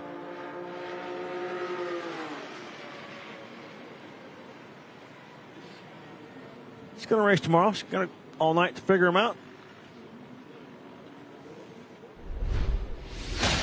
Yeah, some of these sleds, the big sleds have an air device that will lock up the clutch, and I wonder if that one's just not functioning properly. I'm out here with Anthony Minnie. You're sitting on top of the board. Now, you had a lot of success in this class last year. How are you feeling going into this year? Pretty same as last year. Everything's a struggle to get down for us, but soon at the end of the day, we figure it out and make it happen. Any changes that were made on your sled? I'm sure on the off season you're working hard on it. No, we had a fleet of sleds we actually ran in the wintertime that we spent a lot of time with, so that one just got pulled out of the garage and loaded up and headed out. All right, well, it hadn't gotten much love, but hopefully it will this year. We look forward to seeing you. That's Anthony Minnie. Thank you. Thank you so much. That's a little different. I got my summer race sled, and then, summer's over. Okay, let's bring out the winter race sled and go racing again. So. Yeah, I was going to talk about the sled that Daryl Cuttle has. I mean, it's a monster. Basically, it's an inline 4 Suzuki engine with a screw blower on the front of it, and I mean, they're incredible. They're 1,000 horsepower sleds, big cleats on the belts, spikes on the belts that get them some grip, and there's a lot going on there, man. It's a pretty intense style of racing. Yeah, it's a short distance, but it's a lot happens in that short distance. Yeah, and they're really good at what they do, like you would imagine anywhere else. And the track ever changing. You know, if it's tight track, if it's a sloppy track, they call it mashed potatoes when it's when it's sloppy and it's soft. You know. In our last event on race day, it got really cold and it froze things over the night before, and it was really tight. So they had to make a lot of adjustments to get to the other end. It was very, very interesting to watch.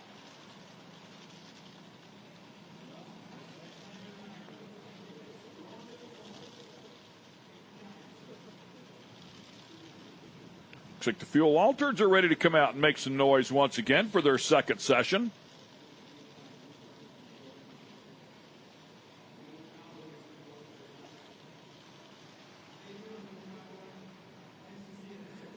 It was an interesting first session with Chuck Lofton going out, having an oil leak, taking a left-hand turn and putting that fuel altered into the wall a couple times. And yeah, everything was going pretty good until that happened. It's a pretty good session. Ryan Hill, who struggled here so much in the fall last year after dominating at West Salem, came out and did a great job, put it in the number 1 spot. We're missing Pete Dove. Yeah.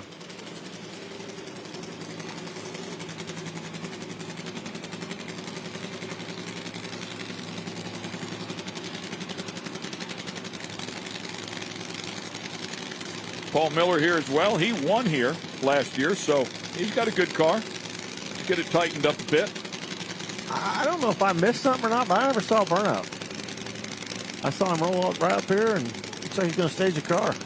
I don't know if... Well, says it's Mike Smith, and we did not see a Mike Smith in the yeah, first maybe section. he's just wanting to take the tree and get a time on the board so he can get his get on the qualifying sheet. But if he's not, well, there's another unique approach.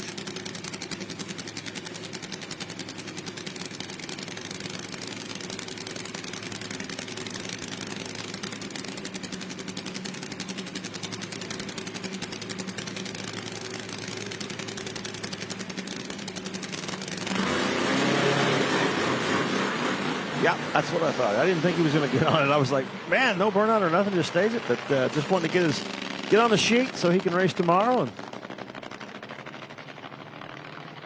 obviously maybe having some issues this weekend and couldn't make that first run, but put him now in number 5 spot, be able to go out here and work on it tonight, compete tomorrow.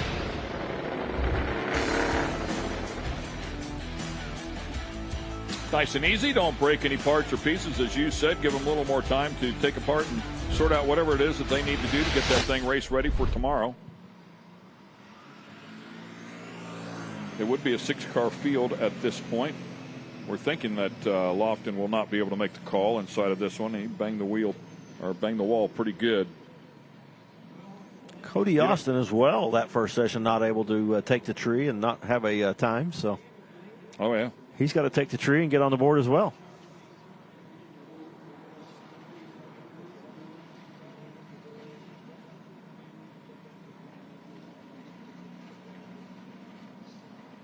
I'm just glad he didn't. I wasn't seeing things with no burnout. I thought no way he's coming up here to hit the throttle on that thing, because they're wild and crazy enough without doing burnouts. Good looking car.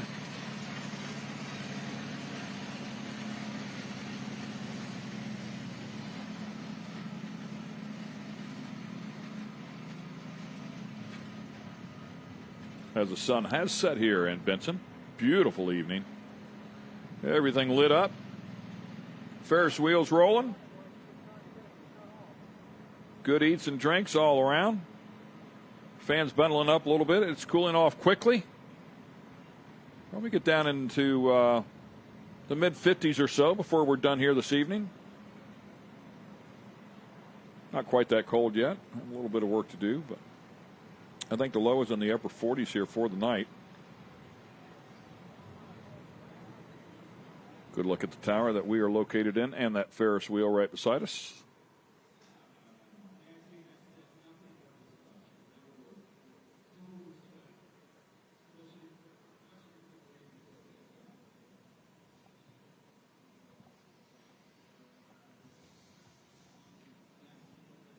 Here we go. Next pair of fuel altereds getting ready to fire up. Cody Austin. I don't know what the issues with what he had last time, but wasn't able to make the run.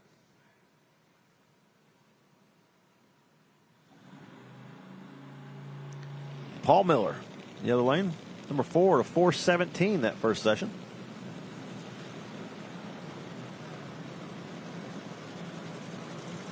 As the Bushwhacker comes to life.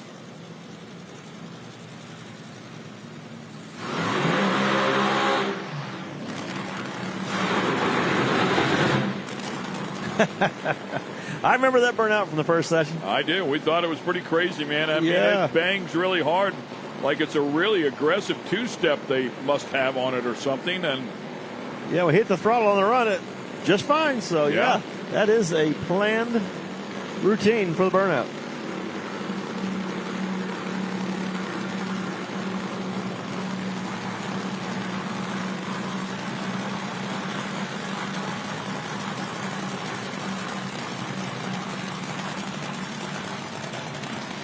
the Oliver and Miller car, backing up the Bushwhacker car there. The Oliver and Miller car line up on the other side in the right lane.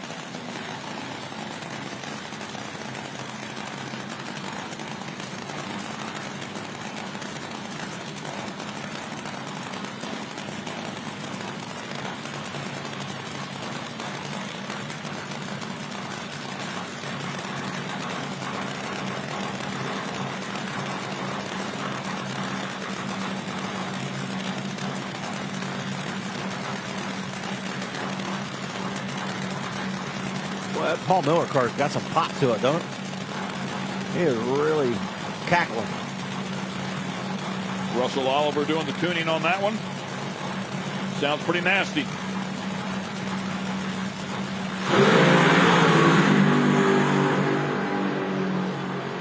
And nice hit. Good job for Cody Austin. 367, 213. And that's good enough for the #1 spot. I'd say they got it fixed, got all the problems figured out. Right to the top for Cody Austin.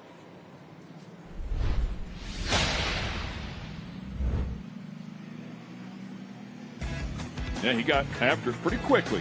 Yeah, good looking Look run. at that, man. I mean, that's like straight as an arrow for a fuel altered. What's the big deal?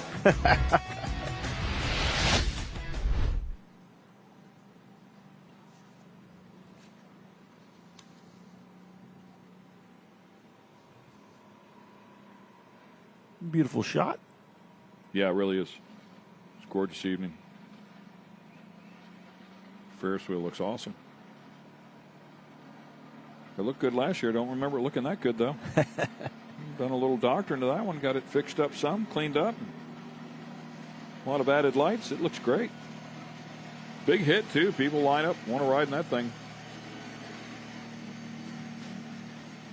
Gonna guess Ryan Hill's up next pair, just by the presence of his wife in the left-hand lane out there in the guardrail.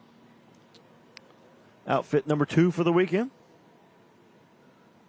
I think we got a wave.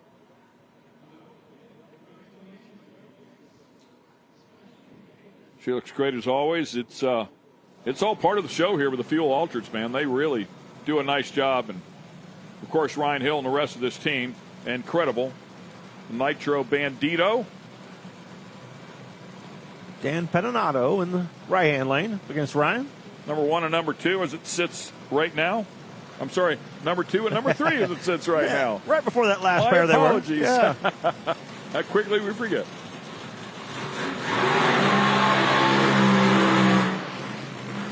Woo. Pettinato with the rat poison, of course, referring to the big block Chevy.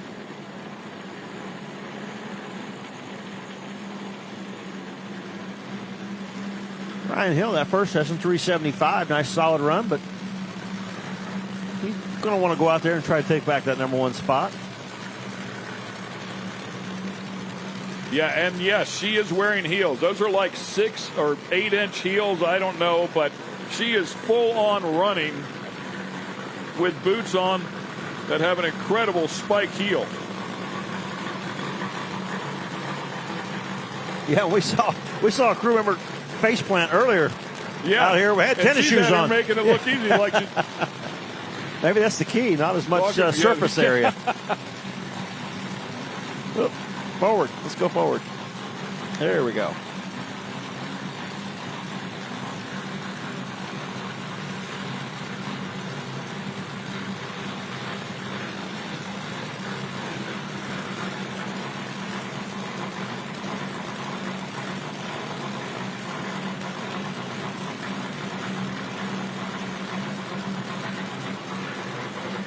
Here we go.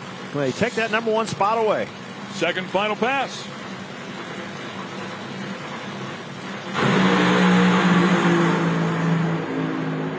Ryan's going after it.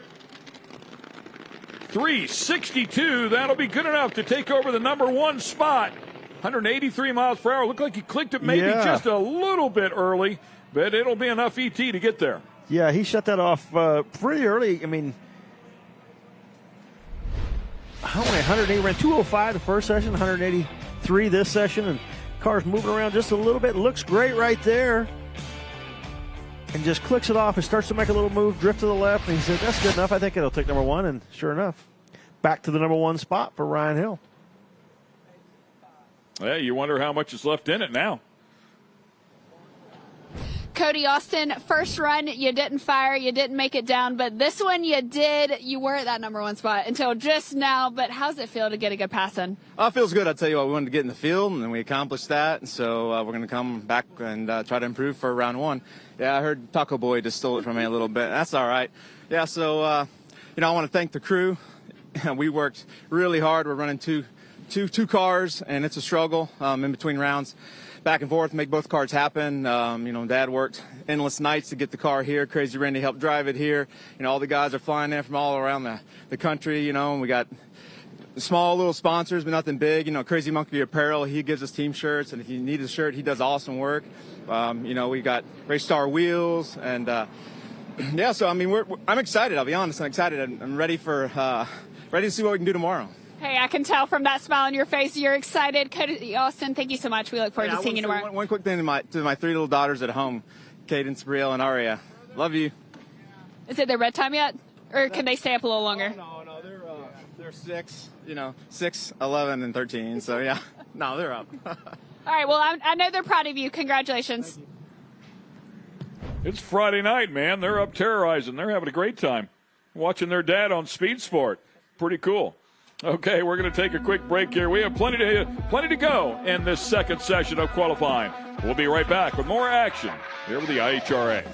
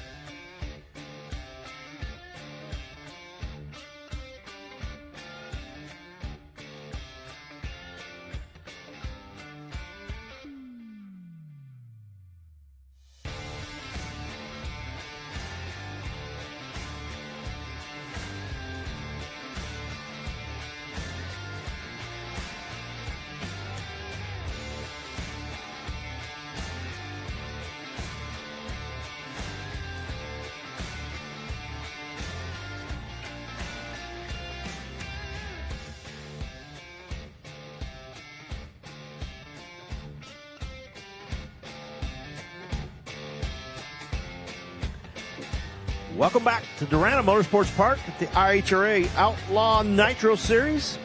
We're in the middle of the Q2 session. Track prep, getting ready for the Outlaw Pro Mod class. It's going to be a wild night of qualifying. We've already seen some big improvements, so looking forward to more. Let's go to Kristen Banks. Ryan Hill, ET of 362 with a 4. Now, last time we were here, you didn't qualify. This has got to feel good going into tomorrow on top of that board. It does. It was a total redemption after finishing last year. You know, we had the highs at 42, and it was so good. And then we come here and just absolutely leave with our tails between our legs. And just, you know, that, I mean, we had a short off season, and the car had a bunch of changes. So I'm just happy it's going right down the racetrack.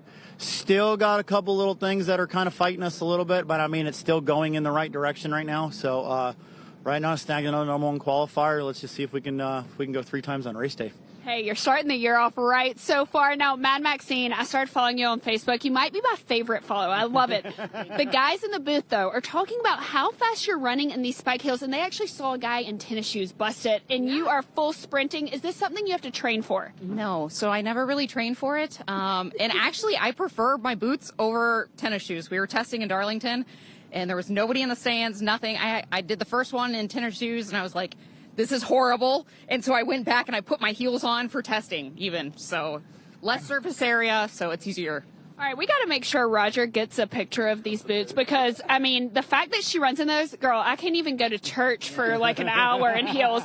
I'm always in tennis shoes. Well, congratulations. Great run. We look forward to seeing you all tomorrow. Well, hang on. We got to say hi to our kids at home. Blake, Emma, and Jenna. They're watching on TV. We love hi. you guys. Miss you guys.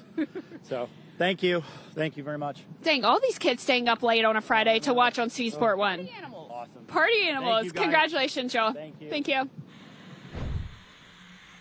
I told you it was less surface area. Yeah. I'm telling you, it's a challenge. I'm still not going to wear them and go out there, but it is a challenge. Good for her, man. Yeah, he got some parts here just a few weeks ago, and good to see that everything's working well for him. Yeah, it panned out for sure. And said there's still a little bit left, so I think so. If you click that thing off, and it was going to the left just a little bit, so I don't know if that was a product more of the run or if it's something that's going on with the car at the other end. But either way it goes, it seems like he's pretty satisfied with the progress as they are spraying here, getting ready to continue on here in this second qualifying session. Yeah, obviously he's really happy with it after the results they had here last fall. So, yeah, looking forward to it. He's got a good car for race day, and he's got a consistent car too, and that's hard to say in a fuel altered.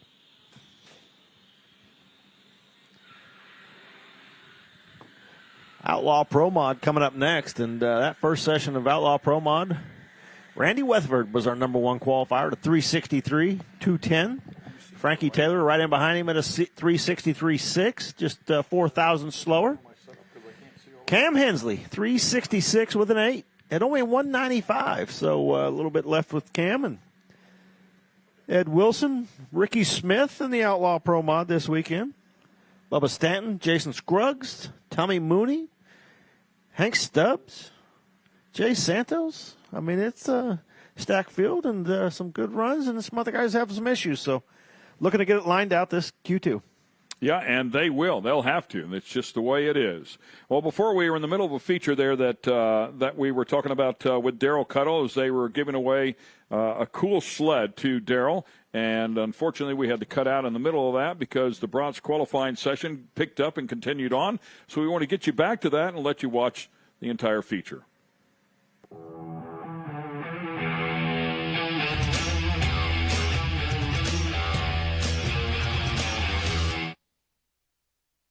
We're here at Darana Motorsports Park, and what better way to start this Nitro Outlaw Series than with a little gift? We have the owner of IHRA, Daryl Cuttle, here with us. Also, we have the guys from DOA Drag Sleds and Pro Line Performance. We have Jimmy, we have Travis, and we have Frank, and they're here to present Daryl with a little gift. I'm going to let Jimmy take it over and maybe tell us a little bit about this sled. Yeah, so as you know, DOA Drag Sleds is a family-owned and operated business, as well as Pro Line Performance out of Rochester, Minnesota. So a couple of months ago, started with text messages back and forth, and from concept to inception in 47 days, we built the first ever junior outlaw snowmobile. Travis built the carbon fiber hood and chassis parts. Frank came in and built an all aluminum built chassis. Running a 790 methanol Huddleston motor and clutches in it. It's just a really hot little sled. The future of drag racing lies in our youth, and we're always looking for other ways to bring the youth into the sport and grow the sport overall. There's junior dragsters, we have junior funny cars, junior bikes, and now we have junior sleds. So I think we should take a look at it, let everybody take a peek, see what it looks like. Daryl, you want to do the honors? Who wants to check this thing out first? It's a gift to me, so this is brand new. Are we going to see you driving this down the track today? 2 weeks ago, it's on ice. Now we're on asphalt.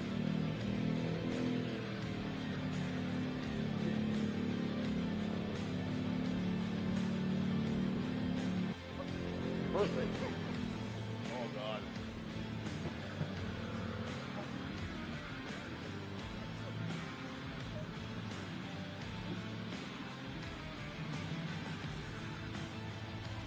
When you were coming up with this thing, I got to ask about the color. Was that a special request by Daryl? Oddly enough, Daryl did not know anything about this project being built. Becky came in clutch for us. We asked for the green for another project we were doing for IHRA and Darana, and literally this snowmobile project came from the color chip of the green that came from Becky. Do you think, is this the correct green? Did they get it right? Yep, bang on. Did a hell of a job. I wasn't expecting this. This is quite a... I can't wait to see... Oh, my God. Look at the pipe. Remember a couple of months ago when we asked for color chips from Becky? I thought it was for sunglasses. Well, that was the start.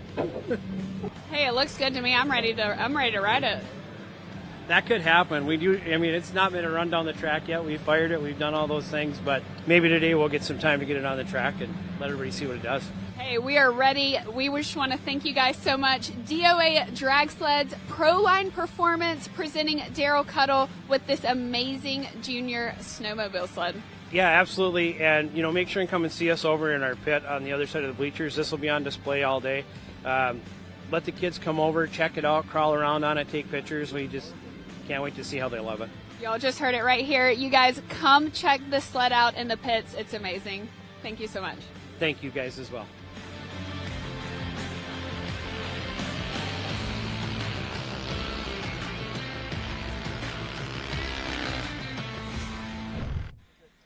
That thing was pretty awesome, dude. Yeah. When they said junior, I was expecting it to be small. I'm looking at it, I'm like, that's a legit sled. Yeah, that was Daryl making the initial pass.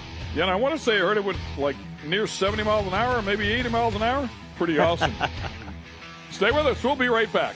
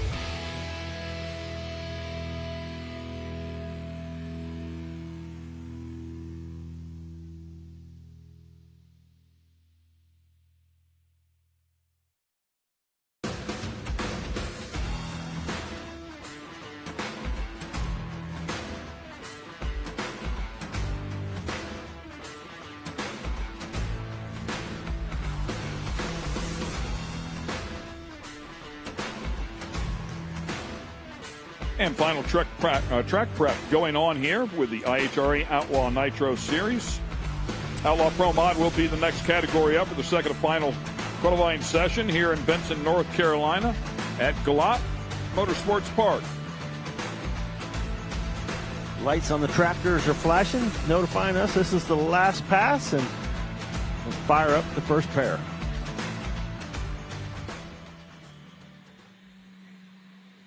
See some jackets coming out there, and temperatures dropping, getting a little cool. I know last night when that sun went down, and it got cool quick. Let's see if we can get a little update on the weather here. Temperature 64 degrees, feels like 59. Density altitude down to 798. I don't know what the track temp is.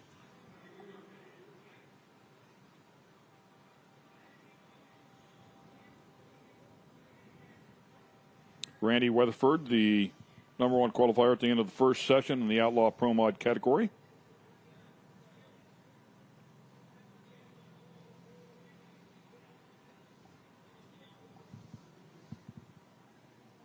And Randy having a lot of success with that new car. The way that thing's been running, I think that's his new favorite.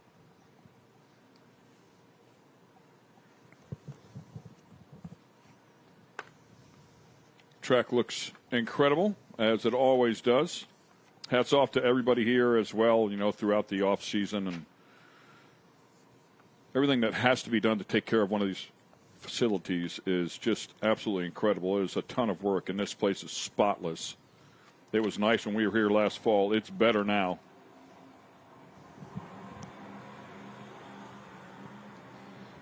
And we hear engines running. Time now for the second session of Outlaw Pro Mod.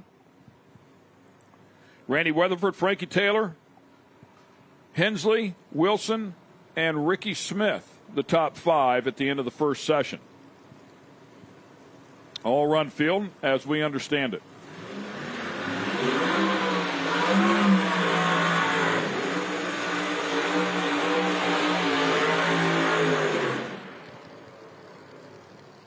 There's that beautiful Chevelle that we saw a little bit earlier. I'm not sure that we actually got it.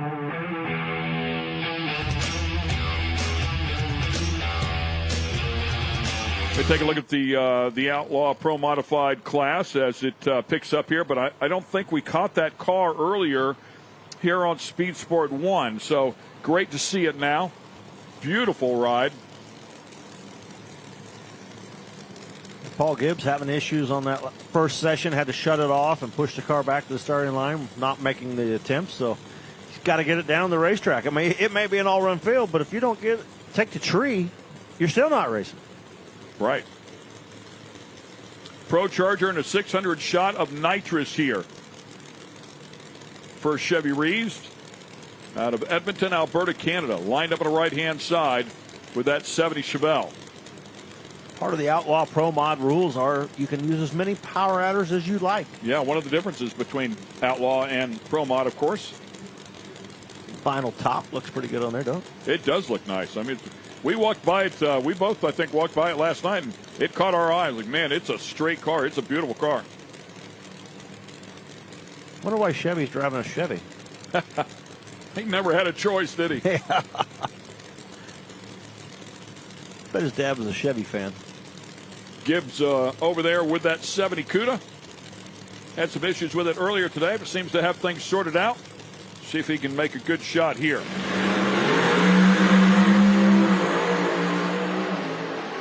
And Reeves has to get out of the throttle here once again.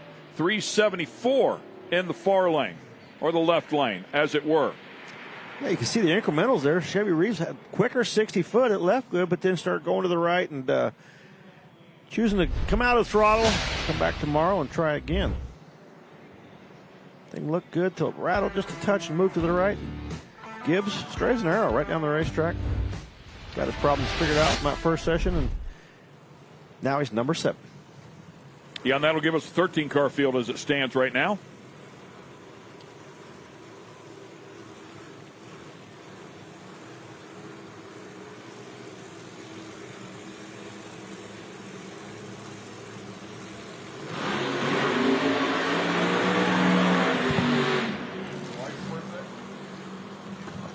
Brandon Pez, Hank Stubbs. Brandon in the Headhunter Corvette. Brandon Pez backing up that beautiful Corvette you were just talking about, and we want to wish his wife Kim a happy birthday. Quartermax Racing sponsoring the Outlaw Pro Modified category. We thank them for that effort as well. Hank Stubbs lined up alongside.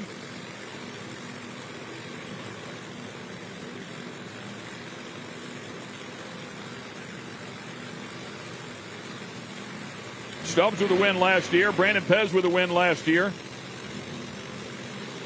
Pez at Columbus the second time we were at Columbus, and Stubbs at West Salem. Both can get it done.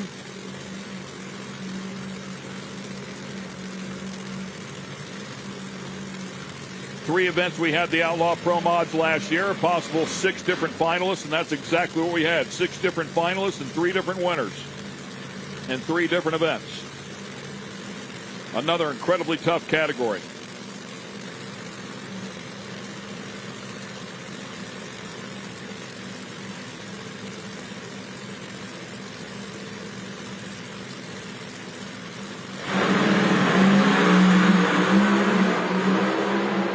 Both of them pedaling. Yeah, in and out of the throttle a couple of times. Woo.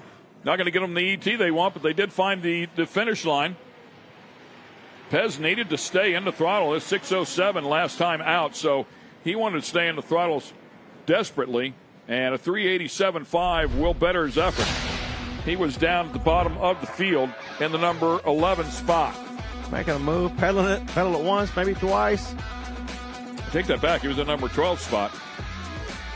Little bit of maybe blower belt or something coming out of I did see that, car yeah. down there on the top end. Saw something fly out of the bottom of that. Little pieces.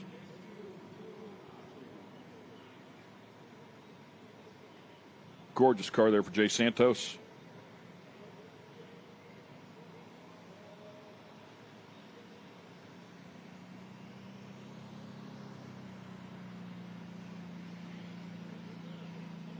That's one of the things you can see when this track starts to cool off. I mean, it's pretty cool out there tonight, and track temp starts to drop. The track can get tight and get a little bit tricky to get a hold of and get down through there. The window for margin for error gets pretty narrow, and going to have to hit the setup just right. Stubbs with that 380 picks up 0.07 of a second.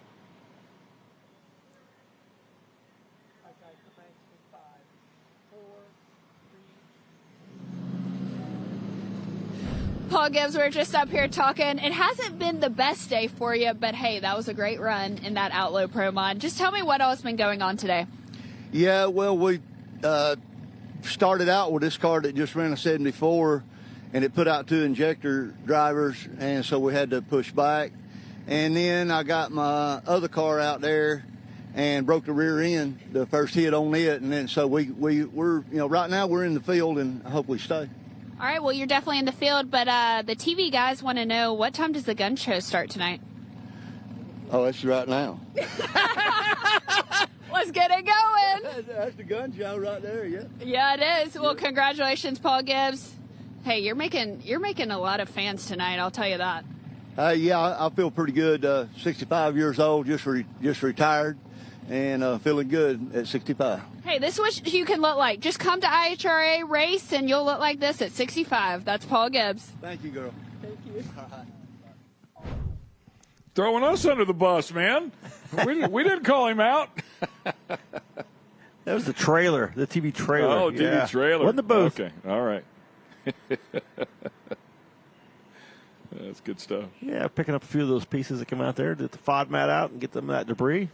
Congrats to Paul on retirement, too. Yeah. Man, that's great. Retiring, come out here and do some drag racing, have some fun. That's great. What are you going to do when you retire? I'll go drag race. I got a couple of cars. A couple pro mods. Got a couple of cars.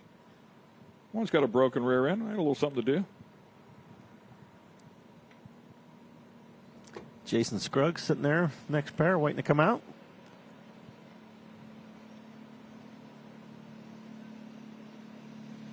Currently sitting number 10.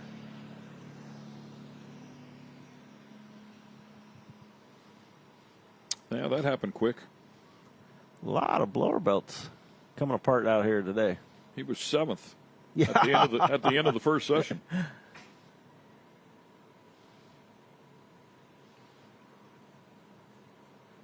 Checking that Matt, that thing's pretty efficient. Picks up a lot of the small parts and pieces. Does a great job.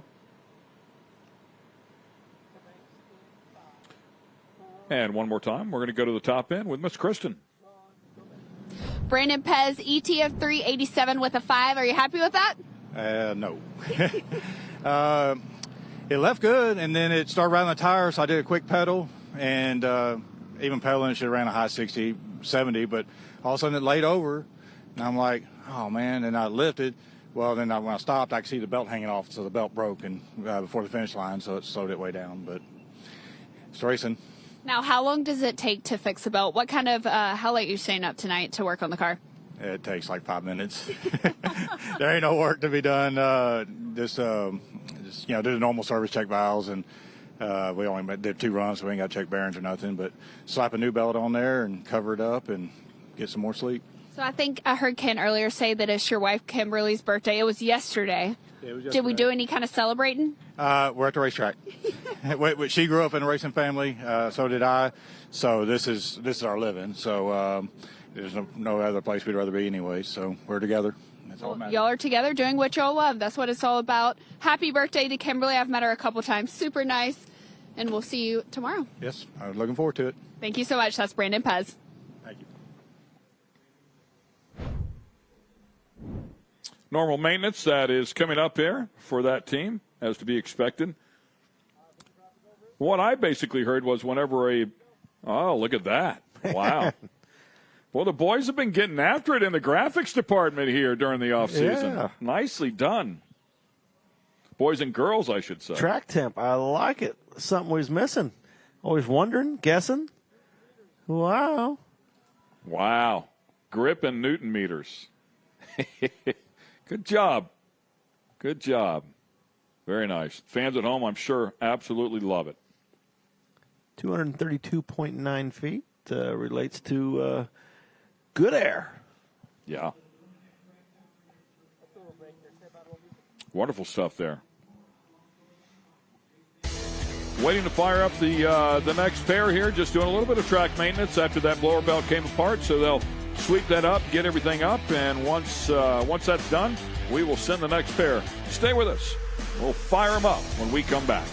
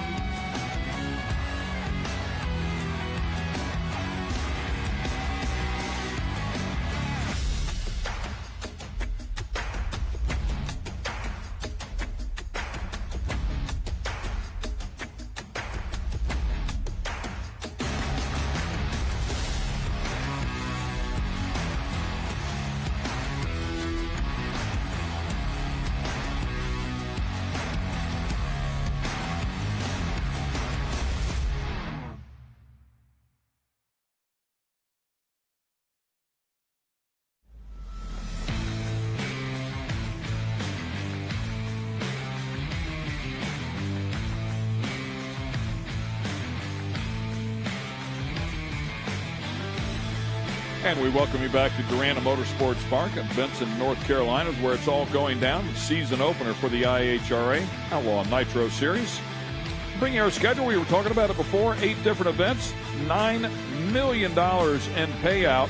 The Triple Crown and the Pro Mod Mania are separate events as well, as you take a look at them there. And, of course, the racetracks are very exciting in their own right as we kick things off here at Galat. Then we go to Virginia Motorsports Park. That'll be a lot of fun. Montgomery International Dragway. We'll be back at Milan. How about Empire Dragway up there in Leicester, New York? That'll be great to get back up there. Haven't been there in a long, long time. Dragway 42. We were last year in West Salem. Heartland Motorsports Park and Topeka, Kansas. Great to bring that one back to life as well, along with Atlanta Dragway when we'll wrap things up in October. Should be a lot of fun. We'll also go to Maple Grove Raceway this year as we get to May. I believe that will be Memorial Day weekend. National Trail Raceway and Memphis Motorsports Park. For the Triple Crown event, big money there for the fuel cars to be paid out, especially if you can win all 3. And, of course, the Pro Mod Mania that we had at Milan last year, which was a huge success, and look forward to getting back to that. I believe we also had Mount Motor Pro Stock there along with that. So pretty much a door car weekend is what that was, and we had an absolute great time there for the Pro Mod Mania. So a beautiful schedule there, courtesy of the IHRA Outlaw Nitro Series for 2026.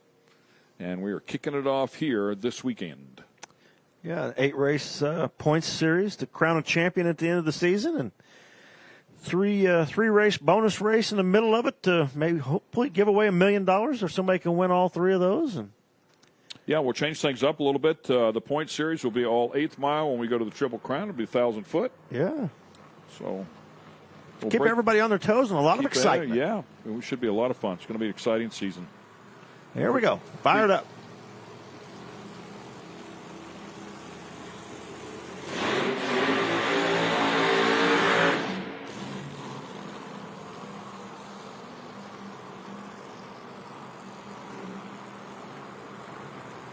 Jason Scruggs doing his burnout. Jay Santos was having a little issue, but it sounds like they've got that car fired and rolling up here now. The Mississippi Missile. Gorgeous car there for Scruggs. Both of these cars just impeccable.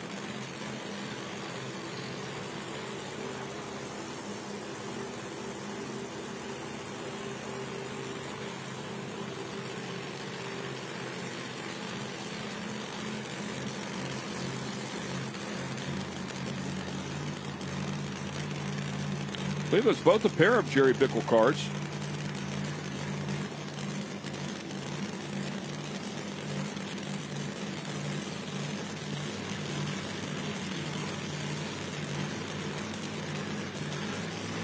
Show you an onboard from Santos's last pass in Q1.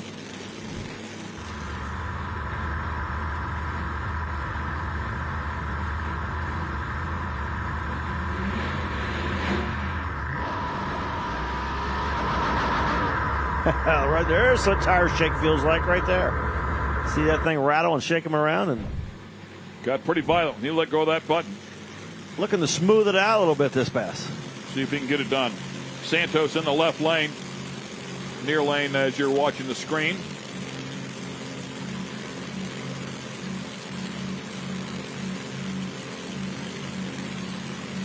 Mississippi Missile in the far lane. See what Scruggs can do.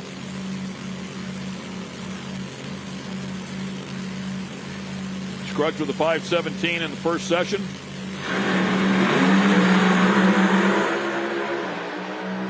Santos with a handful has to get out of the throttle. Scruggs puts a 3:51.8 on the board. Really nice job. That is equivalent to Bubba Stanton's ET record and goes 2:21. That will take the mile-per-hour record. Incredible effort there. Nicely done by Jason Scruggs. And got it stopped with no parachutes. Got a little hot down there. You can see him on the brakes hard, sliding around, but what an outstanding run. 3:51. Over a tenth of a second quicker than anybody so far this weekend, but nice, solid run. And right here, no chutes, and I'm telling you what, he did a great job of getting that car stopped before the sand down there.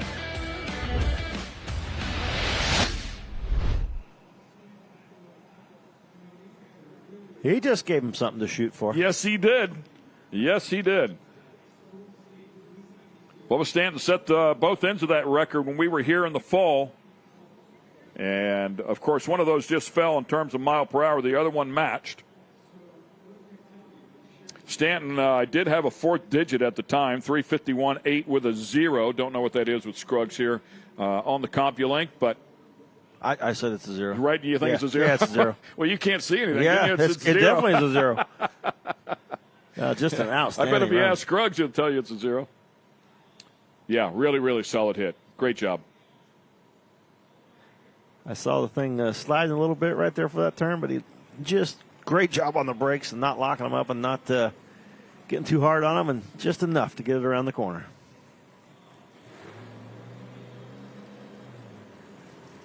Just saw Shannon Jenkins standing down there.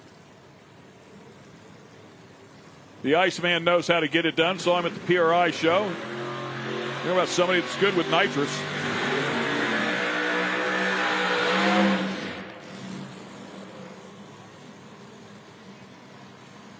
Pretty doggone good when it comes to wins as well, I should say. Second on the all-time list with a total of 31 final rounds, 19 wins. 61.29% win-loss ratio for the Iceman.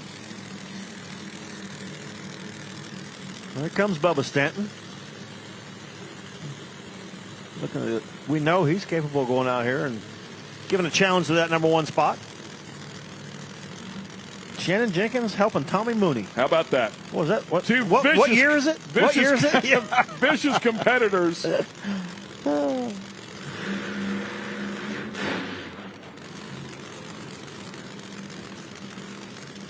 Pat Musey power underneath the hood for Tommy Mooney. Obviously, Tommy Mooney built race car. Some of the best of all time working on that machine. And Bubba Stanton, who was a real player here back in the fall, was 6th after the first session with a 372.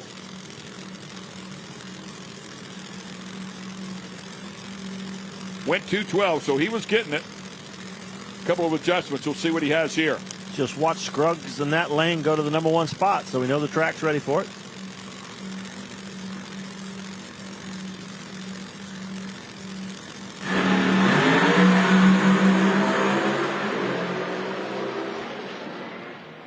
And both guys find the finish line. 352 for Bubba Stanton, 373 for Tommy Mooney. Tommy needed that run there. He'll have some good data to go off of and adjust for that one. And Bubba Stanton to the number 2 spot. 352 with a 2. Very, very close to his previous set ET record. 217.60, which would have been better than his mile per hour record before had it not been for Scruggs. And just 4 thousandths off of number 1. Jason Scruggs, what a Scruggs. I don't know why I said scrub. You're not a scrub because that run was just awesome. Setting records, mile per hour record, ET of 351 with the 8. How'd it feel out there? The run felt pretty good. I haven't been in that car in 2 years, and that's just my second pass, and the car's only got 5 runs on it total since we tested it 2 years ago. But the run felt pretty good. Honestly, with this air, we should be running 40s. But the problem was the chutes didn't come out, and I thought I was going in the sand for a minute, so it was kind of hairy there at the end. It was definitely hairy there at the end. And you said you've been in this sand trap before, maybe a while ago. So what's going through your mind when you're like, oh, goodness, they did not come out? It was like, oh, shit, not again. Hey, it didn't happen again, thankfully. Congratulations on a great run, and we look forward to seeing you tomorrow. Thank you. Appreciate IHRA and the job you are doing here. Appreciate it. Thank you. Well, thank you so much. That's Jason Scruggs.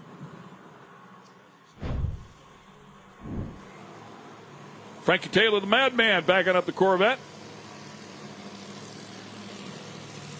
Quarterback sponsored category here. Larry Jeffers race car there for the Madman. I think Frankie wins the award for the largest injector. Him and Disco Dean, I think, got their injectors from the same place. Disco Dean, he'll be up here and beat you up. Yeah, they struggled with this car last year when they first brought it out, but they kept working on it, and as you would expect, they got it sorted out, and he is tough as always. Yeah, went to the final round here last November, runner-up to Randy Weatherford. Going to try to start the 26th season off one position better in that winner's circle. Of course, he had wins in Pro Mod as well. They grenaded the motor inside of that car. He kept digging with this one.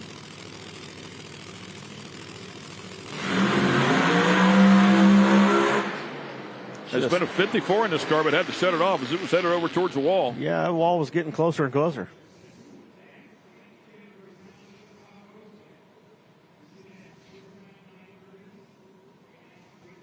Sits fourth in the field.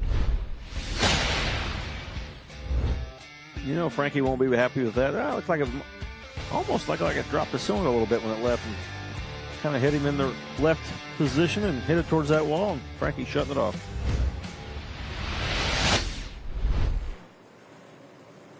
Pretty good puff of blue there towards the end, too, out of that right bank. Maybe a piston?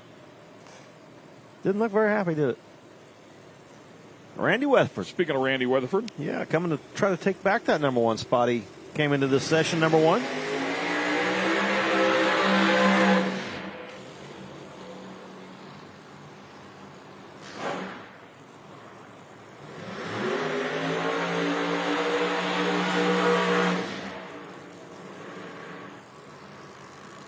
Randy grabbing that win, as you were talking about before here when we were here in the fall.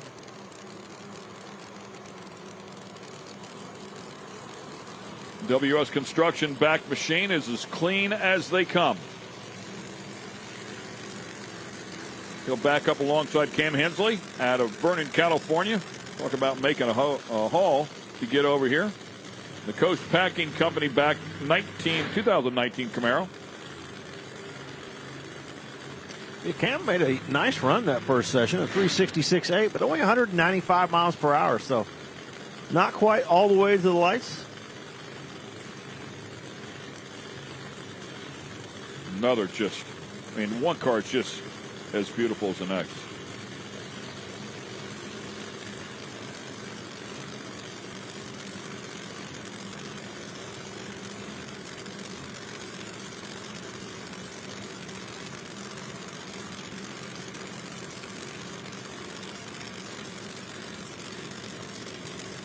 Here we go. Yeah, Hart's Charger there for Weatherford. Let's see if Randy can get that number one spot back away from Jason Scruggs.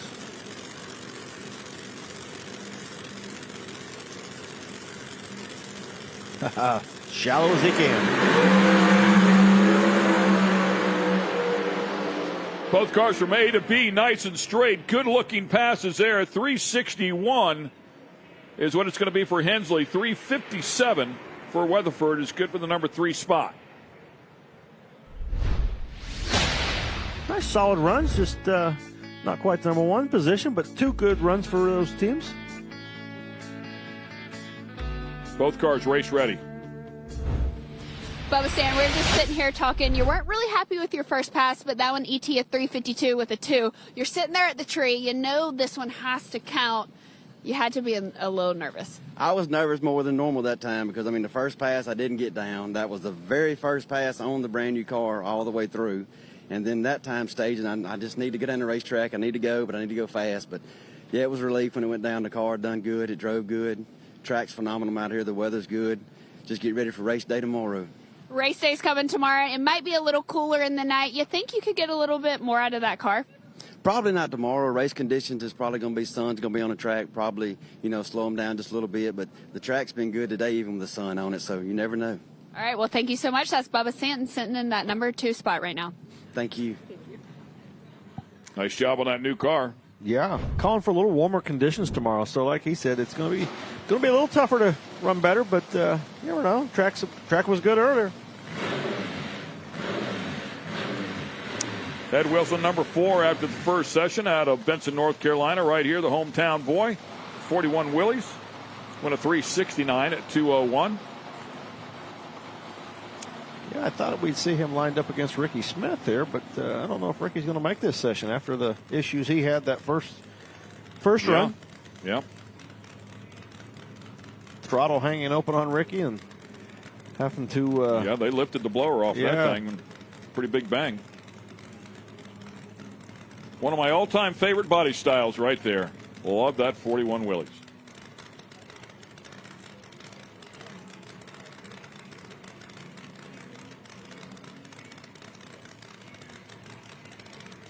Wilson made a nice run that first session, so we'll see what he got now. Front end way up in the air, and looks like it rattled the tire just a little bit. He said, nope, not happening. He'll cruise it down to the shutdown area. Give it a shot tomorrow.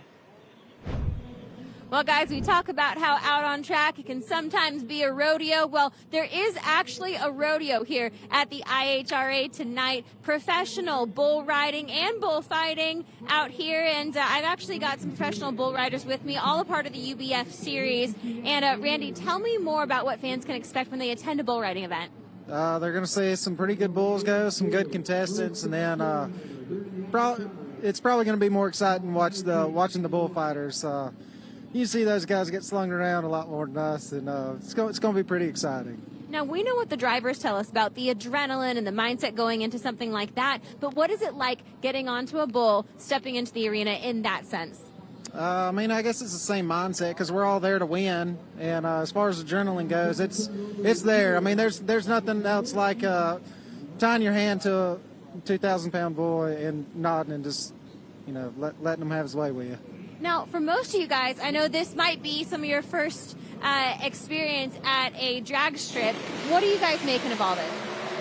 It's very loud, I can tell you that much for free. Super loud. It's a little louder than a bull or a horse. This is not your first racing experience. Tell me about what you found out here. Well, it's so neat to come out here and watch two adrenaline thrive industries that we're in. But I was familiar. I was in the Busch Series in NASCAR for a while, and it's kind of funny watching these guys when setting the clutches on them top fuels over there. They're all jumping and stuff, but we're going to make them jump after a while as soon as this is over with this bullfight.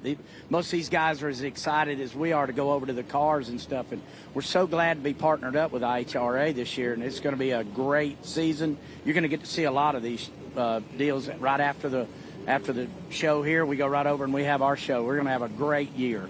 Bull riding and bullfighting at the conclusion of every IHRA event on Fridays. We will see you guys there. Great, y'all. Look forward to that. Just part of the fun that goes on when you come to one of these IHRA events as we go over to the factory pro stock qualifying section number 2. Woo. Struggling. Guys are struggling to get a hold of that racetrack out there. Yeah, Hamp really hit the tire hard. Yeah. Don Justice leaving before the tree. Come on. So they need to go out there and get a little loose out there as well. Shut it off. I'll tell you what, Ken. All the years in drag racing, I never found anything that was the adrenaline rush or was close to like driving a fuel funny car, except for bull riding. It is a very, very similar sport to drag racing. You get on that bull and you strap into that thing and you strap into a fuel funny car and you hit the throttle and they nod their head and all hell breaks loose for 4 seconds for us or 3 seconds for us and 8 seconds for them, and we throw the chutes out, but they got to get off. And then I said that the cars never come after me, where the bull sometimes comes after them. So, but it was really neat to watch that. We went to a lot of them. I was sponsored back in the day. Went to a lot of PBR events when I was sponsored by U.S. Smokeless Tobacco, and it was one of the sports that I found very, very similar to drag racing. We had an opportunity to watch them there at the end of last year. Super incredible athletes, very, very talented. Take a look at Tony Scott and Jason Dietz here.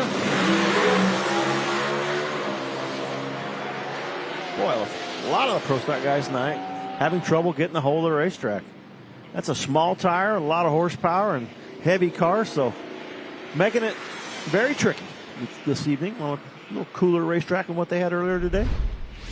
Tony Scott very close to his round 1 numbers. He just went a 492, and he put a 490 on the board a little bit earlier today.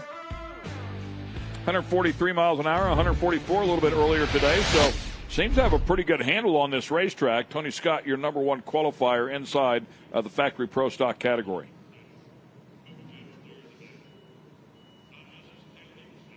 Time for the pro modified cars. Get the door back on the 55 there.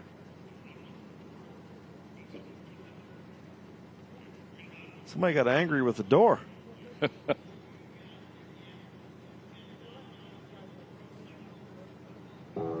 I saw Scott Palmer walking back to Ricky Smith's pit last night with a door in his hand. What he's doing with Ricky's door. Larry Jeffers Race Cars presenting the Pro Modified category this season.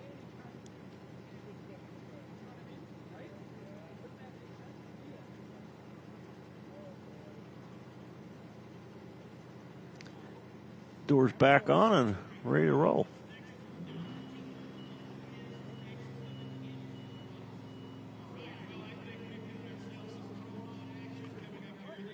At the end of the first session, it was Jason Harris who had qualified number one or ended up on top of the field there with a 3:58. We had a 58, a 59, a 60, a 60 with a 3, a 60 with a 7, 61-8, 61-8, 62-0. Yeah. Welcome to Pro Mod. Yeah, I think the Pro Mod guys stepped their game up for 2026. Last year we saw only 2 sessions of qualifying. A lot of these guys come into the first session were struggling. I think they were going for it, and we saw a lot of cars shaking and shutting off early, but they figured out how to get down this 2-session qualifying deal, and we went out here, and what a tight field. That Q1, and totally different look from what we saw last year. These guys are serious this year. We just watched Jay Santos a little bit ago in the Outlaw Pro Mod and hurried back up here and jumped in his Pro Mod. Hard to tell the difference when you look at him. Yeah.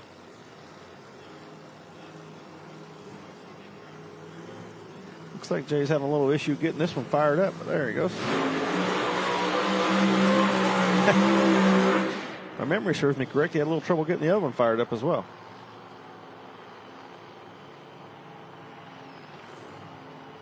Great looking 55.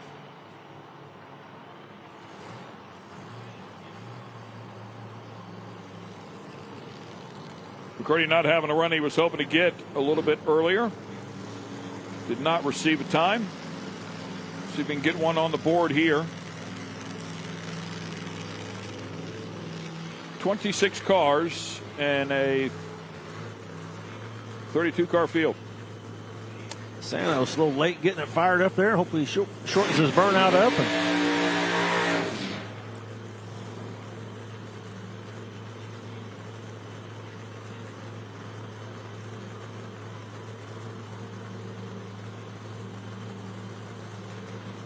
Wild paint on both of them.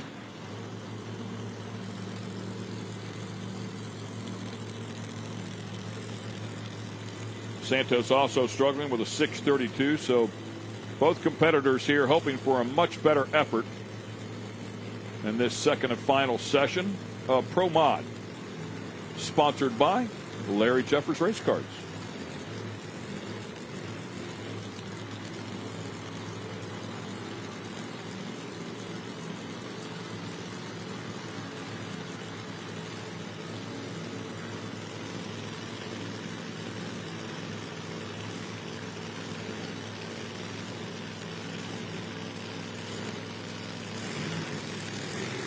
Communication between the two teams. We are ready to go. Turn on the top bulb.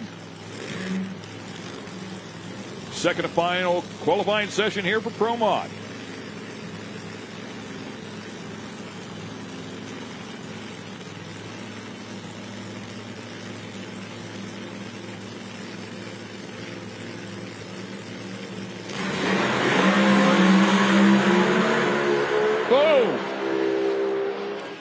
Big bang for Santos.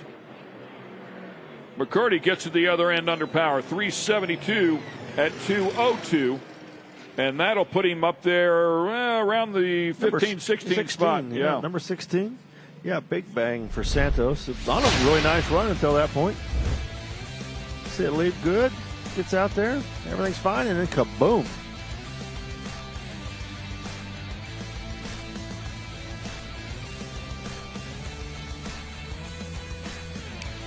See anything in the funny in the pipes or anything? Just nothing to give it away. Yeah, it's coming.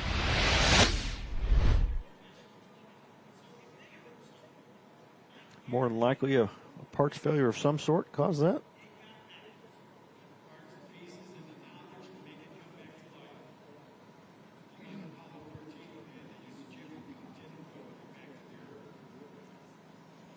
Well, that'll keep the gang pretty busy there for the next few hours for sure. Yeah, Santos ended up number 25. Going to have some work to do. He's going to take part in eliminations tomorrow. Yeah.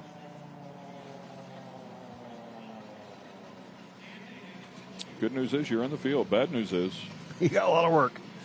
You're not going to be watching the you're bull in riding. the field, and you got to. Yeah, you're not going to be watching the bull riding.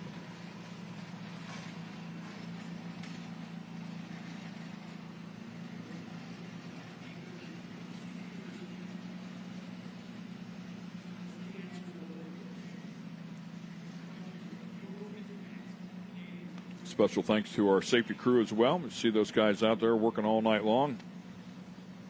First one's on the scene when something goes wrong. We appreciate everything they do. Giving a quick check of the track there after that big bang and making sure everything's good. The good news is I don't see a whole lot moving right now. Well, they've been hard on blower belts today. Been chunking them and knocking them off, and blowers banging and ripping them off. Reminds me of a race we had last year where the cones out in the center took a beating. They were hating on some cones that night. It's a pretty big item, man. It's a pricey item. Not to mention all the internals that might have been damaged in the process. Yeah, I think his bigger priced item was below the. Right. I think so, too.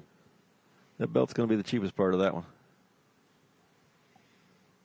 Yeah, my understanding is the belts don't typically just break on their own. Something has gone wrong that causes those things to break. I mean, certainly if you run one too many times. But Dad, I don't want to leave. I want to watch more race cars. Is he taking the chair from her? I want to watch more race cars, Dad. She doesn't seem overwhelmed She's about not that decision really happy. right there. No, she's not happy about that. She likes her racing.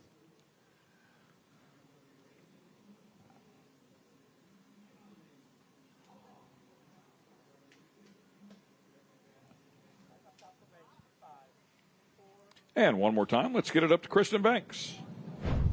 Kevin McCurdy, we're just catching up. Last time we were here, you were runner-up. You're sitting on that 16 spot right now. What's it going to take to maybe be runner-up or win this year? I don't know how we're going to do right now. This is a brand new car, and just made a lot of changes last night, and that literally was the first pass we got it to go down. So it's going to kind of be a little bit of a miracle, but you never know. You never know. All right, you mentioned a new car. We got to ask, what is Angry Farmer? Because, man, that wrap looks amazing. I love it. Todd Dugan owns Angry Farmer, which is a car shine and a penetrating oil that he makes, and it's awesome products. Everyone needs to try it. Well, thank you so much. That's Kevin McCurdy, and we will see you tomorrow. Thank you. Thank you. Guys have been busy in the offseason with these new cars. That seems to be a theme here. A lot of new tubing out here. Yeah, I looked up Angry Farmer. I saw they were going to be the sponsor for the new Brats category, and wanted to see what. I'm not sure what Angry Farmer was, and went to their website, checked out the penetrating oil and the shine, the car shine they got, and neat story. And our Kristen Beat has been busy as well in the staging lanes. Chris Powers with me now, finishing in the finals in all 5 rounds last year. You put it in your words, but you definitely handed it to the field last year. How do you continue that momentum this year?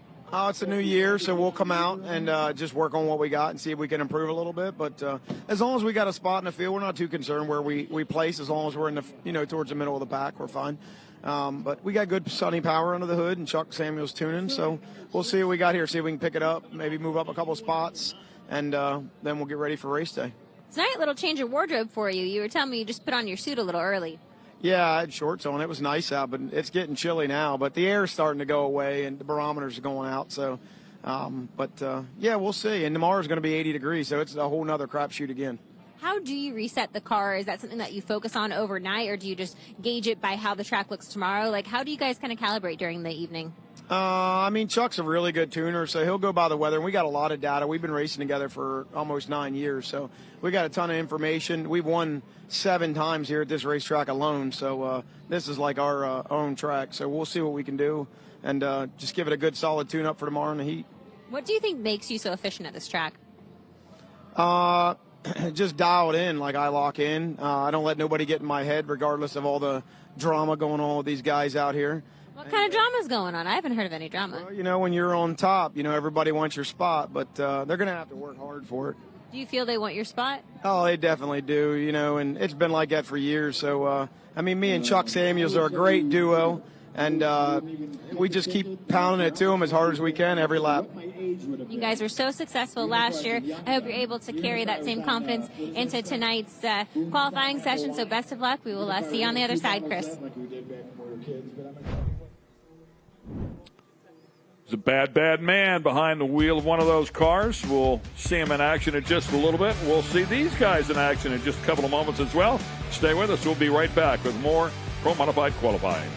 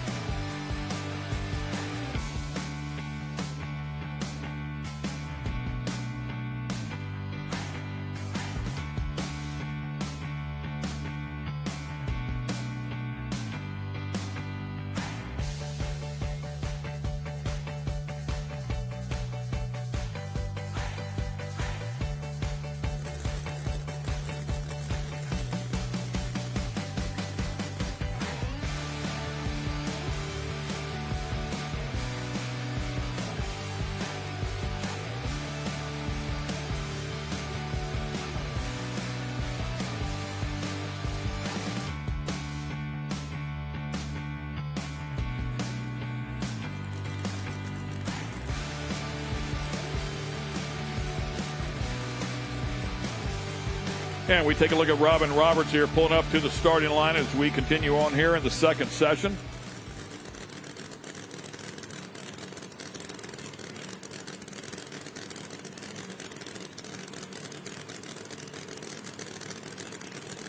Robin Roberts, one of those cars, plenty capable of going up to the number one spot. If he gets a hold of this racetrack, that car is plenty capable.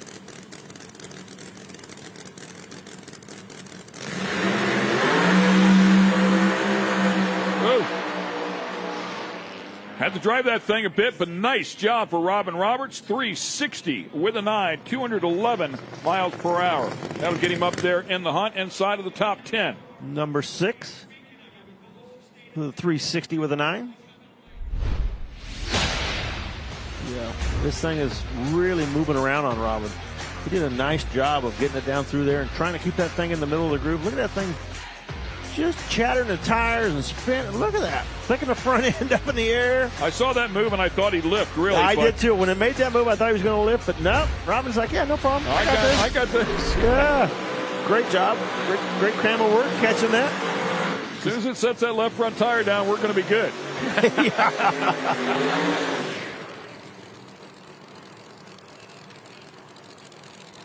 Decker the third coming back for round 2 alongside Tony Wilson.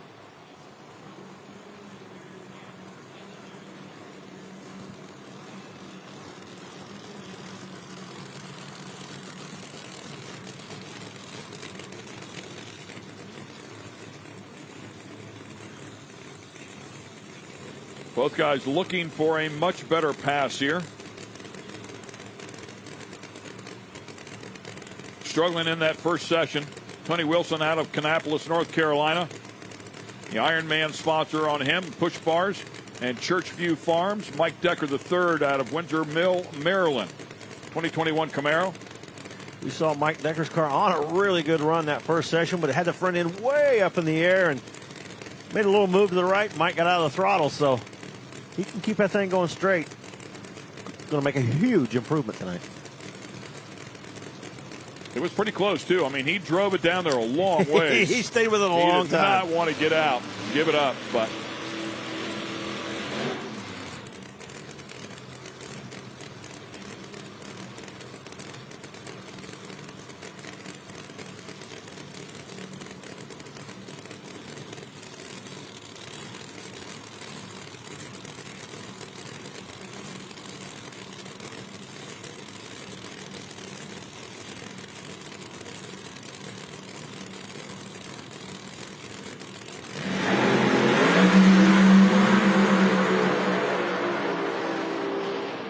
012 light for Wilson. He's ready to rock and roll. 361 to a 365. Nicely done out of both competitors. Yeah, Decker, that thing didn't pick the front end up like it did last time. It kept it down a little better and was able to go straight. Huge improvement, 361, 207 for Decker. Nice lap. Yeah, that's a big improvement out of both of those. Trying to go right, but the good thing is this time he had the front end down where he could move it back over into the middle of the groove. Last time the front end was about 2 feet in the air. Getting tougher and tougher, as we would expect it. Let's go back up top. Robin Roberts, when you got up to that tree, you knew you needed to have a good pass. ET of 360 with a 9. Tell me just what goes through your head. How much pressure do you feel on you?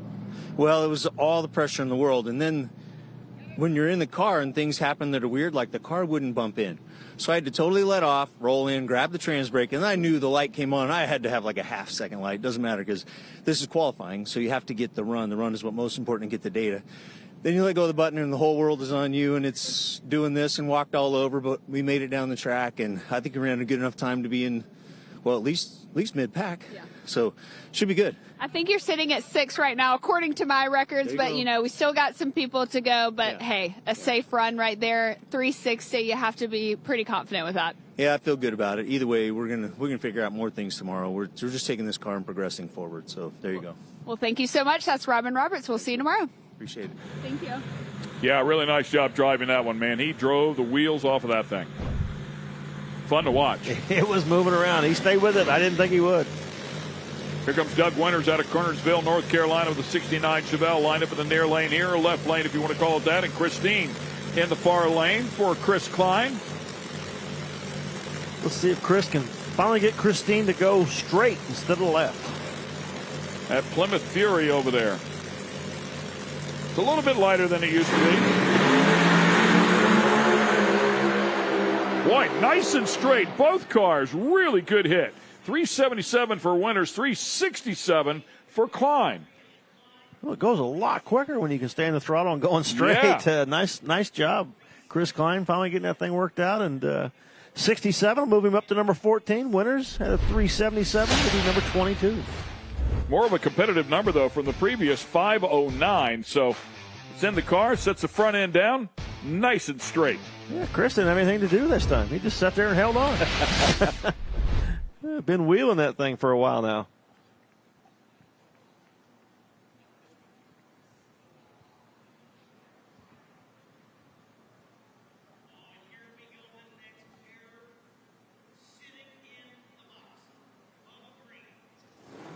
Bubba Green put a fire inside of his. It's good to see it. Not a lot of tire shake, not a lot of aborted runs. You know, the guys are doing a good job of reading the racetrack and making the adjustments and getting these cars down the track.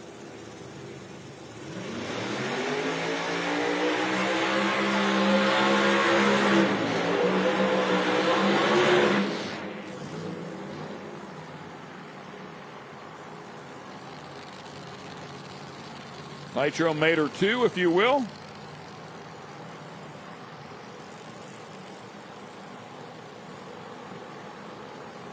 Scotty Cannon helping out with this one.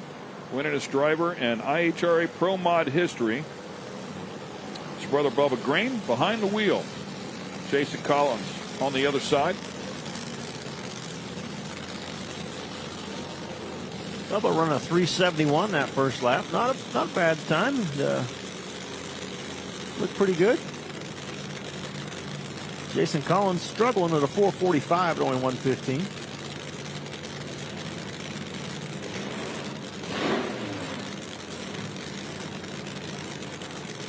See, they've gone back to the traditional style zoomies on this car from what they previously had, where they were trying some options.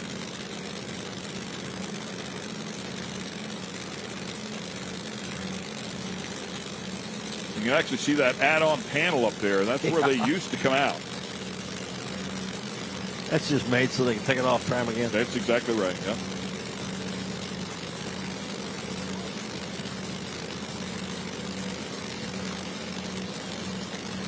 Great overhead shot from the drone.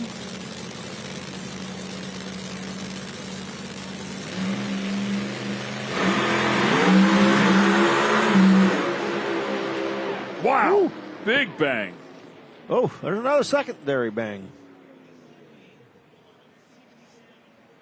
Yeah, that thing was moving around all over the racetrack, and then kaboom. This will be a really interesting replay. Watch that right-hand lane. That car's out there. Got the wheels up, moving to the right, gives her a big yank back, and then kaboom.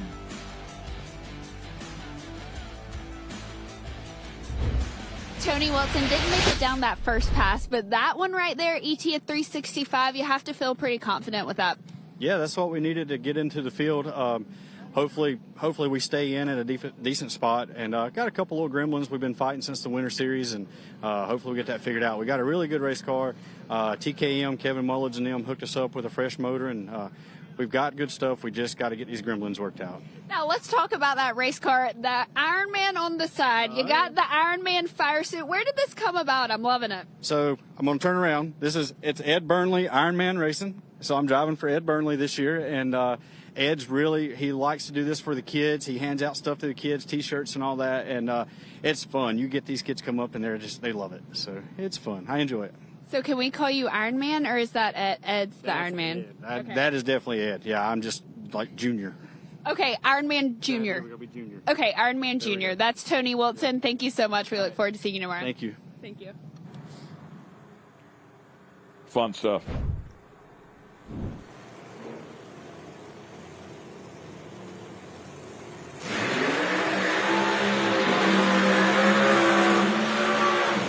Robert Davis and Jason Lee will be the next pair here. Robert Davis with some work to do, currently sitting in the number 24 spot, but back in the 3-second zone here now at the bottom of the field. 3.80 is good for 24th, which is the bottom of the field.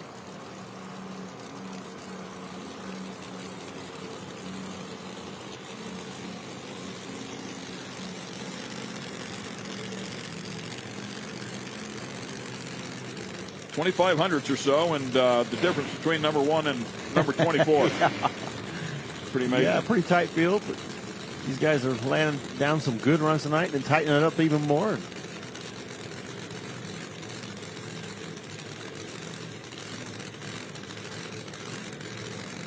I know the coast team has several cars, but pretty sure this is the one that was down to Winter Series, laying down some really impressive ETs. With Gustafson driving it, it was laying down some big numbers, and now Jason Lee behind the wheel.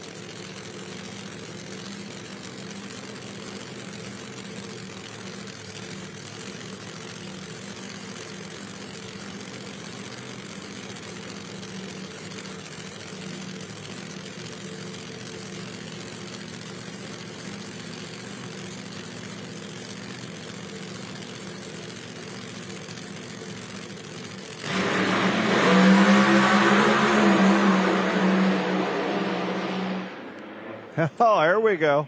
I told you that car was capable of big numbers. 356 with a 2 for Jason Lee. Yeah, that'll just take him right to number 1. Yeah, right to number 1 and an ET world record here with the IHRA. Really nice hit. 2:13.40 is also a mile-per-hour record. So nice job for Jason Lee. Both ends of the record here in the second session of qualifying. It pays to pay attention to those races in the wintertime. Chris Klein, ET of 367. I feel like you and Christine are really getting along right now. That was a great pass. Hey, a lot of work went on this winter. All my guys got in there and worked hard.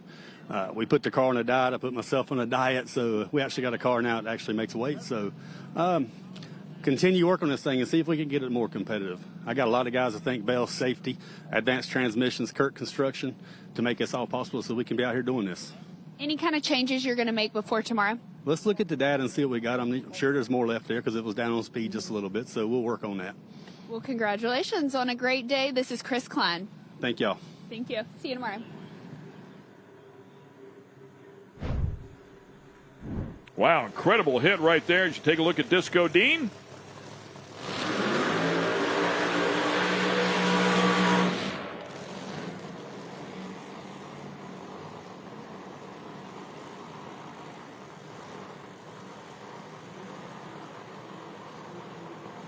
First hit on the car in session number 1. Put a 70 on the board.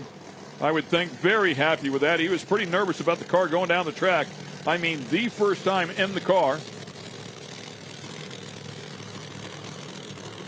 Yeah, it was a nice, relatively straight run for a Pro Mod, so had to be happy with that. Got some data, and he was just wanting to get past 300 feet, and he did all of that. 370 at 210, that first hit. Yeah, nice job.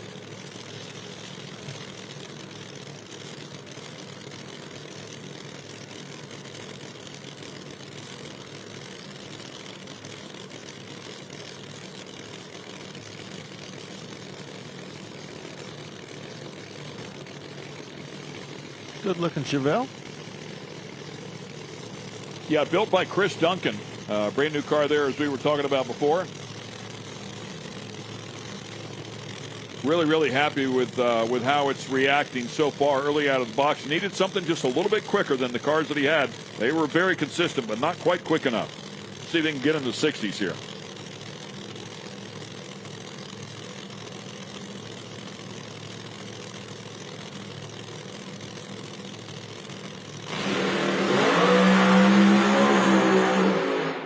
Yikes. Yeah, he saw a flash out of the pipe, and then it went sour sound. And 9:44.60 foot time. Just made the decision to shut that one off. It's probably a good idea because it didn't sound too good.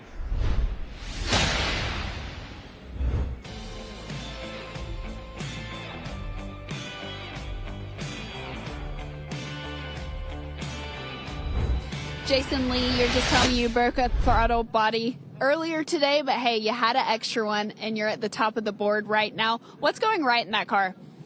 On this hit is about the first time it's gone right all weekend, to be honest. We've had the shitter sewer back up in our pits this weekend, so we've gone from that to a broken throttle body Q1, and now we finally put it all together and made an A to B hit, and that's what the car is capable of, and it's just a badass car.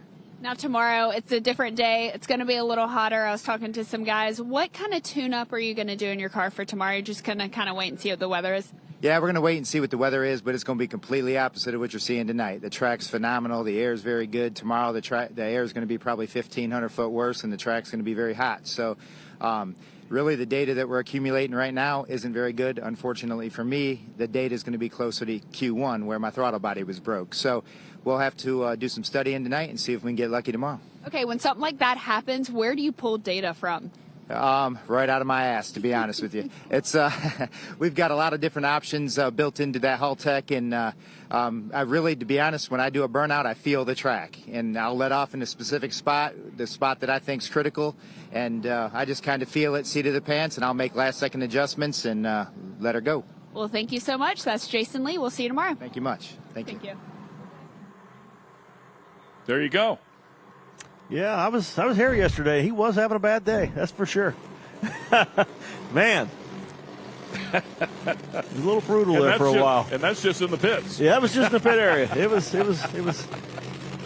Everybody was having a bad day that was around him. Yes, they were. Good to see him come back and rebound from that. Go out there and put it at number 1. It was a poopy deal. Craig Sullivan. Bet on black. Yeah, man. Out of Plainfield, Indiana. Just a beautiful car. And she talked about a lot of changes there in the offseason. This thing was pretty vicious last year at a couple of events. Finally got it to settle down. Did make his way to a final round. Lined up alongside Disco Dean and was able to put it in the winner's circle. So he did bring it around a little bit, but then a lot more work to it in the off season. And last time out, it made a significant move, but was able to stay with it to the finish line. Craig's been known to drive it a little out of shape and get it to the finish line when you would think he would shut it off, but doing a great job of driving that car, and just a beautiful, beautiful Pro Mod.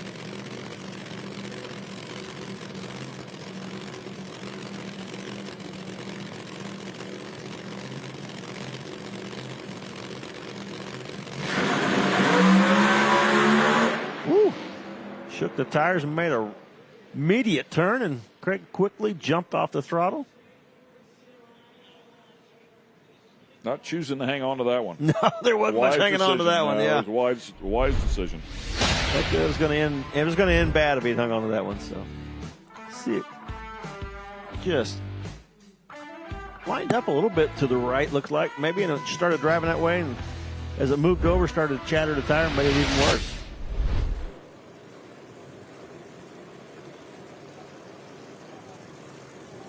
And once again, let's go to the top. We're here with everyone's favorite, Disco Dean. Now, your first run was better than that last one, but how are we feeling going into tomorrow? Good, because I've made my fastest pass ever to date in Pro Mile. I went 370 at 210. A lot of people say the 210 is fictitious, but I got the paper to prove it, so I'm going to call that 210 for me. I thought I was going to have my first ever 60 pass tonight. Car was hauling ass, had the wheels hiked up. It's draping both fronts. I could feel it's real light. And all of a sudden, boom, boom. So I don't know, maybe knocked the crank trigger out. It didn't sound like a lot of parts went a lot of places, but let's pray it's not blown up. And we have pieces to fix it regardless. But let's hope it's not blown up. Let's hope it's something electrical, and we can figure it out and try to go 60s tomorrow in the heat. I mean, I'm trying for this 60 pass, and everybody's there running 60s. Some of them touching 50s. I'm just trying to go 60-something. 69.9. All right, well, that's what we're looking for. You just heard it right there in the 69 Chevelle. We'll see Disco Dean going 69.9. Yeah, and he missed that 60 by 5,000ths of a 6,000ths of a second. So I knew that's what he was trying to do. I mean, he'd get that car to run, just digging as hard as he could, and just could not get out of the 70s. And I think that's what inspired the new pipe. Mike DiDomenico will line up here alongside Mike Decker Jr. DiDomenico with that Corvette. Gorgeous car in the far lane. Couple of final rounds a year ago. Decker saw his kid go out here and improve a little bit ago to a 61, so sharing some tune-up data, I'm sure, and Mike Decker Jr. trying to improve himself. And DiDomenico uses his son as a crew chief.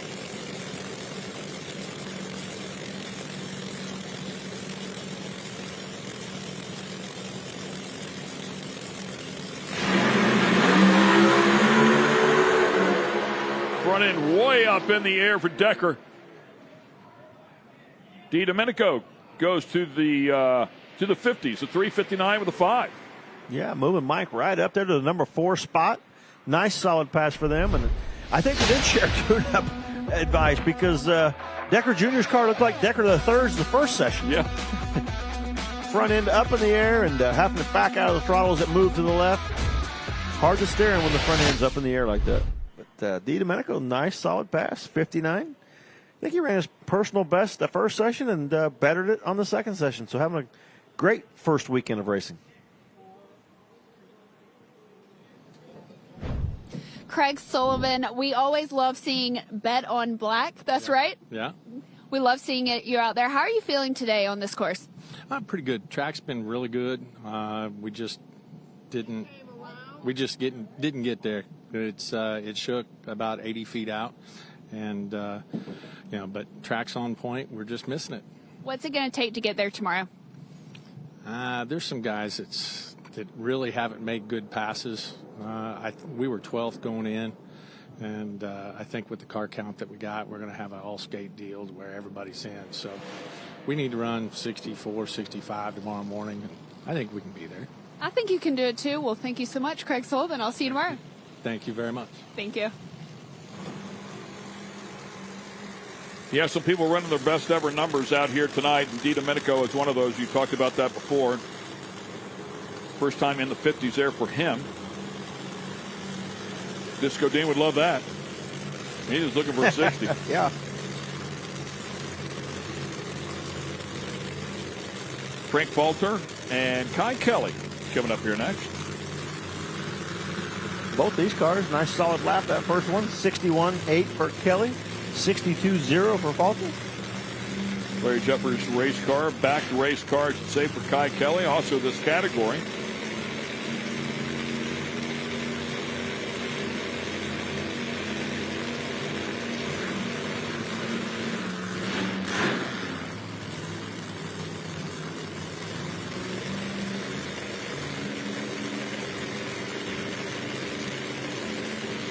Falter's car lined up way to the inside in that left-hand lane from that aerial shot. He's moved over to the middle of the track. Yeah.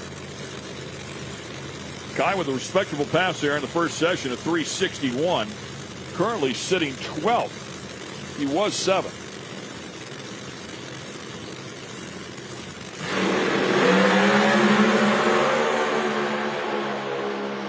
straight as a string for Kai Kelly. 3:58.9. Nice hit. Yeah, that'll move him up from the number 12 position all the way up to number 3. Woo! Nice. Very nice job. We saw Frank's car, as soon as he left the start line, move to the right and just flirting with danger a little bit.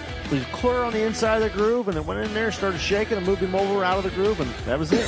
Mike DiDomenico, I called you over here like the price is right because you came off and you said that was a good run. ET at 3:59. Now you're sitting in 4th right now. How are you feeling? I'm feeling good. I'm going to tell you, those guys in the TV truck, they say I like the camera. I do. I'm not going to lie. But when you run at 59, how can you not? You know, right? So, no, we're doing good. We made some changes, and it's picking up. It's picking up. So we're happy. We're no parts hurt. We're doing good. Hey, this is what I respect. People that actually own it. Like, yes, Mike DiDomenico loves the camera, and he especially loves it when he has his shades on. I will tell you that. I've been doing this for 40 years, okay? And, 40 years, there's a reason why you do it so long. Yeah, we like the speed, but, we kind of like the limelight a little bit. I'm not going to lie. So that's the way it is. Hey, it's the way it is, and we'll see you tomorrow with those shades on. I know you're going to have them on in the sun. Well, I can't tonight, but yeah, tomorrow. All right, we'll see you there. That's Mike DiDomenico. Yeah, and well earned, well deserved. Nice lap. Randy Weatherford coming up here, doing double duty this weekend. Peter Norton as well. Peter Norton had a great winter series down there in Florida. Ran really, really well, and that's just continuing on here this weekend. Solid pass. You said before, man, you keep putting laps in, you keep learning, everybody moves forward. Riding the wave of momentum. Won a 360 with a 7 that first shot. Randy Weatherford 361.8. So both these cars running really well, looking to improve this Q2. Yeah, Norton was 5th after the end of the first session, now currently sitting 8th. Weatherford in the 12th position.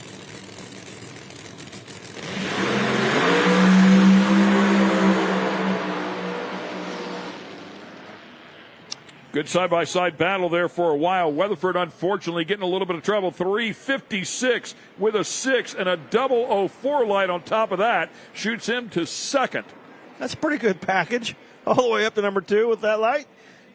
You package that tomorrow, and you'll be sitting yourself in the winner's circle at the end of the day. Yeah, you'll be tough to beat. Yeah, just a solid lap. Don't know what happened to Randy's car. He was running pretty good and just got out of the throttle there for the finish line. But somewhere around 3:30, just look, he backed out of it. Yeah, Peter Norton, great solid pass. Let's go to Kristen. Hi, Kelly. Tell me about your day. What's it like being back here in North Carolina? This is always been one of my favorite tracks. It used to be called Goliath, but now it's Darana Dragway or whatever. But, today we've actually had a rough day. Like, I went out Q1, blew my motor up in the Pro Mod. Then went out T1 in Jangulang, my small tire car, and blew the motor up. So brought our fuel down here because, we got a pretty good program. Jeff Pierce, he don't blow shit up. And my fuel was bad. My fuel was like water. And it's not the manufacturer's fault. We left it out and it got condensation in it. So anyway, we drained all that out, put some fresh fuel in it, brought it down here, got it checked. It was good. Just went a 58 with a 9.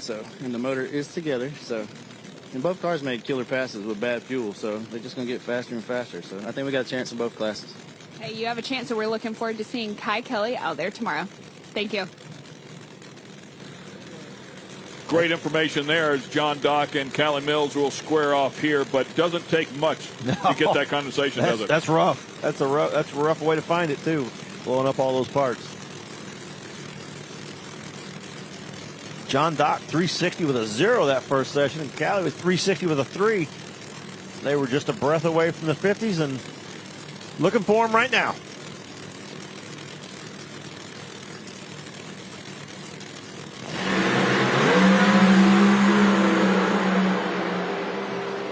Boy, hanging right with each other, door handle to door handle, 355 with an 8 as they continue on in this category. How about another brand new ET record?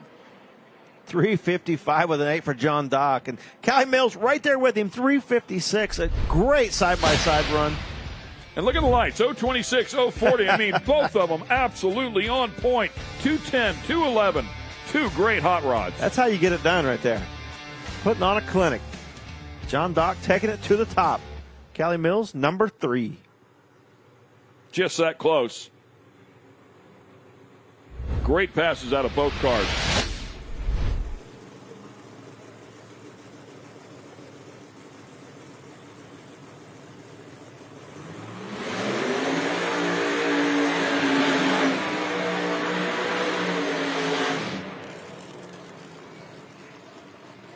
And Jason Harris was our number 1 qualifier at the end of the first session. Here he comes. A lot of alongside Greg Blevins Jr. A couple of cars in the 50s in that first session. Number 1 and number 2. Yeah, everybody else was looking for get into the 50s. These guys have already been there, so they're just looking to go a little quicker and try to regain that number 1 spot. Jason Harris, that car's been on fire, running really well. Had a great winter series and come out here and kept that momentum going as well.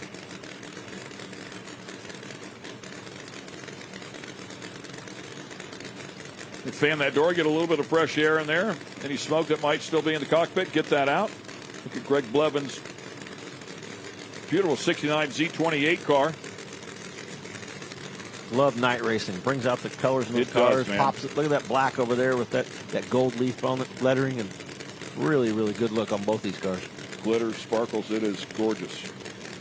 Great lighting here as well.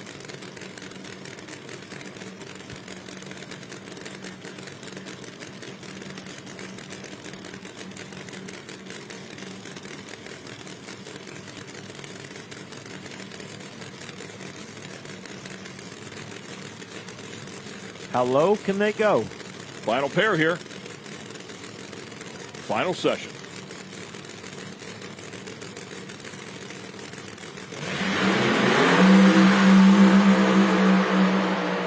And again, another pair side by side. 3:54.3 for Jason Harris. He will keep that number 1 spot. Incredible effort, and the ET record falls again. Beautiful job there out of Greg Blevins as well. He'll end up in a number 5 spot, but Jason Harris will not be denied here today. Yeah, he wasn't going to give up the number 1 spot that easy. Right back to the number 1 spot for Jason Harris. Just a great run. 3:54, great side-by-side. Don't want a couple hundreds difference in ETs. Both these guys doing a great job and getting a hold of the racetrack. Look at that. Nice, smooth, perfect run.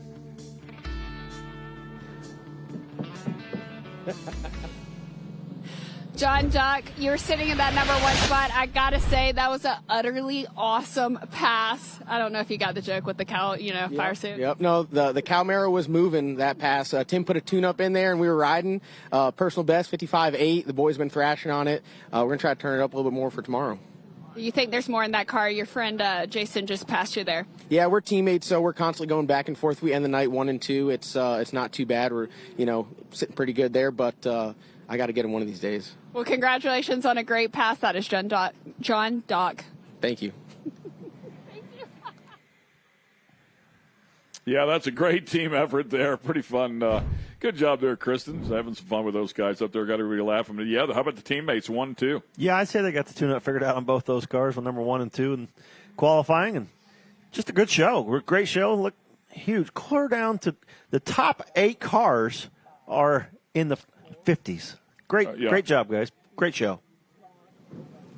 Callie Mills, we're so glad we have you back. 3:56 with a 6, and I think something happened over the off season. Can I share the news, or let's see it? Let's show everyone. I got engaged, everyone. So it's pretty much brought me good luck. We were down at the Winter Series, but how great it is to be back at IHRA. We love it here, and once again, just making A to P passes. We're have a little more overdrive this season. They took away my 70 over, but 92 over seems to be doing great in the American Pride Golf Cart Scarlet car. And like I said, we went down in the heat today with a 60, went 56 with a 6, I think, that pass. So sitting pretty good for going into, Eliminations tomorrow, as always. But, you know, we're just happy to be out here. Great companies behind me, Don Baskin Truck Sales, American Pride Golf Carts, Quick Performance, Goodrich, Redline Oil, all those people behind me. Without them, we couldn't do it. We're just out here having a grand old time. Missing Lee White this weekend. He's at NHRA. But, yeah, we're super excited to be back with you guys and looking forward to a great season. What expectations do you have for yourself tomorrow? Win. You know, we're just going to take it round by round, and we're going to turn on the win lights, and hopefully, you know, luck is on our side. That's all we can say, you know. We all just heard it from Callie Mills, and I've got to say that beautiful diamond is not slowing her down. That's right. Thank you, Kristen. Thank you. Yeah, go dragging those rocks around. She takes that rock off, she might pick up a couple hundred. Yeah, it didn't. She still got number 4. There's number 4, number 5, and number 6. All 356 with the 6, and she come out on top with the higher speed. How about that, man? So 6 cars underneath the previous ET record, and also congratulations to Jason Lee on the mile-per-hour record at 2:13.40. So Jason and Jason leaving here tonight with ET and mile-per-hour records.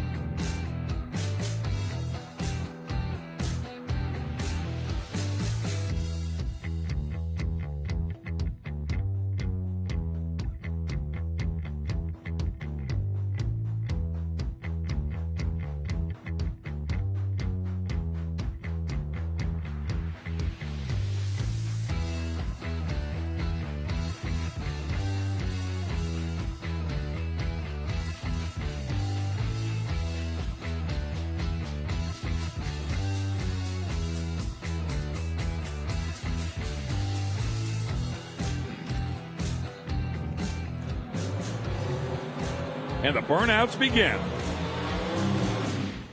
The stump pullers are in the house. Mountain Motor Pro Stock. Second final session there for these guys as well. Just saw a number of people hit the ET and mile per hour record and Pro Mod. Let's see what this category has. Not to mention a bump spot.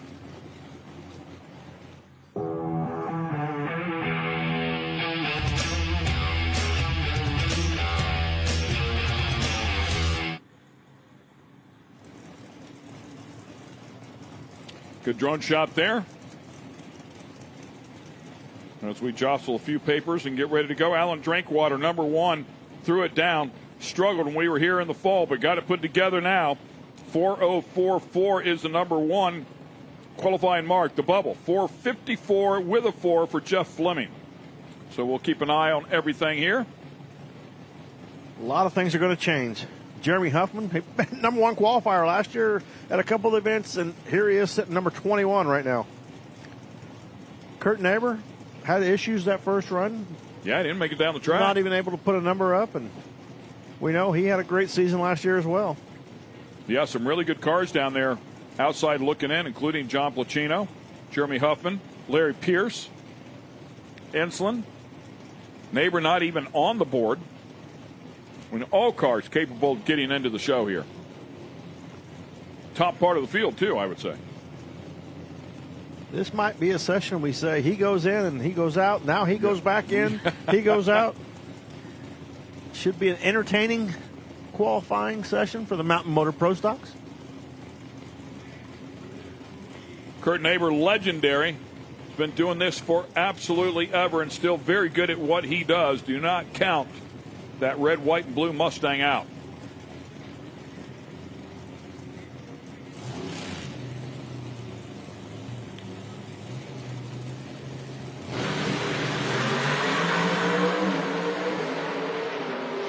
Neighbor's car just did not look happy, but he's hanging with it to try and get it there. Jerry Huffman, 4:04.5. He was the number 1 qualifier at one of our events last year. He's going to jump up to the number 2 spot here.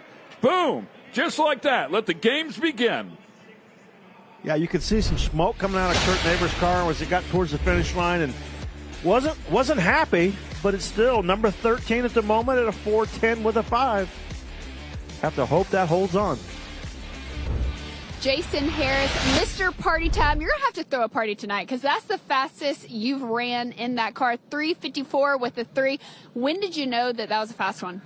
I knew when John went 55.8, he's my teammate, and I knew he went good, and that's great for them guys, but I wasn't going to let him outdo me quite yet because he's still a young buck, and I'm trying to get up there. But, we milked that cow. There's no more milk left in him. So, no, we went good. They ran good. I knew I had a 54 in it. We just came from Florida. We ran some good times. I knew the air was a little better here.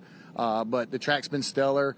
I just kind of throwed it at him. What do you got to lose? And just go after it. Party time's moving on. And, 1 and 2 qualifying for us, that's great. I'm glad they got their program running good. But, Hoosier Tires hooked me up, and Old Hart's Charger carried me through the other end. And, what can I say? We got Kim Source methanol in there this weekend, and I feel like we picked up a little bit from them. It's just everybody standing behind me. Alliance Racewear, all these guys. It's just been amazing. But right now we're going in first round, number 1 qualifier, and John's number 2, so we stay away from each other. Well, congratulations. I kind of want y'all to go head-to-head because you two together, y'all are a funny pair. Jason Harris, we'll see you tomorrow. Thanks a lot, Sarah. Thank you. And, of course, they could go head-to-head, but it won't happen until they want it to happen. Yeah, that's what he's hoping, too. It'll be the final round when they meet up. That's so, right. yeah, he's hoping that same thing. Second pair coming up here in Mountain Motor Pro Stock. Jordan Enslin, John Placino. 2 more stacked players. Enslin out of Lakeland, Florida. Has been 4:04.6. Did it right here.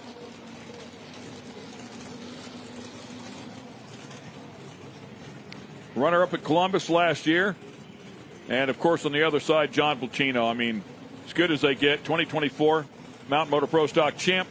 2018-19 PDRA Outlaw 632 champ. 2020-2022 PDRA Extreme Pro Stock champ. This guy knows how to win. Jerry Haas chassis here. John Causey power underneath the hood. 4:17 with a 5 is the bump currently.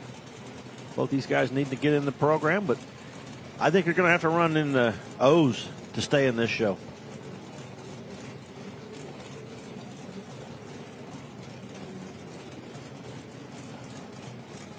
Yeah, it won't take much. The other question is, will it be an all 4-0 field, or will there be that elusive 3-second number? It's hanging there, isn't it?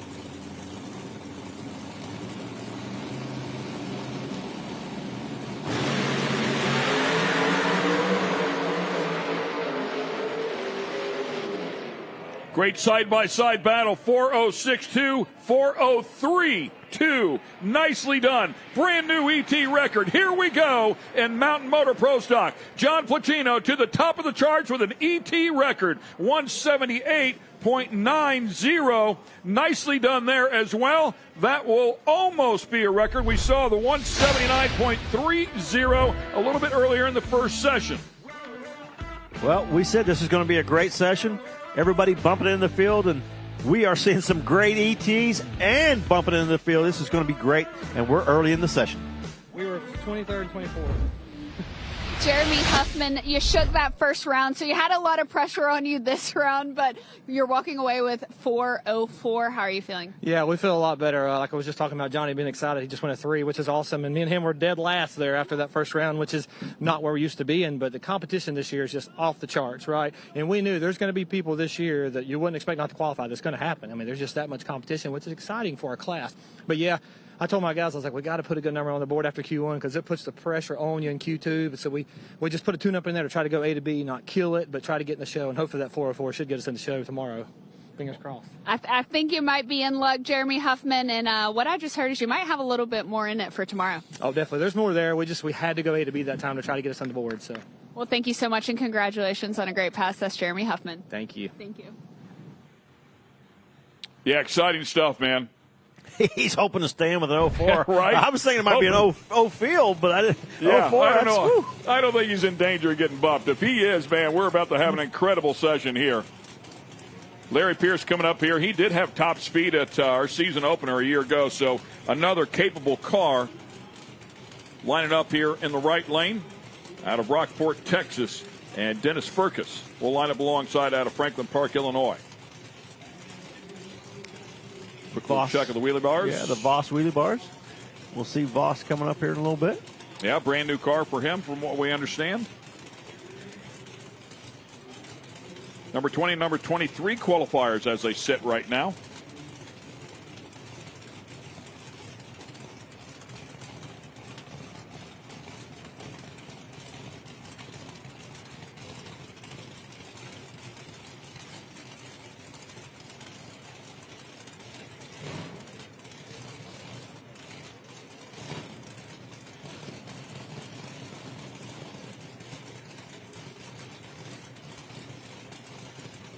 Top bulbs on. Taking their time here. Yeah, both of them taking their time.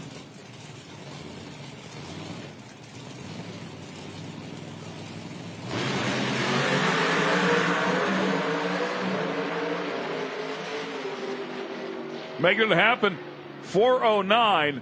Nice bounce back for Dennis Furcus for sure to get into the O's. 4:14 as well on the other side for Pierce. Will not be enough. Yeah, just a pair or two ago, a 4:17 got you into the field, and all quickly it changed. A 4:14, not going to make it for Pierce. Good 4:09 for Furcus. Johnny Placino, ETF 4:03 with a 2. You just set a world record. How's it feel? Feels great, man. We were at the bottom of the sheet, just flipped it around, went to the top of the sheet. So, look, 2 qualifying sessions makes it really tough, and we've tested and we feel really good about our race car, but we let the clutch out that first run. It just shut off, and we were all scratching our heads over there, and we were about 50% confident going into this one. But we know when we go to the other end, we're really tough to beat right now. So we just got to stay on track. We come here to win championships, win races, and anything less is a disappointment. So we'll take that for now. Now, when you came around that corner, you were hooting and hollering inside your car. You got me hyped up. I needed it. I needed the energy for the rest of the night. Tell me just what it means to you guys as a driver, as a team, when your work finally pays off. 100%. We worked hard this off season and trying to push the needle a little bit here. And just want to thank my team, Ross Environmental Services, this Ford Mustang. Really proud of everybody on this team. Ross for sticking with us, and thank you, IHRA, for having us out. It's we're gonna get there. Thank you. Well, congratulations, guys. Y'all go celebrate. Excellent job there. We knew he was a player and could get it done. So the current bump, Kurt Neighbor, 4.105. Previous current bump, our quickest field, 4.11. Ladies and gentlemen, you're witnessing history here tonight. The quickest mountain motor pro stock field in the history of the IHRA, and we are far from done. Yeah, we're not going to break that record. It's going to be shattered when this session is over the way it's going right now.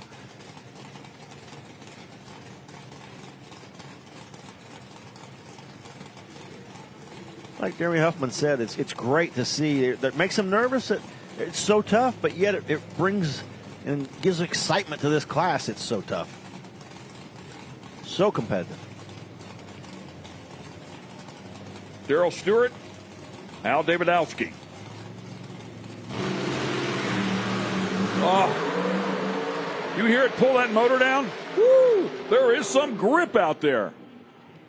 421 and 445 will not be enough here tonight.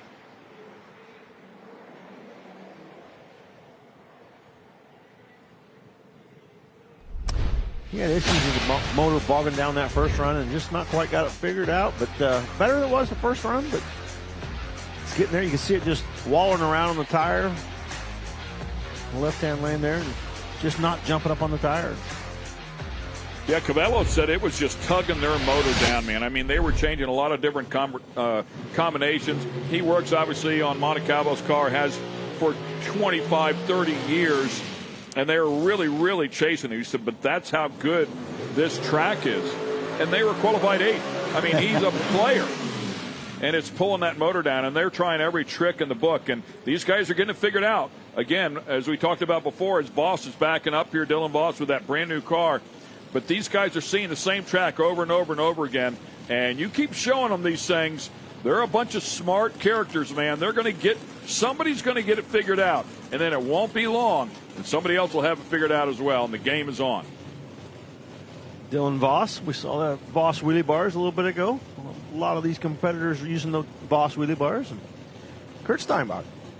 Yeah, Steinbach out of St. Petersburg, Florida. Now down on the 23 hole.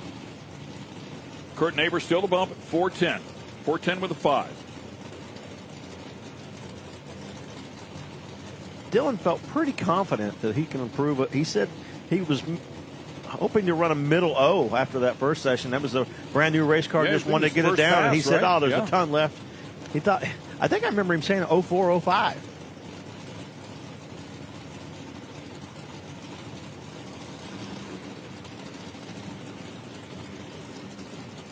He's got to find about a 10th.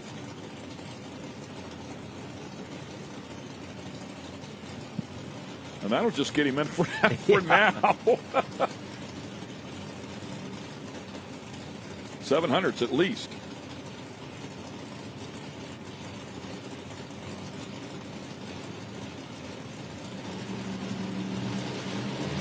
Voss in the bright yellow car.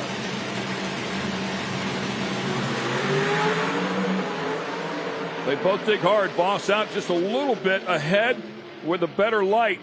And puts a 412 on the board and a 416. Neither one of them good enough to make the show. Yeah, I think Dylan would be a little disappointed with that. It just seemed a little slow early in the run and was close, but just need a few more runs on the car. You see right there, left good, get out there. It was just a little lazy early, but close. Doesn't count for much tomorrow. You know, Steinbach over there and out of the groove just a little bit there to the right. Not going to have enough steam there either. 176 miles an hour. I mean, the car shows some muscle.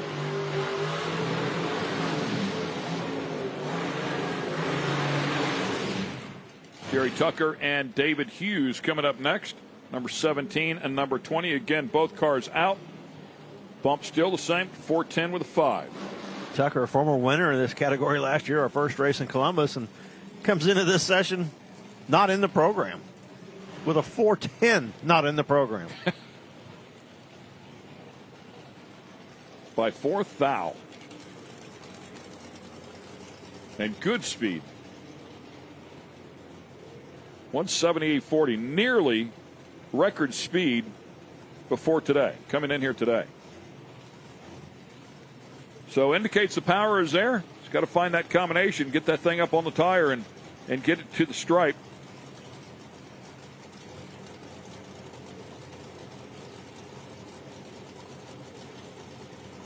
David Hughes out of Nazareth, Pennsylvania. Talking about that before. Previous best 408.6.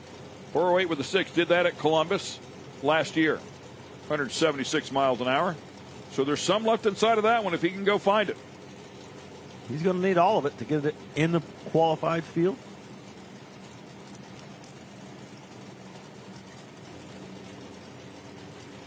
Here we go. Can both of them get in? About to find out.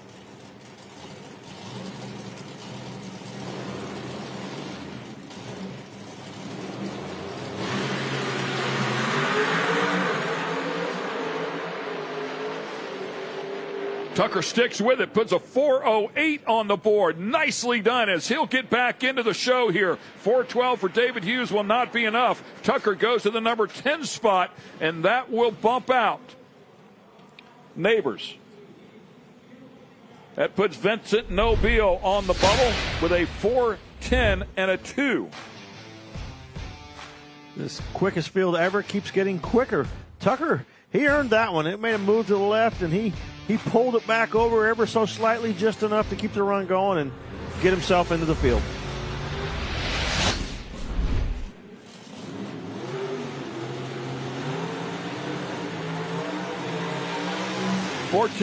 Actually 13, 14, 15, 16 all have to go yet. I mean, this bump could end up in the O's, as you were talking about, pretty easily here.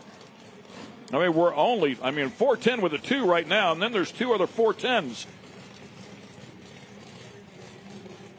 Benson. Elijah Morton, one of those that I was just talking about, and Vincent Nobile. Yeah, Nobile on the bump right now with a 10 with a 2 and wanting to move himself up a little. Elijah Morton sitting 14th with a 4:10 and a 0. You know these guys came into that first session and went, 4:10, just a nice solid run to get us in the show. Now you come up here now in this second session and you're on the verge of being out. This is what we love about this category, and they all knew it. Everybody in this class knew it. They just needed a reason to get back together, to get the band back together, and that's what the IHRA has done. They brought these cars back out here, and these are some of the most competitive people you will find on the planet.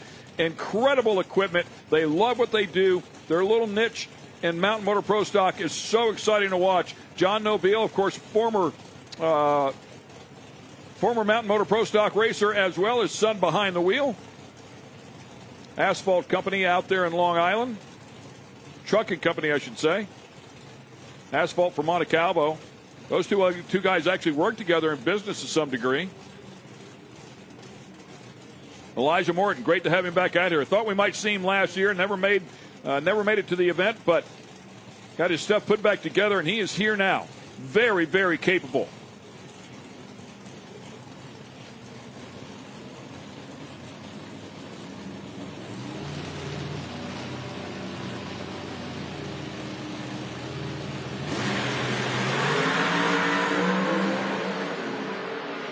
Morton in trouble. And Vincent Nobile to the other end, puts a 4:07 on the board. That'll get him up into the field in a safer position. How about the number 8 spot?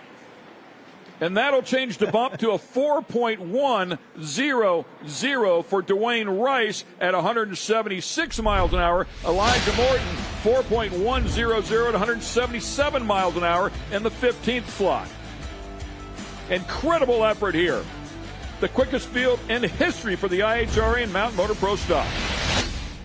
Jerry Tucker, you just ran an ET of a 4:08 with a 5. Let's just talk about the competition in this Mountain Motor Pro Stock class. Hey, it's very difficult. From the fastest guy to the slowest guy is not much room. And a 4:08, we just have to be conservative, but you can't be so conservative you can't run the numbers. So it's difficult out here, and there's a lot of good guys. There's definitely a lot of good guys. What's it going to take tomorrow to really be up at the top?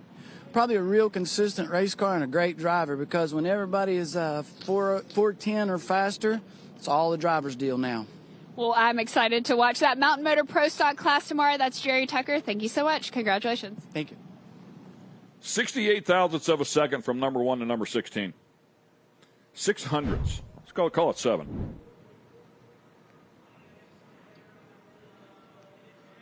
It's raining. What? Where did that come from? What?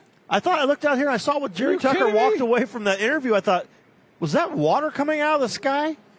Yeah, there we go. Has Mother Nature lost her mind? Did she see what was going on here? Yeah. I didn't. Did you see how sunny and nice it was today? And where did this come from? Look at that. Wow. I literally looked at weather and it said like 9% chance of rain. Huh. Didn't see that coming.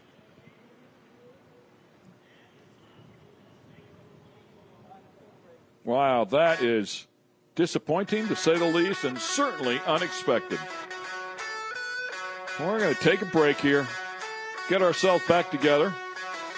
Out of our control, clearly, but stick with us. If we get this thing going again, we certainly will do so.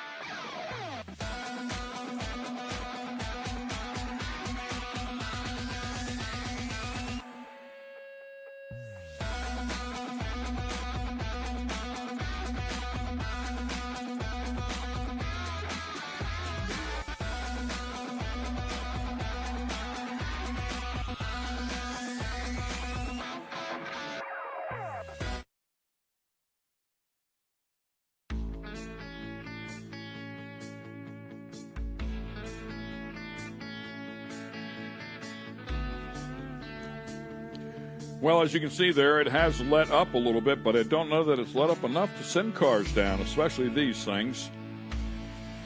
Yeah, the good news is it doesn't look like the track is. They haven't lost the track by any means. I don't think they've lost the track here.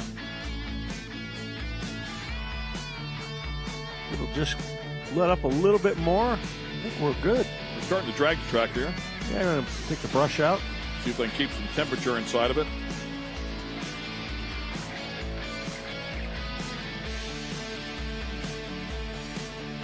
And we welcome you back here to Darana Motorsports Park, Benson, North Carolina. Apologize for the delay. Pretty much out of our control here. It's a very unexpected shower just broke out right in the middle of this second qualifying session here for Mountain Motor Pro Stock. Having so much fun. These guys are just absolutely killing it.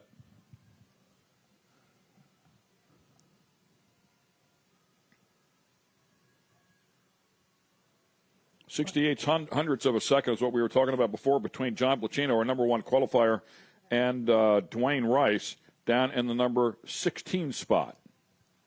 Who's it with? Jason Harris. And we had a chance to speak with Jason Harris earlier today, who's had such an incredible night here as well. Let's check it out.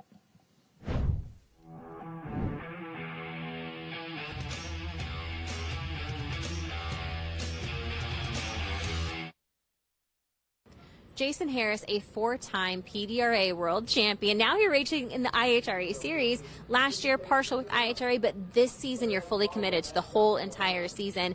I mean, what has your experience been last season that maybe gave you the indication that now is the right time to go all in with IHRA? I mean, we went up to the Michigan. We stayed up there for about a month, and they had the big money races and stuff up in Milan. Just a great organization. Kind of brought me back to my grassroots where my dad raced, and I used to race IHRA. That's where I started, and I always just dreamed of running Pro Mod IHRA, and it just seems like this is a good fit for me. It's here at my home track a lot. I live about an hour away, and it's just, just to start the season off here and try to do the best we can and bring the Party Time name back to IHRA. You mentioned your dad racing, and this is such a generational sport, being able to step into a sport that your father once competed in as well. What does that mean for you? It means a lot. It means a lot to bring the generations. This sport itself is family oriented, and I got my dad in the pit with me. The whole family, my son, my daughter, they get the crew, and it's just part of what makes drag racing great. And IHRA's brought that out. It's just nice to have that in the sport that I love. You don't see that in stick and ball sports as much. If your dad played football, he's in the stands watching on weekends. What is it like to have your dad now tuning this car on weekends and helping with the setup? Yeah, I mean, it's good and bad sometimes, if anybody knows my father. But, it's a great thing to be able to share my success and my triumph with my dad. He had a lot of success in drag racing and IHRA itself. And to bring that back, it just means a lot to me. And the total venue that you bring with drag racing, to have your family here, it's just something you can't get anywhere else. Your kids are also here this weekend, but also the Squishmallow that plays a crucial role for your team. Yeah, we had to have something to block the port in the front for the Hearts charger. And they were at Walmart one day, and they got a Squishmallow. Squishmallow, come on, Dad. Yeah, Squishmallow, sorry. And, that's what they did. And the car used to be blue, and then we've done the new Party Time wrap. So we got a new one. We got Sharky with us. He's the Shark Squishmallow, and that's, I didn't really think it was that big a deal, but in the lanes, a lot of the kids walking by, they look at it, oh, Squishmallow, so it stuck with us. You mentioned the wrap. Now, this is a new wrap for you this season, and it has some meaning beyond just what we're looking at. So talk me through the wrap. Yeah, Victory Vinyl kind of got with us this winter. We went through the winter series. It's something we wanted to try. I really wanted to pay tribute to Harold Denton. Harold started, racing back in the 80s. He started back in the 50s and the 60s and then 70s. And then he kind of, when I grew up in the 80s and the 90s, he was the godfather of Pro Stock back then. I just was really into the Party Time Harold Denton Pro Stocker back in the days, and I just stuck with me. And, I'm racing now, so Victory Vinyl hooked us up and got an awesome wrap. And, even though it's not a Pontiac, it still looks exactly like his did. Well, and he's a local racer. You're also from the state of North Carolina, racing in your home state. Any extra pressure this weekend? Yeah, this race is always a lot of extra pressure. We always have a lot of people in the pits, and we love it. We love our fans to come by. We'll sell a lot of T-shirts. This is a really high-pressure race because I want to do good on my hometown crowd, but it's also drag racing, so you got to take the good with the bad. But everybody's always been big supporters. Harold's family will come by. A lot of his old crew guys will come by. It's just, it's a special place in my heart to race in North Carolina, and to bring IHRA back here, just like we did back in the days, for the Winter Nationals. And this is probably one of the premier facilities in the country.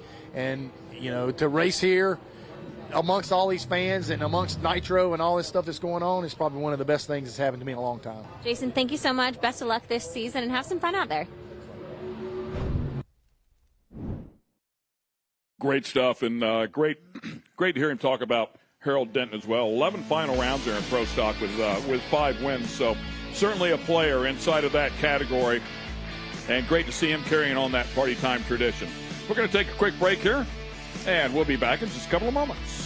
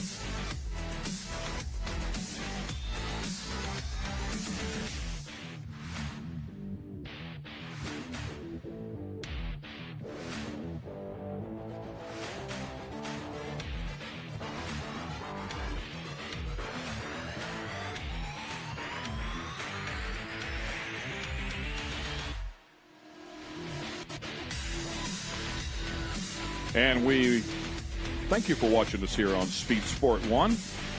Sorry for the bad news here, unfortunately. It looks like Mother Nature is still raining down on us. It is far from a downpour. I mean, as we stand here and look out of our room, it doesn't even look like it's raining. Looks much worse than that shot in Eliza. It really does. I mean, the track, you can't see it on the track at all. The track looks completely dry. So, but not enough. I mean, not dry enough to send these guys and take that chance. So, the race director standing out there and keeping an eye on it. As soon as they give everybody a green light, we will go. But trying to stay in front of the track there with the tractors. Yeah, trying to keep some air moving and keep that track dry and not lose the racetrack. And it's just such a small amount of rain that I don't think that it's just enough to where we can't run the cars.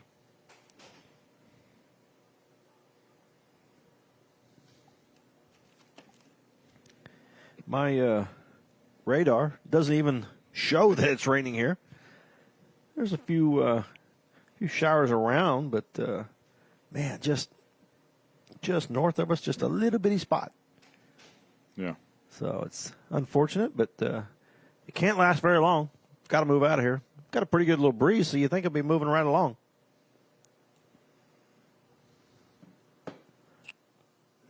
Disappointing for sure. We were seeing such a great final qualifying session in the Mountain Motor Pro Stocks. The all-time quickest field ever for the IHRA Mountain Motor Pro Stock class. And Dwayne Rice currently on the bump at a 4:10 with a 0. Elijah Morton, 4:10 with a 0. And I kind of think that we've seen all the bumping. I think everybody that could get in has already ran. And we're not going to bump anybody out, but the field could get quicker. We're not done with the bump. I don't think we're done with the bump. I think it's going to get quicker because Dwayne Rice, I think, can step up. But, well, I mean, I guess 4:10 with a 0. I guess it's the same, right? It's going to be the same. Yeah, either way. Elijah Morton already making his run, so yeah, he's on the field with the 4:10. So now we're just going to see who races who. Quickest field by 100th. We'll take it. Excellent job for everybody that's inside of the field here. Top 16. Very, very tough category. At 4:03.2 with low ET. And we're still looking for that elusive 3-second Mountain Motor Pro Stock run.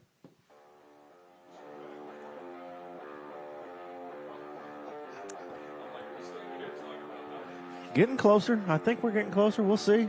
It's definitely letting up. Hopefully this thing will blow away and we can. And the good news is we have not lost track, so it won't take them long once it stops. Stay with us. We'll take a quick break and we're coming right back.